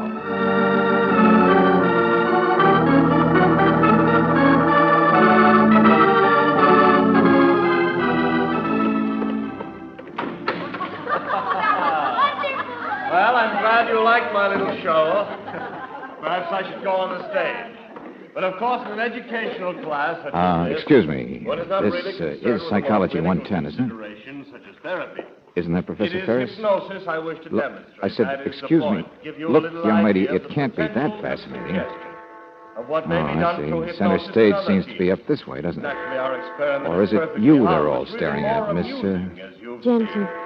Jensen? And as I Cecile think you're on Jensen, the excuse verge me. Oh, wait a minute, sure, but... Are you visiting or something? remember, I I'm gave sorry. her I have to leave suggestions early. yesterday. Excuse me? Because she's heard the chimes, hasn't she? The 12 o'clock chime.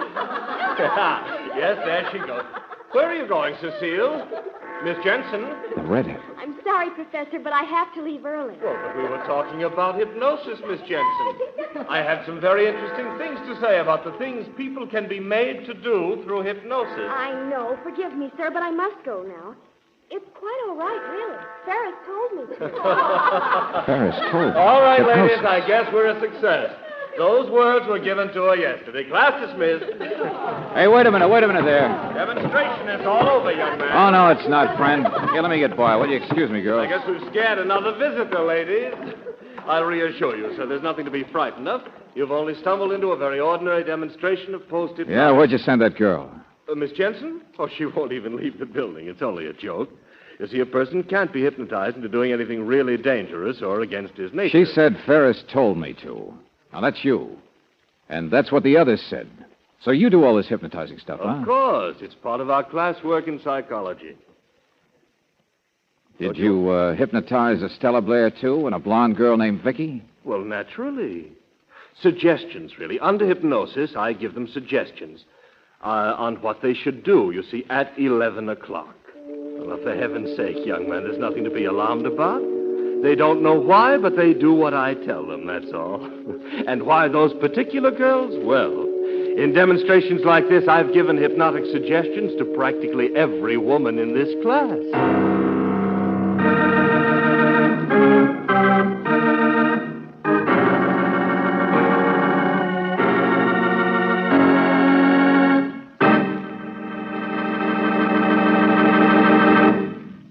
We'll return to tonight's adventure of George Valentine in just a moment. When you get in your car and start out for the high mountain country, make sure your car's engine has the extra protection of RPM motor oil. Those long, winding, steep grades mean extra work for your engine, a good chance for carbon to clog up rings and valve stems. But you can avoid carbon trouble by using RPM, first choice where driving's toughest. It's specially compounded to prevent carbon formations, and that's why folks will tell you more people prefer RPM than any other motor oil. RPM also prevents the corrosion caused by acid-laden moisture, sticks to engine hot spots, and stops sludge trouble. In fact, it's the best engine insurance you can buy. So wherever you motor in the West, ask for RPM. First choice where driving's toughest. Ask for it at independent Chevron gas stations and standard stations where they say and mean, we take better care of your car.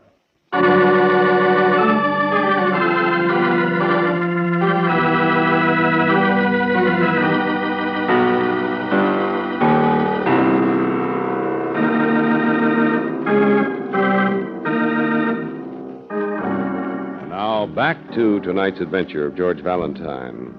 11 o'clock, and Estella, the girl you came to this women's college campus to visit, walked out of her dormitory and disappeared. At 11 o'clock, too, another girl, Vicky, a blonde, strangely decided to go horseback riding, and now Vicky is in a hospital because she was thrown from her horse. Only her saddle had been tampered with. Someone wanted to kill Vicky. Well, you've found that there's quite a simple explanation for 11 o'clock, for the girl's strange behavior. They were part of a demonstration in Professor Ferris's psychology class. If your name is George Valentine, what you want to explain is attempted murder. But what has actually happened, Mr. Valentine? A cut strap, that's all. I can't believe there's any connection. Why, this little exhibition of mine, there's nothing to it. Yeah, post-hypnotic suggestion, you call it. I ask for volunteers. The whole class sees it. They all want to get in on it. I hypnotize the subject, tell her to do something the next day. Now, that's the only difficult part, the time. But after I've instructed her, I wake her up. She doesn't know what she's been told to do. But then the next day, when she hears the chimes, that's the cue I use, the campus chime. 11 o'clock. Exactly. Then the subject is seized with a desire to do what I have previously told her. She still doesn't know why. Of course, she's not in a trance or anything. She simply does it. Post-hypnotic suggestion.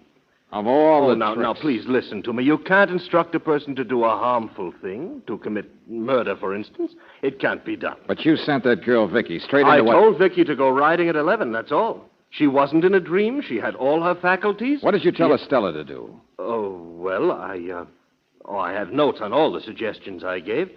Merely to cut the class, I think. I noticed that girl had never missed one before, and so it occurred to me a little vacation. I'll take it from your notes, thank you. At 1 at 12 o'clock, you said she was only to stand up and walk out just now, as she did. Oh, Cecile, the redhead. Come on, quickly. What? I'll show you. Oh, no, nothing is going to happen to her. Better not, Buster. Yeah, just a couple of rooms down. A few of the girls are still there. I'll show you what sinister things I tell them to do. She's putting water in a bucket. You worried about the flowers, Cecile? Well, they need a little water, don't you think? Look at her. Hey, what's this all about? She's going to water some flowers. Paper flowers, if you look closely. Paper flowers? And she doesn't know why she's doing it? She won't question it until it's over? Oh, this is very, very funny. Yes, but you see, I'd scarcely send anyone to the brink of a precipice. Okay. So let's see the others, those notes. Of course. I have them right here. Someplace. Oh, yes, here we are. Naturally, I want to take every precaution, but I assure you that Cecile's case there is a typical example of the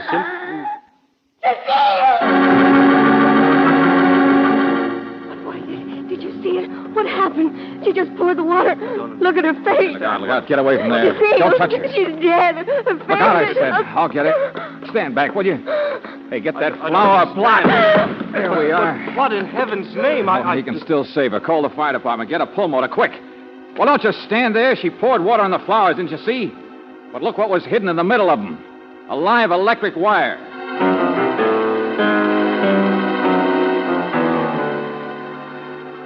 Almost all the class, that demonstration, almost all of them. Cecile will live, won't she? Electric shock isn't always... Come on, the rest of them, I said. Miss Duval. No, we've got to her already. Miss Perkins, she's gone somewhere by now. I'll try the soda fountain, sir. Oh, good Lord, Valentine, I can't... The rest of them, I said.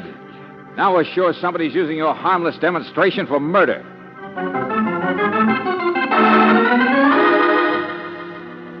Well, we found 3 girls doing somersaults on the lawn, sir.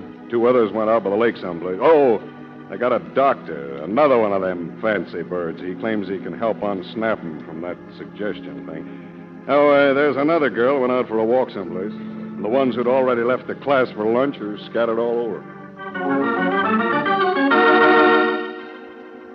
George, look at this. What is it, Brooksy? Just a handkerchief, but I think it might explain Skip the explanations. There are 14 girls still unaccounted for. But, George, it's Estella's handkerchief.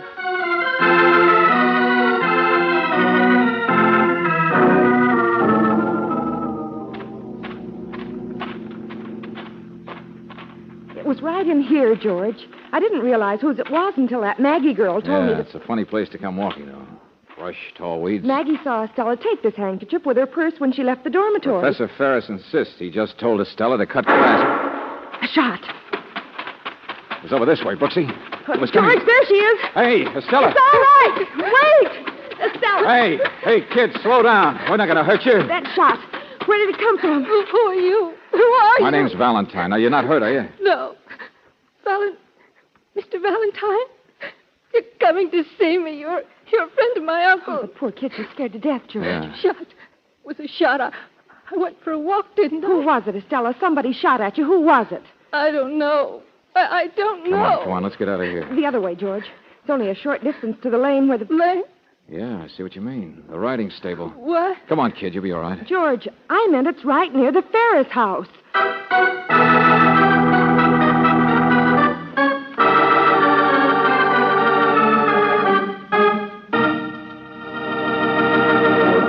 Well, you found her. That's Miss... Stella Blair, Professor Ferris. Oh, of course. Well, where on earth have you... get on the phone. Tell the sergeant. All right, George. Come on now. Sit down, kid. I'm all right. Well, young lady, we've been pretty worried, you know.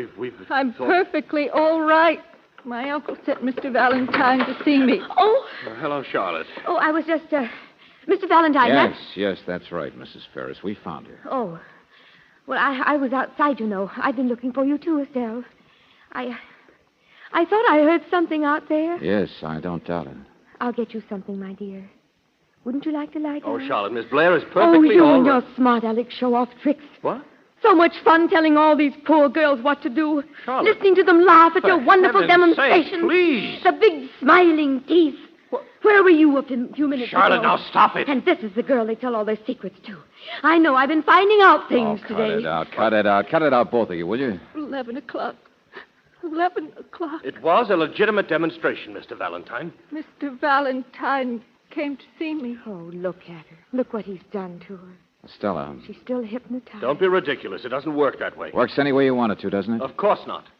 Now look at me, young lady. It was only for a few moments yesterday, Valentine, when the suggestions were given. I'm perfectly all right. Oh, my dear, there's no possible reason for No, you to... really, I am. I just... Well, then why can't you look at me? Perhaps I'd better see her for a few moments alone, Valentine. Miss Blair... Did you hear that? Did you? I'll tell you what I meant a minute ago, Mr. Valentine. I'll see you alone for a few minutes. Oh, Wait a minute. Go on, Mrs. The Ferris. magic words. Oh, I don't mean he does anything, that he isn't a beautiful moral specimen. It's his ego that gets petted. And maybe their imaginations, every one of them. I'm sorry, but I will not stand for these... Vicky! She was in love with him. And Cecile Jensen worse than any.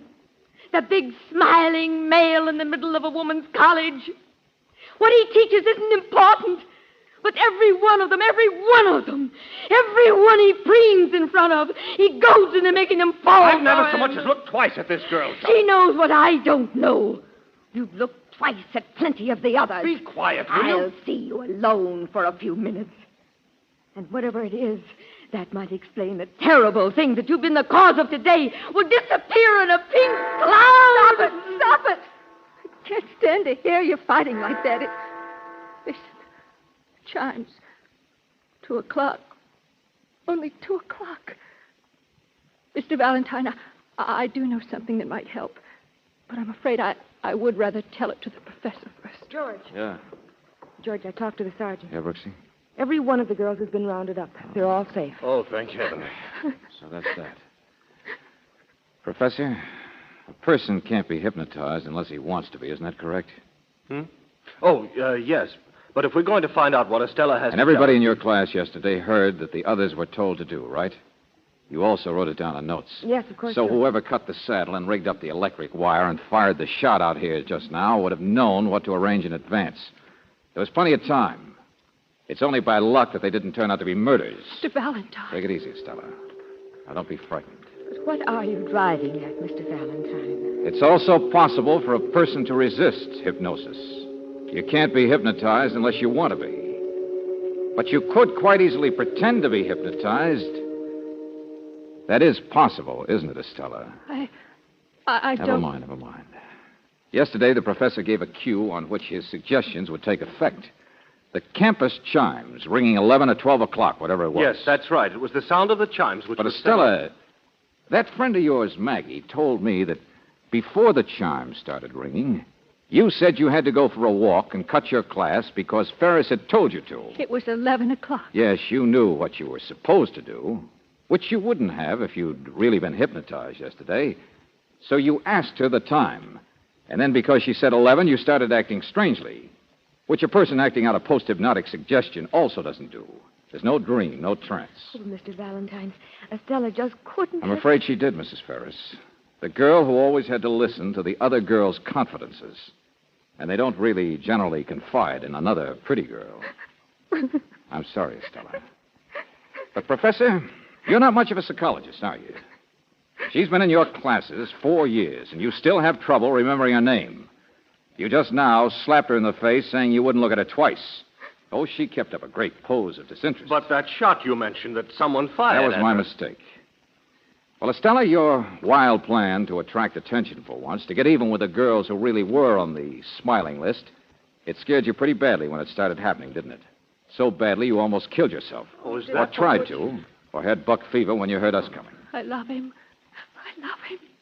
I can't help but... You're so mixed up you don't know what you're doing. But a minute ago, I thought you might be in danger if you went into the other room alone with Professor Ferris.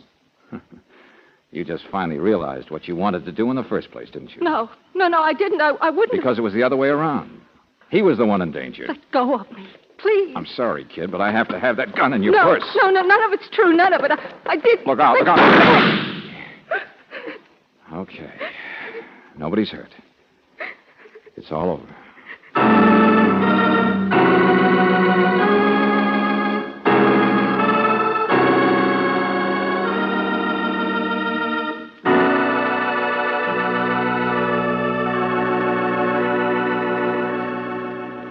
Oh, George, that poor thing.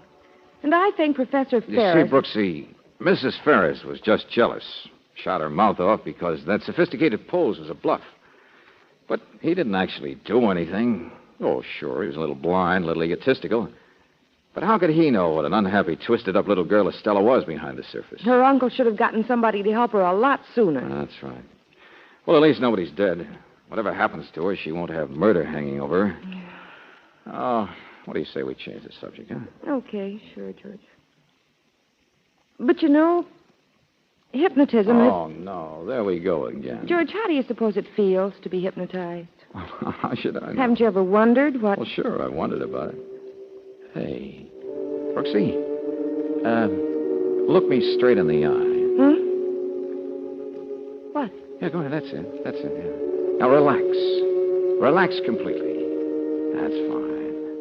You're feeling drowsy, receptive. Your eyes are staring straight at mine.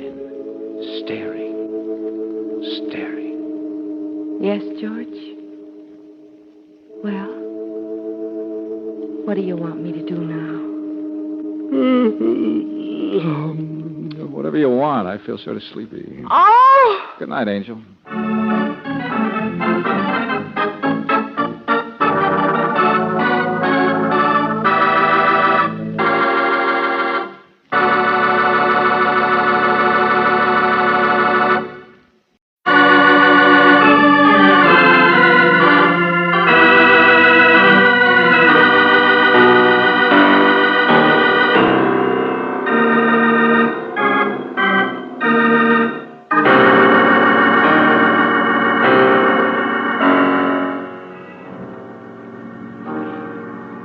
Standard of California, on behalf of independent Chevron gas stations and standard stations throughout the West, invites you to Let George Do It.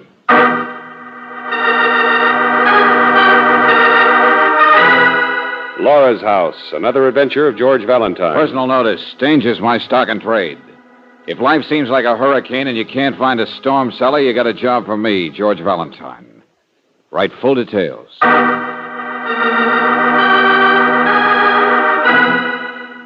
Dear Mr. Valentine, my name is Miss Torrance. Next to Bonnie Burke, Francine Melton is my dearest friend. I don't want to leave Francine unless I have to. After all, we've been together for years, ever since the days when we taught in the same grade school together. But, Mr. Valentine, I can't stand it much longer. Francine has become hypnotized. Now, I don't believe in supernatural things, but I can see what will happen to the three of us unless you come to help. There'll be the murmur of ghostly laughter, the growing insanity of constant fear, and sooner or later the screaming arms of death. You see, Francine has been hypnotized by a house. Laura's house.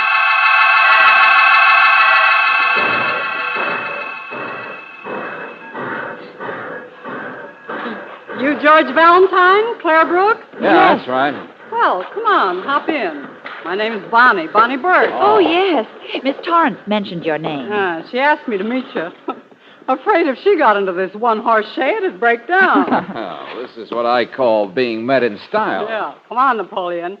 I bet you're confused, aren't you? But you see, there's the three of us. Miss Torrance, Francine Melton, and I. We've lived together for years. None of us too lucky at the altar. We all used to teach. Oh, what happened? Francine got an inheritance. But the only part of it worth anything was this estate out here. So we all quit our jobs to come out and sell it. This the place called Laura's house? Yeah, but don't ask me who Laura was. Somebody dead, that's all I know. Somebody with a doting husband who built it for her years and years ago. And now the three of you want to sell it. Well, sure, to get cash. See the world. We're still young. Have fun. And you know, these woods aren't exactly full of men. Well, Bonnie, how does Francine feel about it? She's the owner now, isn't she? Well, we've always shared everything. None of us have any relatives, and, well, this place isn't good for Francine. Why not? Francine isn't like other people. Now, Torrance is simple. Eats too much and reads too much. Me, I'm just healthy and dumb. But Francine, well, you'll meet her. You'll see. If you can get her to talk to you. Come on, Napoleon. Bonnie, why isn't Laura's house good for Francine? It's haunted. What? Oh, now, wait a minute. Sounds wacky, doesn't it? But Torrance wrote you the letter. She's the one that got you here, and I'll bet that's what she'll tell you.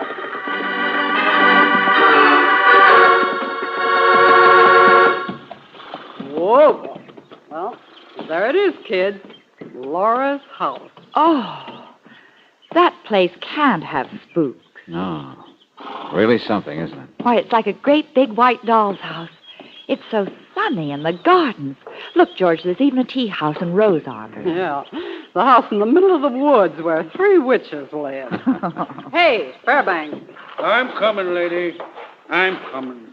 Fairbanks knows everything there is to know about everything. Here, catch their bags for them. Hey, take it easy. I'm getting them. Take it easy. Heavier when you throw suitcases down like that, you know.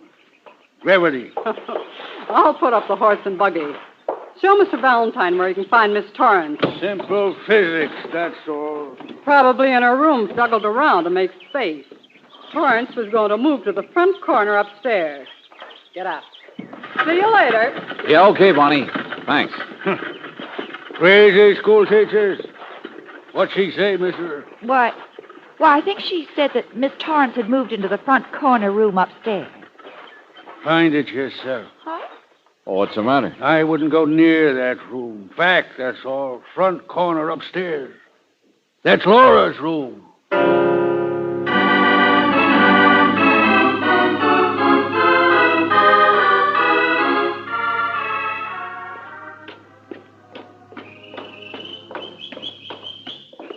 Oh, George, it's all so ridiculous. The inside is even prettier than the outside. Wait a minute. Easy, Brooksy. Huh? That must be Miss Torrance there through the open door. Oh, reading her book. I'll bet it's Edgar Allan. Was she fallen asleep, George? Miss Torrance. Miss Torrance? Oh! Yeah. Oh, She's dead. just sitting there in the sunshine. There's not a mark on her, Brooksy. Nothing seems to be wrong. Oh, George, listen. It's a carousel. Yeah. Now, what in the deuce is a carousel doing in a place like this? It's Laura's house. Oh. What? It's Laura's. On the back lawn. Her husband had it built there for her years ago. I love carousels, don't you? Well, yes. Hey, you must be Francine Melton. Yes. Yes, I'm Francine. But you don't have to look at me, you know. I just didn't realize your leg. Oh, I'm sorry I said that. I haven't said a thing like that since I was a little girl. But I'm so upset. Torrance is dead, isn't she? Yes. You already knew? I found her 5 minutes ago. I'd been in my room crying. I phoned the doctor. He said there was nothing I could do. No, I guess not. He'll be here as soon as he can, though. He's the coroner, too. Miss Melton, had she been sick? I mean, well, what happened? Her heart, didn't you know? She said you were friends of hers coming to visit. Well, yes, that's right, but... But then didn't she tell you? She's always had a dangerous heart. Didn't she tell you about her heart? Oh, Miss Melton, car coming up the drive. Looks like it might be the... Oh, All right, Fairbanks. That will be all, thank you. dead. Dead, ain't she?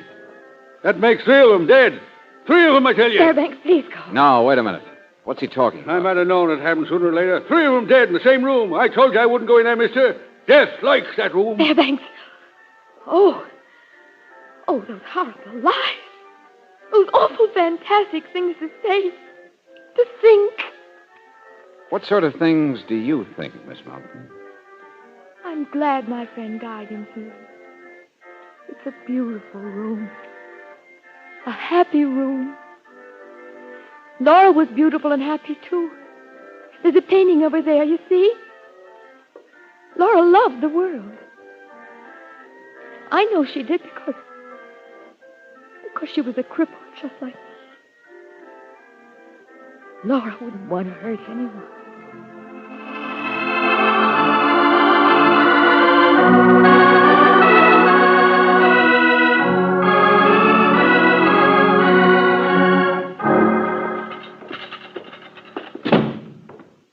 The coroner says you want to speak to me. I'm Ethan Marker, Mr. Valentine. Oh, yes. I was waiting for his report. Well, he said you were the nearest neighbor out there, Mr. Marker, so I thought perhaps... I know. You thought perhaps I could tell you about the local ghost. Laura. Everyone asks. But it's a little different at a time like this, isn't it, Mr. Valentine? Maybe. I don't know yet. Now, tell me, what's Fairbanks mean? What's he talking about? 2 other deaths in the same room and so on. Mr. Valentine, Laura was crippled, but not in the soul. And she'd married the handsomest man for miles around. He built the place as a sort of house for his bluebird, the carousel for her to ride around on because she couldn't dance, the island in the wilderness. There are many of us who would like to find such a place. Yeah, sure, I agree. And it's very interesting, Mr. Marker, but... All right. Yes, the deaths. After Laura passed on, many legends grew up about her. Naturally, the sheltered one. Fascinating legends, too. But anyway, the house reverted to banks and so on. Only 2 people who bought it tried to live in it. They both died. How? Quite mysteriously. One was 90 and had a stroke. Huh? The other one shot himself cleaning his own gun. Oh, but I assure you the legends have colored all this. It wouldn't sound the same if Fairbanks told it to you. He'd say Laura did it. Uh-huh. But you're telling me it's all Tommy rot. Well, of course. You don't believe in the supernatural, do you? Okay, Mr. Marker. Thanks very much. Not at all. And now the school teachers. Mr. Valentine, I hope you won't feel it necessary to pry about. Why not? What do you mean? Oh, nothing. But you're not just here as a friend, are you? I admire Miss Melton very much. Oh, I see. She's beautiful, as Laura must have been. I wouldn't want her annoyed. All right, Mr. Valentine, here's that report. Okay, let's have it, Doctor. Miss Torrance died of a coronary condition, all right. Heart just stopped, that's all. Oh, sure. But what made it stop? Well, really, to the layman, It could have been a shock, couldn't it? If she had a weak heart and somebody told her stories, scared her... I found no evidence of foul play. I said scared her, Doctor. Now, she heard something. She saw something. There was a shock that was too much for her. Mr. Valentine, I've already checked with her city physician. She had a coronary disease. Not nerves, disease. Mr. Valentine, I have a new car. I'd be glad to give you a lift back to Laura's house. Thanks, Mr. Marker. But I think the walk could do me good. Very well. Come and visit our corner of the woods again sometime. Good night, Mr. Marker.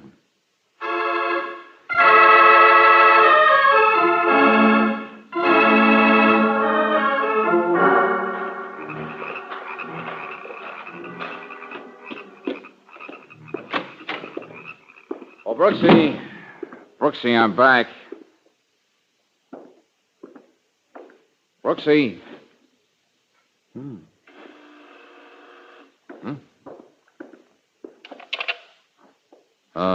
Yes? Yes, hello. George, haven't you ever used a house phone before? Oh. I saw you out the window coming in the door. Neat, isn't it? They always have them in haunted houses. Oh, sure. Well, what happened? Oh, the coroner says nothing doing. Big false alarm, that's all. Client just dead. Hey, Brooksy, where are you? I mean, I'm in your room. You in mine? George, I'm in Laura's room. You know, there are lots of things about her in this room. I mean, besides the painting. George, there's a whole closet full of her clothes. Actually, real last-century things. So old they crack when you touch them. Okay, Angel, okay. I'll be up and look at the museum. There are music boxes and a sachet drawer. There are shoes and a funny old wooden brace for a leg. Hey, Brooksy, what was that? Hey, do you hear me? What was that? She's on the lawn. In the moonlight. George, I'm not crazy. I see her. Like the painting. George, I see her. It's Laura.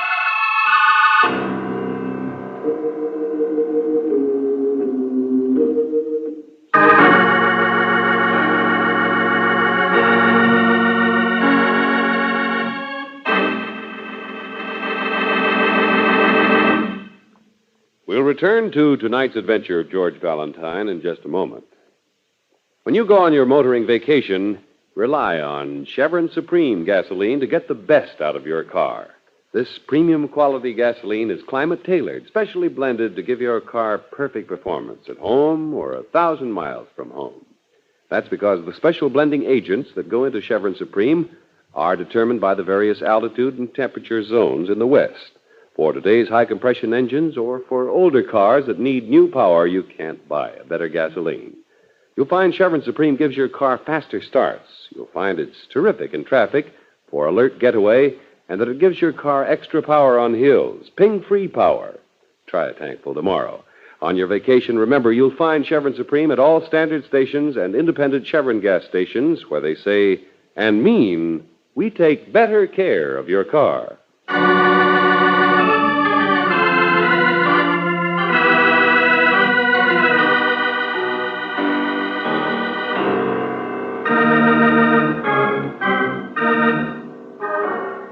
And now back to tonight's adventure of George Valentine. Laura's house, built like a doll's house in the middle of the woods. Built years ago for a woman long dead who once lived to ride on the carousel. But other people who try to live in Laura's domain have a habit of dying, too, like the nervous schoolteacher who wrote you a letter and then passed away of a heart attack before you could talk to her. Well, of course, if you're anything like George Valentine, you don't believe in the supernatural. But you certainly waste no time when your assistant Claire Brooks tells you that she has just seen Laura herself. No, George, I did see her. Just for a second out in the moonlight by the rose garden, walking. Then she disappeared in the shadow. Brooksy, are you sure? I swear it. She looked just like the picture, even to the little lace parasol. Okay, then, Angel. What you saw must have been a real person. Yeah, well, now that you're here, yes. Somebody must have got one of these dresses and dolled up for the job. Only why, Brooksy? What's the point of playing ghost, trying to scare people? Who's trying to do what? Well, for crying out loud. Well, what are you doing in there, Valentine? Picking out a dress for your girl? Oh. Hello, Bonnie. I was just getting ready to hit the hay. What's going on? I heard you racketing here.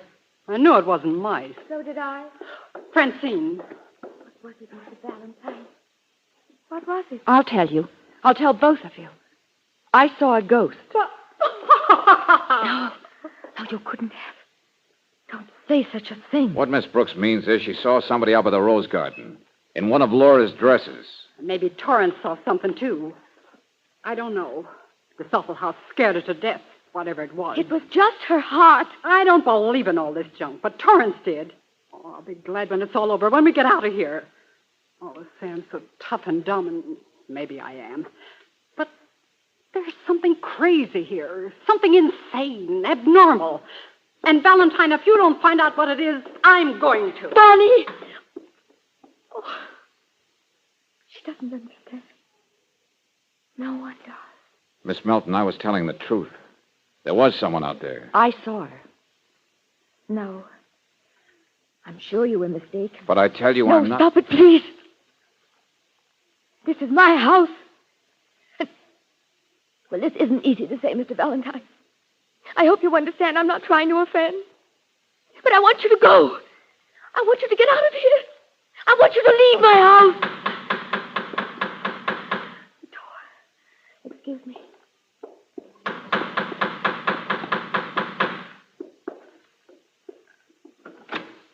Evening, lady. Got a message here for Mr. Valentine. Oh, all right, of course. Wait a second, I'll get it. That's for me, friend. Okay. Okay, here you are. Thanks. Likewise. Good night. What is it, George? Never mind, Brooksy. But, Miss Melton, I guess we might as well take your suggestion. We will get out of here. Oh, thank George. We're fairly unpacked anyway, and it's a short walk to town, so you won't have to bother about anything. We'll just plain get out of your hair. That make you happy? Oh, Mr. Valentine. There's some things too fragile to be touched, that's all.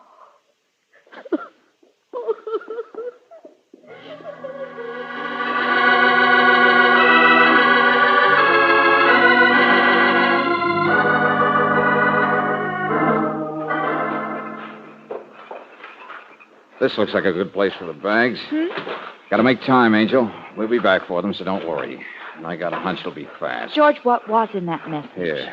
Well, there's not enough moonlight to read it, I guess. Oh, I've got a match. Note says, come to town in a hurry. Meet a guy at the corner drugstore. It's important. Who? The local historian, Angel. Guy named Ethan. Hey, put out that match. Yeah. Oh, boy, am I a sucker. You see that? Something shiny? Come on, it's over here. Sure, a car. Parked in the shadows off the road. A nice new car. And if I remember rightly... Wait a minute, I'll turn on the dash light. Huh? I do. It's registered to Mr. Ethan Marker. Then the note was just to lure us into town to get us out of the way. Yeah. Radiator's still warm, Angel. Yeah. Come on, let's get back there. Run. Okay. Look, there's a light. The upstairs corner room. Yeah, and we turned that light off when we left up there. Laura's room. Yeah. Hey, where do you think you're going? Fairbanks, where are you going? Out to my lodge. Get some sleep. Simple facts of nature. Then you just left the house. Who's up there? Who's in the corner room? That athletic one. That Bonnie thing. I warned her just like I warned Miss Torrance the day they came here. Stay away from Laura, I says. It's death. Death loves Laura's room. All right, Banshee, I got the idea. Up there with the door locked. Says she's going to stay a coon's age if she has to find out what's wrong. Ha! Lights won't help. Door lock won't help. I'm telling you, mister. All right, I said. You don't have... Hey, what's that in your hand? Huh?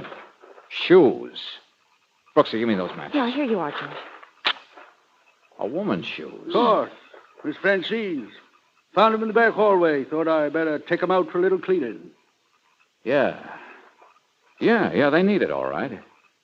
That's a good idea, Fairbanks. Good night. There was mud all over those shoes, George. Yeah, Brooksy, from the rose garden, where ghosts walk. Francine. Well, come on, George. We've got to get upstairs to Laura's room before... Hold it, Brooksy, hold it. Now, listen, there was something that Gould said. He said it before. He said he'd warned Miss Torrance about the upstairs room, remember? Well, yes, but... Okay, then. This time it begins to make sense. There was something wrong about Torrance's death. What's that? I don't mean the heart attack part. I mean her being up there in that room. She was nervous. She was superstitious. When they juggled the rooms around for our coming, she would never have taken that one. No, she But, wouldn't. Angel, there's one way that it does make sense.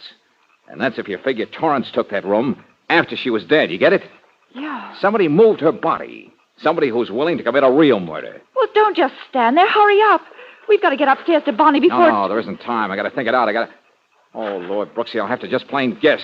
Come on, the back lawn. What? Come on, around this way. George? Yeah, the carousel. Lucky guess. Shh. There she is. Laura. It is Francine, isn't it? Yeah. Riding a white horse. All alone in the moonlight. Oh, the poor thing. It's the same dress she had on when I saw her. George, look at her. Francine herself is so shy. And being crippled, she keeps her head down, but now she's smiling. Oh, George, she's beautiful. Yeah. And somebody else said that to me before. Hey, what's wrong with it? It's going faster. Help, someone! I can't get down! She'll fall off! Oh, her foot's caught. It'll drag her. It'll kill her, George. Come on, jump on. Get her, Brooksy. I'll stop it.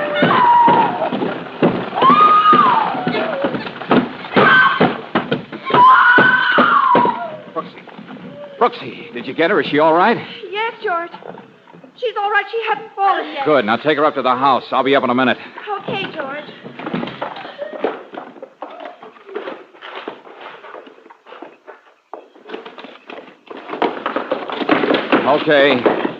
Okay, come on out of there, whoever you are. Come on now, I know you're in there. Oh, no, you don't. Come on, slow down, Sprinter. All right, I don't like to tackle ladies, but you... Let go of me! Let go! All right, sit still, sister. Well, so you were supposed to be in Laura's room, were you? Well, Bonnie, you almost did it, didn't you? Almost killed a poor crippled girl. I suppose you were the one who sent me that note signed Ethan Marker to get me out of here so you could do it. And who else around this house would have been strong enough to move Torrance's body into Lawrence's room? Muscle girl? She was dead. I didn't kill her. No, but you tried to make it look like she'd been frightened, make Francine feel guilty, hate the place. But none of it worked, did it? She still wanted to stay on. Valentine, I wasn't trying to kill Francine. Honest, I wasn't. Yes, you were, Bonnie. You thought you had to. No. You knew she'd been secretly tying on those dresses, taking walks in the rose garden. You know, if she had an accident out here in costume, everybody'd agree she was nuts. But she's different. She is strange. Sure. Crazy. The little girl's shy. She's touchy. But she was starting to come out of herself. Those dresses were part of it. They were why you had to get rid of her. That's not true. The dresses were making an impression on somebody, weren't they? Somebody who could kick you out. Sure. You had to do away with Francine fast while she still had no relatives. While you were still her closest friend, still in control. Still able to inherit her dough. No. I don't know what you're talking about. Bonnie, you want to bet he's down there now? You want to bet he was already expecting a little sentimental rendezvous with her tonight? That he heard the commotion and came running? No, don't, please. Hey, Mr. Marker. Ethan Marker, you down there? What's that? Yes, Valentine, yes. Why should she find someone? The careless one, the plainest of us. Chin up, sister. We'll find you a place to live. In jail.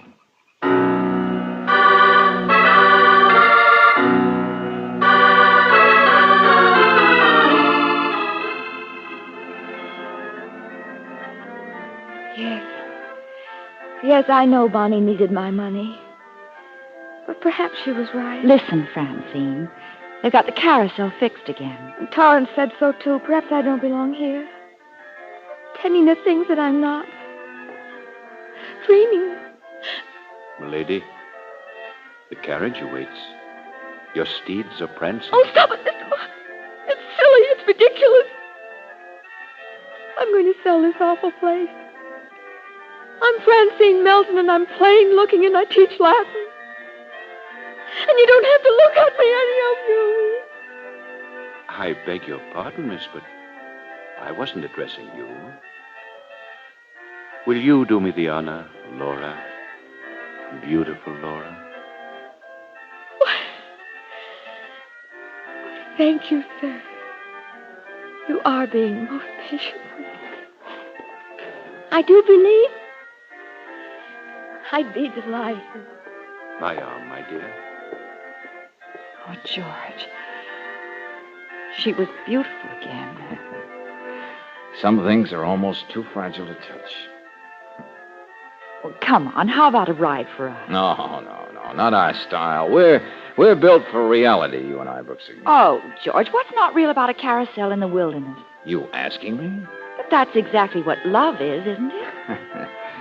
Okay, you win, Angel. Well, lady, will you do me the honor? My arm.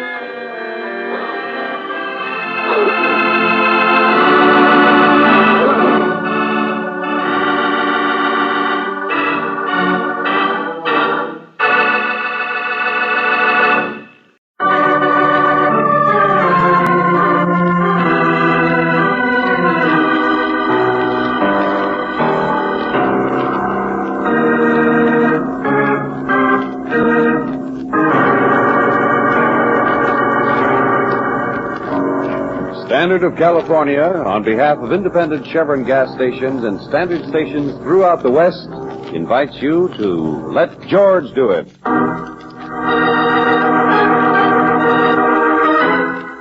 The next to the last guest, another adventure of George Valentine. Personal notice, danger's my stock and trade. If you're so touchy you can't stand to have the finger put on you, you got a job for me, George Valentine. Write full details.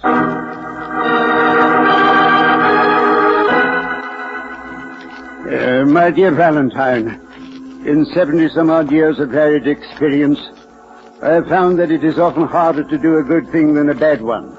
The world seldom appreciates an unusual gesture of kindness, but I am a stubborn old man, and I intend to make one such gesture. It concerns the distribution of my modest fortune. In other words, the provisions of my will.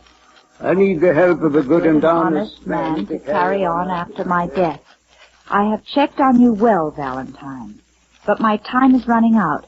Please visit me immediately in Suite 14A, Hotel McKinley Arms.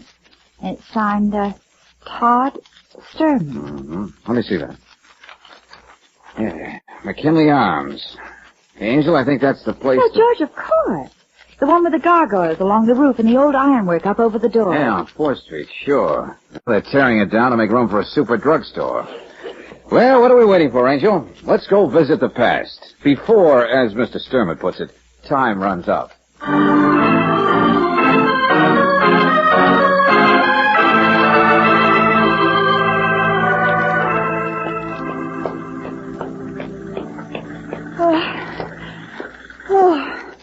Oh, I thought at least the elevators would still be working.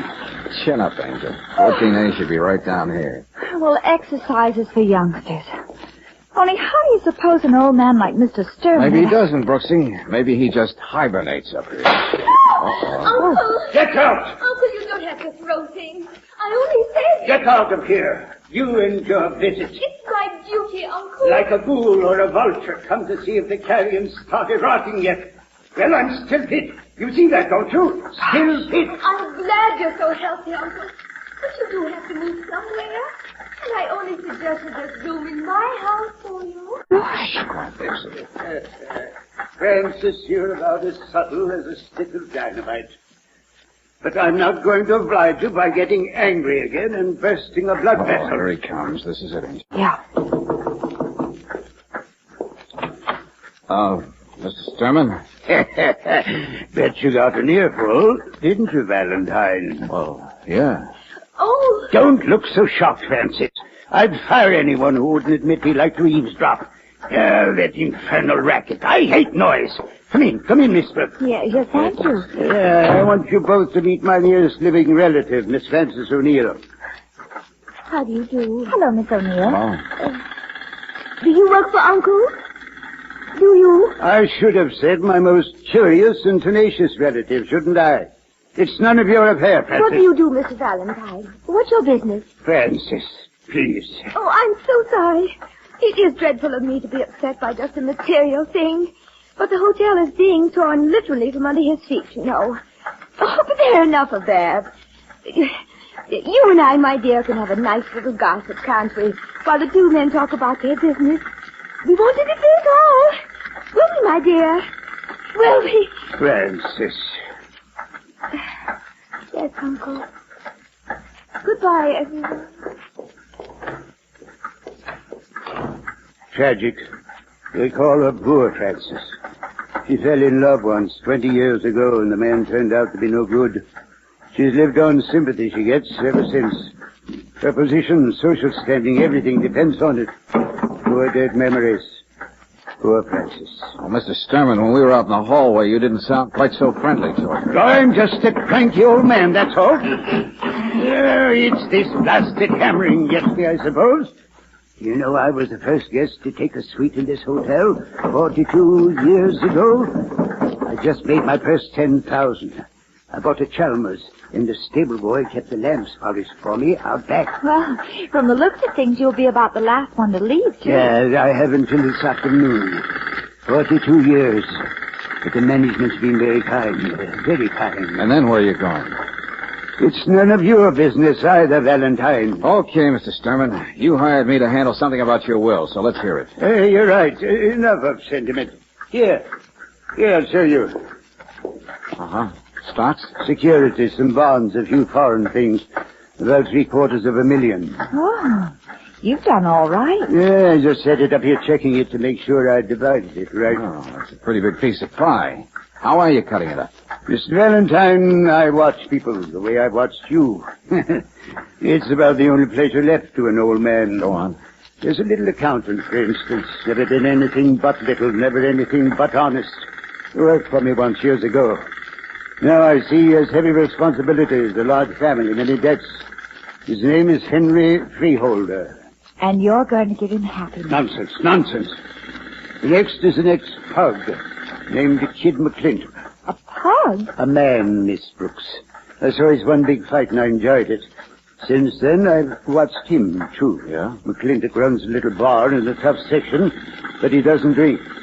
Sort of a popular hero with even the delinquent kids of his neighborhood. He's ignorant, poor, but very proud. Another worthy case. Money should go where money is deserved. Anyway, yesterday I wrote letters to both men, but I want you to make sure they understand what I'm doing. And make sure they understand that whenever my will is probated, you will be there to scrap for them. With legal help, publicity, everything. Well, just who do I scrap with? Who's got a chip on his shoulder?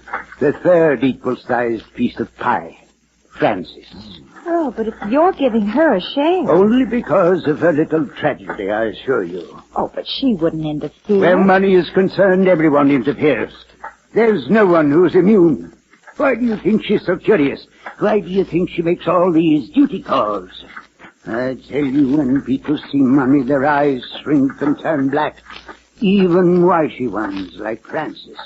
And their souls creep into a dark place to offer themselves for sale. Okay, Mr. Sturman, okay. We'll slap on the price control. So give me the addresses of those men and we'll get going. Just remember, Valentine, be careful. Watch yourself. And, never underestimate the power of a woman.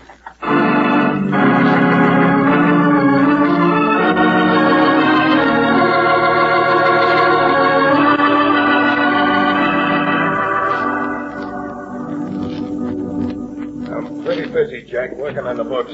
Bartender said we'd find you up here. You are Mr. McClintock, aren't you? Everybody knows the kid, lady, but it's the end of the month. I don't add so good. I don't like to keep accounts either. My name's Valentine. Yeah, real pleasure to make your acquaintance, Jack. Now beat it. Okay, hang on to your red ink, Buster. Why? I come from Todd Sturman. Is he dead yet? No.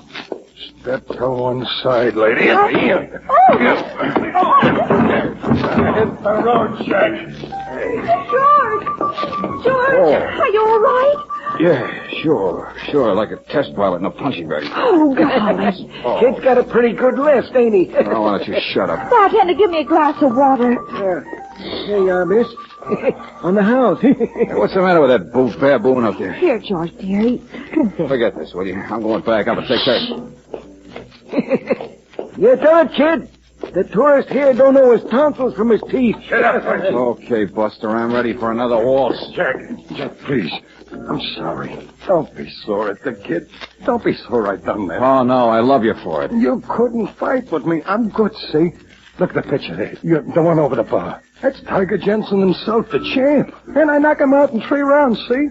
Everybody knows how tough I am. That temper must have done you a lot of good in the ring. I ain't got a temper. I'm a popular guy. Even the boys like me. They look up to the old kid. It's the money, that's all. Yeah, what about the money? Jack, did you ever need money and know you're going to get it some? Only you don't know when. You keep hoping, only you're a heel for hoping. You know what I mean? Maybe. Well, that's all it was, I swear to you. I'm upset, that's all, and now it's all over, see? And now, please, let the kid buy you a drink, huh? Come on, both of you. Set him up, Louis. Thanks. We got other business to attend to. Let's go. There's a free drink anytime in the house, Jack. Golly, George, what goes on? You come to talk to him about his getting $250,000. Oh, I don't know, Angel. But I wonder what an accountant thinks about it. Hey, somebody's in a hurry. Yeah, they've been parked here. George, it was a woman. It was Frances. Yeah, Francis. Come on, Brooksy, we're in a hurry, too. Hey, what's that guy's name? Freeholder? Yeah. Hey, taxi!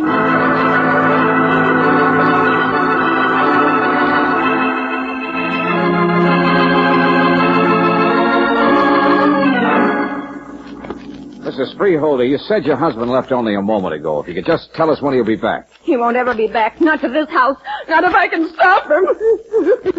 Oh, well, we're sorry. We didn't understand.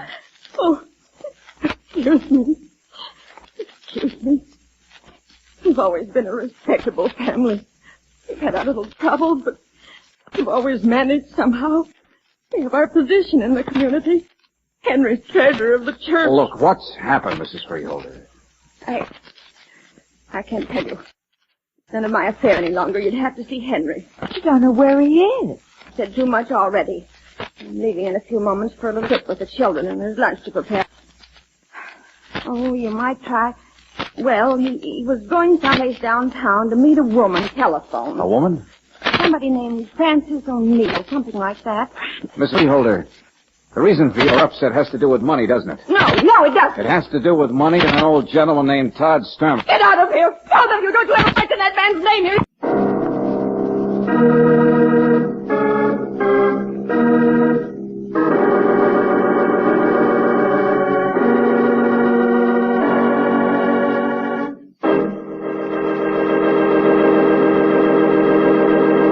We'll return to tonight's adventure of George Valentine in just a moment.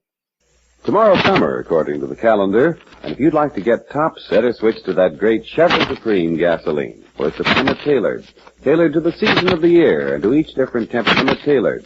When in the wet, means blended for faster start, getaway in traffic, count on it to get the best out of your car. All the power your car was designed with Supreme. You'll find you can't buy us to drive this summer. Go on Chevron compression engines. Just try a tank full of Chevron Supreme tomorrow. Get it at standard stations and at independent Chevron gas stations, where they say and mean, we take better care of your car.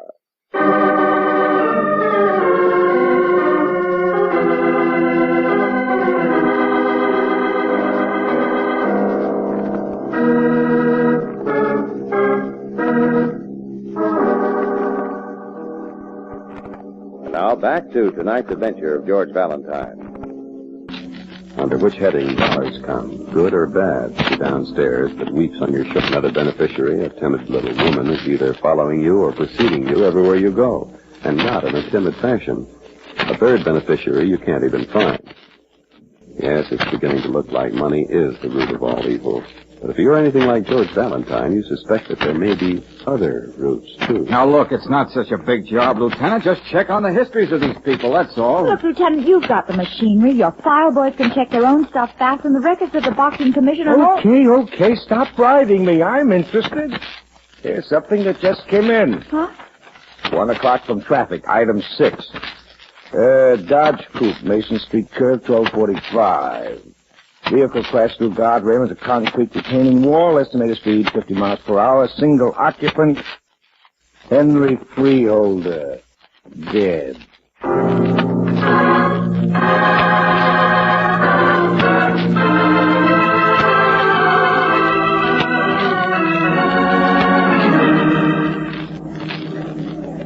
Suicide. Yeah, that's it. Well, the motorcycle officer said he practically saw it. There was no other traffic, and nobody else could have been in the car. Hey, wait a minute. I think I got something.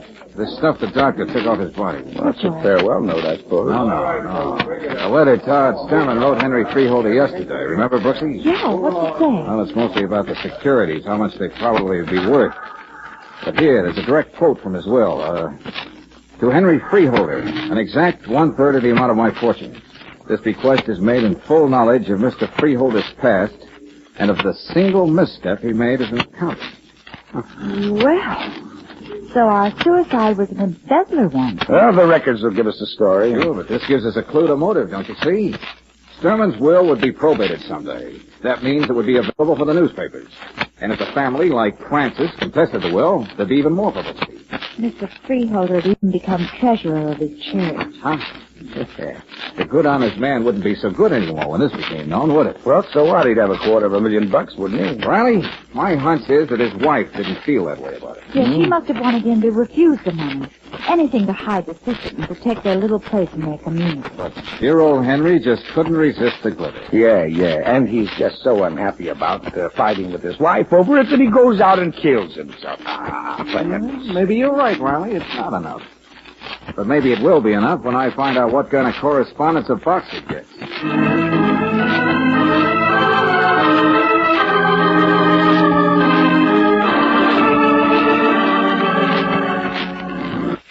Mean anything? Francis O'Neill's address. Yeah.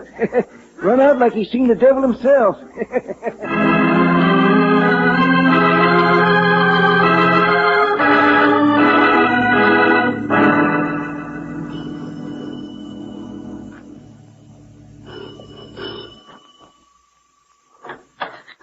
Hello, Miss O'Neill. Do you mind if we come in? Yes. Oh, thanks. I knew you didn't mind. Well, Mr. McClintock. Jack and Jill. Please, Mr. Valentine, there's no cause for you to... Get out of here, both of you. Look, he's wearing his chip The again. lady don't want you here. Relax, Buster. Sure, like this. Stop, George. It's different, isn't it? Sucker for a jail. Stop. Lick me. Stop. Stop. O'Neill. Miss O'Neill. Stop it. Oh, I can't stand violence. I can't stand Come on, Miss O'Neill. George, I'll take her in the next room. Just cause I'm out of condition, overweight. Maybe you never were such a great fighter. Maybe you never did knock out Tiger Jensen. What are you picking on me for? I'm not. I just want to know what kind of a paragraph you drew in old man Sturman's will. Hey, give me a third of it. Okay, keep talking. I can't. Miss Francis. It's all right. It's all right. We must tell him. Please, Mr. McClintock. It's about my big fight. It says I paid Tiger Jensen to take a dive. Huh? Your one big claim to fame is a phony, isn't it? George, there's something about Miss O'Neill, too. Huh? Yeah. She says she'll tell us if we promise not to repeat it. What is it, Miss O'Neill? 20 years ago, there was a young man. I cared so much for him. But we had all our plans made. I had thought he was so nice. And then at the last moment, well, I was simply forced to reject him. And people were so kind, so sympathetic. Only in Uncle's will. Mm-hmm. Only in the will, it's just the other way around. You were the one who was jilted. Yes. And that's the way it really was. Just like Mr. McClintock won his fight by crookedness, and Mr. Freeholder's embezzlement that everyone had forgotten. And you're the three people that Sturman picked to leave his money to. Yes. Now that you know, you won't tell anyone, will you? You will keep our secret. You will leave us alone. I didn't promise. You see, that's why we took you in our confidence. So you'd understand. There's something you don't understand, Miss O'Neill. A slight case of suicide on the part of one Henry Freeholder. Oh, no. But now I think I'll wait till later to find out why you were the last person to see him alive.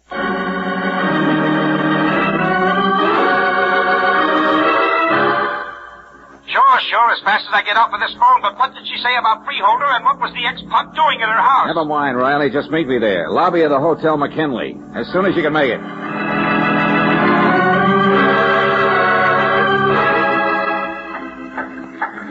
There he is, George. Lieutenant Riley. Oh, lobby, he says. The place hasn't even got a lobby anymore, just a pile of junk. Okay.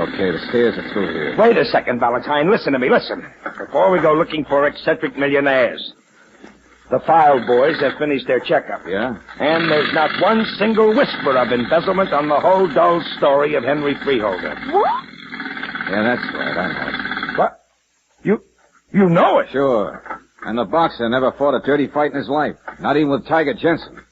And as for Francis... But George, they just got through confessing to. Angel, Santa Claus told us the truth a long time ago. He gave us the answer to everything. Now, come on, let's get upstairs. We got a date to pull off his beard.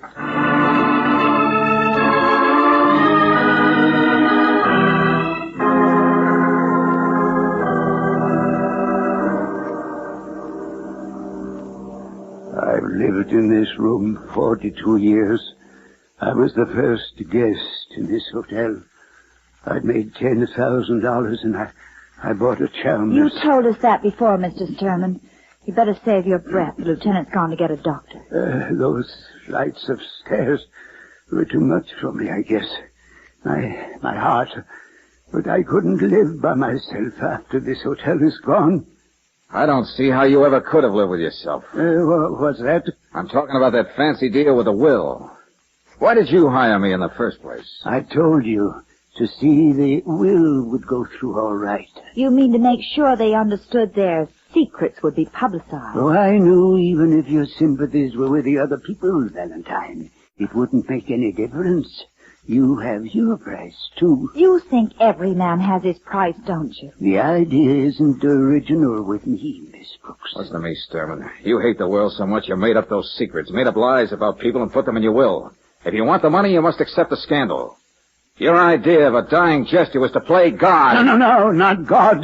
But I did play devil, Valentine. That silly little accountant you say killed himself, freeholder, willing to sell a lifelong reputation for honesty. And the kid, the boxer, who willing to sell his pride in strength, pride in the one big thing he ever did. Frances, she lives on sympathy, doesn't she? Poor Frances. But she would have made a joke of herself for money. All for money. Every one of them. Haven't you ever met anyone who did anything just out of kindness? No. And if you had your eyes open, you'd see the same thing. It's always money. Look at these people. They've already told you the lies as though they were true. They already pretended for the sake of money. I just wish there was a law that would make it legal to hang you. There isn't. Anyway, I'll die soon now. Very soon. My securities will be sealed in a box. My will, it'll be probated. Then the publicity. And someone else will know what it feels like to sell your soul for silver. Someone beside me. Uncle? Miss O'Neill. Uncle, is he all right? No, he's not. The last duty call. I really should increase your legacy, my dear. Stop it, Uncle. Mr. Valentine, I had to come. There's something I must tell you. I can't keep it a secret any longer. Frances. Oh, Uncle, I know. Of course I know. How could I avoid it when I've tried to help you with handling your things? Frances, you don't know. Better lie down, Mr. Stern. Get out of my way. Frances, you want money. That's all. That's all anybody wants, isn't it? Isn't it? Please, Uncle, please. I've only tried to humor you, tried to protect you. I didn't know you were involving anyone else in that will but me. Frances. But then you do like me. For myself. Oh, and my whole life, I wanted somebody did care. Oh. Maybe it's just as well. Georgie. Yeah, yes, Brooksy. Well, he wasn't the last guest. The next to the last guest. Well, Miss O'Neill, I guess I owe you an apology.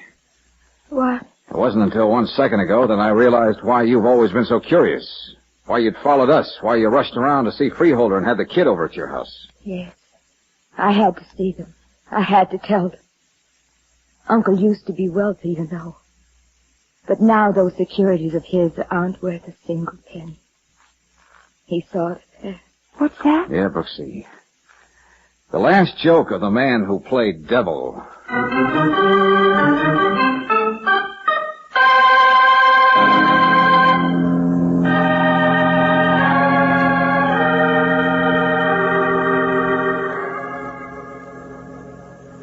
Okay, Brooksy. Motive for suicide, frustrated greed. Freeholder had already made his choice and separated from his wife when Miss O'Neill caught up with him to tell him there wasn't any tow. Oh. Well, I guess I got everything. Only what about Kid McClintock? He was all upset over taking the money. And when Frances told him there really wasn't any, he stood by her, helped to pretend those lies in the will were true, helped to protect the old man. Protect him from what? The booby hatch. The old man deliberately made his worldly fortunes a nice round zero. The barns were all defaulted, the houses mortgaged. All for one last thumb-to-the-nose joke. Oh. What do you suppose makes a man be like Mr. Stern? Oh, I don't know, Angel, I don't know. Blindness, I guess. Not being able to see the nice people who are there all the time. People like Frances. Maybe. But I bet if he weren't alone, if he were happily married... Oh, you aren't trying to play God, are you, Miss Brooks? No, Mr. Valentine, I'm just playing Cupid. And I'll succeed.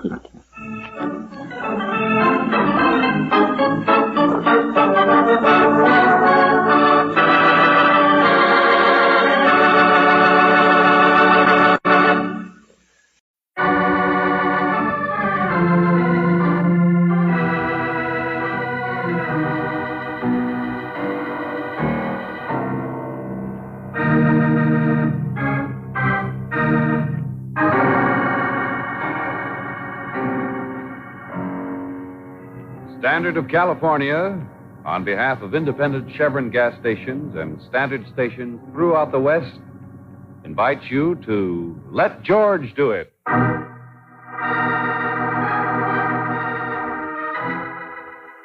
Serenade to the Southern Star, another adventure of George Valentine. Personal notice, danger's my stock and trade.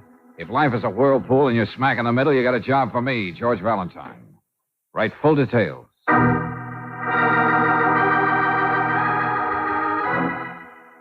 My good Mr. Valentine, there was once a man named Bluebeard who could not endure the thought of leaving his lady friends alive. But it is much more horrifying when you suspect that a woman has developed this same complex regarding her men. We are musicians, and she took an interest in our little group. When we all arrived in your city a few days ago, we were a quartet. Now we are a trio. And unless you help us immediately, there is every reason to believe we may become a duet. If you think this is facetious, may we add that the lady's two husbands have also disappeared. Sincerely, the Parnassus Trio, Steamship Southern Star, Pier 42.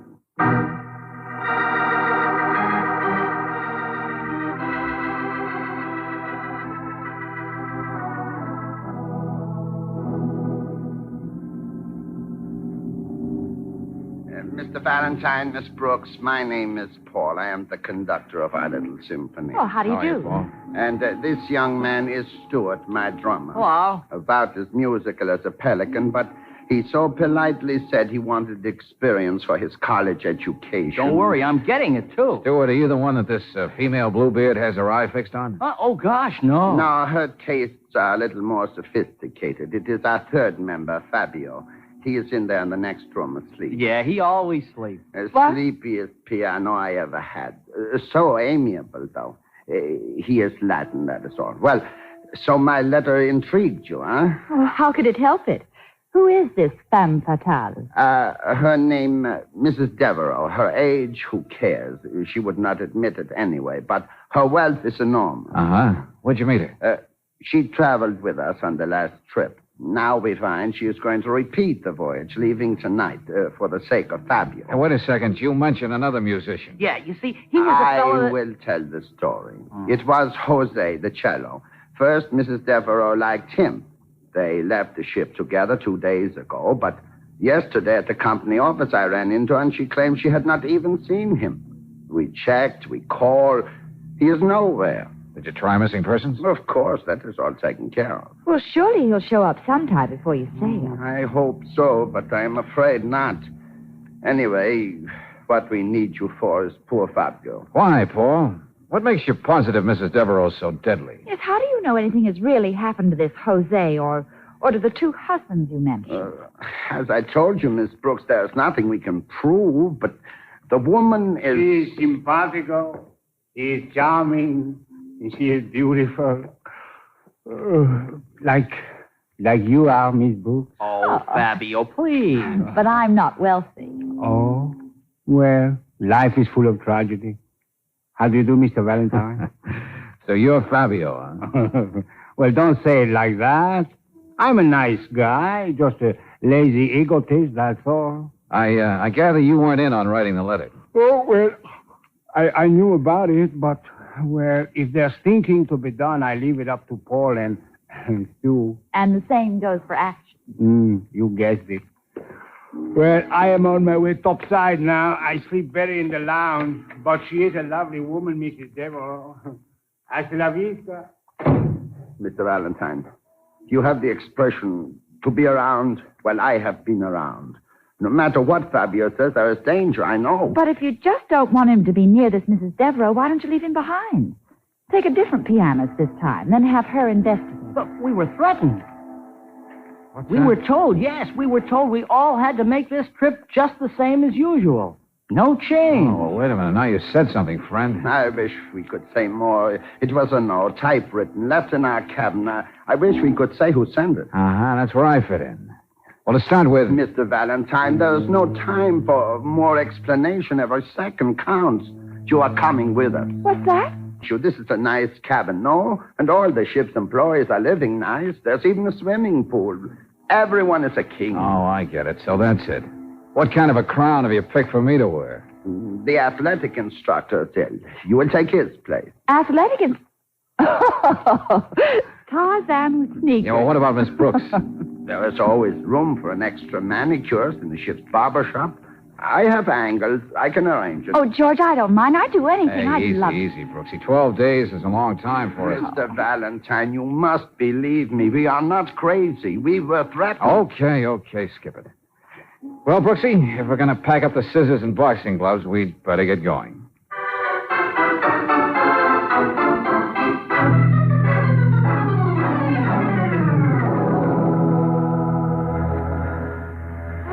Good old gangplank's still here. May I have your stateroom numbers, please? We're ship's personnel. Oh, give me your names. I'll check them off. Claire Brooks, manicurist. Okay.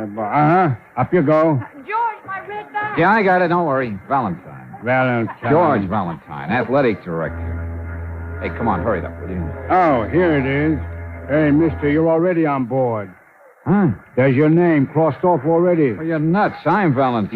Yeah, I know. It's an old trick, mister. Look, let me on board, Buster. I'll get the purser. He'll tell you. Better luck next time. Look, fun is fun, Rollo, but... Hey, wait, I'll show you some identification. No, all I know is the orders are getting your names checked off. But if you got a real beef, there's a company man down at the pier there, guy in the gray suit, bald. See him? But you don't... Nothing else I can do, mister. Okay, Bureau. Sorry, excuse me, will you? Let me through, will you, please? Excuse me. Hey, you! Hey! On voyage, Matilda! Oh, brother.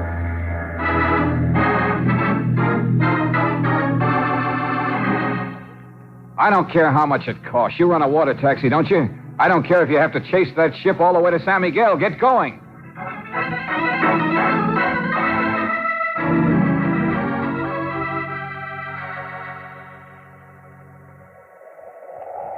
Well, Valentine, the captain was certainly not impressed with your little demonstration of climbing ladder. But, Mr. He Kelly, said, Purser, I want you to speak harshly with this man. Very harshly. He held up the boat 5 minutes, 5 full minutes. Yes, sir, I know. He said some other things, too, which I won't repeat. But look, Mr. Kelly, I told you the guy at the gangplank had crossed my name off. Nonsense. Bonded employee of the docks. Been there for years. Never makes mistakes. Well, then somebody else used my name. I don't know. Well, we've just completed our usual inspection. There's no one extra on board. Excuses won't get you anywhere, Valentine. Okay, I'm very sorry. That's better. Now, there's work to be done before morning. Sort out the shuffleboard equipment. Deck tennis net needs repairing. Yes, I'll get on it, Mr. Oh, yes, and you might vulcanize that rubber horse for the swimming pool. I think it has a slow leak. Yes, I'm sure it does. Oh, George. Oh, hi, Angel. Gosh, are you going to miss the boat on our honeymoon? Be forewarned, I'm a man with gangplank fever. All right, we'll take a train. George, I've spotted that Mrs. Devereaux already. Yeah? She has cabin 3A. She's probably out on deck someplace now. She's not exactly what I expected.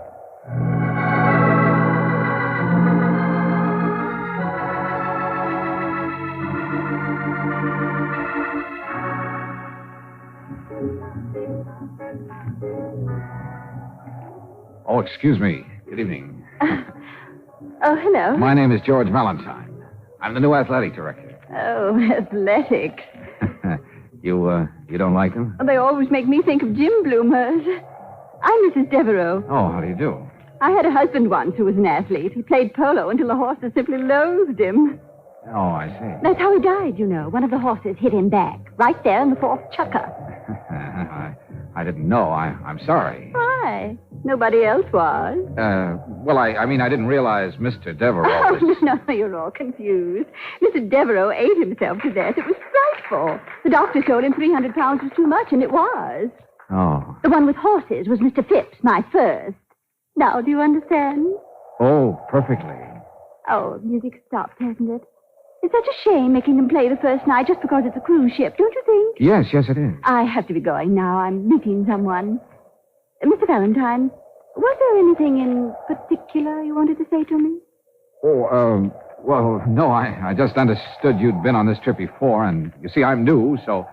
Well, I thought you might be able to give me some suggestions on organizing games. And so. Oh, you certainly came barking up the wrong tree, didn't you? I may as well tell you this. Everyone else aboard gossips about it, I suppose.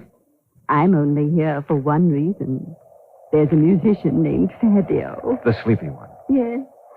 Yes, he's lazy and charming and probably a liar. But he flatters me, Mr. Valentine. Yes, I can see that. Mrs. Devereaux, didn't the orchestra used to be a quartet? Wasn't there another musician? A Jose or something like that? What? Gracious, now you're getting confused again, aren't you? Then I suppose it's because of all that exercise you do. Well, they've always been a trio. Bye-bye, Mr. Valentine. Always a trio, huh?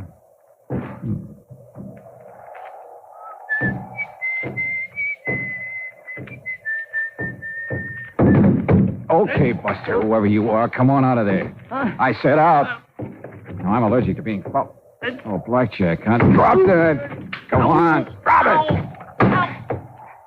Well, Stewart, crew haircut and all. Come on, now, let's hear some talking, brushhead. I can explain, Mr. Valentine. Don't hit me. Never mind. You're going to round up the rest of the trio, drummer boy, and you're going to round them up fast. Yeah, We're having a little orchestra practice. Right now.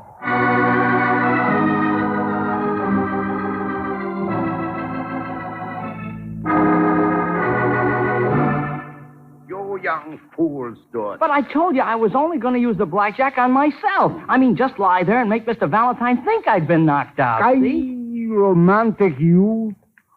Please, I have business to attend. Okay, all of you. You're going no place. And neither are we. That was the idea, wasn't it, gentlemen? To get us aboard the ship by telling us a phony story? Yeah, I mean, no, it's not phony. There was no musician named Jose who disappeared. And you neither know nor care about Mrs. Devereaux's ex-husband. Does that check? I told you she's a lovely woman. I would not lie. Very well, Mr. Valentine, you're right. Mrs. Bluebeard was a figment of the imagination, and we did want to lure you aboard. Sure, I wanted to make the story look better by having you find me like that, but we did get a note. That part of it is true. We were threatened. Well, we were. Okay, why? And this time I want the truth. Here, Mr. Valentine. We were going to tell you in due time. Look here in this drawer. Oh, look at all the cigarette cases. Uh-huh. Lighters, camera, a wristwatch. And please understand, they're gifts. Gifts, not stolen. Oh, they're worth only a couple of $100 altogether. Nothing big. Where'd they come from? Well, you see, a ship's musician is not overpaid, but when you have been around a while, there are tricks to help. Go on. You see, in the days of Prohibition, I was on European boats. And when we got to New York Harbor, I would invite a few friends aboard for, well, shall we say, parties. You mean you smuggle liquor? No. Parties, that is all. Sell a few drinks to my friends. Uh-huh. And now what do you sell? To Mexico and back? For the ladies, naturally perfume. But we don't even sell it. A few lovely friends come aboard. We exchange gifts, that is all. Tiny bottles, nothing the officials would object to. Yeah, but duty-free just the same. Oh, you are splitting hairs. At least you will admit it is nothing important enough for someone to threaten our lives over. Yet the note told us we had to make this next trip as usual. We had to. No change or else. Well, it could make sense if someone is using you for real smuggling. Exactly what we thought. Something they put in the gift bottles of perfume, I suppose. Now, where'd you get them? There is a man in San Miguel who gives us cash for these presents. He also sells us the perfume. I see. And you got me along to hold hands with you the next time you go ashore to meet him. But don't you see, our only hope is to catch the real smugglers. Now, if we just came out and told anybody about all this, well, golly, the steamship company would fire us. The union would take away our cars. You guys ought to have your heads knocked together. And I should have mine examined. Please. In the meantime, you will enjoy the voyage. Look, friends, somebody's already tried to scratch me off. His name on the gangplank list. And the only one who could possibly have touched that list are the ones who came up the gang. Yeah. Whoever runs this deal, whoever threatens people, is right here on this ship. Oh, bon voyage.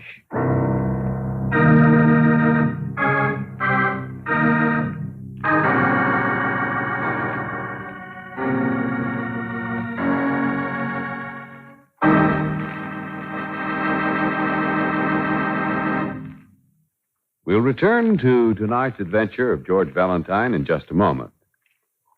If you've ever oiled a door hinge, you've seen the oil run down the hinge and collect at the bottom. Now, how about oil on parts inside your car's engine? How can you keep the oil from dripping off cylinder walls and pistons so these mirror-smooth surfaces are safe from corrosive rust? Believe me, no ordinary motor oil will stay on these vital parts for long. But RPM motor oil is compounded to keep a film of oil on every inch of internal metal at all times. Whether your car is running hot or standing cold, RPM won't drip off. It stays put, protecting parts left bare and exposed to wear by ordinary motor oils. RPM also stops sludgy carbon and lacquer deposits, keeps the whole engine system cleaner. No wonder motorists say RPM gives extra protection, and no wonder it's first choice in the West. Get it at standard stations and independent Chevron gas stations where they say and mean, we take better care of your car.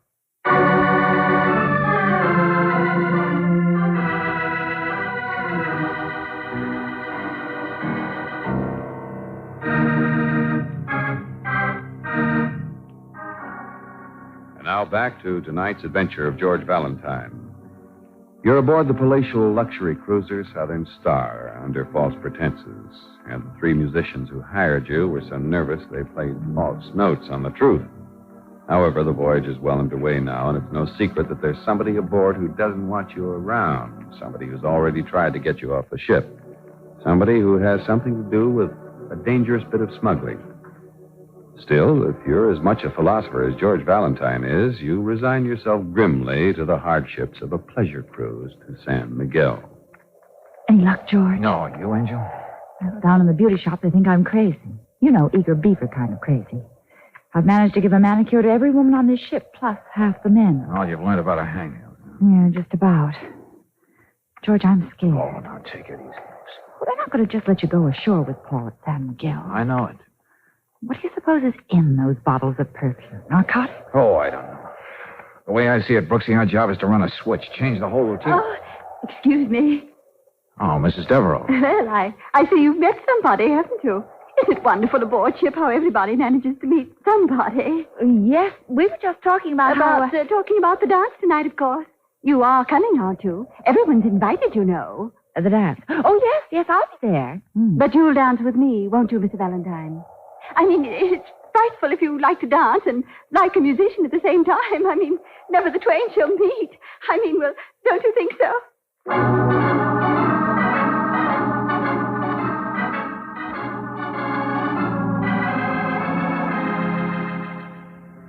Mr. Kelling, what time do we go ashore tomorrow? Oh, I don't know. Anchor around 8. Officials come aboard. We send a lighter in with the baggage. Around 11, perhaps. I see.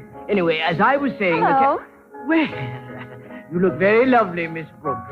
Perhaps you'd care to... Mr. Valentine. Oh, look, Mr. Kelling, all day that woman's been hounding me. She's afraid you won't ask her to dance. What? Mr. Valentine. Yeah, she thinks you're the best dancer on the ship. Why, if it isn't Mrs. Devereaux, shall we... Mr. Valentine. I was just saying you look lovely tonight. Oh, very neat. Uh-oh, what's the matter, darling? Brooksy, listen. Meet me on the boat deck in 5 minutes. What is it? I'm going to take up the profession of smuggling myself, that's all. Boat deck in 5 minutes. George. I'll see you later. Hello, my friend. Okay, I want to talk, Paul. So? This is a good place back here. Strange. No, there is something I wish to say, too. I have been thinking and discussing with Fabio. Yeah, what about? The reason we were threatened in the first place. The reason the smugglers did not just let things take their natural course. Okay, go on. When we arrived in the States the last time, we did not make the usual telephone calls to invite our perfume friends aboard. No? No. Instead, there was a little delay while we debated. You see, Fabio thought it would be a good idea to just give all our perfume to this woman he wishes to impress, Mrs. Devereaux. Only you and Stu voted him down. Yes, but it must have been the delay that scared someone, no? Mm-hmm. Yeah, it makes sense. I think it is very interesting. And tomorrow, perhaps... Paul, you're staying aboard ship tomorrow. What? I want you to give me all those cigarette cases and junk you sell to the man in San Miguel. I got a plan.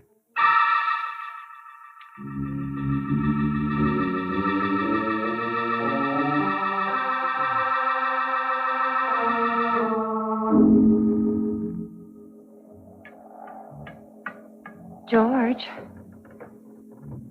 George? George! It's me. Oh. What's the matter? You disappointed? No, Oh, of course not, Stuart. Well, it's so hard to ever find you alone to talk to. Oh, we're all so busy. This is the boat deck, isn't it? Uh-huh. Best place to be alone on the whole ship. Yeah, I suppose it is. Gee, you're beautiful. You've got eyes like the stars. Why, Stuart? A fella gets a lot of experience traveling, but I've never had anything happen like this. You mean smuggling? Oh, that. Only, maybe that's it in a way. Gosh, tomorrow we may all be thrown in jail or die or something. Stuart, what time is it? I don't care, though. None of it's important. Time or space Oh, Stuart, for heaven's sake. Huh? Listen. Oh. Somebody's overboard. No, the pool. Look, it's a man. I think I can reach him. George!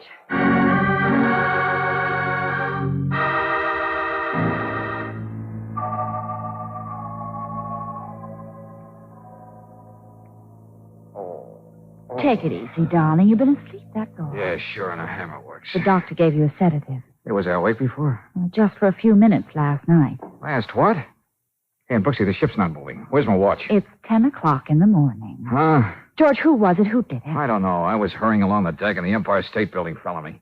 10 o'clock. Almost shore time. Hey, Brooksy, hand me my coat. I will not. Come on. Give me a boost. George, I don't care about that smuggling. Those crazy musicians can take their medicine. I don't Somebody care. tried to kill me, Brooksy. That's what I mean. They'll do it again. Angel, and what's left of my head, I remember there's something to find out.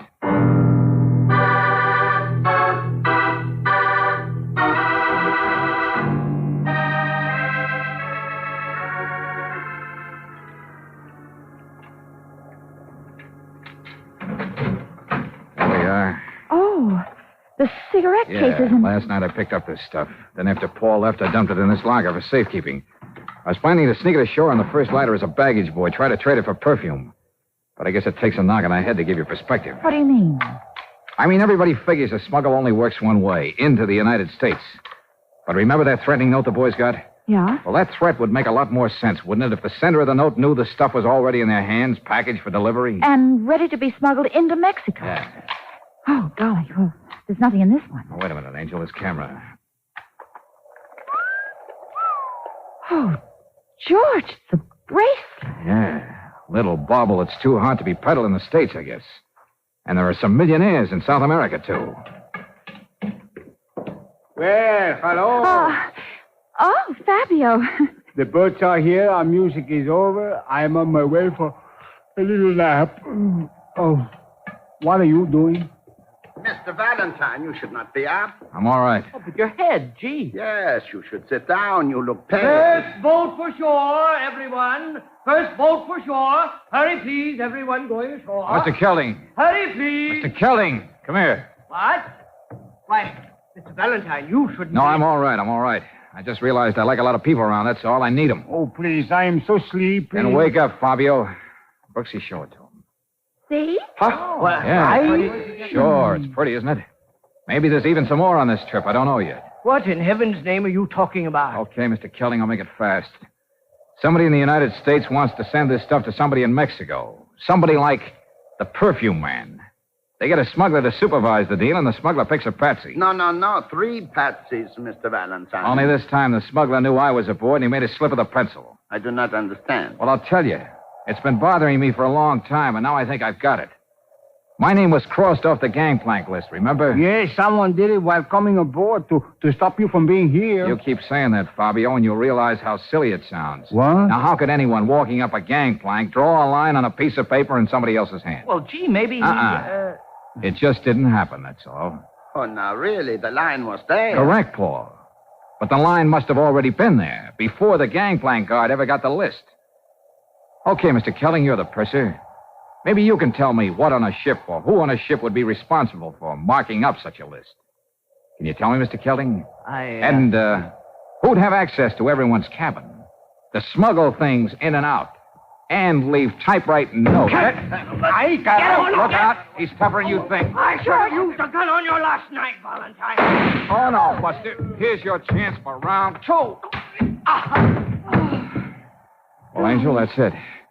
And like Fabio, I'm very sleepy.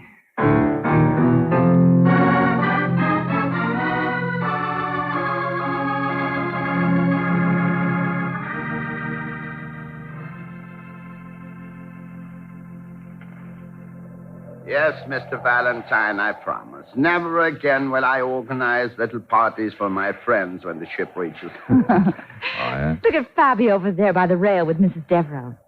He has the right idea. No. I'm too old, much too old. But I've been thinking, stamps. People collect stamps. And I travel many places. Perhaps if I could organize... Paul, if you don't mind, we'd like to be alone. Huh? Oh, excuse me. Excuse me. Well, this is something new, darling. Well, I just like to look at the moon, that's all. Oh. All right, I won't look at the moon. George, it's still several days until we get back home. And the captain does seem to be an obliging sort of man. There's even an orchestra right here. I mean, well, doesn't it give you any ideas? Oh, sure, Angel, sure. How about organizing a game of shuffleboard tomorrow? Oh.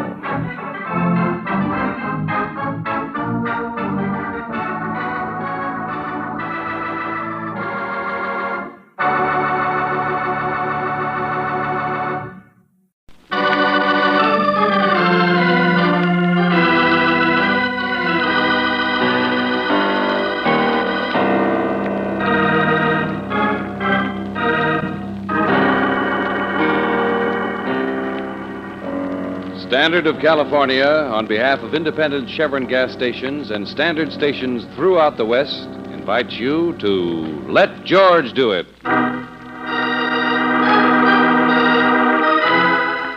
Vultures on the Wing, another adventure of George Valentine. Personal notice, danger's my stock and trade.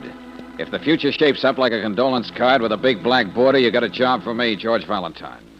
Write full details.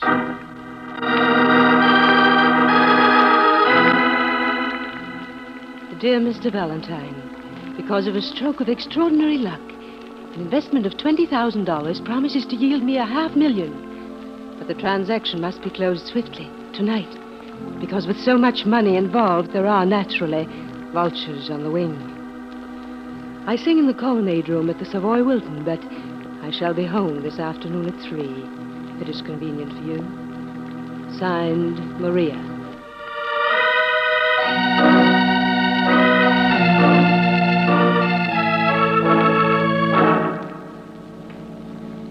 You're concerned that there's something questionable about the proposition. Is that it, Mr. Valentine? No, I guess I'm just a creature of habit, Mrs. Burnett, but... It's Maria to the whole world. Then why not to you and Miss Brooks, of course? Oh, well, let's be real chummy and call me Brooksy. You were saying, George... Oh, just call me Georgie.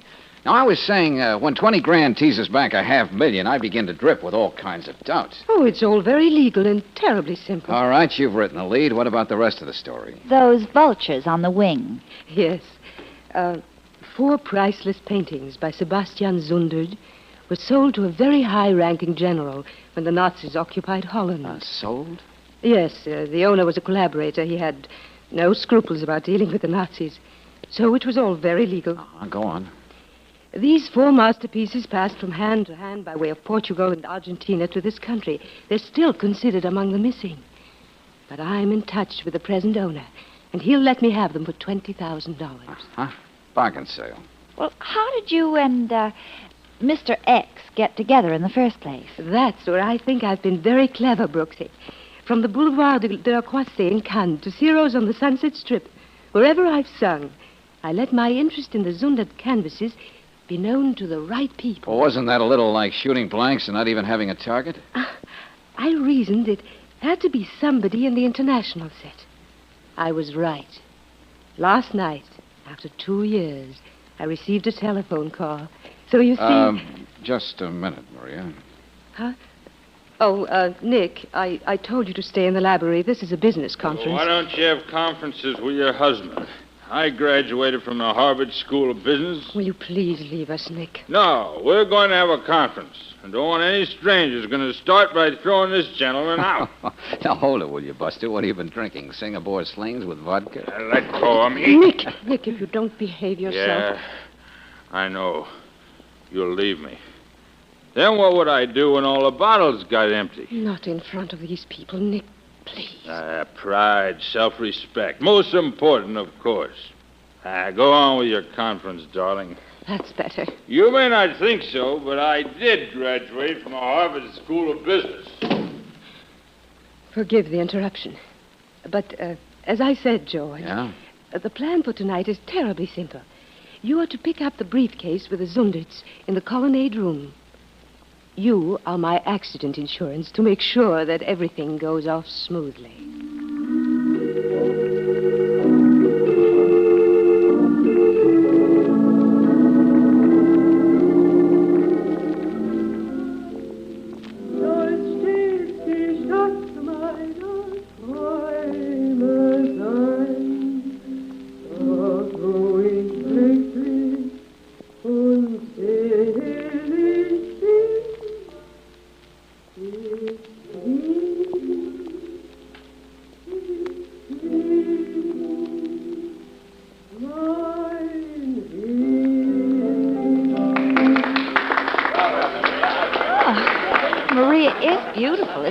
Oh, not any more than Hetty Lamar. Now, look, we have just about 10 minutes before you meet the man with the briefcase down in the lobby. Oh, this is just about my cue to go to the powder room with this briefcase full of old newspapers under my wrap. Right. And on the way back, make certain everybody in the place knows you've got it. Do you really believe anybody will think we've made the swap in the powder room, George? This operation is strictly cloak and dagger, Brooksy, so let's play along. Well, what have I been doing up to now? Well, the point is, if there are any interested parties in the offing, they'll stick right here with me and your briefcase. While you go downstairs and claim the other one and get over to Maria's. Well, here I go. I just hope my briefcase isn't showing. I was hoping the young lady would leave so I could have a moment with you, Mr. Valentine. Okay, I'll take out the stopwatch, friend. Running errands for Maria? Charming creature, isn't she? I'm Alfred Steger. Steger Art Galleries. Oh, so you know me. No, I've been lucky up till now. Maria the darling might very well become the proud owner of 4 perfectly breathtaking Zunderts tonight. You don't say. But the poor pet is always at such loose ends. She might very well lose these treasures. Then if by some chance they found their way to me, you might very well find yourself $5,000 richer. How did you get hold of the information, Steger? Good heavens, man, you should know. Hasn't Maria even mentioned my name? I really believe I feel slighted. Oh, you'll bounce back. Just because I'm considering double-crossing her doesn't mean I don't think the world of the dear girl. However, what have you to say about being $5,000 richer? Scruples, awkward things, always getting in the way. But think it over, Valentine. Good evening, Steger. Oh, Van Brooklyn. Would you mind returning to your table so I could speak to Mr. Valentine? Now look here, old man. Oh, please, boys, don't fight over me. Please do not make me ask you again, Steger. Oh, very well. I was quite through anyway. Oh, by the way, Van Brooklyn. Yes? Why don't you drop around at my galleries? I have some excellent reproductions. Why do you speak to me of reproductions? Because these might fool even you, despite your reputation as a connoisseur. Good night. You belong in this act, too, Mr. Van Brooklyn? In a manner of speaking, I am the act, Mr. Valentine. Oh? If Maria has deemed it wise to hire you to ensure the safe transfer of the Zundert canvases tonight, that is her affair. But I must make sure you understand one thing. Well, now, just understanding one thing would be a great improvement. The $20,000 Maria entrusted to you belongs to me. She is merely a commission agent. Someone I hired more than 2 years ago to make it known in the right places that I was in the market. I'd like to know who isn't in the market for those things. I myself am merely a representative of a syndicate. A group of men who intend to acquire those paintings at any cost. So it would be more sensible if you made sure they found their way to me. Mr. Van Brooklyn, at the moment I'm playing bouncy ball with Maria. Now, if you want to get in on the game, you'd better talk to her. Otherwise, somebody might get hurt. I see. Well, I am afraid I must leave you. Your lovely companion is returning. It was a great pleasure. Oh, don't mention it. Who was that sinister character with a beard? His eyes look like a couple of boiled onions behind those thick glasses. Who is it, Later, George? Brooksy, later. Let me have that. You can't say everybody in the place doesn't know I came back with a briefcase. I did everything but play catch with it. Yeah, I saw you. Now go on and get the one we really want. Yeah, okay, George. But be a nice, peace-loving decoy, darling. I want you back all in one piece. Okay, go on now, Angel. Get on your tricycle. Yeah, okay. See you at Maria's. Nice rent you've got there, Valentine. Well, thank you. I've got very good taste.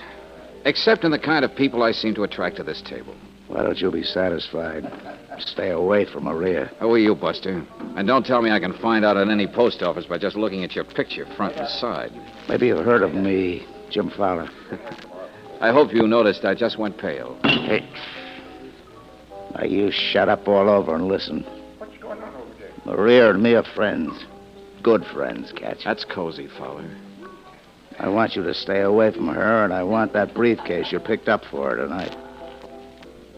I'll give it to her in the dressing room. As you were, Jim. Reach like that again, and you're going to leave some fingers on that table when you say goodbye.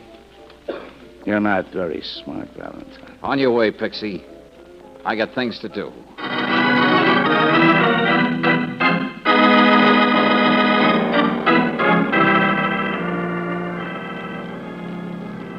You heard me. In the car. Oh, you're the muscle boy for Van Broekelen, Steger, or Fowler. Get inside, or you're going to collect yourself a lot of holes that'll spoil your appearance. And give me that briefcase. Suppose I pout. You're not going to shoot me down on the street, are you? Try me. Get wise, stupid. You're playing with the older boys now. Get in.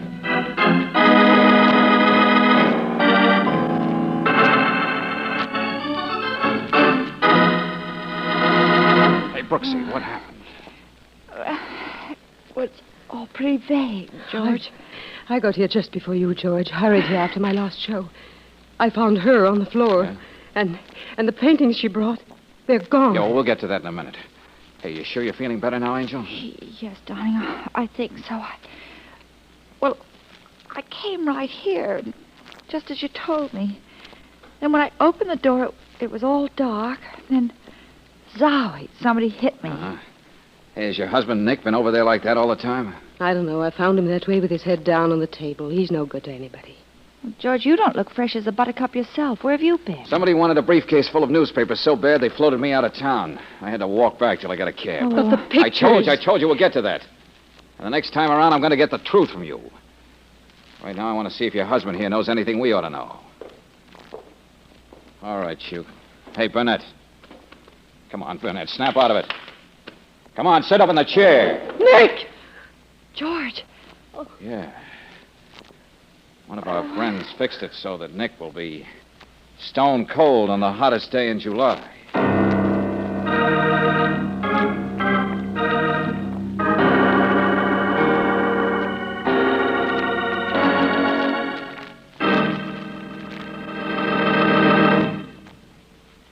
We'll return to tonight's adventure of George Valentine in just a moment.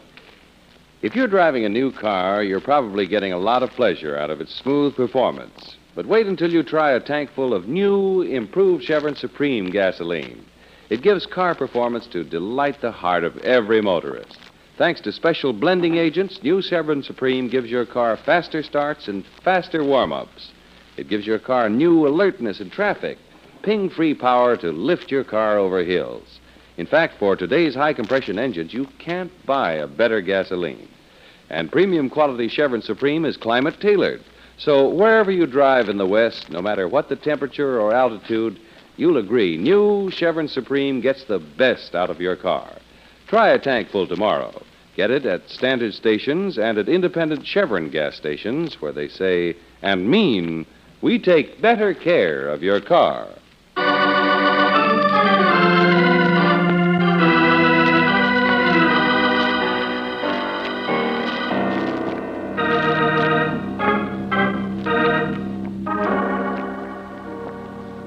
And now back to tonight's adventure of George Valentine. A glamorous lady known simply as Maria to the international smart set sends you on an errand, namely to drop off 20 grand and pick up for painting. Then various and sundry personalities start double-crossing each other all around you to snare the above-mentioned canvases. And as an added fillip, Maria's husband is found stabbed to death. Momentarily, you bide your time, which, if you're anything like George Valentine, you devote to cerebral contortions while Lieutenant Riley does the talking. Mrs. Burnett, did your husband know all three of them? I mean Van Broekelen, Steger, and Fowler? Yes, more or less. Uh-huh. Well, I've got an all-points bulletin out for them. We'll have their stories in the morning. Right now, I want to get the picture here straight. Now, Miss Brooks, Yes, sir? you're sure there isn't anything you forgot to tell us? No. It was dark. I hardly got in the door. Then I thought I saw somebody looking at me. Well, then that may be imagination. I came here directly from the Savoy Wilton. Anybody can tell you that Okay, Mrs. Burnett, okay. Nobody is questioning your alibi. Anything else, Miss Brooks? Come on, think hard, Brooksy. Yeah, well, just as I passed out, I remember hearing a loud noise. Uh-huh. A crash of some kind.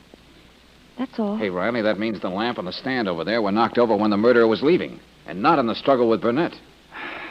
Back to the same thing. They both knew each other, and there was no struggle. But, Valentine, maybe you can explain something else to me.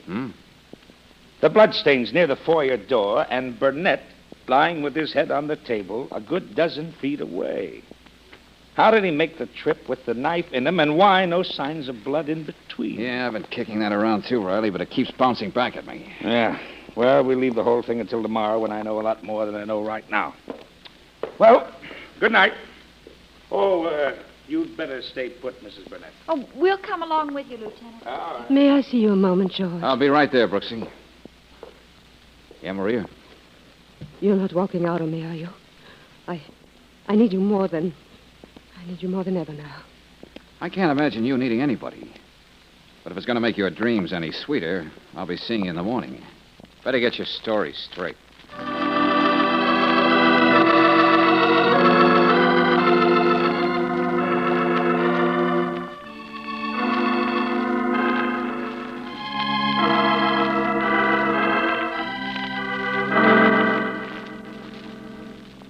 I know you are very anxious to speak with Maria Valentine, but I thought it would be wise if I talked to her first this morning, so there would be no misunderstanding. What does he mean, Maria? I'm sure Mr. Van Brooklyn intends to tell you that himself. But first, may I explain this patch of court plaster on my cheek? Yeah, looks like somebody set out to make a veal cutlet out of your face. Unfortunately, the thugs who attacked me took my word that I do not have that Zunder, so I know where they are, which is true. Sounds like Fowler's boys on the job. The important thing is to restate the bargain I made with you, Maria.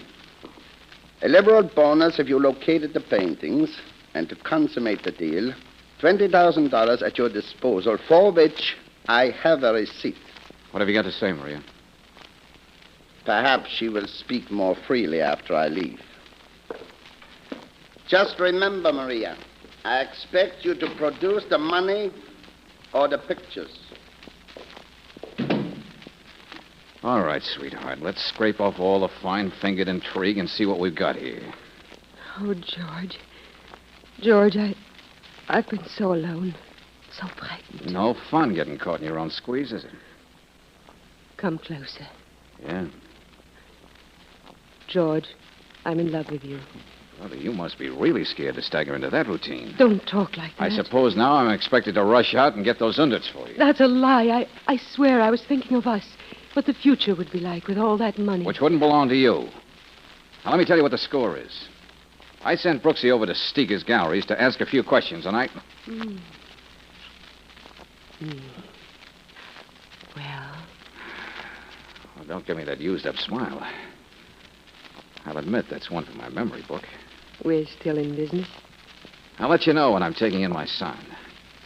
Now, you listen. I've measured all the angles, Maria, and I think I know the setup. Maybe even a little better than you do. I'm listening. About 2 years ago, Fowler slithered into your life. He was the kind of tough-minded man you liked.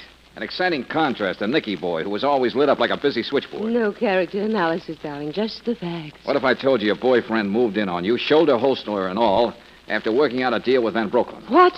But they don't even know each other. I'm guessing it was Fowler who sicked the Dutchman on you to suggest you pass the word about the paintings to your friends. The former black marketeers, the run-down royalty, the professional sophisticates. You can't make me believe that. Those two would split the fancy fee Van Brooklyn syndicate was willing to pay. That is, if one or the other wouldn't work a double cross. Why, those two conniving... Makes sense, doesn't it? But then you and Brother Steger were going to pull a fast one, too. As an art dealer, he can not only okay the pictures, but find the right market for them. Really? Then you could pay back the $20,000 and say you weren't going to play anymore. Very well. I admit that. But there's more, Maria. Steger was all primed to cross you. What? Made me a proposition. $5,000 if I delivered those masterpieces to him. What an unholy mess. And if it's all true. Listen, George. If you play this right, you can still... Well, hello, Fowler. I told you to stay away from her, Valentine. Bad memory. One of my worst faults. Go over him, Batsy. See if he's carrying a rod. Stand still while I fan you, Bud. Never mind. Here you are. Jim, what are you going to do? We'll talk later. Hey, look at this fancy heater this guy cuts around, Mr. Fowler. Look at me. I'm the Green Hornet. I got a whole army coming at me. But I go... Where did you pick that up, Fowler? Well, Batsy is missing a couple of brain cells. He reads too many comic books. But he does what I tell him. And that's all that matters. Valentine, where are those pictures? I got the same story I gave your boys last night. I wouldn't know. Jim, is it true about you and Van Brooklyn? Sure. Like I said, we'll talk later. Batsy. Yeah, Mr. Fowler? Drag this peeper over to my hotel. Keep him there. He's got a lot of talking to do. If he doesn't, he's not going to walk back from this ride.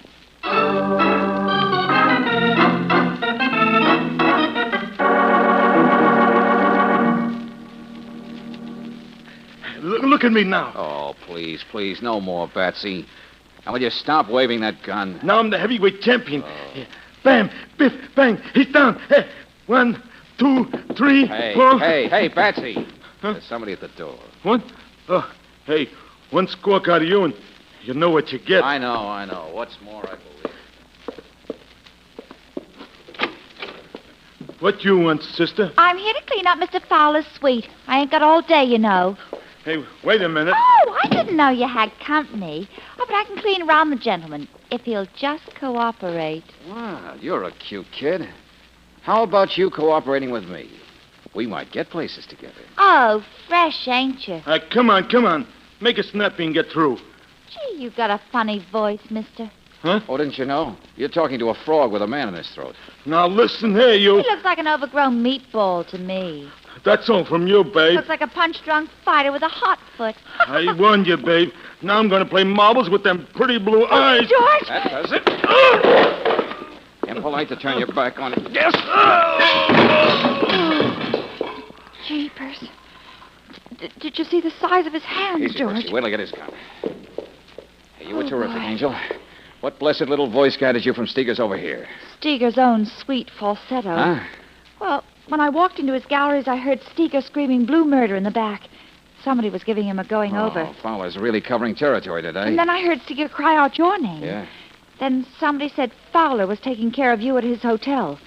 I mumbled something and backed out of the place. Oh, if I had the time, Angel, I'd kiss you.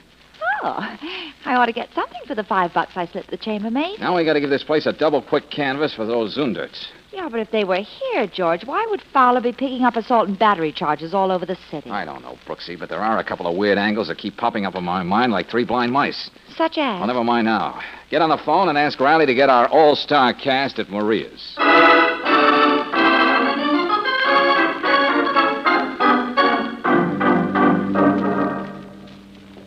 Ladies and gentlemen, you will notice that one member of our little group is missing. Yes. Where's Mr. Steger? Why, in the morgue.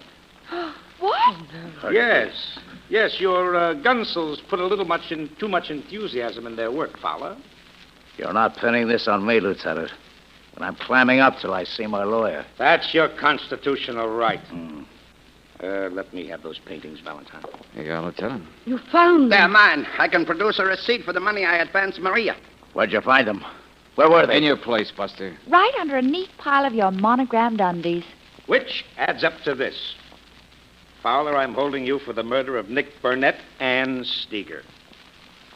Can I call my lawyer? I don't know what you were trying to get out of Steger, but that'll come out in time. Wait, Lieutenant. Yeah? Somebody planted those pictures in his apartment. What? Well, what do you mean? But that sounds crazy, George. Why? Maybe mine here, Van Brooklyn, can tell us. I, who was willing to spend a fortune to secure those Zunderts? Yes, Valentine, that doesn't make much sense. Oh, but it does, Lieutenant, it does. With Fowler framed for murder, you wouldn't have to split with him, Van Brooklyn. The paintings were bound to find their way back to you. You have legal ownership. Maria's receipt. Absurd. Mere speculation. When Miss Brooks walked in here last night, she thought she saw two eyes staring at her. They were the glint from those egg-sized lenses you use for glasses, Van Brooklyn. That's right, George. Oh, I'm sure. The now. noise Miss Brooks heard after she was hit was you crashing to the floor with the table and the vase. That's when you got that gash in the cheek. Nobody's been slamming you around. Then it was his blood in the foyer, not Burnett's. Yeah. The lab tests will prove that beyond any doubt, Riley. You're pinned down like a butterfly, Van Brooklyn. Well, what's the joke? These pictures. People have bought and sold them, degraded their souls and spilled blood for them ever since I first put them on the market in Europe. What of it? Just this. They did it because these are masterpieces. Art in its most sublime form. I know all this because I have followed their trail across the world. There's no syndicate. No one but me. I want them back, and do you know why? Because I painted them myself. Oh, listen. Yes, You yes. painted them? I fooled the entire art world, the greatest hoax in the history of art. With my failing eyesight, I knew I would never paint again. But I would have these as a tribute to my talents. Yes, and after I died, they would be accepted as the best things Zundert ever did. Please. Valentine, it would be possible for me to keep them with me until they... I don't know why not, Van Brooklyn. You've paid for them.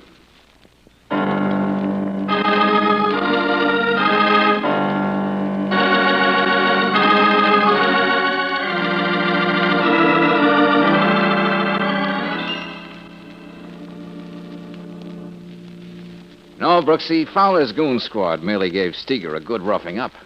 Van Brooklyn delivered the coup de grace. Oh, George, the reason sounds fantastic, even though I know it's true. Yeah. Van Brooklyn was that fabulous character the papers were full of after the war. He sold $1 million worth of fake art to Goering and Company. Steger recognized him despite the beard. Yeah, this shindig takes the cake for pure, concentrated finagling. Yeah, awful tempting, all that, though. Mm. Hey, no, Angel, just out of curiosity, what would you do if you found $500,000? Oh, well, let's see.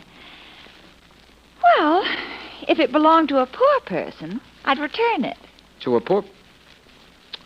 Okay, don't explain it. The pain will go away in a few minutes.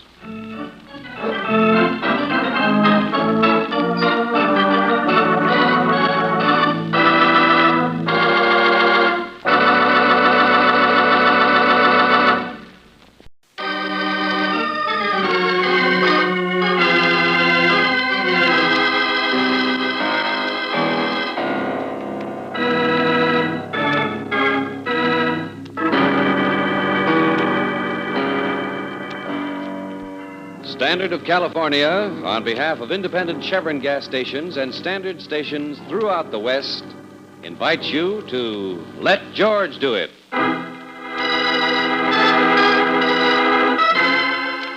Out of Mind, another adventure of George Valentine. Personal notice, danger's my stock and trade. If life's more sound and fury than you can stand, you got a job for me, George Valentine. Write full details.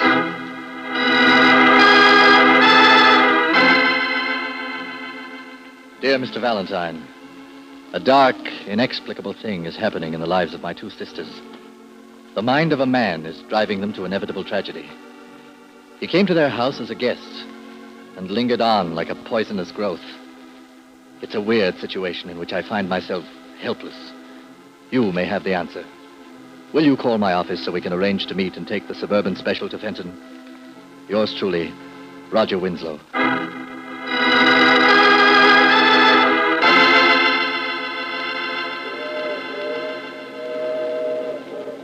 No matter how tricky it might seem, Winslow, there's always an answer to that sort of mental gymnastics. I tell you, Valentine, this man really can read your mind. Oh, does he wear a turban and call off the serial numbers on the bills in your wallet? Nothing like that, Miss Brooks. He's very much the continental gallant, with just that touch of the roue women can't seem to resist. Louvain the mentalist. Yeah, I've heard of him. But how did he get entrenched in your sister's house? Well, that brings us to Birdie. She's the older one. 38, unmarried, frustrated, and a pushover for every cult and fad that comes her way. Uh-huh. She saw Louvain perform in the Fenton Civic Auditorium about a month ago, and she asked him to spend a weekend at the house. He's been there ever since. Well, this is just a random observation, Mr. Winslow, but well, you seem well able to bounce Monsieur Louvain right out on his psychic phenomena. I tried that last weekend, but my sisters were all over me like a couple of wailing banshees. Besides, Clearview isn't my house. But I thought you... No, before my father died, we both decided that the house and whatever money he had should go to the girls.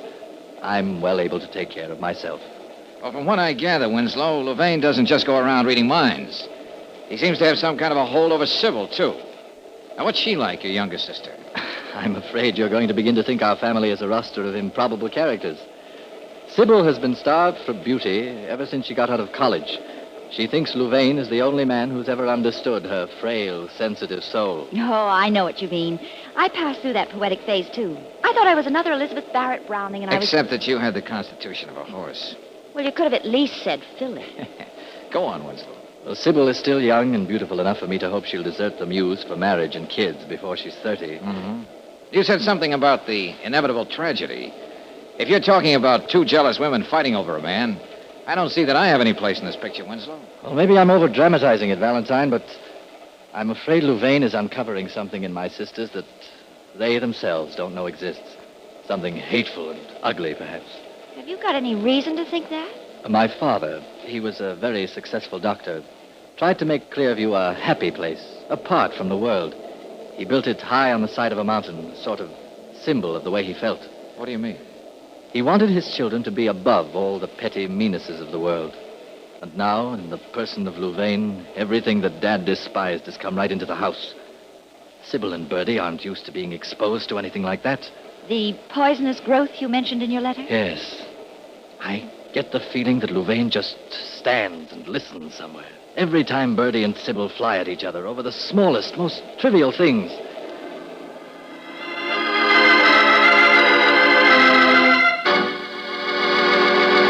I won't let you go through with it, Sybil. I won't. Don't shout at me. The tower room is on my side of the house. You know Father would never stand to see anything altered. Father is dead, Bertie. Please, Miss Bertie, Miss Sybil. Oh, please be quiet, Mr. Gumble. Yes, ladies. I have to live my own life. Do you want me to grow into something like you? An hysterical old maid? Oh. Why don't you slap me again, Bertie? Won't make any difference. I'll still be here to remind you of all the emotions you let shrivel up because you're afraid to live. About that balcony again, ladies. Two men working on it, you know. Time and a half after 5. I insist that things remain the way Father left them. Isn't it enough that we made shrines out of his consulting room and the dispensary? They're in your half of the house. I don't care. But in my house... Father wanted the wall of the tower room to blend right in with the side of the mountain. He would have hated a balcony, an eyesore, like something out of Romeo and Juliet. Already made French doors in the tower room for the balcony. Gotta make up your minds now. Finish it, Mr. Gimple. Yes, ma'am. You stay where you are. Yes, ma'am. You're not fooling me, Sybil. All this sentimental posturing, your solitary walks in the moonlight, a balcony so you can feel you're all alone between heaven and earth. All to impress Louvain, isn't it? You're in love with him, admit it. Here's my answer. Mr. Gumble. No? Go and finish the job. Yes, Miss Sybil. Don't know what I can do tonight, but it'll get done. You'll never have Louvain, Sybil, no matter what I have to do about it.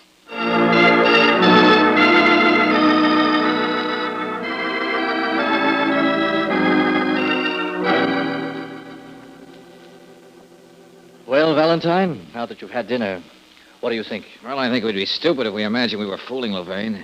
He doesn't believe we're just a couple of friends you brought to your sister's house for the weekend. And my feminine intuition tells me that this war of nerves between Bertie and Sybil is going to turn into a scorcher any day now. You know, frankly, Winslow, what this situation calls for is a combination human relations counselor and a psychiatrist.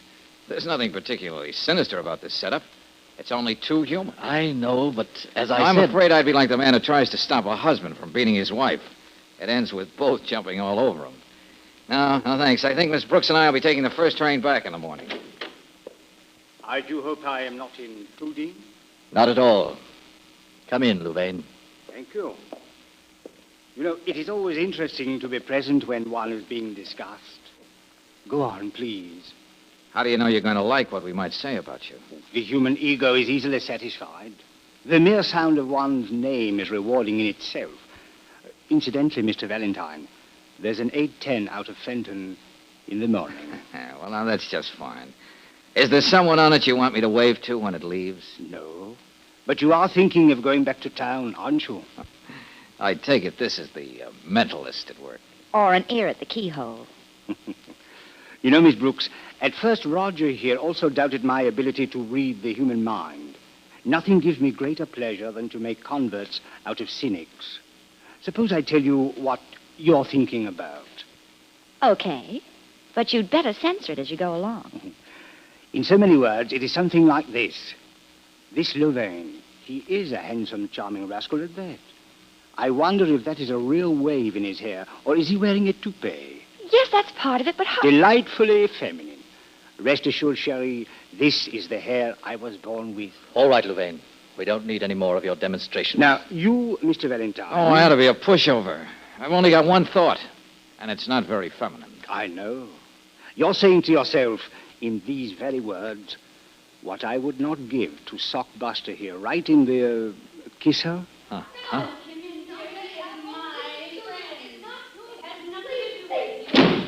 My feminine intuition. You heard that, didn't you, Louvain? How could it be helped? Two foolish, susceptible women, each with a small fortune. You play one off against the other. Well, have you decided which one you're going to hurt? You forget I'm in this house by invitation. Which one would be easier to handle? I'm not going to give you a chance to decide. I'm going to... Hey, cut it out, Winslow. Now, sit down. I'm through sparring with him. Don't make a martyr out of him. Use your head. Well, have you people been trying to outdo Bertie and me? Oh, it was nothing, Sybil. Roger was merely trying to illustrate his brotherly concern. Oh. Well, let's clear the atmosphere right now. Roger, I'll repeat what I just told Bertie. Louvain and I love each other. We're going to get married. Well, what do you want me to say? Not a word. We can dispense with all the deception now. You can pay off Mr. Valentine so we can step out of our affairs. Oh, yes, that 8:10 in the morning, Valentine. I got news for you, Buster. I'm staying on. I'm also a guest in this house. You forget this is my house. Only half of it, Sybil. And I promise we'll stay on Bertie's side.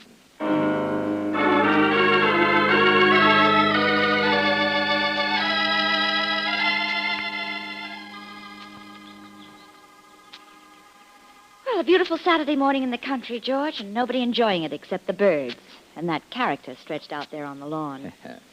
You know, he looks beautiful in shorts. Yeah. Louvain's supposed to be replenishing his cosmic cells or something. Look at him sipping hot milk on a day like this. Oh, why, that's to relax his nerves, Angel. And, brother, he can afford to relax.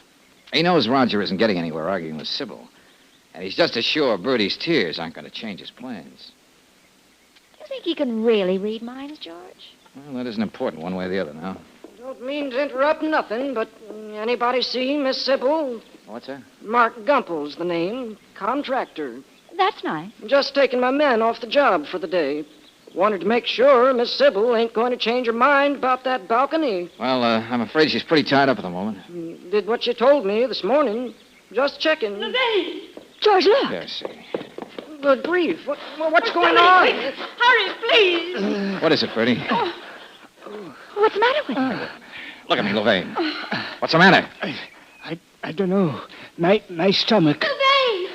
Oh, darling. Now what? Is this another one of his acts? I came out on the lawn to talk to him, and I found him just... Somebody like better that. call a doctor. Looks like he's been poisoned.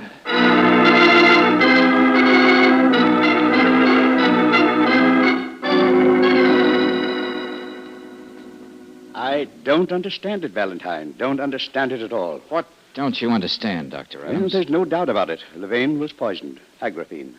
According to every tenant in the pharmacopoeia, he should have died almost instantly. And he's been hanging on for hours. In other words, he's not only a mental marvel, but a medical freak. Well, I've done everything I can for him. We'll just have to wait. Dr. Adams, as an old friend of Dr. Winslow and his family, this will probably come as a rude shock to you, but... I know what you're going to say. Someone in this house is guilty of attempted murder. One of John's children. It's incredible. A man like Louvain makes incredible things happen. Yes, I could see something like this coming. Of course, I should call the police. But perhaps if we wait and the man pulls through... We could call it ptomaine. The lobster Louvain had for dinner last night? I don't know. In a situation like this, it's hard to be sure when you're doing right. Doctor, there's a row of matched bottles in the dispensary. John's pride and joy, that dispensary. Everything so neatly in its place. The bottle of Agrafene isn't there. Whoever took it still has it. What? Roger, Bertie, Sybil, they were all in and out of the kitchen when the cook was warming up the milk for Louvain. Valentine, they're all nice people. I can't believe any one of them would do a thing like this, no matter what the provocation. Oh, George, Oh, pardon me. That's all right, Brooksy. We don't have to keep anything from the doctor. Well, you were right, George. Someone did come back to put that bottle with the others. Yeah, who? Bertie. Good heavens. I'm afraid she knows I saw her. If it had to be one of the three, I guess it would be Bertie. Poor, unhappy Bertie. Well, we might be able to say that puzzle was cleared up. Except for one thing. What's that? Well, didn't you notice, Brooksy? There's another bottle missing in that row. What was it, Valentine? The label on the shelf right under the empty space says ferulic acid. Why, that's even more deadly than Agrafene. Which leaves us with a question we'd better answer real fast. Who's walking around with that bottle?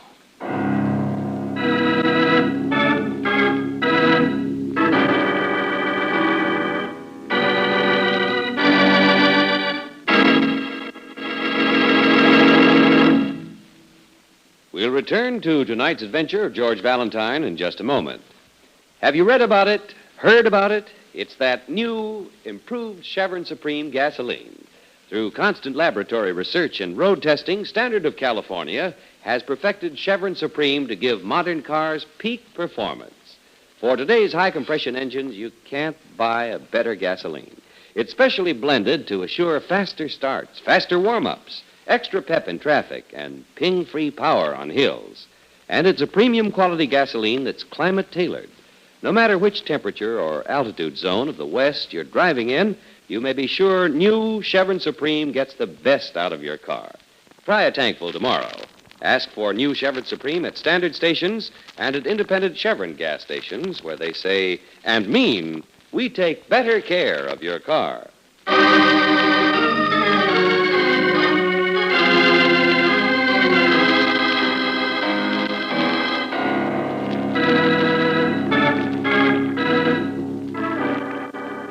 Now back to tonight's adventure of George Valentine. Two sisters jealously squabbling over a man. The man in question, a most unsavory character. But after all, you're not writing a paper on why women prefer heels. But before you can bow out, the man, Louvain, is poisoned. And what's more, while he lingers on, you learn there's still another bottle of deadly poison circulating through the house. If, like George Valentine, you believe in direct action, you don't pull any punches when you talk to the brother of the two ladies involved. Yes, Winslow, it was Bertie who thought Louvain's milk should be fortified with a liberal shot of... What makes you so sure? I'm afraid I saw her going in and out of your father's dispensary, Roger. I'm sorry. I see. Well, Louvain isn't dead yet. No one need ever know if he doesn't... Now, look, I got to talk to Bertie. You know where she is? Yes, I spoke to her a few minutes ago. I needn't tell you what state of mind she's in.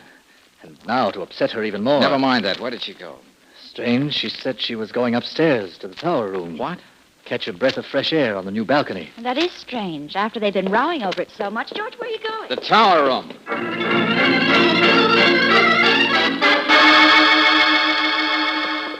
Get away from me. You have no right to stop Hey, me. come away from those doors, Bertie. Now, don't open them. You heard me. No, you take your hands off me. George, I can't find the light. Never mind that. Just help me with her. Okay. Get hold of her arms, will you? If you don't leave me alone, I'll... Scratch my eyes out. Now, look, Bertie. Cut it out. Bertie, what's the matter? You've gone crazy. Oh, Roger. It's all right. Now it's all over. It's never going to be over. Not now. Louvain's going to die. I killed him. You didn't. You couldn't have. Look, Bertie, it's better if you didn't say anything. At least for the time being. There isn't anything to say that you don't already know. Miss Brooks saw me putting the poison back on the shelf in the dispensary. I was just going to confess. In my own way. But you had to stop me. Hasn't there been enough grief and trouble in this house without you jumping off balconies? Go on, Brooksy. Take her to her room. Okay. Ask Dr. Adams to give her something to quiet her down. Yeah, come along, Bertie. Oh, Roger. I won't let anything happen to you, Bertie. Now go on. Yes, Roger.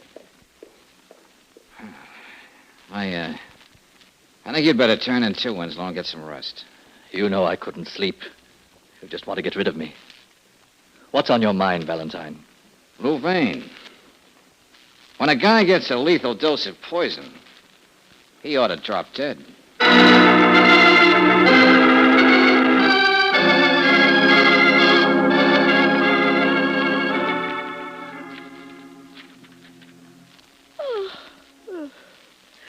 Deadly Poisons, Their Effects and Properties by Sebastian Kinsler, M.D. You going to finish that tonight, George?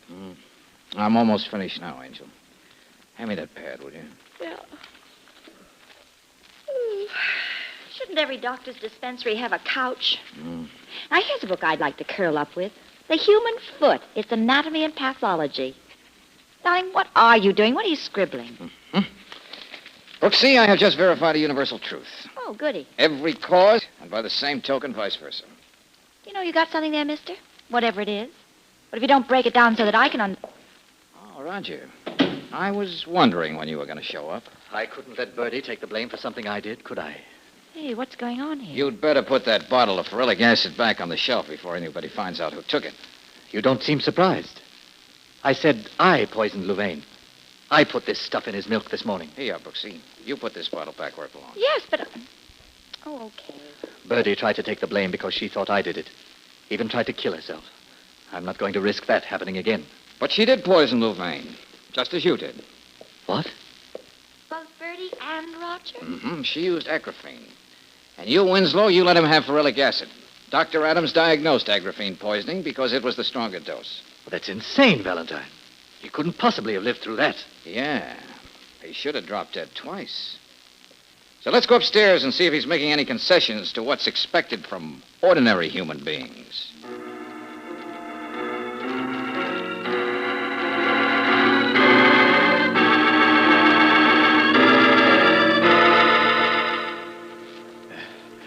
Can't you see that I'm ill? Call Dr. Adams. George, I hope you know what you're doing. Come on, Buster, sit up. Maybe Adams should be in on this, Valentine. Louvain, you'll never improve on the death scene from Camille. The act is over. Please, go away. Now, look, I've had just about enough out of you. You're nothing but a two-bit exhibitionist, but you're dangerous. While you wallow around up here in bed, things are happening to people's lives. Really? Bertie tried to do away with herself. Sybil's outside somewhere, walking up and down, worrying about you. Dr. Adams is neglecting his practice, waiting for you to decide between life and death. And all the time, you've been no sicker than if you'd swallowed a bad oyster. Don't tell me he's been faking all this time. Why, I ought to drag you out of You that are bed. not going to do anything, Roger. No one is going to do anything. I'm sorry. I underestimated you, Valentine. Don't let it worry you, friend. But tell me, how did you discover that the two poisons, agraphene and ferulic acid, cancel each other? I looked it up, just as you did. I happened to see Roger leaving the dispensary. Since hardly anyone ever goes in there, I thought I'd have a look. I noticed that there were 2 bottles missing, so out of curiosity, I checked up on their properties. You see, I was sure they were going to be used to make my departure from Clearview quite a permanent one. I suppose you found that out by reading mine. In this case, that was not necessary, Miss Brooks. After everything that happened, I suspected that my morning glass of milk would provide Bertie and Roger with the opportunity they wanted. When I saw each of them go in and out of the kitchen, well, there was no doubt about it. It was 1,000 to 1 chance that they should have picked those 2 particular poisons, one an antidote to the other. But if they had killed you, Louvain, it would have been something you brought on yourself. You know, you've asked for something like this ever since you came into this house. But now you're going to get out, Louvain. If you don't, I will kill you. But this time I won't use anything but my hands. I'll amplify what I said before, Roger. You're not going to do anything except what I tell you. Roger, get Bertie and meet me in the tower room. Why? I would like to have a little family conference before Sybil gets back. I would rather not have her know how unscrupulous I can really be.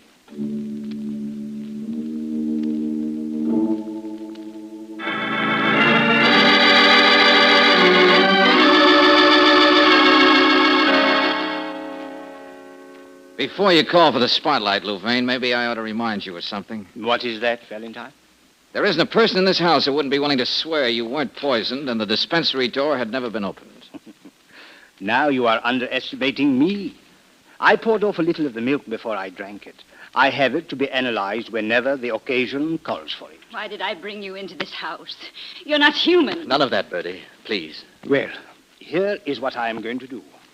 My self-esteem would suffer badly if I did not take advantage of my improved position after 2 attempts on my life. George, can't you make him get to the point? You'd better, Louvain. Sybil will be back any minute. And she'll be up here in the tower room looking for us. I shall, of course, marry Sybil. Sorry, Bertie. But then we'll always find room somewhere in the house for you. I shall expect you not to tell my future wife anything about our conversation here tonight. Now, about the financial arrangements. I was wondering when you were going to get to that. Naturally, I shall have Sybil's half of the estate. But I know that you and Bertie will be very happy to add to that, generously. Because I've spared you all scandal and unpleasantness. Roger, you are the spokesman for the family. What do you say to my terms? Valentine, what can I do? Tell him you're not buying any of it. People have lived through worse things than what happened here today, Roger. Let him shoot his mouth off. You know the holiday the papers would have with this story. We'd never live it down. And Sybil, still in love with him.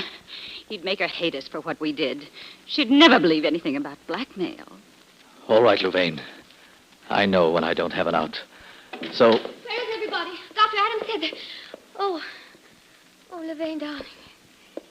You're all better. Yes, of course, Sybil. Thank heaven. I was so frantic. All that talk about poison, so much nonsense. It was nothing more glamorous than ptomaine.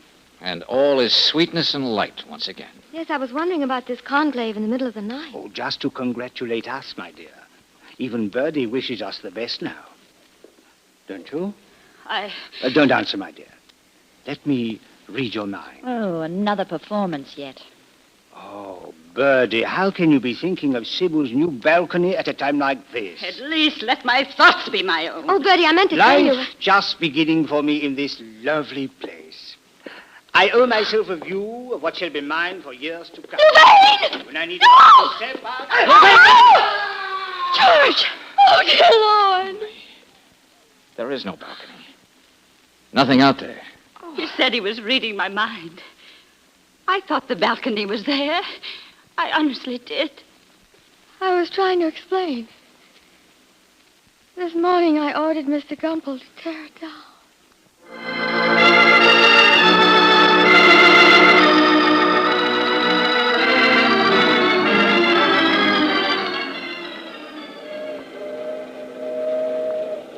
Oh, jeepers, George, I'll be glad to get back to town. Yeah?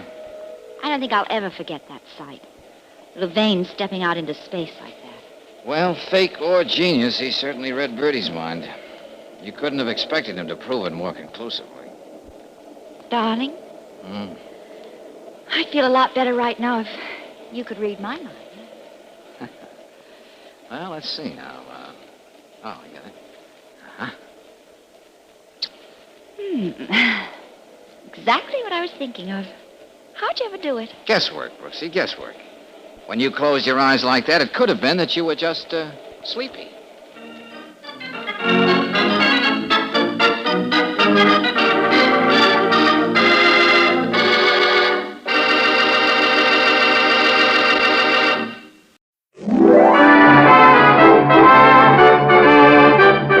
Your neighborhood Chevron gas station invites you to... Let George do it. Brought to you by the makers of climate-tailored Chevron Supreme Gasoline and RPM Compounded Motor Oil.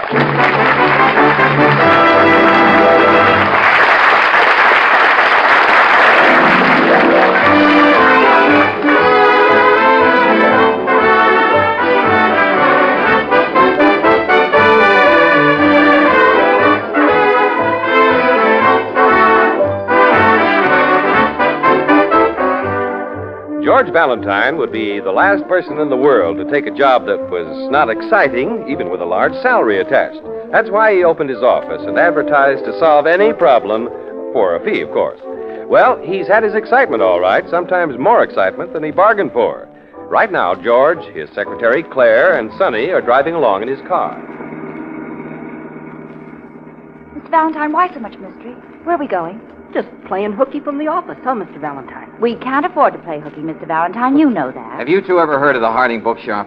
Not I. Never. Why? Should we have? Well, that's where we're going. To buy a book? Of course not, Sonny. Mr. Valentine has a book. Here, bright girl, take a look at this newspaper clipping. What does it say, sis? William Harding, eccentric owner of the Harding Bookshop, died in his sleep last night. He leaves his widow Harriet and a nephew Frank. Mr. Harding had been in poor health. Okay, that's enough. Well, what about it? Man dies in his sleep. Where do we come in? Well, his widow phoned. She wants me to meet her at the bookshop at 11. She made it sound urgent. Jeepers, I wonder why she wants to see you. An eccentric book dealer dies in his sleep. His widow is very anxious to see me. Kids, I don't know what it's all about, but it has all the ingredients for some real excitement.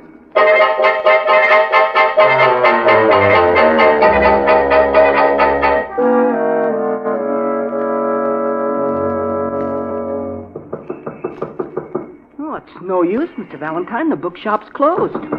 Maybe Mrs. Harding hasn't arrived yet. Wait a minute. I think I hear someone in there. I'm sorry, but we're not open for business. The shop is closed. Oh, Mrs. Harding, I'm Mr. Valentine, and these are my assistants. Oh, of course. I've been expecting you. Come in. Suffering cats, look at the place. Books scattered all over. Yeah. Somebody been searching for something, Mrs. Harding? You can see why I called you. Someone broke in here last night. Did you phone the police? No, no, I didn't. No? Why not? Because I think it was an inside job. The windows were securely locked. They don't look as though they'd been tampered with. Someone unlocked the door and walked right in. I see. You suspect someone in your family. That's why you didn't phone the police. Mr. Valentine, I won't try to keep anything from you. I suspect my husband's nephew, Frank. Did he have keys to the shop? As far as I know, my husband and I had the only keys. But you must have some reason for suspecting Frank. Well, he's always been a wild boy. I never had any use for him. My husband was fond of him. He even had Frank helping here in the shop. Mrs. Harding, just what was this person looking for, do you know? Money. Money? I'm not sure, of course, but I think my husband had some money hidden away here. Uh-huh. You may have heard my husband was, well, he was odd. It would be like him to hide the money in his shop. Then he mentioned some money to you? He always said that we'd be well taken care of in our old age, and yet he died penniless. I see. And just what do you want me to do? If there's any money here, I want you to find it. I'll pay you, of course. Oh, of course. But the shop's already been searched. Maybe the money's been found. I don't think so. You see, I frightened the person away. Oh, then you saw someone. I just caught a glimpse of someone running away. It was dark, but I think it was a man. Mm-hmm. Why did you come down here last night, Mrs. Harding? I wanted to look around myself. Oh, yes, of course. All right, Mrs. Harding, I'll keep in touch with you. Come on, kids. I'll be waiting to hear from you. Let's go, kids. What do you make of it, Mr. Valentine? Say, quite a girl, isn't she? Her husband dies, and that same night she's down at his shop looking for any money he may have hidden. Well, why don't we stay here and search the shop? Because someone beat us to it, Sonny. Besides, I want to know a little more about this case. And a little more about Harding's death, too. Mr. Valentine, do you think he was murdered? I'm just guessing. Come on, let's go to the car. Hey, wait a minute. I want a word with you. Jeepers, I wonder who that is. Must be the nephew. I just want to warn you not to believe half of what my aunt tells you. She's not herself. She's hysterical. Oh. Well, I don't agree with you, Frank. Your aunt seems unusually calm, considering. Calm? She called you in, didn't she? She knew what she was doing. Why would she call in a private investigator? How did you know I'd been called in? Well, you were, weren't you? Suppose she told you there's some money hidden away. That's a lot of baloney. Is it? You're just wasting your time. They said some money disappeared after my father died, too, but we never found any. There's always that kind of talk when some eccentric dies. Just when did your father die? 5 years ago. Uh-huh. Frank, were you with your uncle when he passed away? No. It was during the day. I was in the shop with my aunt. Miss Barry phoned us. Miss Barry? Alice Barry, the nurse. My uncle's known her since she was a child. Of course, she's a young woman now. Very attractive, too. Okay, Frank. See you again sometime. No, you won't. I'm going to tell Aunt Harriet to call you off. Yeah, do that. Do you think she'll listen to him, Mr. Valentine? No, she doesn't trust him. Claire, I want you to get all the information you can on Harding's death, then meet me here. Here? Yeah, in front of the bookshop, about 10 o'clock tonight. And Sonny. Yes, sir? Get down to the Evening Express. Talk to Ben Steele. He's a friend of mine. He'll let you look through the old newspaper files. But what am I going to be looking for? Well, Frank's father died 5 years ago. Get what you can on it. Okay, Mr. Valentine. Hey, what are you going to be doing? Oh, he's going to talk to the nurse, of course. Why, Claire, how did you guess? Oh, she's young and attractive. Naturally, you'd want to investigate that yourself, Mr. Valentine.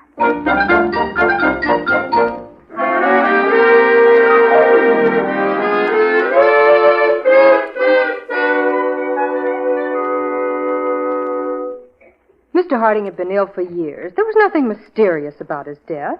But don't take my word for it. Talk to Dr. Mark. Oh, I'd rather talk to you, Miss Barry. And I know Mr. Harding didn't leave any money. You're wrong about that, too.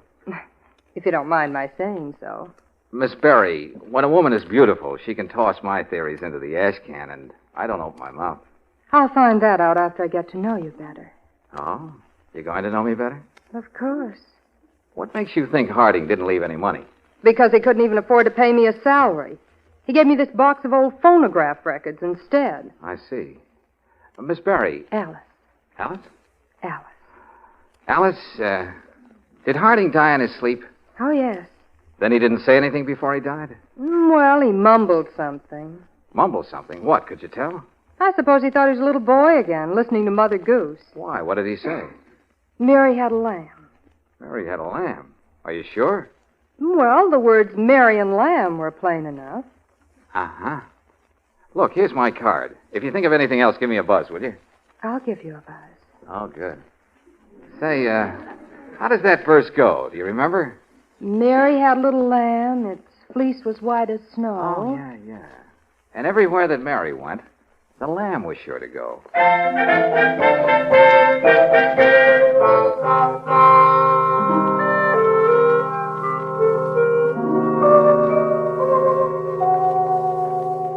You're late. I was detained. By the nurse? Now, never mind. What are we going to do, Mr. Valentine? Well, we're going to get inside this bookshop. Hey, Mr. Valentine, where did you get those keys? They've opened lots of doors. See? Never fail. I'll try to find the light switch. Now, don't bother. I'll use my flashlight. Sonny, Yeah, Mr. Valentine? stand near the window, will you? Let me know if you see anyone. Okay. Mr. Valentine, the books are all back in place. Well, Mrs. Harding must be a neat housekeeper. Come on, Claire. Now, we're looking for the section that has books for children. Then the nurse did give you a clue. Was she helpful? Oh, yes. And beautiful. Really? Tell me about her. Well, I haven't time. Couldn't do it justice. Here we are now. Let's see. Peter Rabbit, Alice in Wonderland. Hey, look for Mother Goose. Is she a blonde? Yes. Treasure A Island. natural blonde? Oh, Claire, will you concentrate on Mother Goose? Oh. Is this what you're looking for? Yeah, good. Now find Mary Had a Little Lamb. Why? Oh, Claire. Oh, all right. Little Jack Horner, little Miss Muffet. Mary had... Oh, here it is. Good. Now read it. Mary had a little lamb. Its fleece was white as snow. Uh-huh. And everywhere that Mary went, the lamb was sure to go. Do you want all the verses? Well, isn't there anything written on that page? No.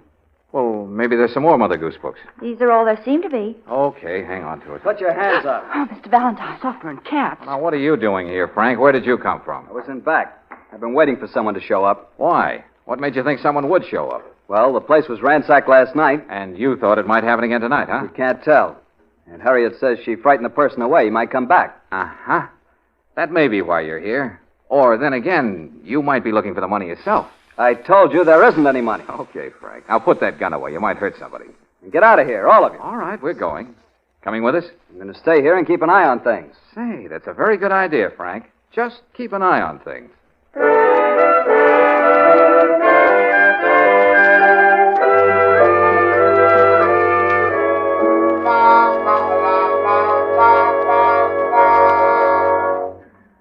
Mary had a little lamb. Its fleece was white as snow. Everywhere that Mary went, the lamb was sure to go. I can see Oh, that. Mr. Valentine, it's a little late to be reading Mother Goose. Well, look, here's what we've got so far, kids. Harding's brother, who's supposed to have money, dies, but he doesn't leave anything. On the other hand, Harding, who's supposed to be poor, tells his wife they'll be provided for in their old age. Oh, I see. You think he had his brother's money. And he hid it in his bookshop. That's what Mrs. Harding thinks, and so does Frank. Well, go on. Well, this Mother Goose rhyme should lead us to the money. Why? Because Harding tried to tell Alice about it before he died. Alice? The nurse. Oh, first name. Oh, definitely. Hey, who'd be phoning at this hour? Hey, get it, will you, Claire? Hello? Is Mr. Valentine there? Yes, who's calling? Alice Barry. Oh, just a minute. Your nurse. And she's not a natural blonde. I can tell by her voice. Have it your way. Hello, Alice. Mr. Valentine, maybe I can help you after all. Yeah, what's up? Would you remember that Mr. Harding left me a box of records? Yes? Well, I was looking through the box of phonograph records when suddenly I... Oh! Hello, Alice. Mr. Valentine, what's the matter? Something's happened to her. I've got to get over there quick.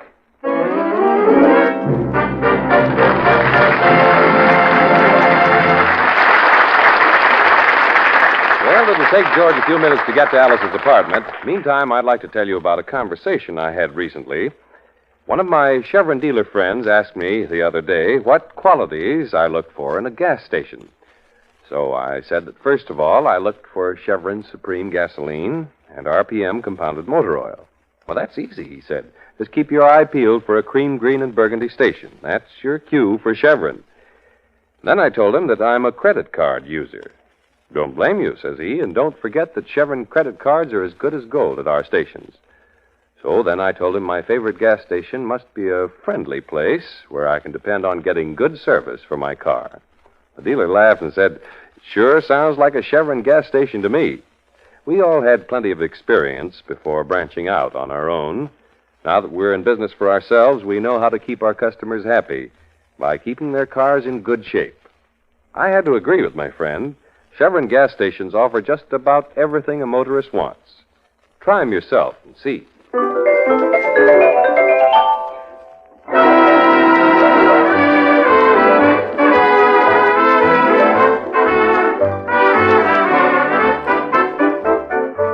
George was about to get some important information.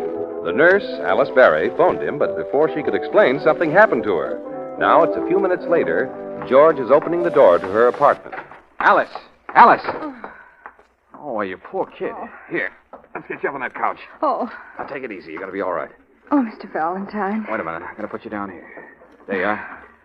Now, you better lie still for a few minutes. I'll get you a drink of water. No, please don't leave me. Now, don't be frightened. Hey, you've got a nasty-looking bruise on your forehead. Otherwise, you seem to be okay. How do you feel? Oh, like I've got two heads. Yeah, I'll bet. Want to tell me what happened? Well, there isn't anything to tell. I was talking to you on the phone, and then it happened. Somebody took a sock at me. Well, who was it? Don't you know? No, he must have crept up and hit me from behind. From behind? Yes. Oh, you didn't see him at all, huh? No, for all I know, it might have been a woman. Yeah, it might very well have been a woman. What about the records? No, I guess they're gone. They were on that table over there. That's bad luck. Oh, don't worry about them. It was just an old bunch of records. Believe me, if all those endearing young charms, Who is Sylvia, and a few more like that. But I thought you discovered something about them. I guess the person who stole them thought so, too. No, Mr. Valentine, that's not why I phoned you. Feel like telling me about it? Of course. You see, while I was looking through the record, I got to thinking about Mr. Harding and what he'd said just before he died. Yes? I could almost see the whole thing all over again. He was moaning and tossing around in the bed. I ran to him and felt his pulse. Go on. I told you that he said Mary had a lamb. But now as I think back, Mr. Valentine, I'm almost certain he said Mary Hayden Lamb. Mary Hayden Lamb. Mary Hayden Lamb. A woman's name? That's right. Do you think it means anything? Well, it must mean something. Yeah. It'll probably lead us right to the money. That is, if there is any money. Now, look, I gotta beat it. But I want you to lock the door behind me, understand? Don't worry. After this, I'll always lock my door. Good. Better put some ice on that forehead. It's turning a beautiful purple. I'll be all right. Mr. Valentine. Yeah? If it does mean anything, will you let me in on it? I feel as though I have a stake in this now. Oh, I don't blame you. Okay, Alice. I'll keep in touch with you.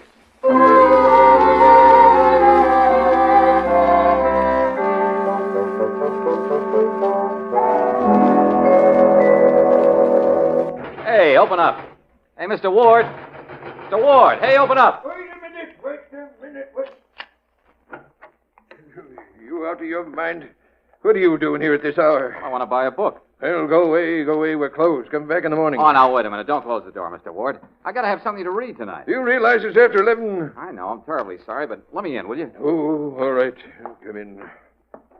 Other people have sane customers, but I suppose it's got to be a mystery with at least 6 murders in it. Mr. Ward, did you ever hear of a book called Mary Hayden Lamb? Oh, never, no. Are you sure? I came here because you have a reputation for knowing every book that's ever been published. There's never been a book published by that name. Now, however, if you were to ask if there were ever a novelist by that name, I'd give you a different answer. A novelist? Hey, of course. Why didn't I think of that? Well, tell me about it, will you? Well, she was a local writer, and to my knowledge, she wrote but one book, thank heaven. Why do you say that? Because it's by far the worst trash it's ever been my bad luck to read. I see. What's it called? Isle of Love. It's about a girl and an island and a man, and if you want something to put you to sleep, I'll personally guarantee you your money back. Then you've got a copy, huh? One. Almost sold it this afternoon. Almost sold it? Is that so? Someone wanted it, huh? Well, asked me about it anyway. But evidently I had the good taste to turn it down. I found it on the counter when I was putting my books away. Well, who asked to see the book, Mr. Ward? Do you remember? Certainly not. I do a big business, young man, and I can't keep track of every customer who walks into my shop. Unless they make a special impression by getting me out of bed at this unearthly hour. Okay. Anyway, you've made a sale. I'll take Isle of Love. No, you've made a bad choice. Yeah, here you are. Marked down to 89 cents. And, young man, believe me, I'm cheating you.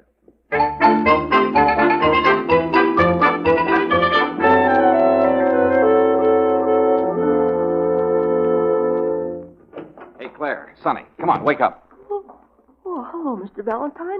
May we go home now, slave driver? Oh, I'm sorry, kids. I know it's late, but we can't stop now. Don't dare take the chance. Somebody may be getting desperate. What do you mean? What do you expect to happen? Well, nothing if I can beat them to it. Now, Claire, I've got a job for you. How are you in the charm department? Charm? Yeah, that's right. Have you got any? Don't answer that. Whom do I have to charm? Frank. The nephew? I quit. Hey, I knew he was suspicious. As soon as I saw him, I said to myself, now there's Shut up, a guy... will you, Sonny? Claire, I want you to get Frank out of the bookshop tonight. So that you can get in there without his seeing. That's the idea. Think you can do it? Oh, it should be simple, even if my hair isn't blonde. Oh, don't worry, Mr. Valentine. I'll take care of Frank.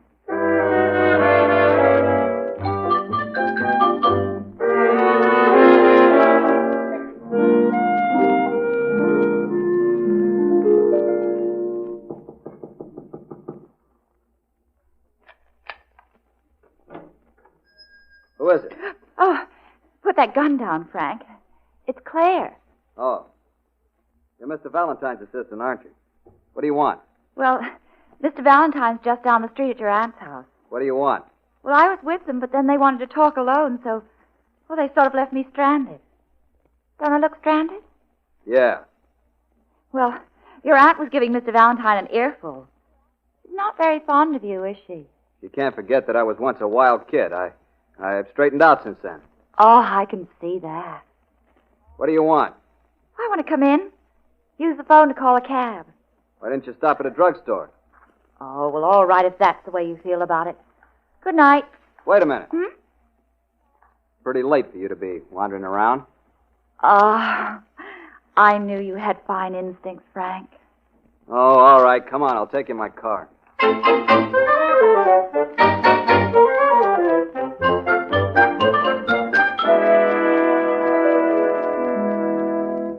Okay, Sonny, come on. The coast clear? Yeah, they just drove away in Frank's car. Now, don't turn on the light. Excuse me for asking, Mr. Valentine, but just what are we looking for? We are looking for a book. More Mother Goose? No, The Isle of Love. There ought to be a copy just like this one somewhere in here. But why do you want two copies? Don't you understand, Sonny? I've got to have Mr. Harding's copy of this book. Oh. No, I don't understand. Never mind. Just start looking. Yeah, but Mr. Valentine, there's at least 1,000 books in the shop. Let's see now. Mary Hayden Lamb was a local writer. Now, why would Harding choose her book unless... Hey, wait a minute. I think I got it, Sonny. He must have known her. Well, what of it? That means it would be Harding's personal book, see? Oh. No, I don't see. Come on. There's a little room in back of the store. Remember? That's where Frank was hiding the last time we were here. Yeah, that's right. Well, come on. It's dark. Careful now. Here we are. I'll look around with my flashlight. Now, let's see. Hey, there's a desk, Mr. Valentine. Are there any books on it? Sure. Read the titles. Webster's Dictionary, The Complete Shakespeare, Cooking for Fun, and The Isle... The Isle of Love. That's it. Grab it, Sonny, and let's get out of here. Okay, Mr. Valentine. We'll take it back to the office. Hey, aren't we ever going to get to sleep tonight? We haven't time. Now, let's get to the car. Sonny, duck. Jeepers, what was that? Somebody took a shot at it. Mr. Valentine. It's all right, Sonny. You missed. Yeah, but let's get out of here quick. I don't think that person likes us.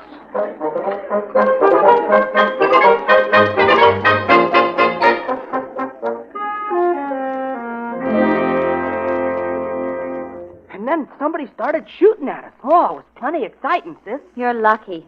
Frank's a bore. This conversation is brilliant. It's either yeah or yeah. I guess it was Mrs. Harding shooting at us, huh, Mr. Valentine? Because Frank was with Claire. Not for long. No? No, he just took me to a cab stand. I see. Run out of charm? Oh. Jeepers, Mr. Valentine, you've just about taken that book apart. Well, there's nothing in here. No secret compartment, no writing on the pages. I can't find a thing. Well, then let's go home and get some sleep. No, we can't stop now. Okay, kids, make yourselves comfortable. What are you going to do? Well, I'll have to start reading the book. Aloud? Certainly. I might miss something. You're going to read all of it? That's right. Here we go. The summer sun was setting in a blaze of glory, casting its light like a shimmering ribbon of golden orange across the lake. On the bank, her wavy hair streaming from her uplifted head, stood Jennifer. Oh, I can tell this is going to be a classic. Perhaps her dream of love was to become a reality, for coming toward her was a canoe, and in the canoe was a man. Mr. Valentine, do you think Sonny's old enough? Oh, keep quiet, will you? Jennifer sighed longingly. Gee. Sonny. Perhaps her stay on the island was at an end. Her face was alive with expectancy.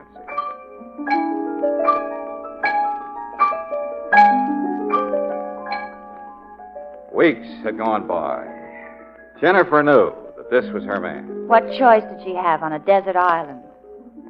In spite of his aloofness, in spite of his air of mystery, Jennifer knew that she loved him.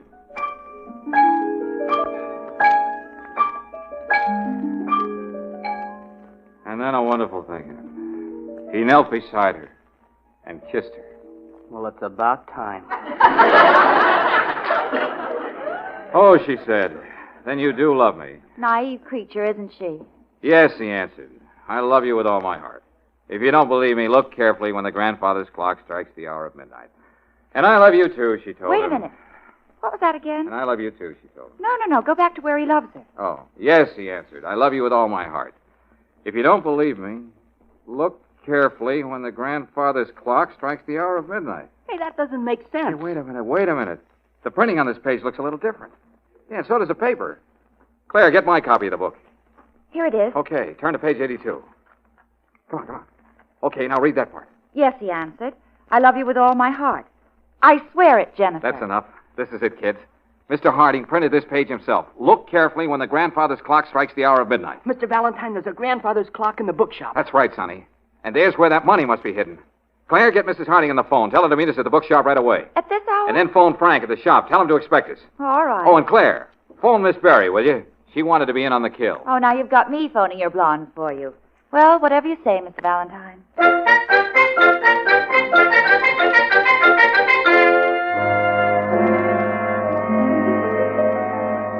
What are you waiting for, Mr. Valentine? Why don't you give me my money? You mean my money, Aunt Harriet? Now, don't fight over the money. We don't even know if there is any. Then why did you call us here? And why bring Alice into this? Well, if there is any money, you'll have to thank Alice. She gave me the clue. Then it really was a clue, Mr. Valentine. That's right, Alice. It led me to a book. And in the book, I found some words that Mr. Harding printed. It said, look carefully when the grandfather's clock strikes the hour of midnight. The grandfather's clock. I'm going to see about that. Now, take it easy, Frank. Now, Frank, that's not your property. Get away from that clock. There's nothing in here. The clue didn't say there was something in the clock. It said, look carefully when the grandfather's clock strikes the hour of midnight. Well, it's striking 12 now. Well, what's different about the clock when it strikes 12 than at any other time? When it strikes 12, both hands point up. Smart girl, Claire. Sonny, hand me that chair. Okay. You think there's something on top of the clock? No, above it. On the wall here. Yeah, you see? There's a false panel. Need any help? Oh, thanks, Frank. I think I can do it with the heel of my hand. That does it. What is it? Is there something in there? Yes, a package. What's in it? Just a minute, I'll see. Well. Bills, large denominations, and lots of them. Let me have that. Now, don't rush me. Hey, there's a note here, too. What does it say?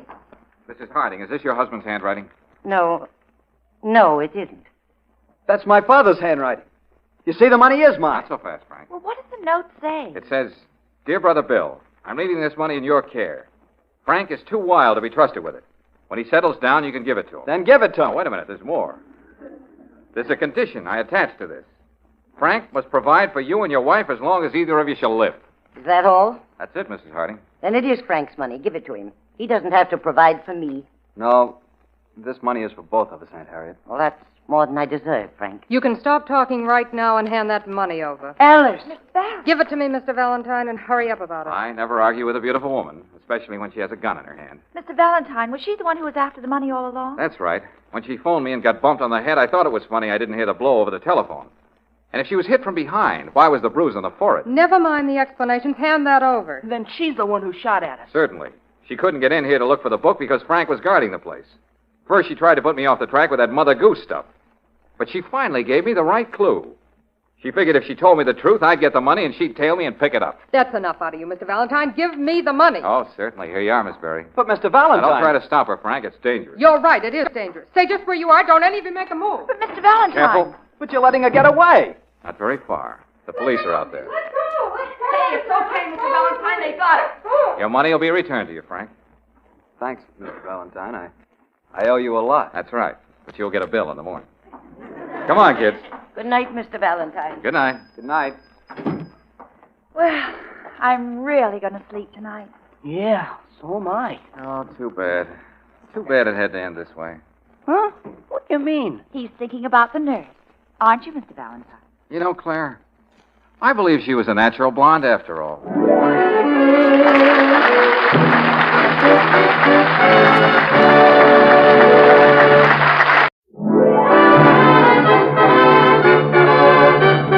Your neighborhood Chevron gas station invites you to Let George do it. Brought to you by the makers of climate-tailored Chevron Supreme Gasoline and RPM Compounded Motor Oil.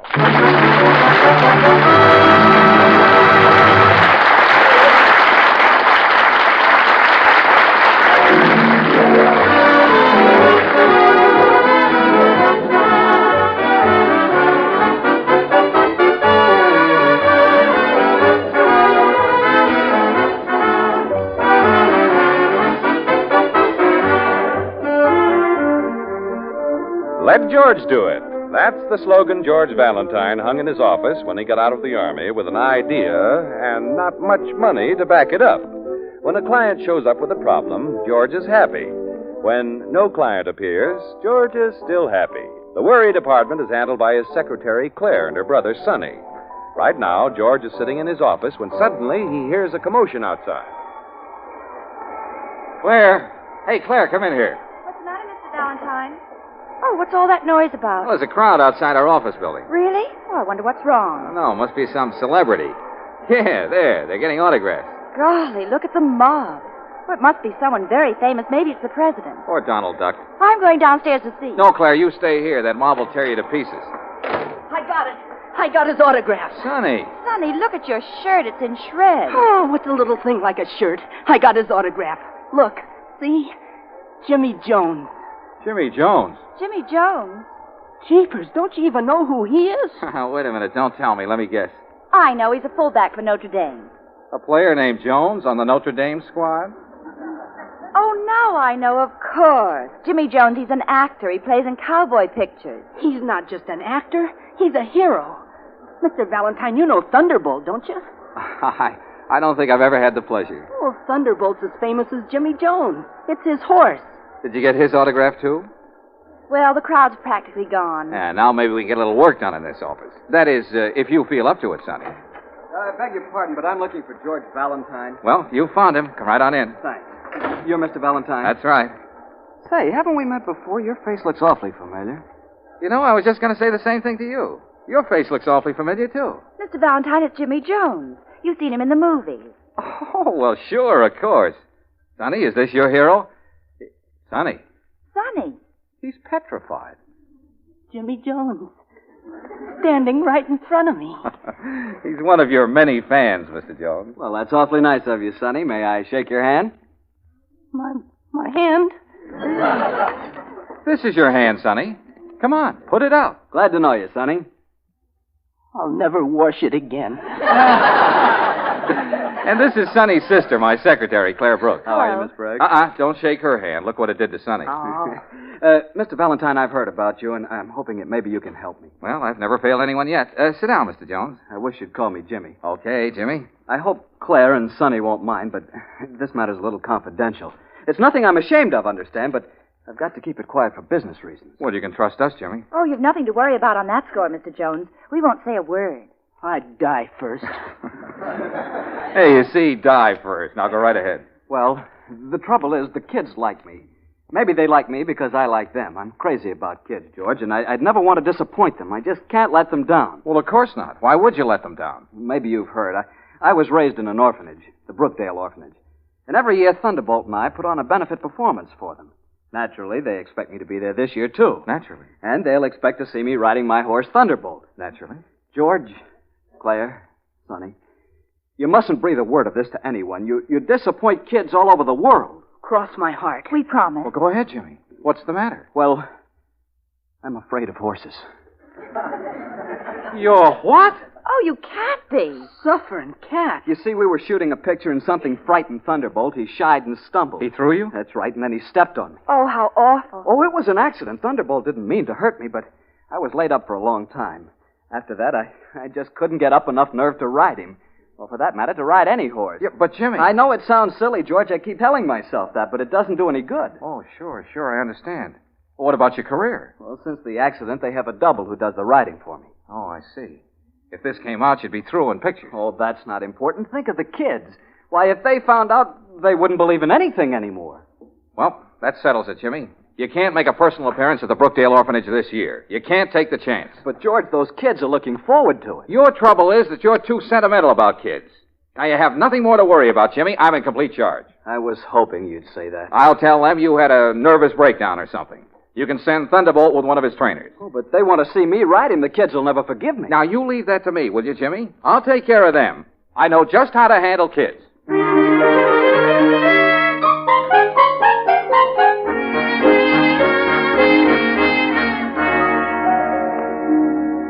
Mrs. Martin is the superintendent of the orphanage.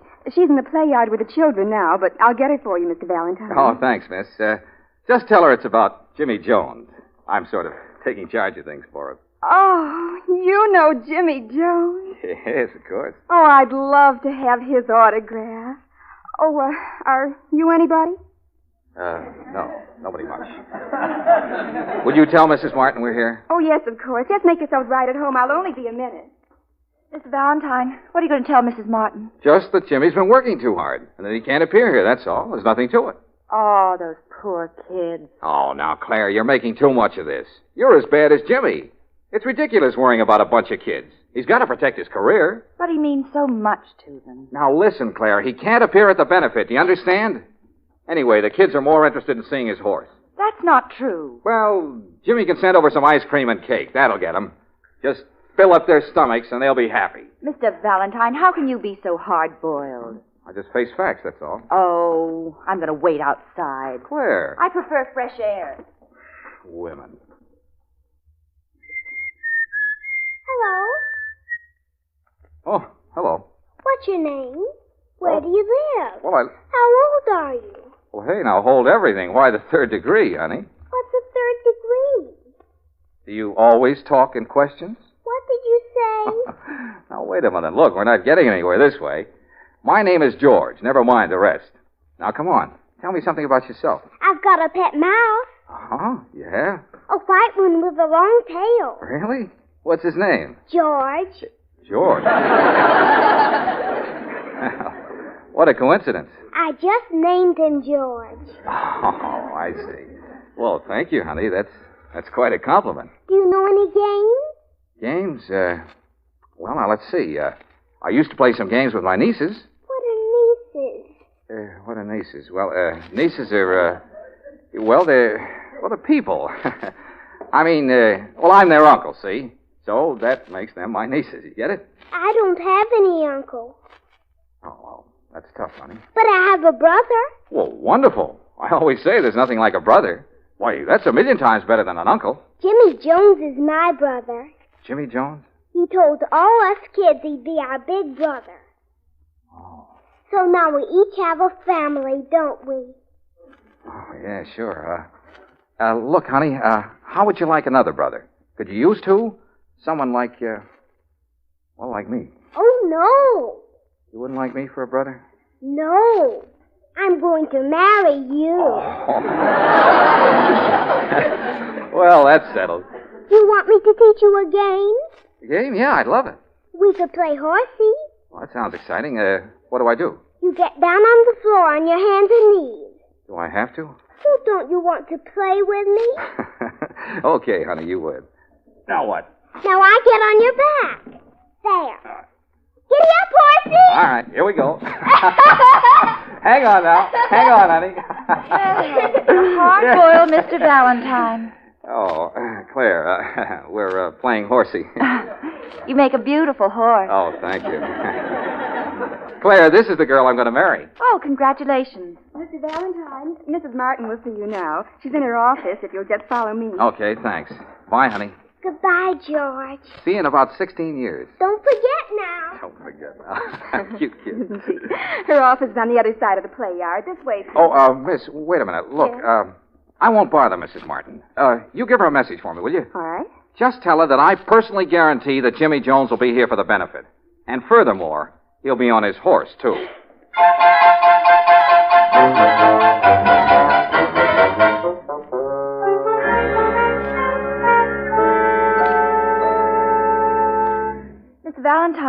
have Mr. Jones on the phone for you now. Oh, thanks, Claire.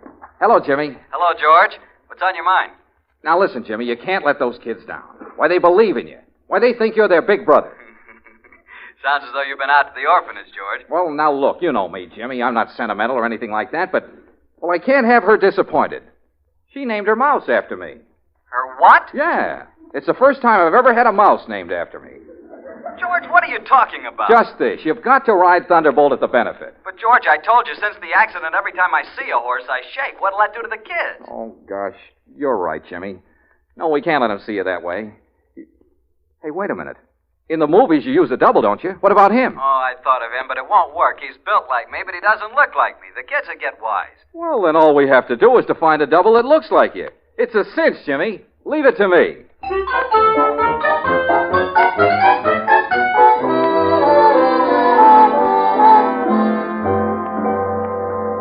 Oh, what an office force. What's the matter with you two? All you have to do is to find a man who looks like Jimmy Jones. Well, what was wrong with Red Prescott? His nose turns up and his hair is red. Well, then what about Stanley Burns? Why, he was born on a horse. Yeah, I could see that all right. One leg's bends south and the other bends north.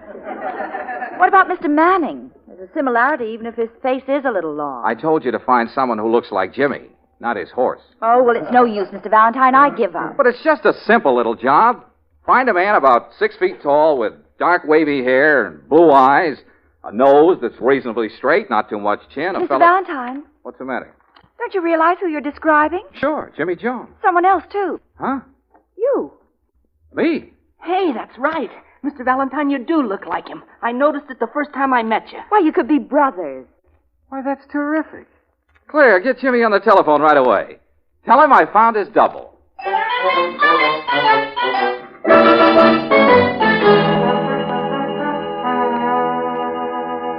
You really think you found the right person, George? I know I found the right person. But is it someone we can trust? Trust? Why, this man is the soul of honor. And what's more, he's got plenty of courage. And a heart of gold. Pure gold. Say, sounds tremendous. Well, I don't like to brag, Jimmy, but if you were to pin me down, I'd say he is tremendous. Who is Me. You? Sure. Remember how familiar we look to each other? I look like you. Oh, that's where I saw you. Yeah, of course. Well, that's wonderful, George. You don't know how relieved I am. Well, I told you I'd come through with flying colors, Jimmy. Now be at my office tomorrow morning. Okay, thanks a million, George. So long, Jimmy. Well, it's all set. Say, there ought to be a good fee in this for me. Oh, I'm sure there will be, Mr. Valentine. Jeepers, Mr. Valentine, I can hardly wait for the benefit. I can just see you dashing into the arena on Thunderbolt. Yeah, it'll be a big moment, all right. The kids will be clapping and yelling their heads off. Then I'll come dashing into the arena riding on Great Caesar's ghost. Mr. Valentine, what is it? What's the matter? I just remembered. What's wrong? I've never been on a horse in my life.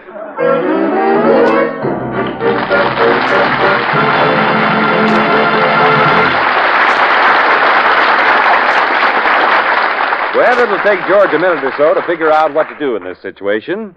Meanwhile, I wonder how many of you folks can be sure your cars are ready for winter. In many parts of the West, wherever winter means cold or rain, there'll be an epidemic of car troubles this year. Most folks are driving the same old cars, you see, and they're bound to be a little less reliable simply because they're another year older. So here's a good tip. Drop in at your favorite Chevron gas station and let the Chevron dealer check over your car. He's an expert, and because he's in business for himself, making you a regular customer means a lot to him. So you can bet he'll give your car the best of care. You probably need winter-grade RPM motor oil, or new windshield wiper blades. The battery may need recharging, or your tires could stand a retread job. Whatever it is, find out now before the weather gets really bad. Stop in at your neighborhood Chevron gas station this weekend.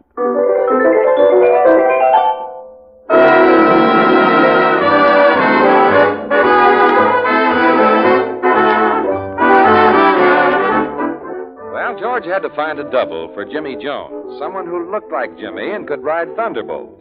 It finally dawned on all of them that George himself resembles Jimmy, but then he suddenly remembered that he's never been on a horse in his life. Now it's a few minutes later. Oh, that's fine, Mr. Valentine. That's great. You offer to take his place and you've never even been on a horse. Well, there's nothing to it, Mr. Valentine. I'll teach you how to ride. Sonny, you've seen Thunderbolt, haven't you? Sure, lots of times. Is he very active? Oh, yeah, he's a very spirited animal. Oh, a spirited animal, that's what I thought. You're not getting cold feet. Oh, no, of course not. But those kids will expect to see someone who can at least stay on the top side of the horse. You've got nothing to worry about, Mr. Valentine. I'll teach you how to ride. Sonny's really very good. Our grandfather raised horses in the country. My grandfather raised cane in the city.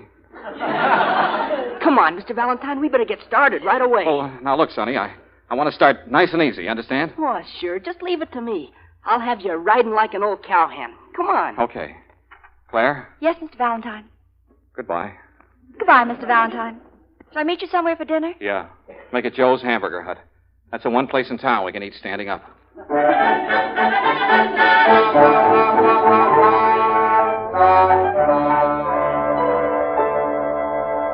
Yes, sir. Something in toys for the young man? Oh, no. Not for me. For him. For him?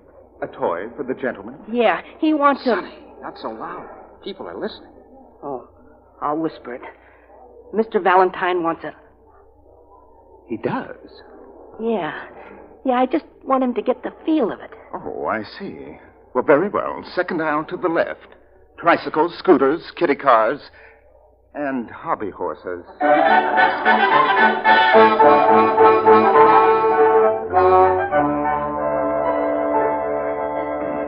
Hey, you were okay on that hobby horse, Mr. Valentine.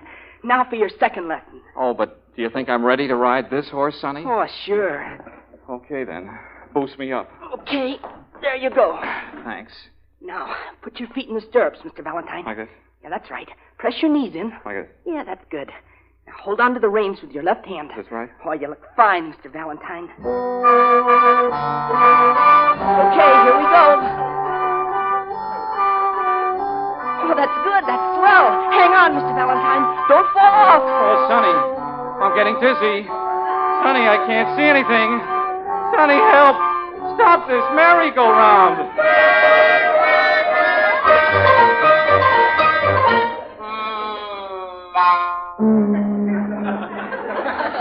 Oh, he's a beautiful animal, isn't he, Mr. Valentine? Yeah, cute. Very cute. His name's Tornado. Oh, you... How do you do, Tornado? Mr. Valentine, come on down out of the haymow. He won't hurt you. Well, Sonny, I don't think he likes me. Oh, now, don't be silly, Mr. Valentine. Come on. Get up on him. But do you think I'm ready for a real live horse? The only way we can find out is to try. Come on. Say, he's up awfully high, isn't he? He's no higher than most horses. Well, couldn't I try one of the smaller models first? Like that one over there? Mr. Valentine, that's a Shetland pony. You don't want to ride him. Why not? He has a very kind face. Come on now. Get up on Tornado. All right. Nice Tornado. Stand still, boy. I said, stand still. Sonny, tell him to stand still. It's okay. Just jump up on him. Well, maybe he won't like it. He's used to it. Go ahead, Mr. Valentine. Put one foot in the stirrup and swing the other one over. All right. Here I go. Mr. Valentine, wait. I think I'll make it. But, Mr. Valentine... It's all right, Sonny. Sonny, what's happened to this horse?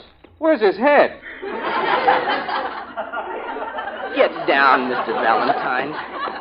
You put the wrong foot in the stirrup. Oh, is that it? I thought there was something wrong. Now, try it again. Remember, your left foot in the stirrup, your right foot swings over. Oh, it's no use, Sonny. You can't teach an old horse new tricks. He's not old. No, but I am. Come on, now, let's get back to the office. But, Mr. Valentine, what about the benefit? How will you be able to take Mr. Jones's place and ride Thunderbolt? Well, it's no use, Sonny. I can't do it. Jeepers, I wish I could ride Thunderbolt. Well, so do I. I'd like nothing better than to have... Sonny, why not? Huh? Of course. There's our answer. You'll ride Thunderbolt.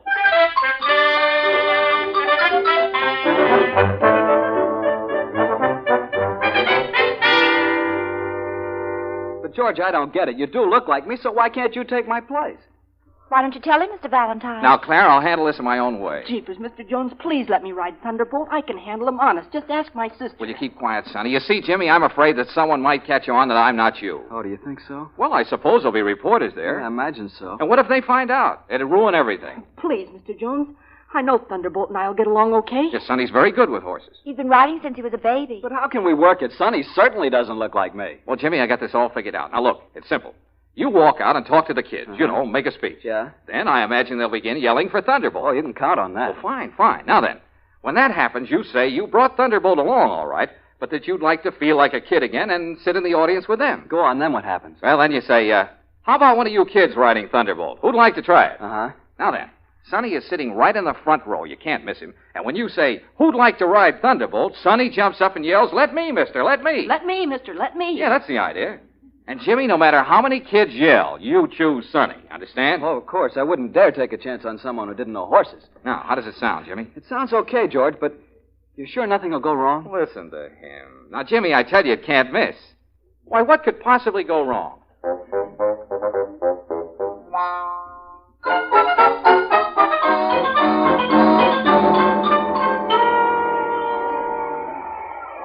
Did you ever see so many children in all your life, Mr. Valentine? It looks as if all the kids in town are here. All except Sonny. Now, stop worrying about Sonny. He'll show up. But he should be here now. What's happened to him? Well, I know he went to a movie early this afternoon. Then I think he planned to buy some riding boots. Riding boots. I can't save this place for him much longer. Why can't he be on time? Oh, just be patient, Mr. Valentine. But they're getting ready to start the show. Oh, where is that boy? Well, it's not like Sonny to be late. Well, it's your fault, Claire. You should have brought him over with you. That's right. Blame me for it. I always get... Oh, Mr. Valentine, they're going to begin. Here comes Jimmy Jones now. Howdy, kids. Oh, where's that Sonny? I can't imagine what's keeping him. Now, hold it, kids. Hold it. First, I want to tell you how much it means to me to be here again. You know, every year I look forward to my visit to the Brookdale Orphanage because it's just like coming home again for me. Where is he? Where's that Sonny? Oh, what if he doesn't show up? But I didn't come here to make a speech. I just wanted to say hello to all my friends, to all my little brothers and sisters. Mr. Valentine, you'll have to ride Thunderbolt. Oh, that's impossible. I don't even know on which side to get on. Now, is there anything I can do for you, kids? Mr. Valentine. Claire, think of something. You can't let one of them ride him. It would be dangerous. Well, it would be dangerous for me, too. Now, take it easy, kids. Take it easy. Take it easy. That's it. Thunderbolt is here, all right, but look, I'm sort of tired of riding. I want to sit down there with the rest of you, with my friends. Here it comes. How about one of you riding Thunderbolt? Mr. Valentine. Who'd like to ride it? Mr. Valentine. Come on, who wants to ride Thunderbolt? Mister, here's someone who wants to ride Thunderbolt. Go on, George, go on. Claire, stop pushing me. You've got to go now, George. There's no other way out. Oh, now, Claire. Come on, you've got to do it. What a spot you put me in, George. Hello, Jimmy. How do you feel? What's happened to Son? He just didn't show up. But, George, what are we going to do? The kids are waiting. Somebody's got to ride Thunderbolt. George will ride. Now, Claire. I guess you'll have to, George. I'm sorry, Jimmy. I'd like to. Really, I would. But I just can't. Now, George. What do you mean? What are you talking about? What's the matter with you, George? Nothing. Except that I've never been on a horse in my life. Oh, you've never been on a horse in your life? That's right. Oh, this is a fine time to tell me. What about all these kids? They're waiting. Listen, Jimmy, I'd never be able to get up on But, them. George, and you if I said did get up on them, I'd never be able to stay there. But you said and if that I did stay there, I'd die of fright. Oh, I ought to wring your neck. Now, that won't help any. But what am I going to do? Well, tell him you just noticed that Thunderbolt is indisposed. Yeah, tell him he has a headache. Who ever heard of a horse with a headache? Well, he's a very unusual animal. These kids believe in me. Why, they've been looking forward to this day for months. Then why don't you ride Thunderbolt? Me? Yes, you. All right, I will. Mr. Jones, you can't. I can't let these kids down. I'll ride him if it kills me. Mr. Valentine, stop him. Oh, Mr. Valentine, he's getting up on Thunderbolt. Mr. Valentine. Oh, I can't look.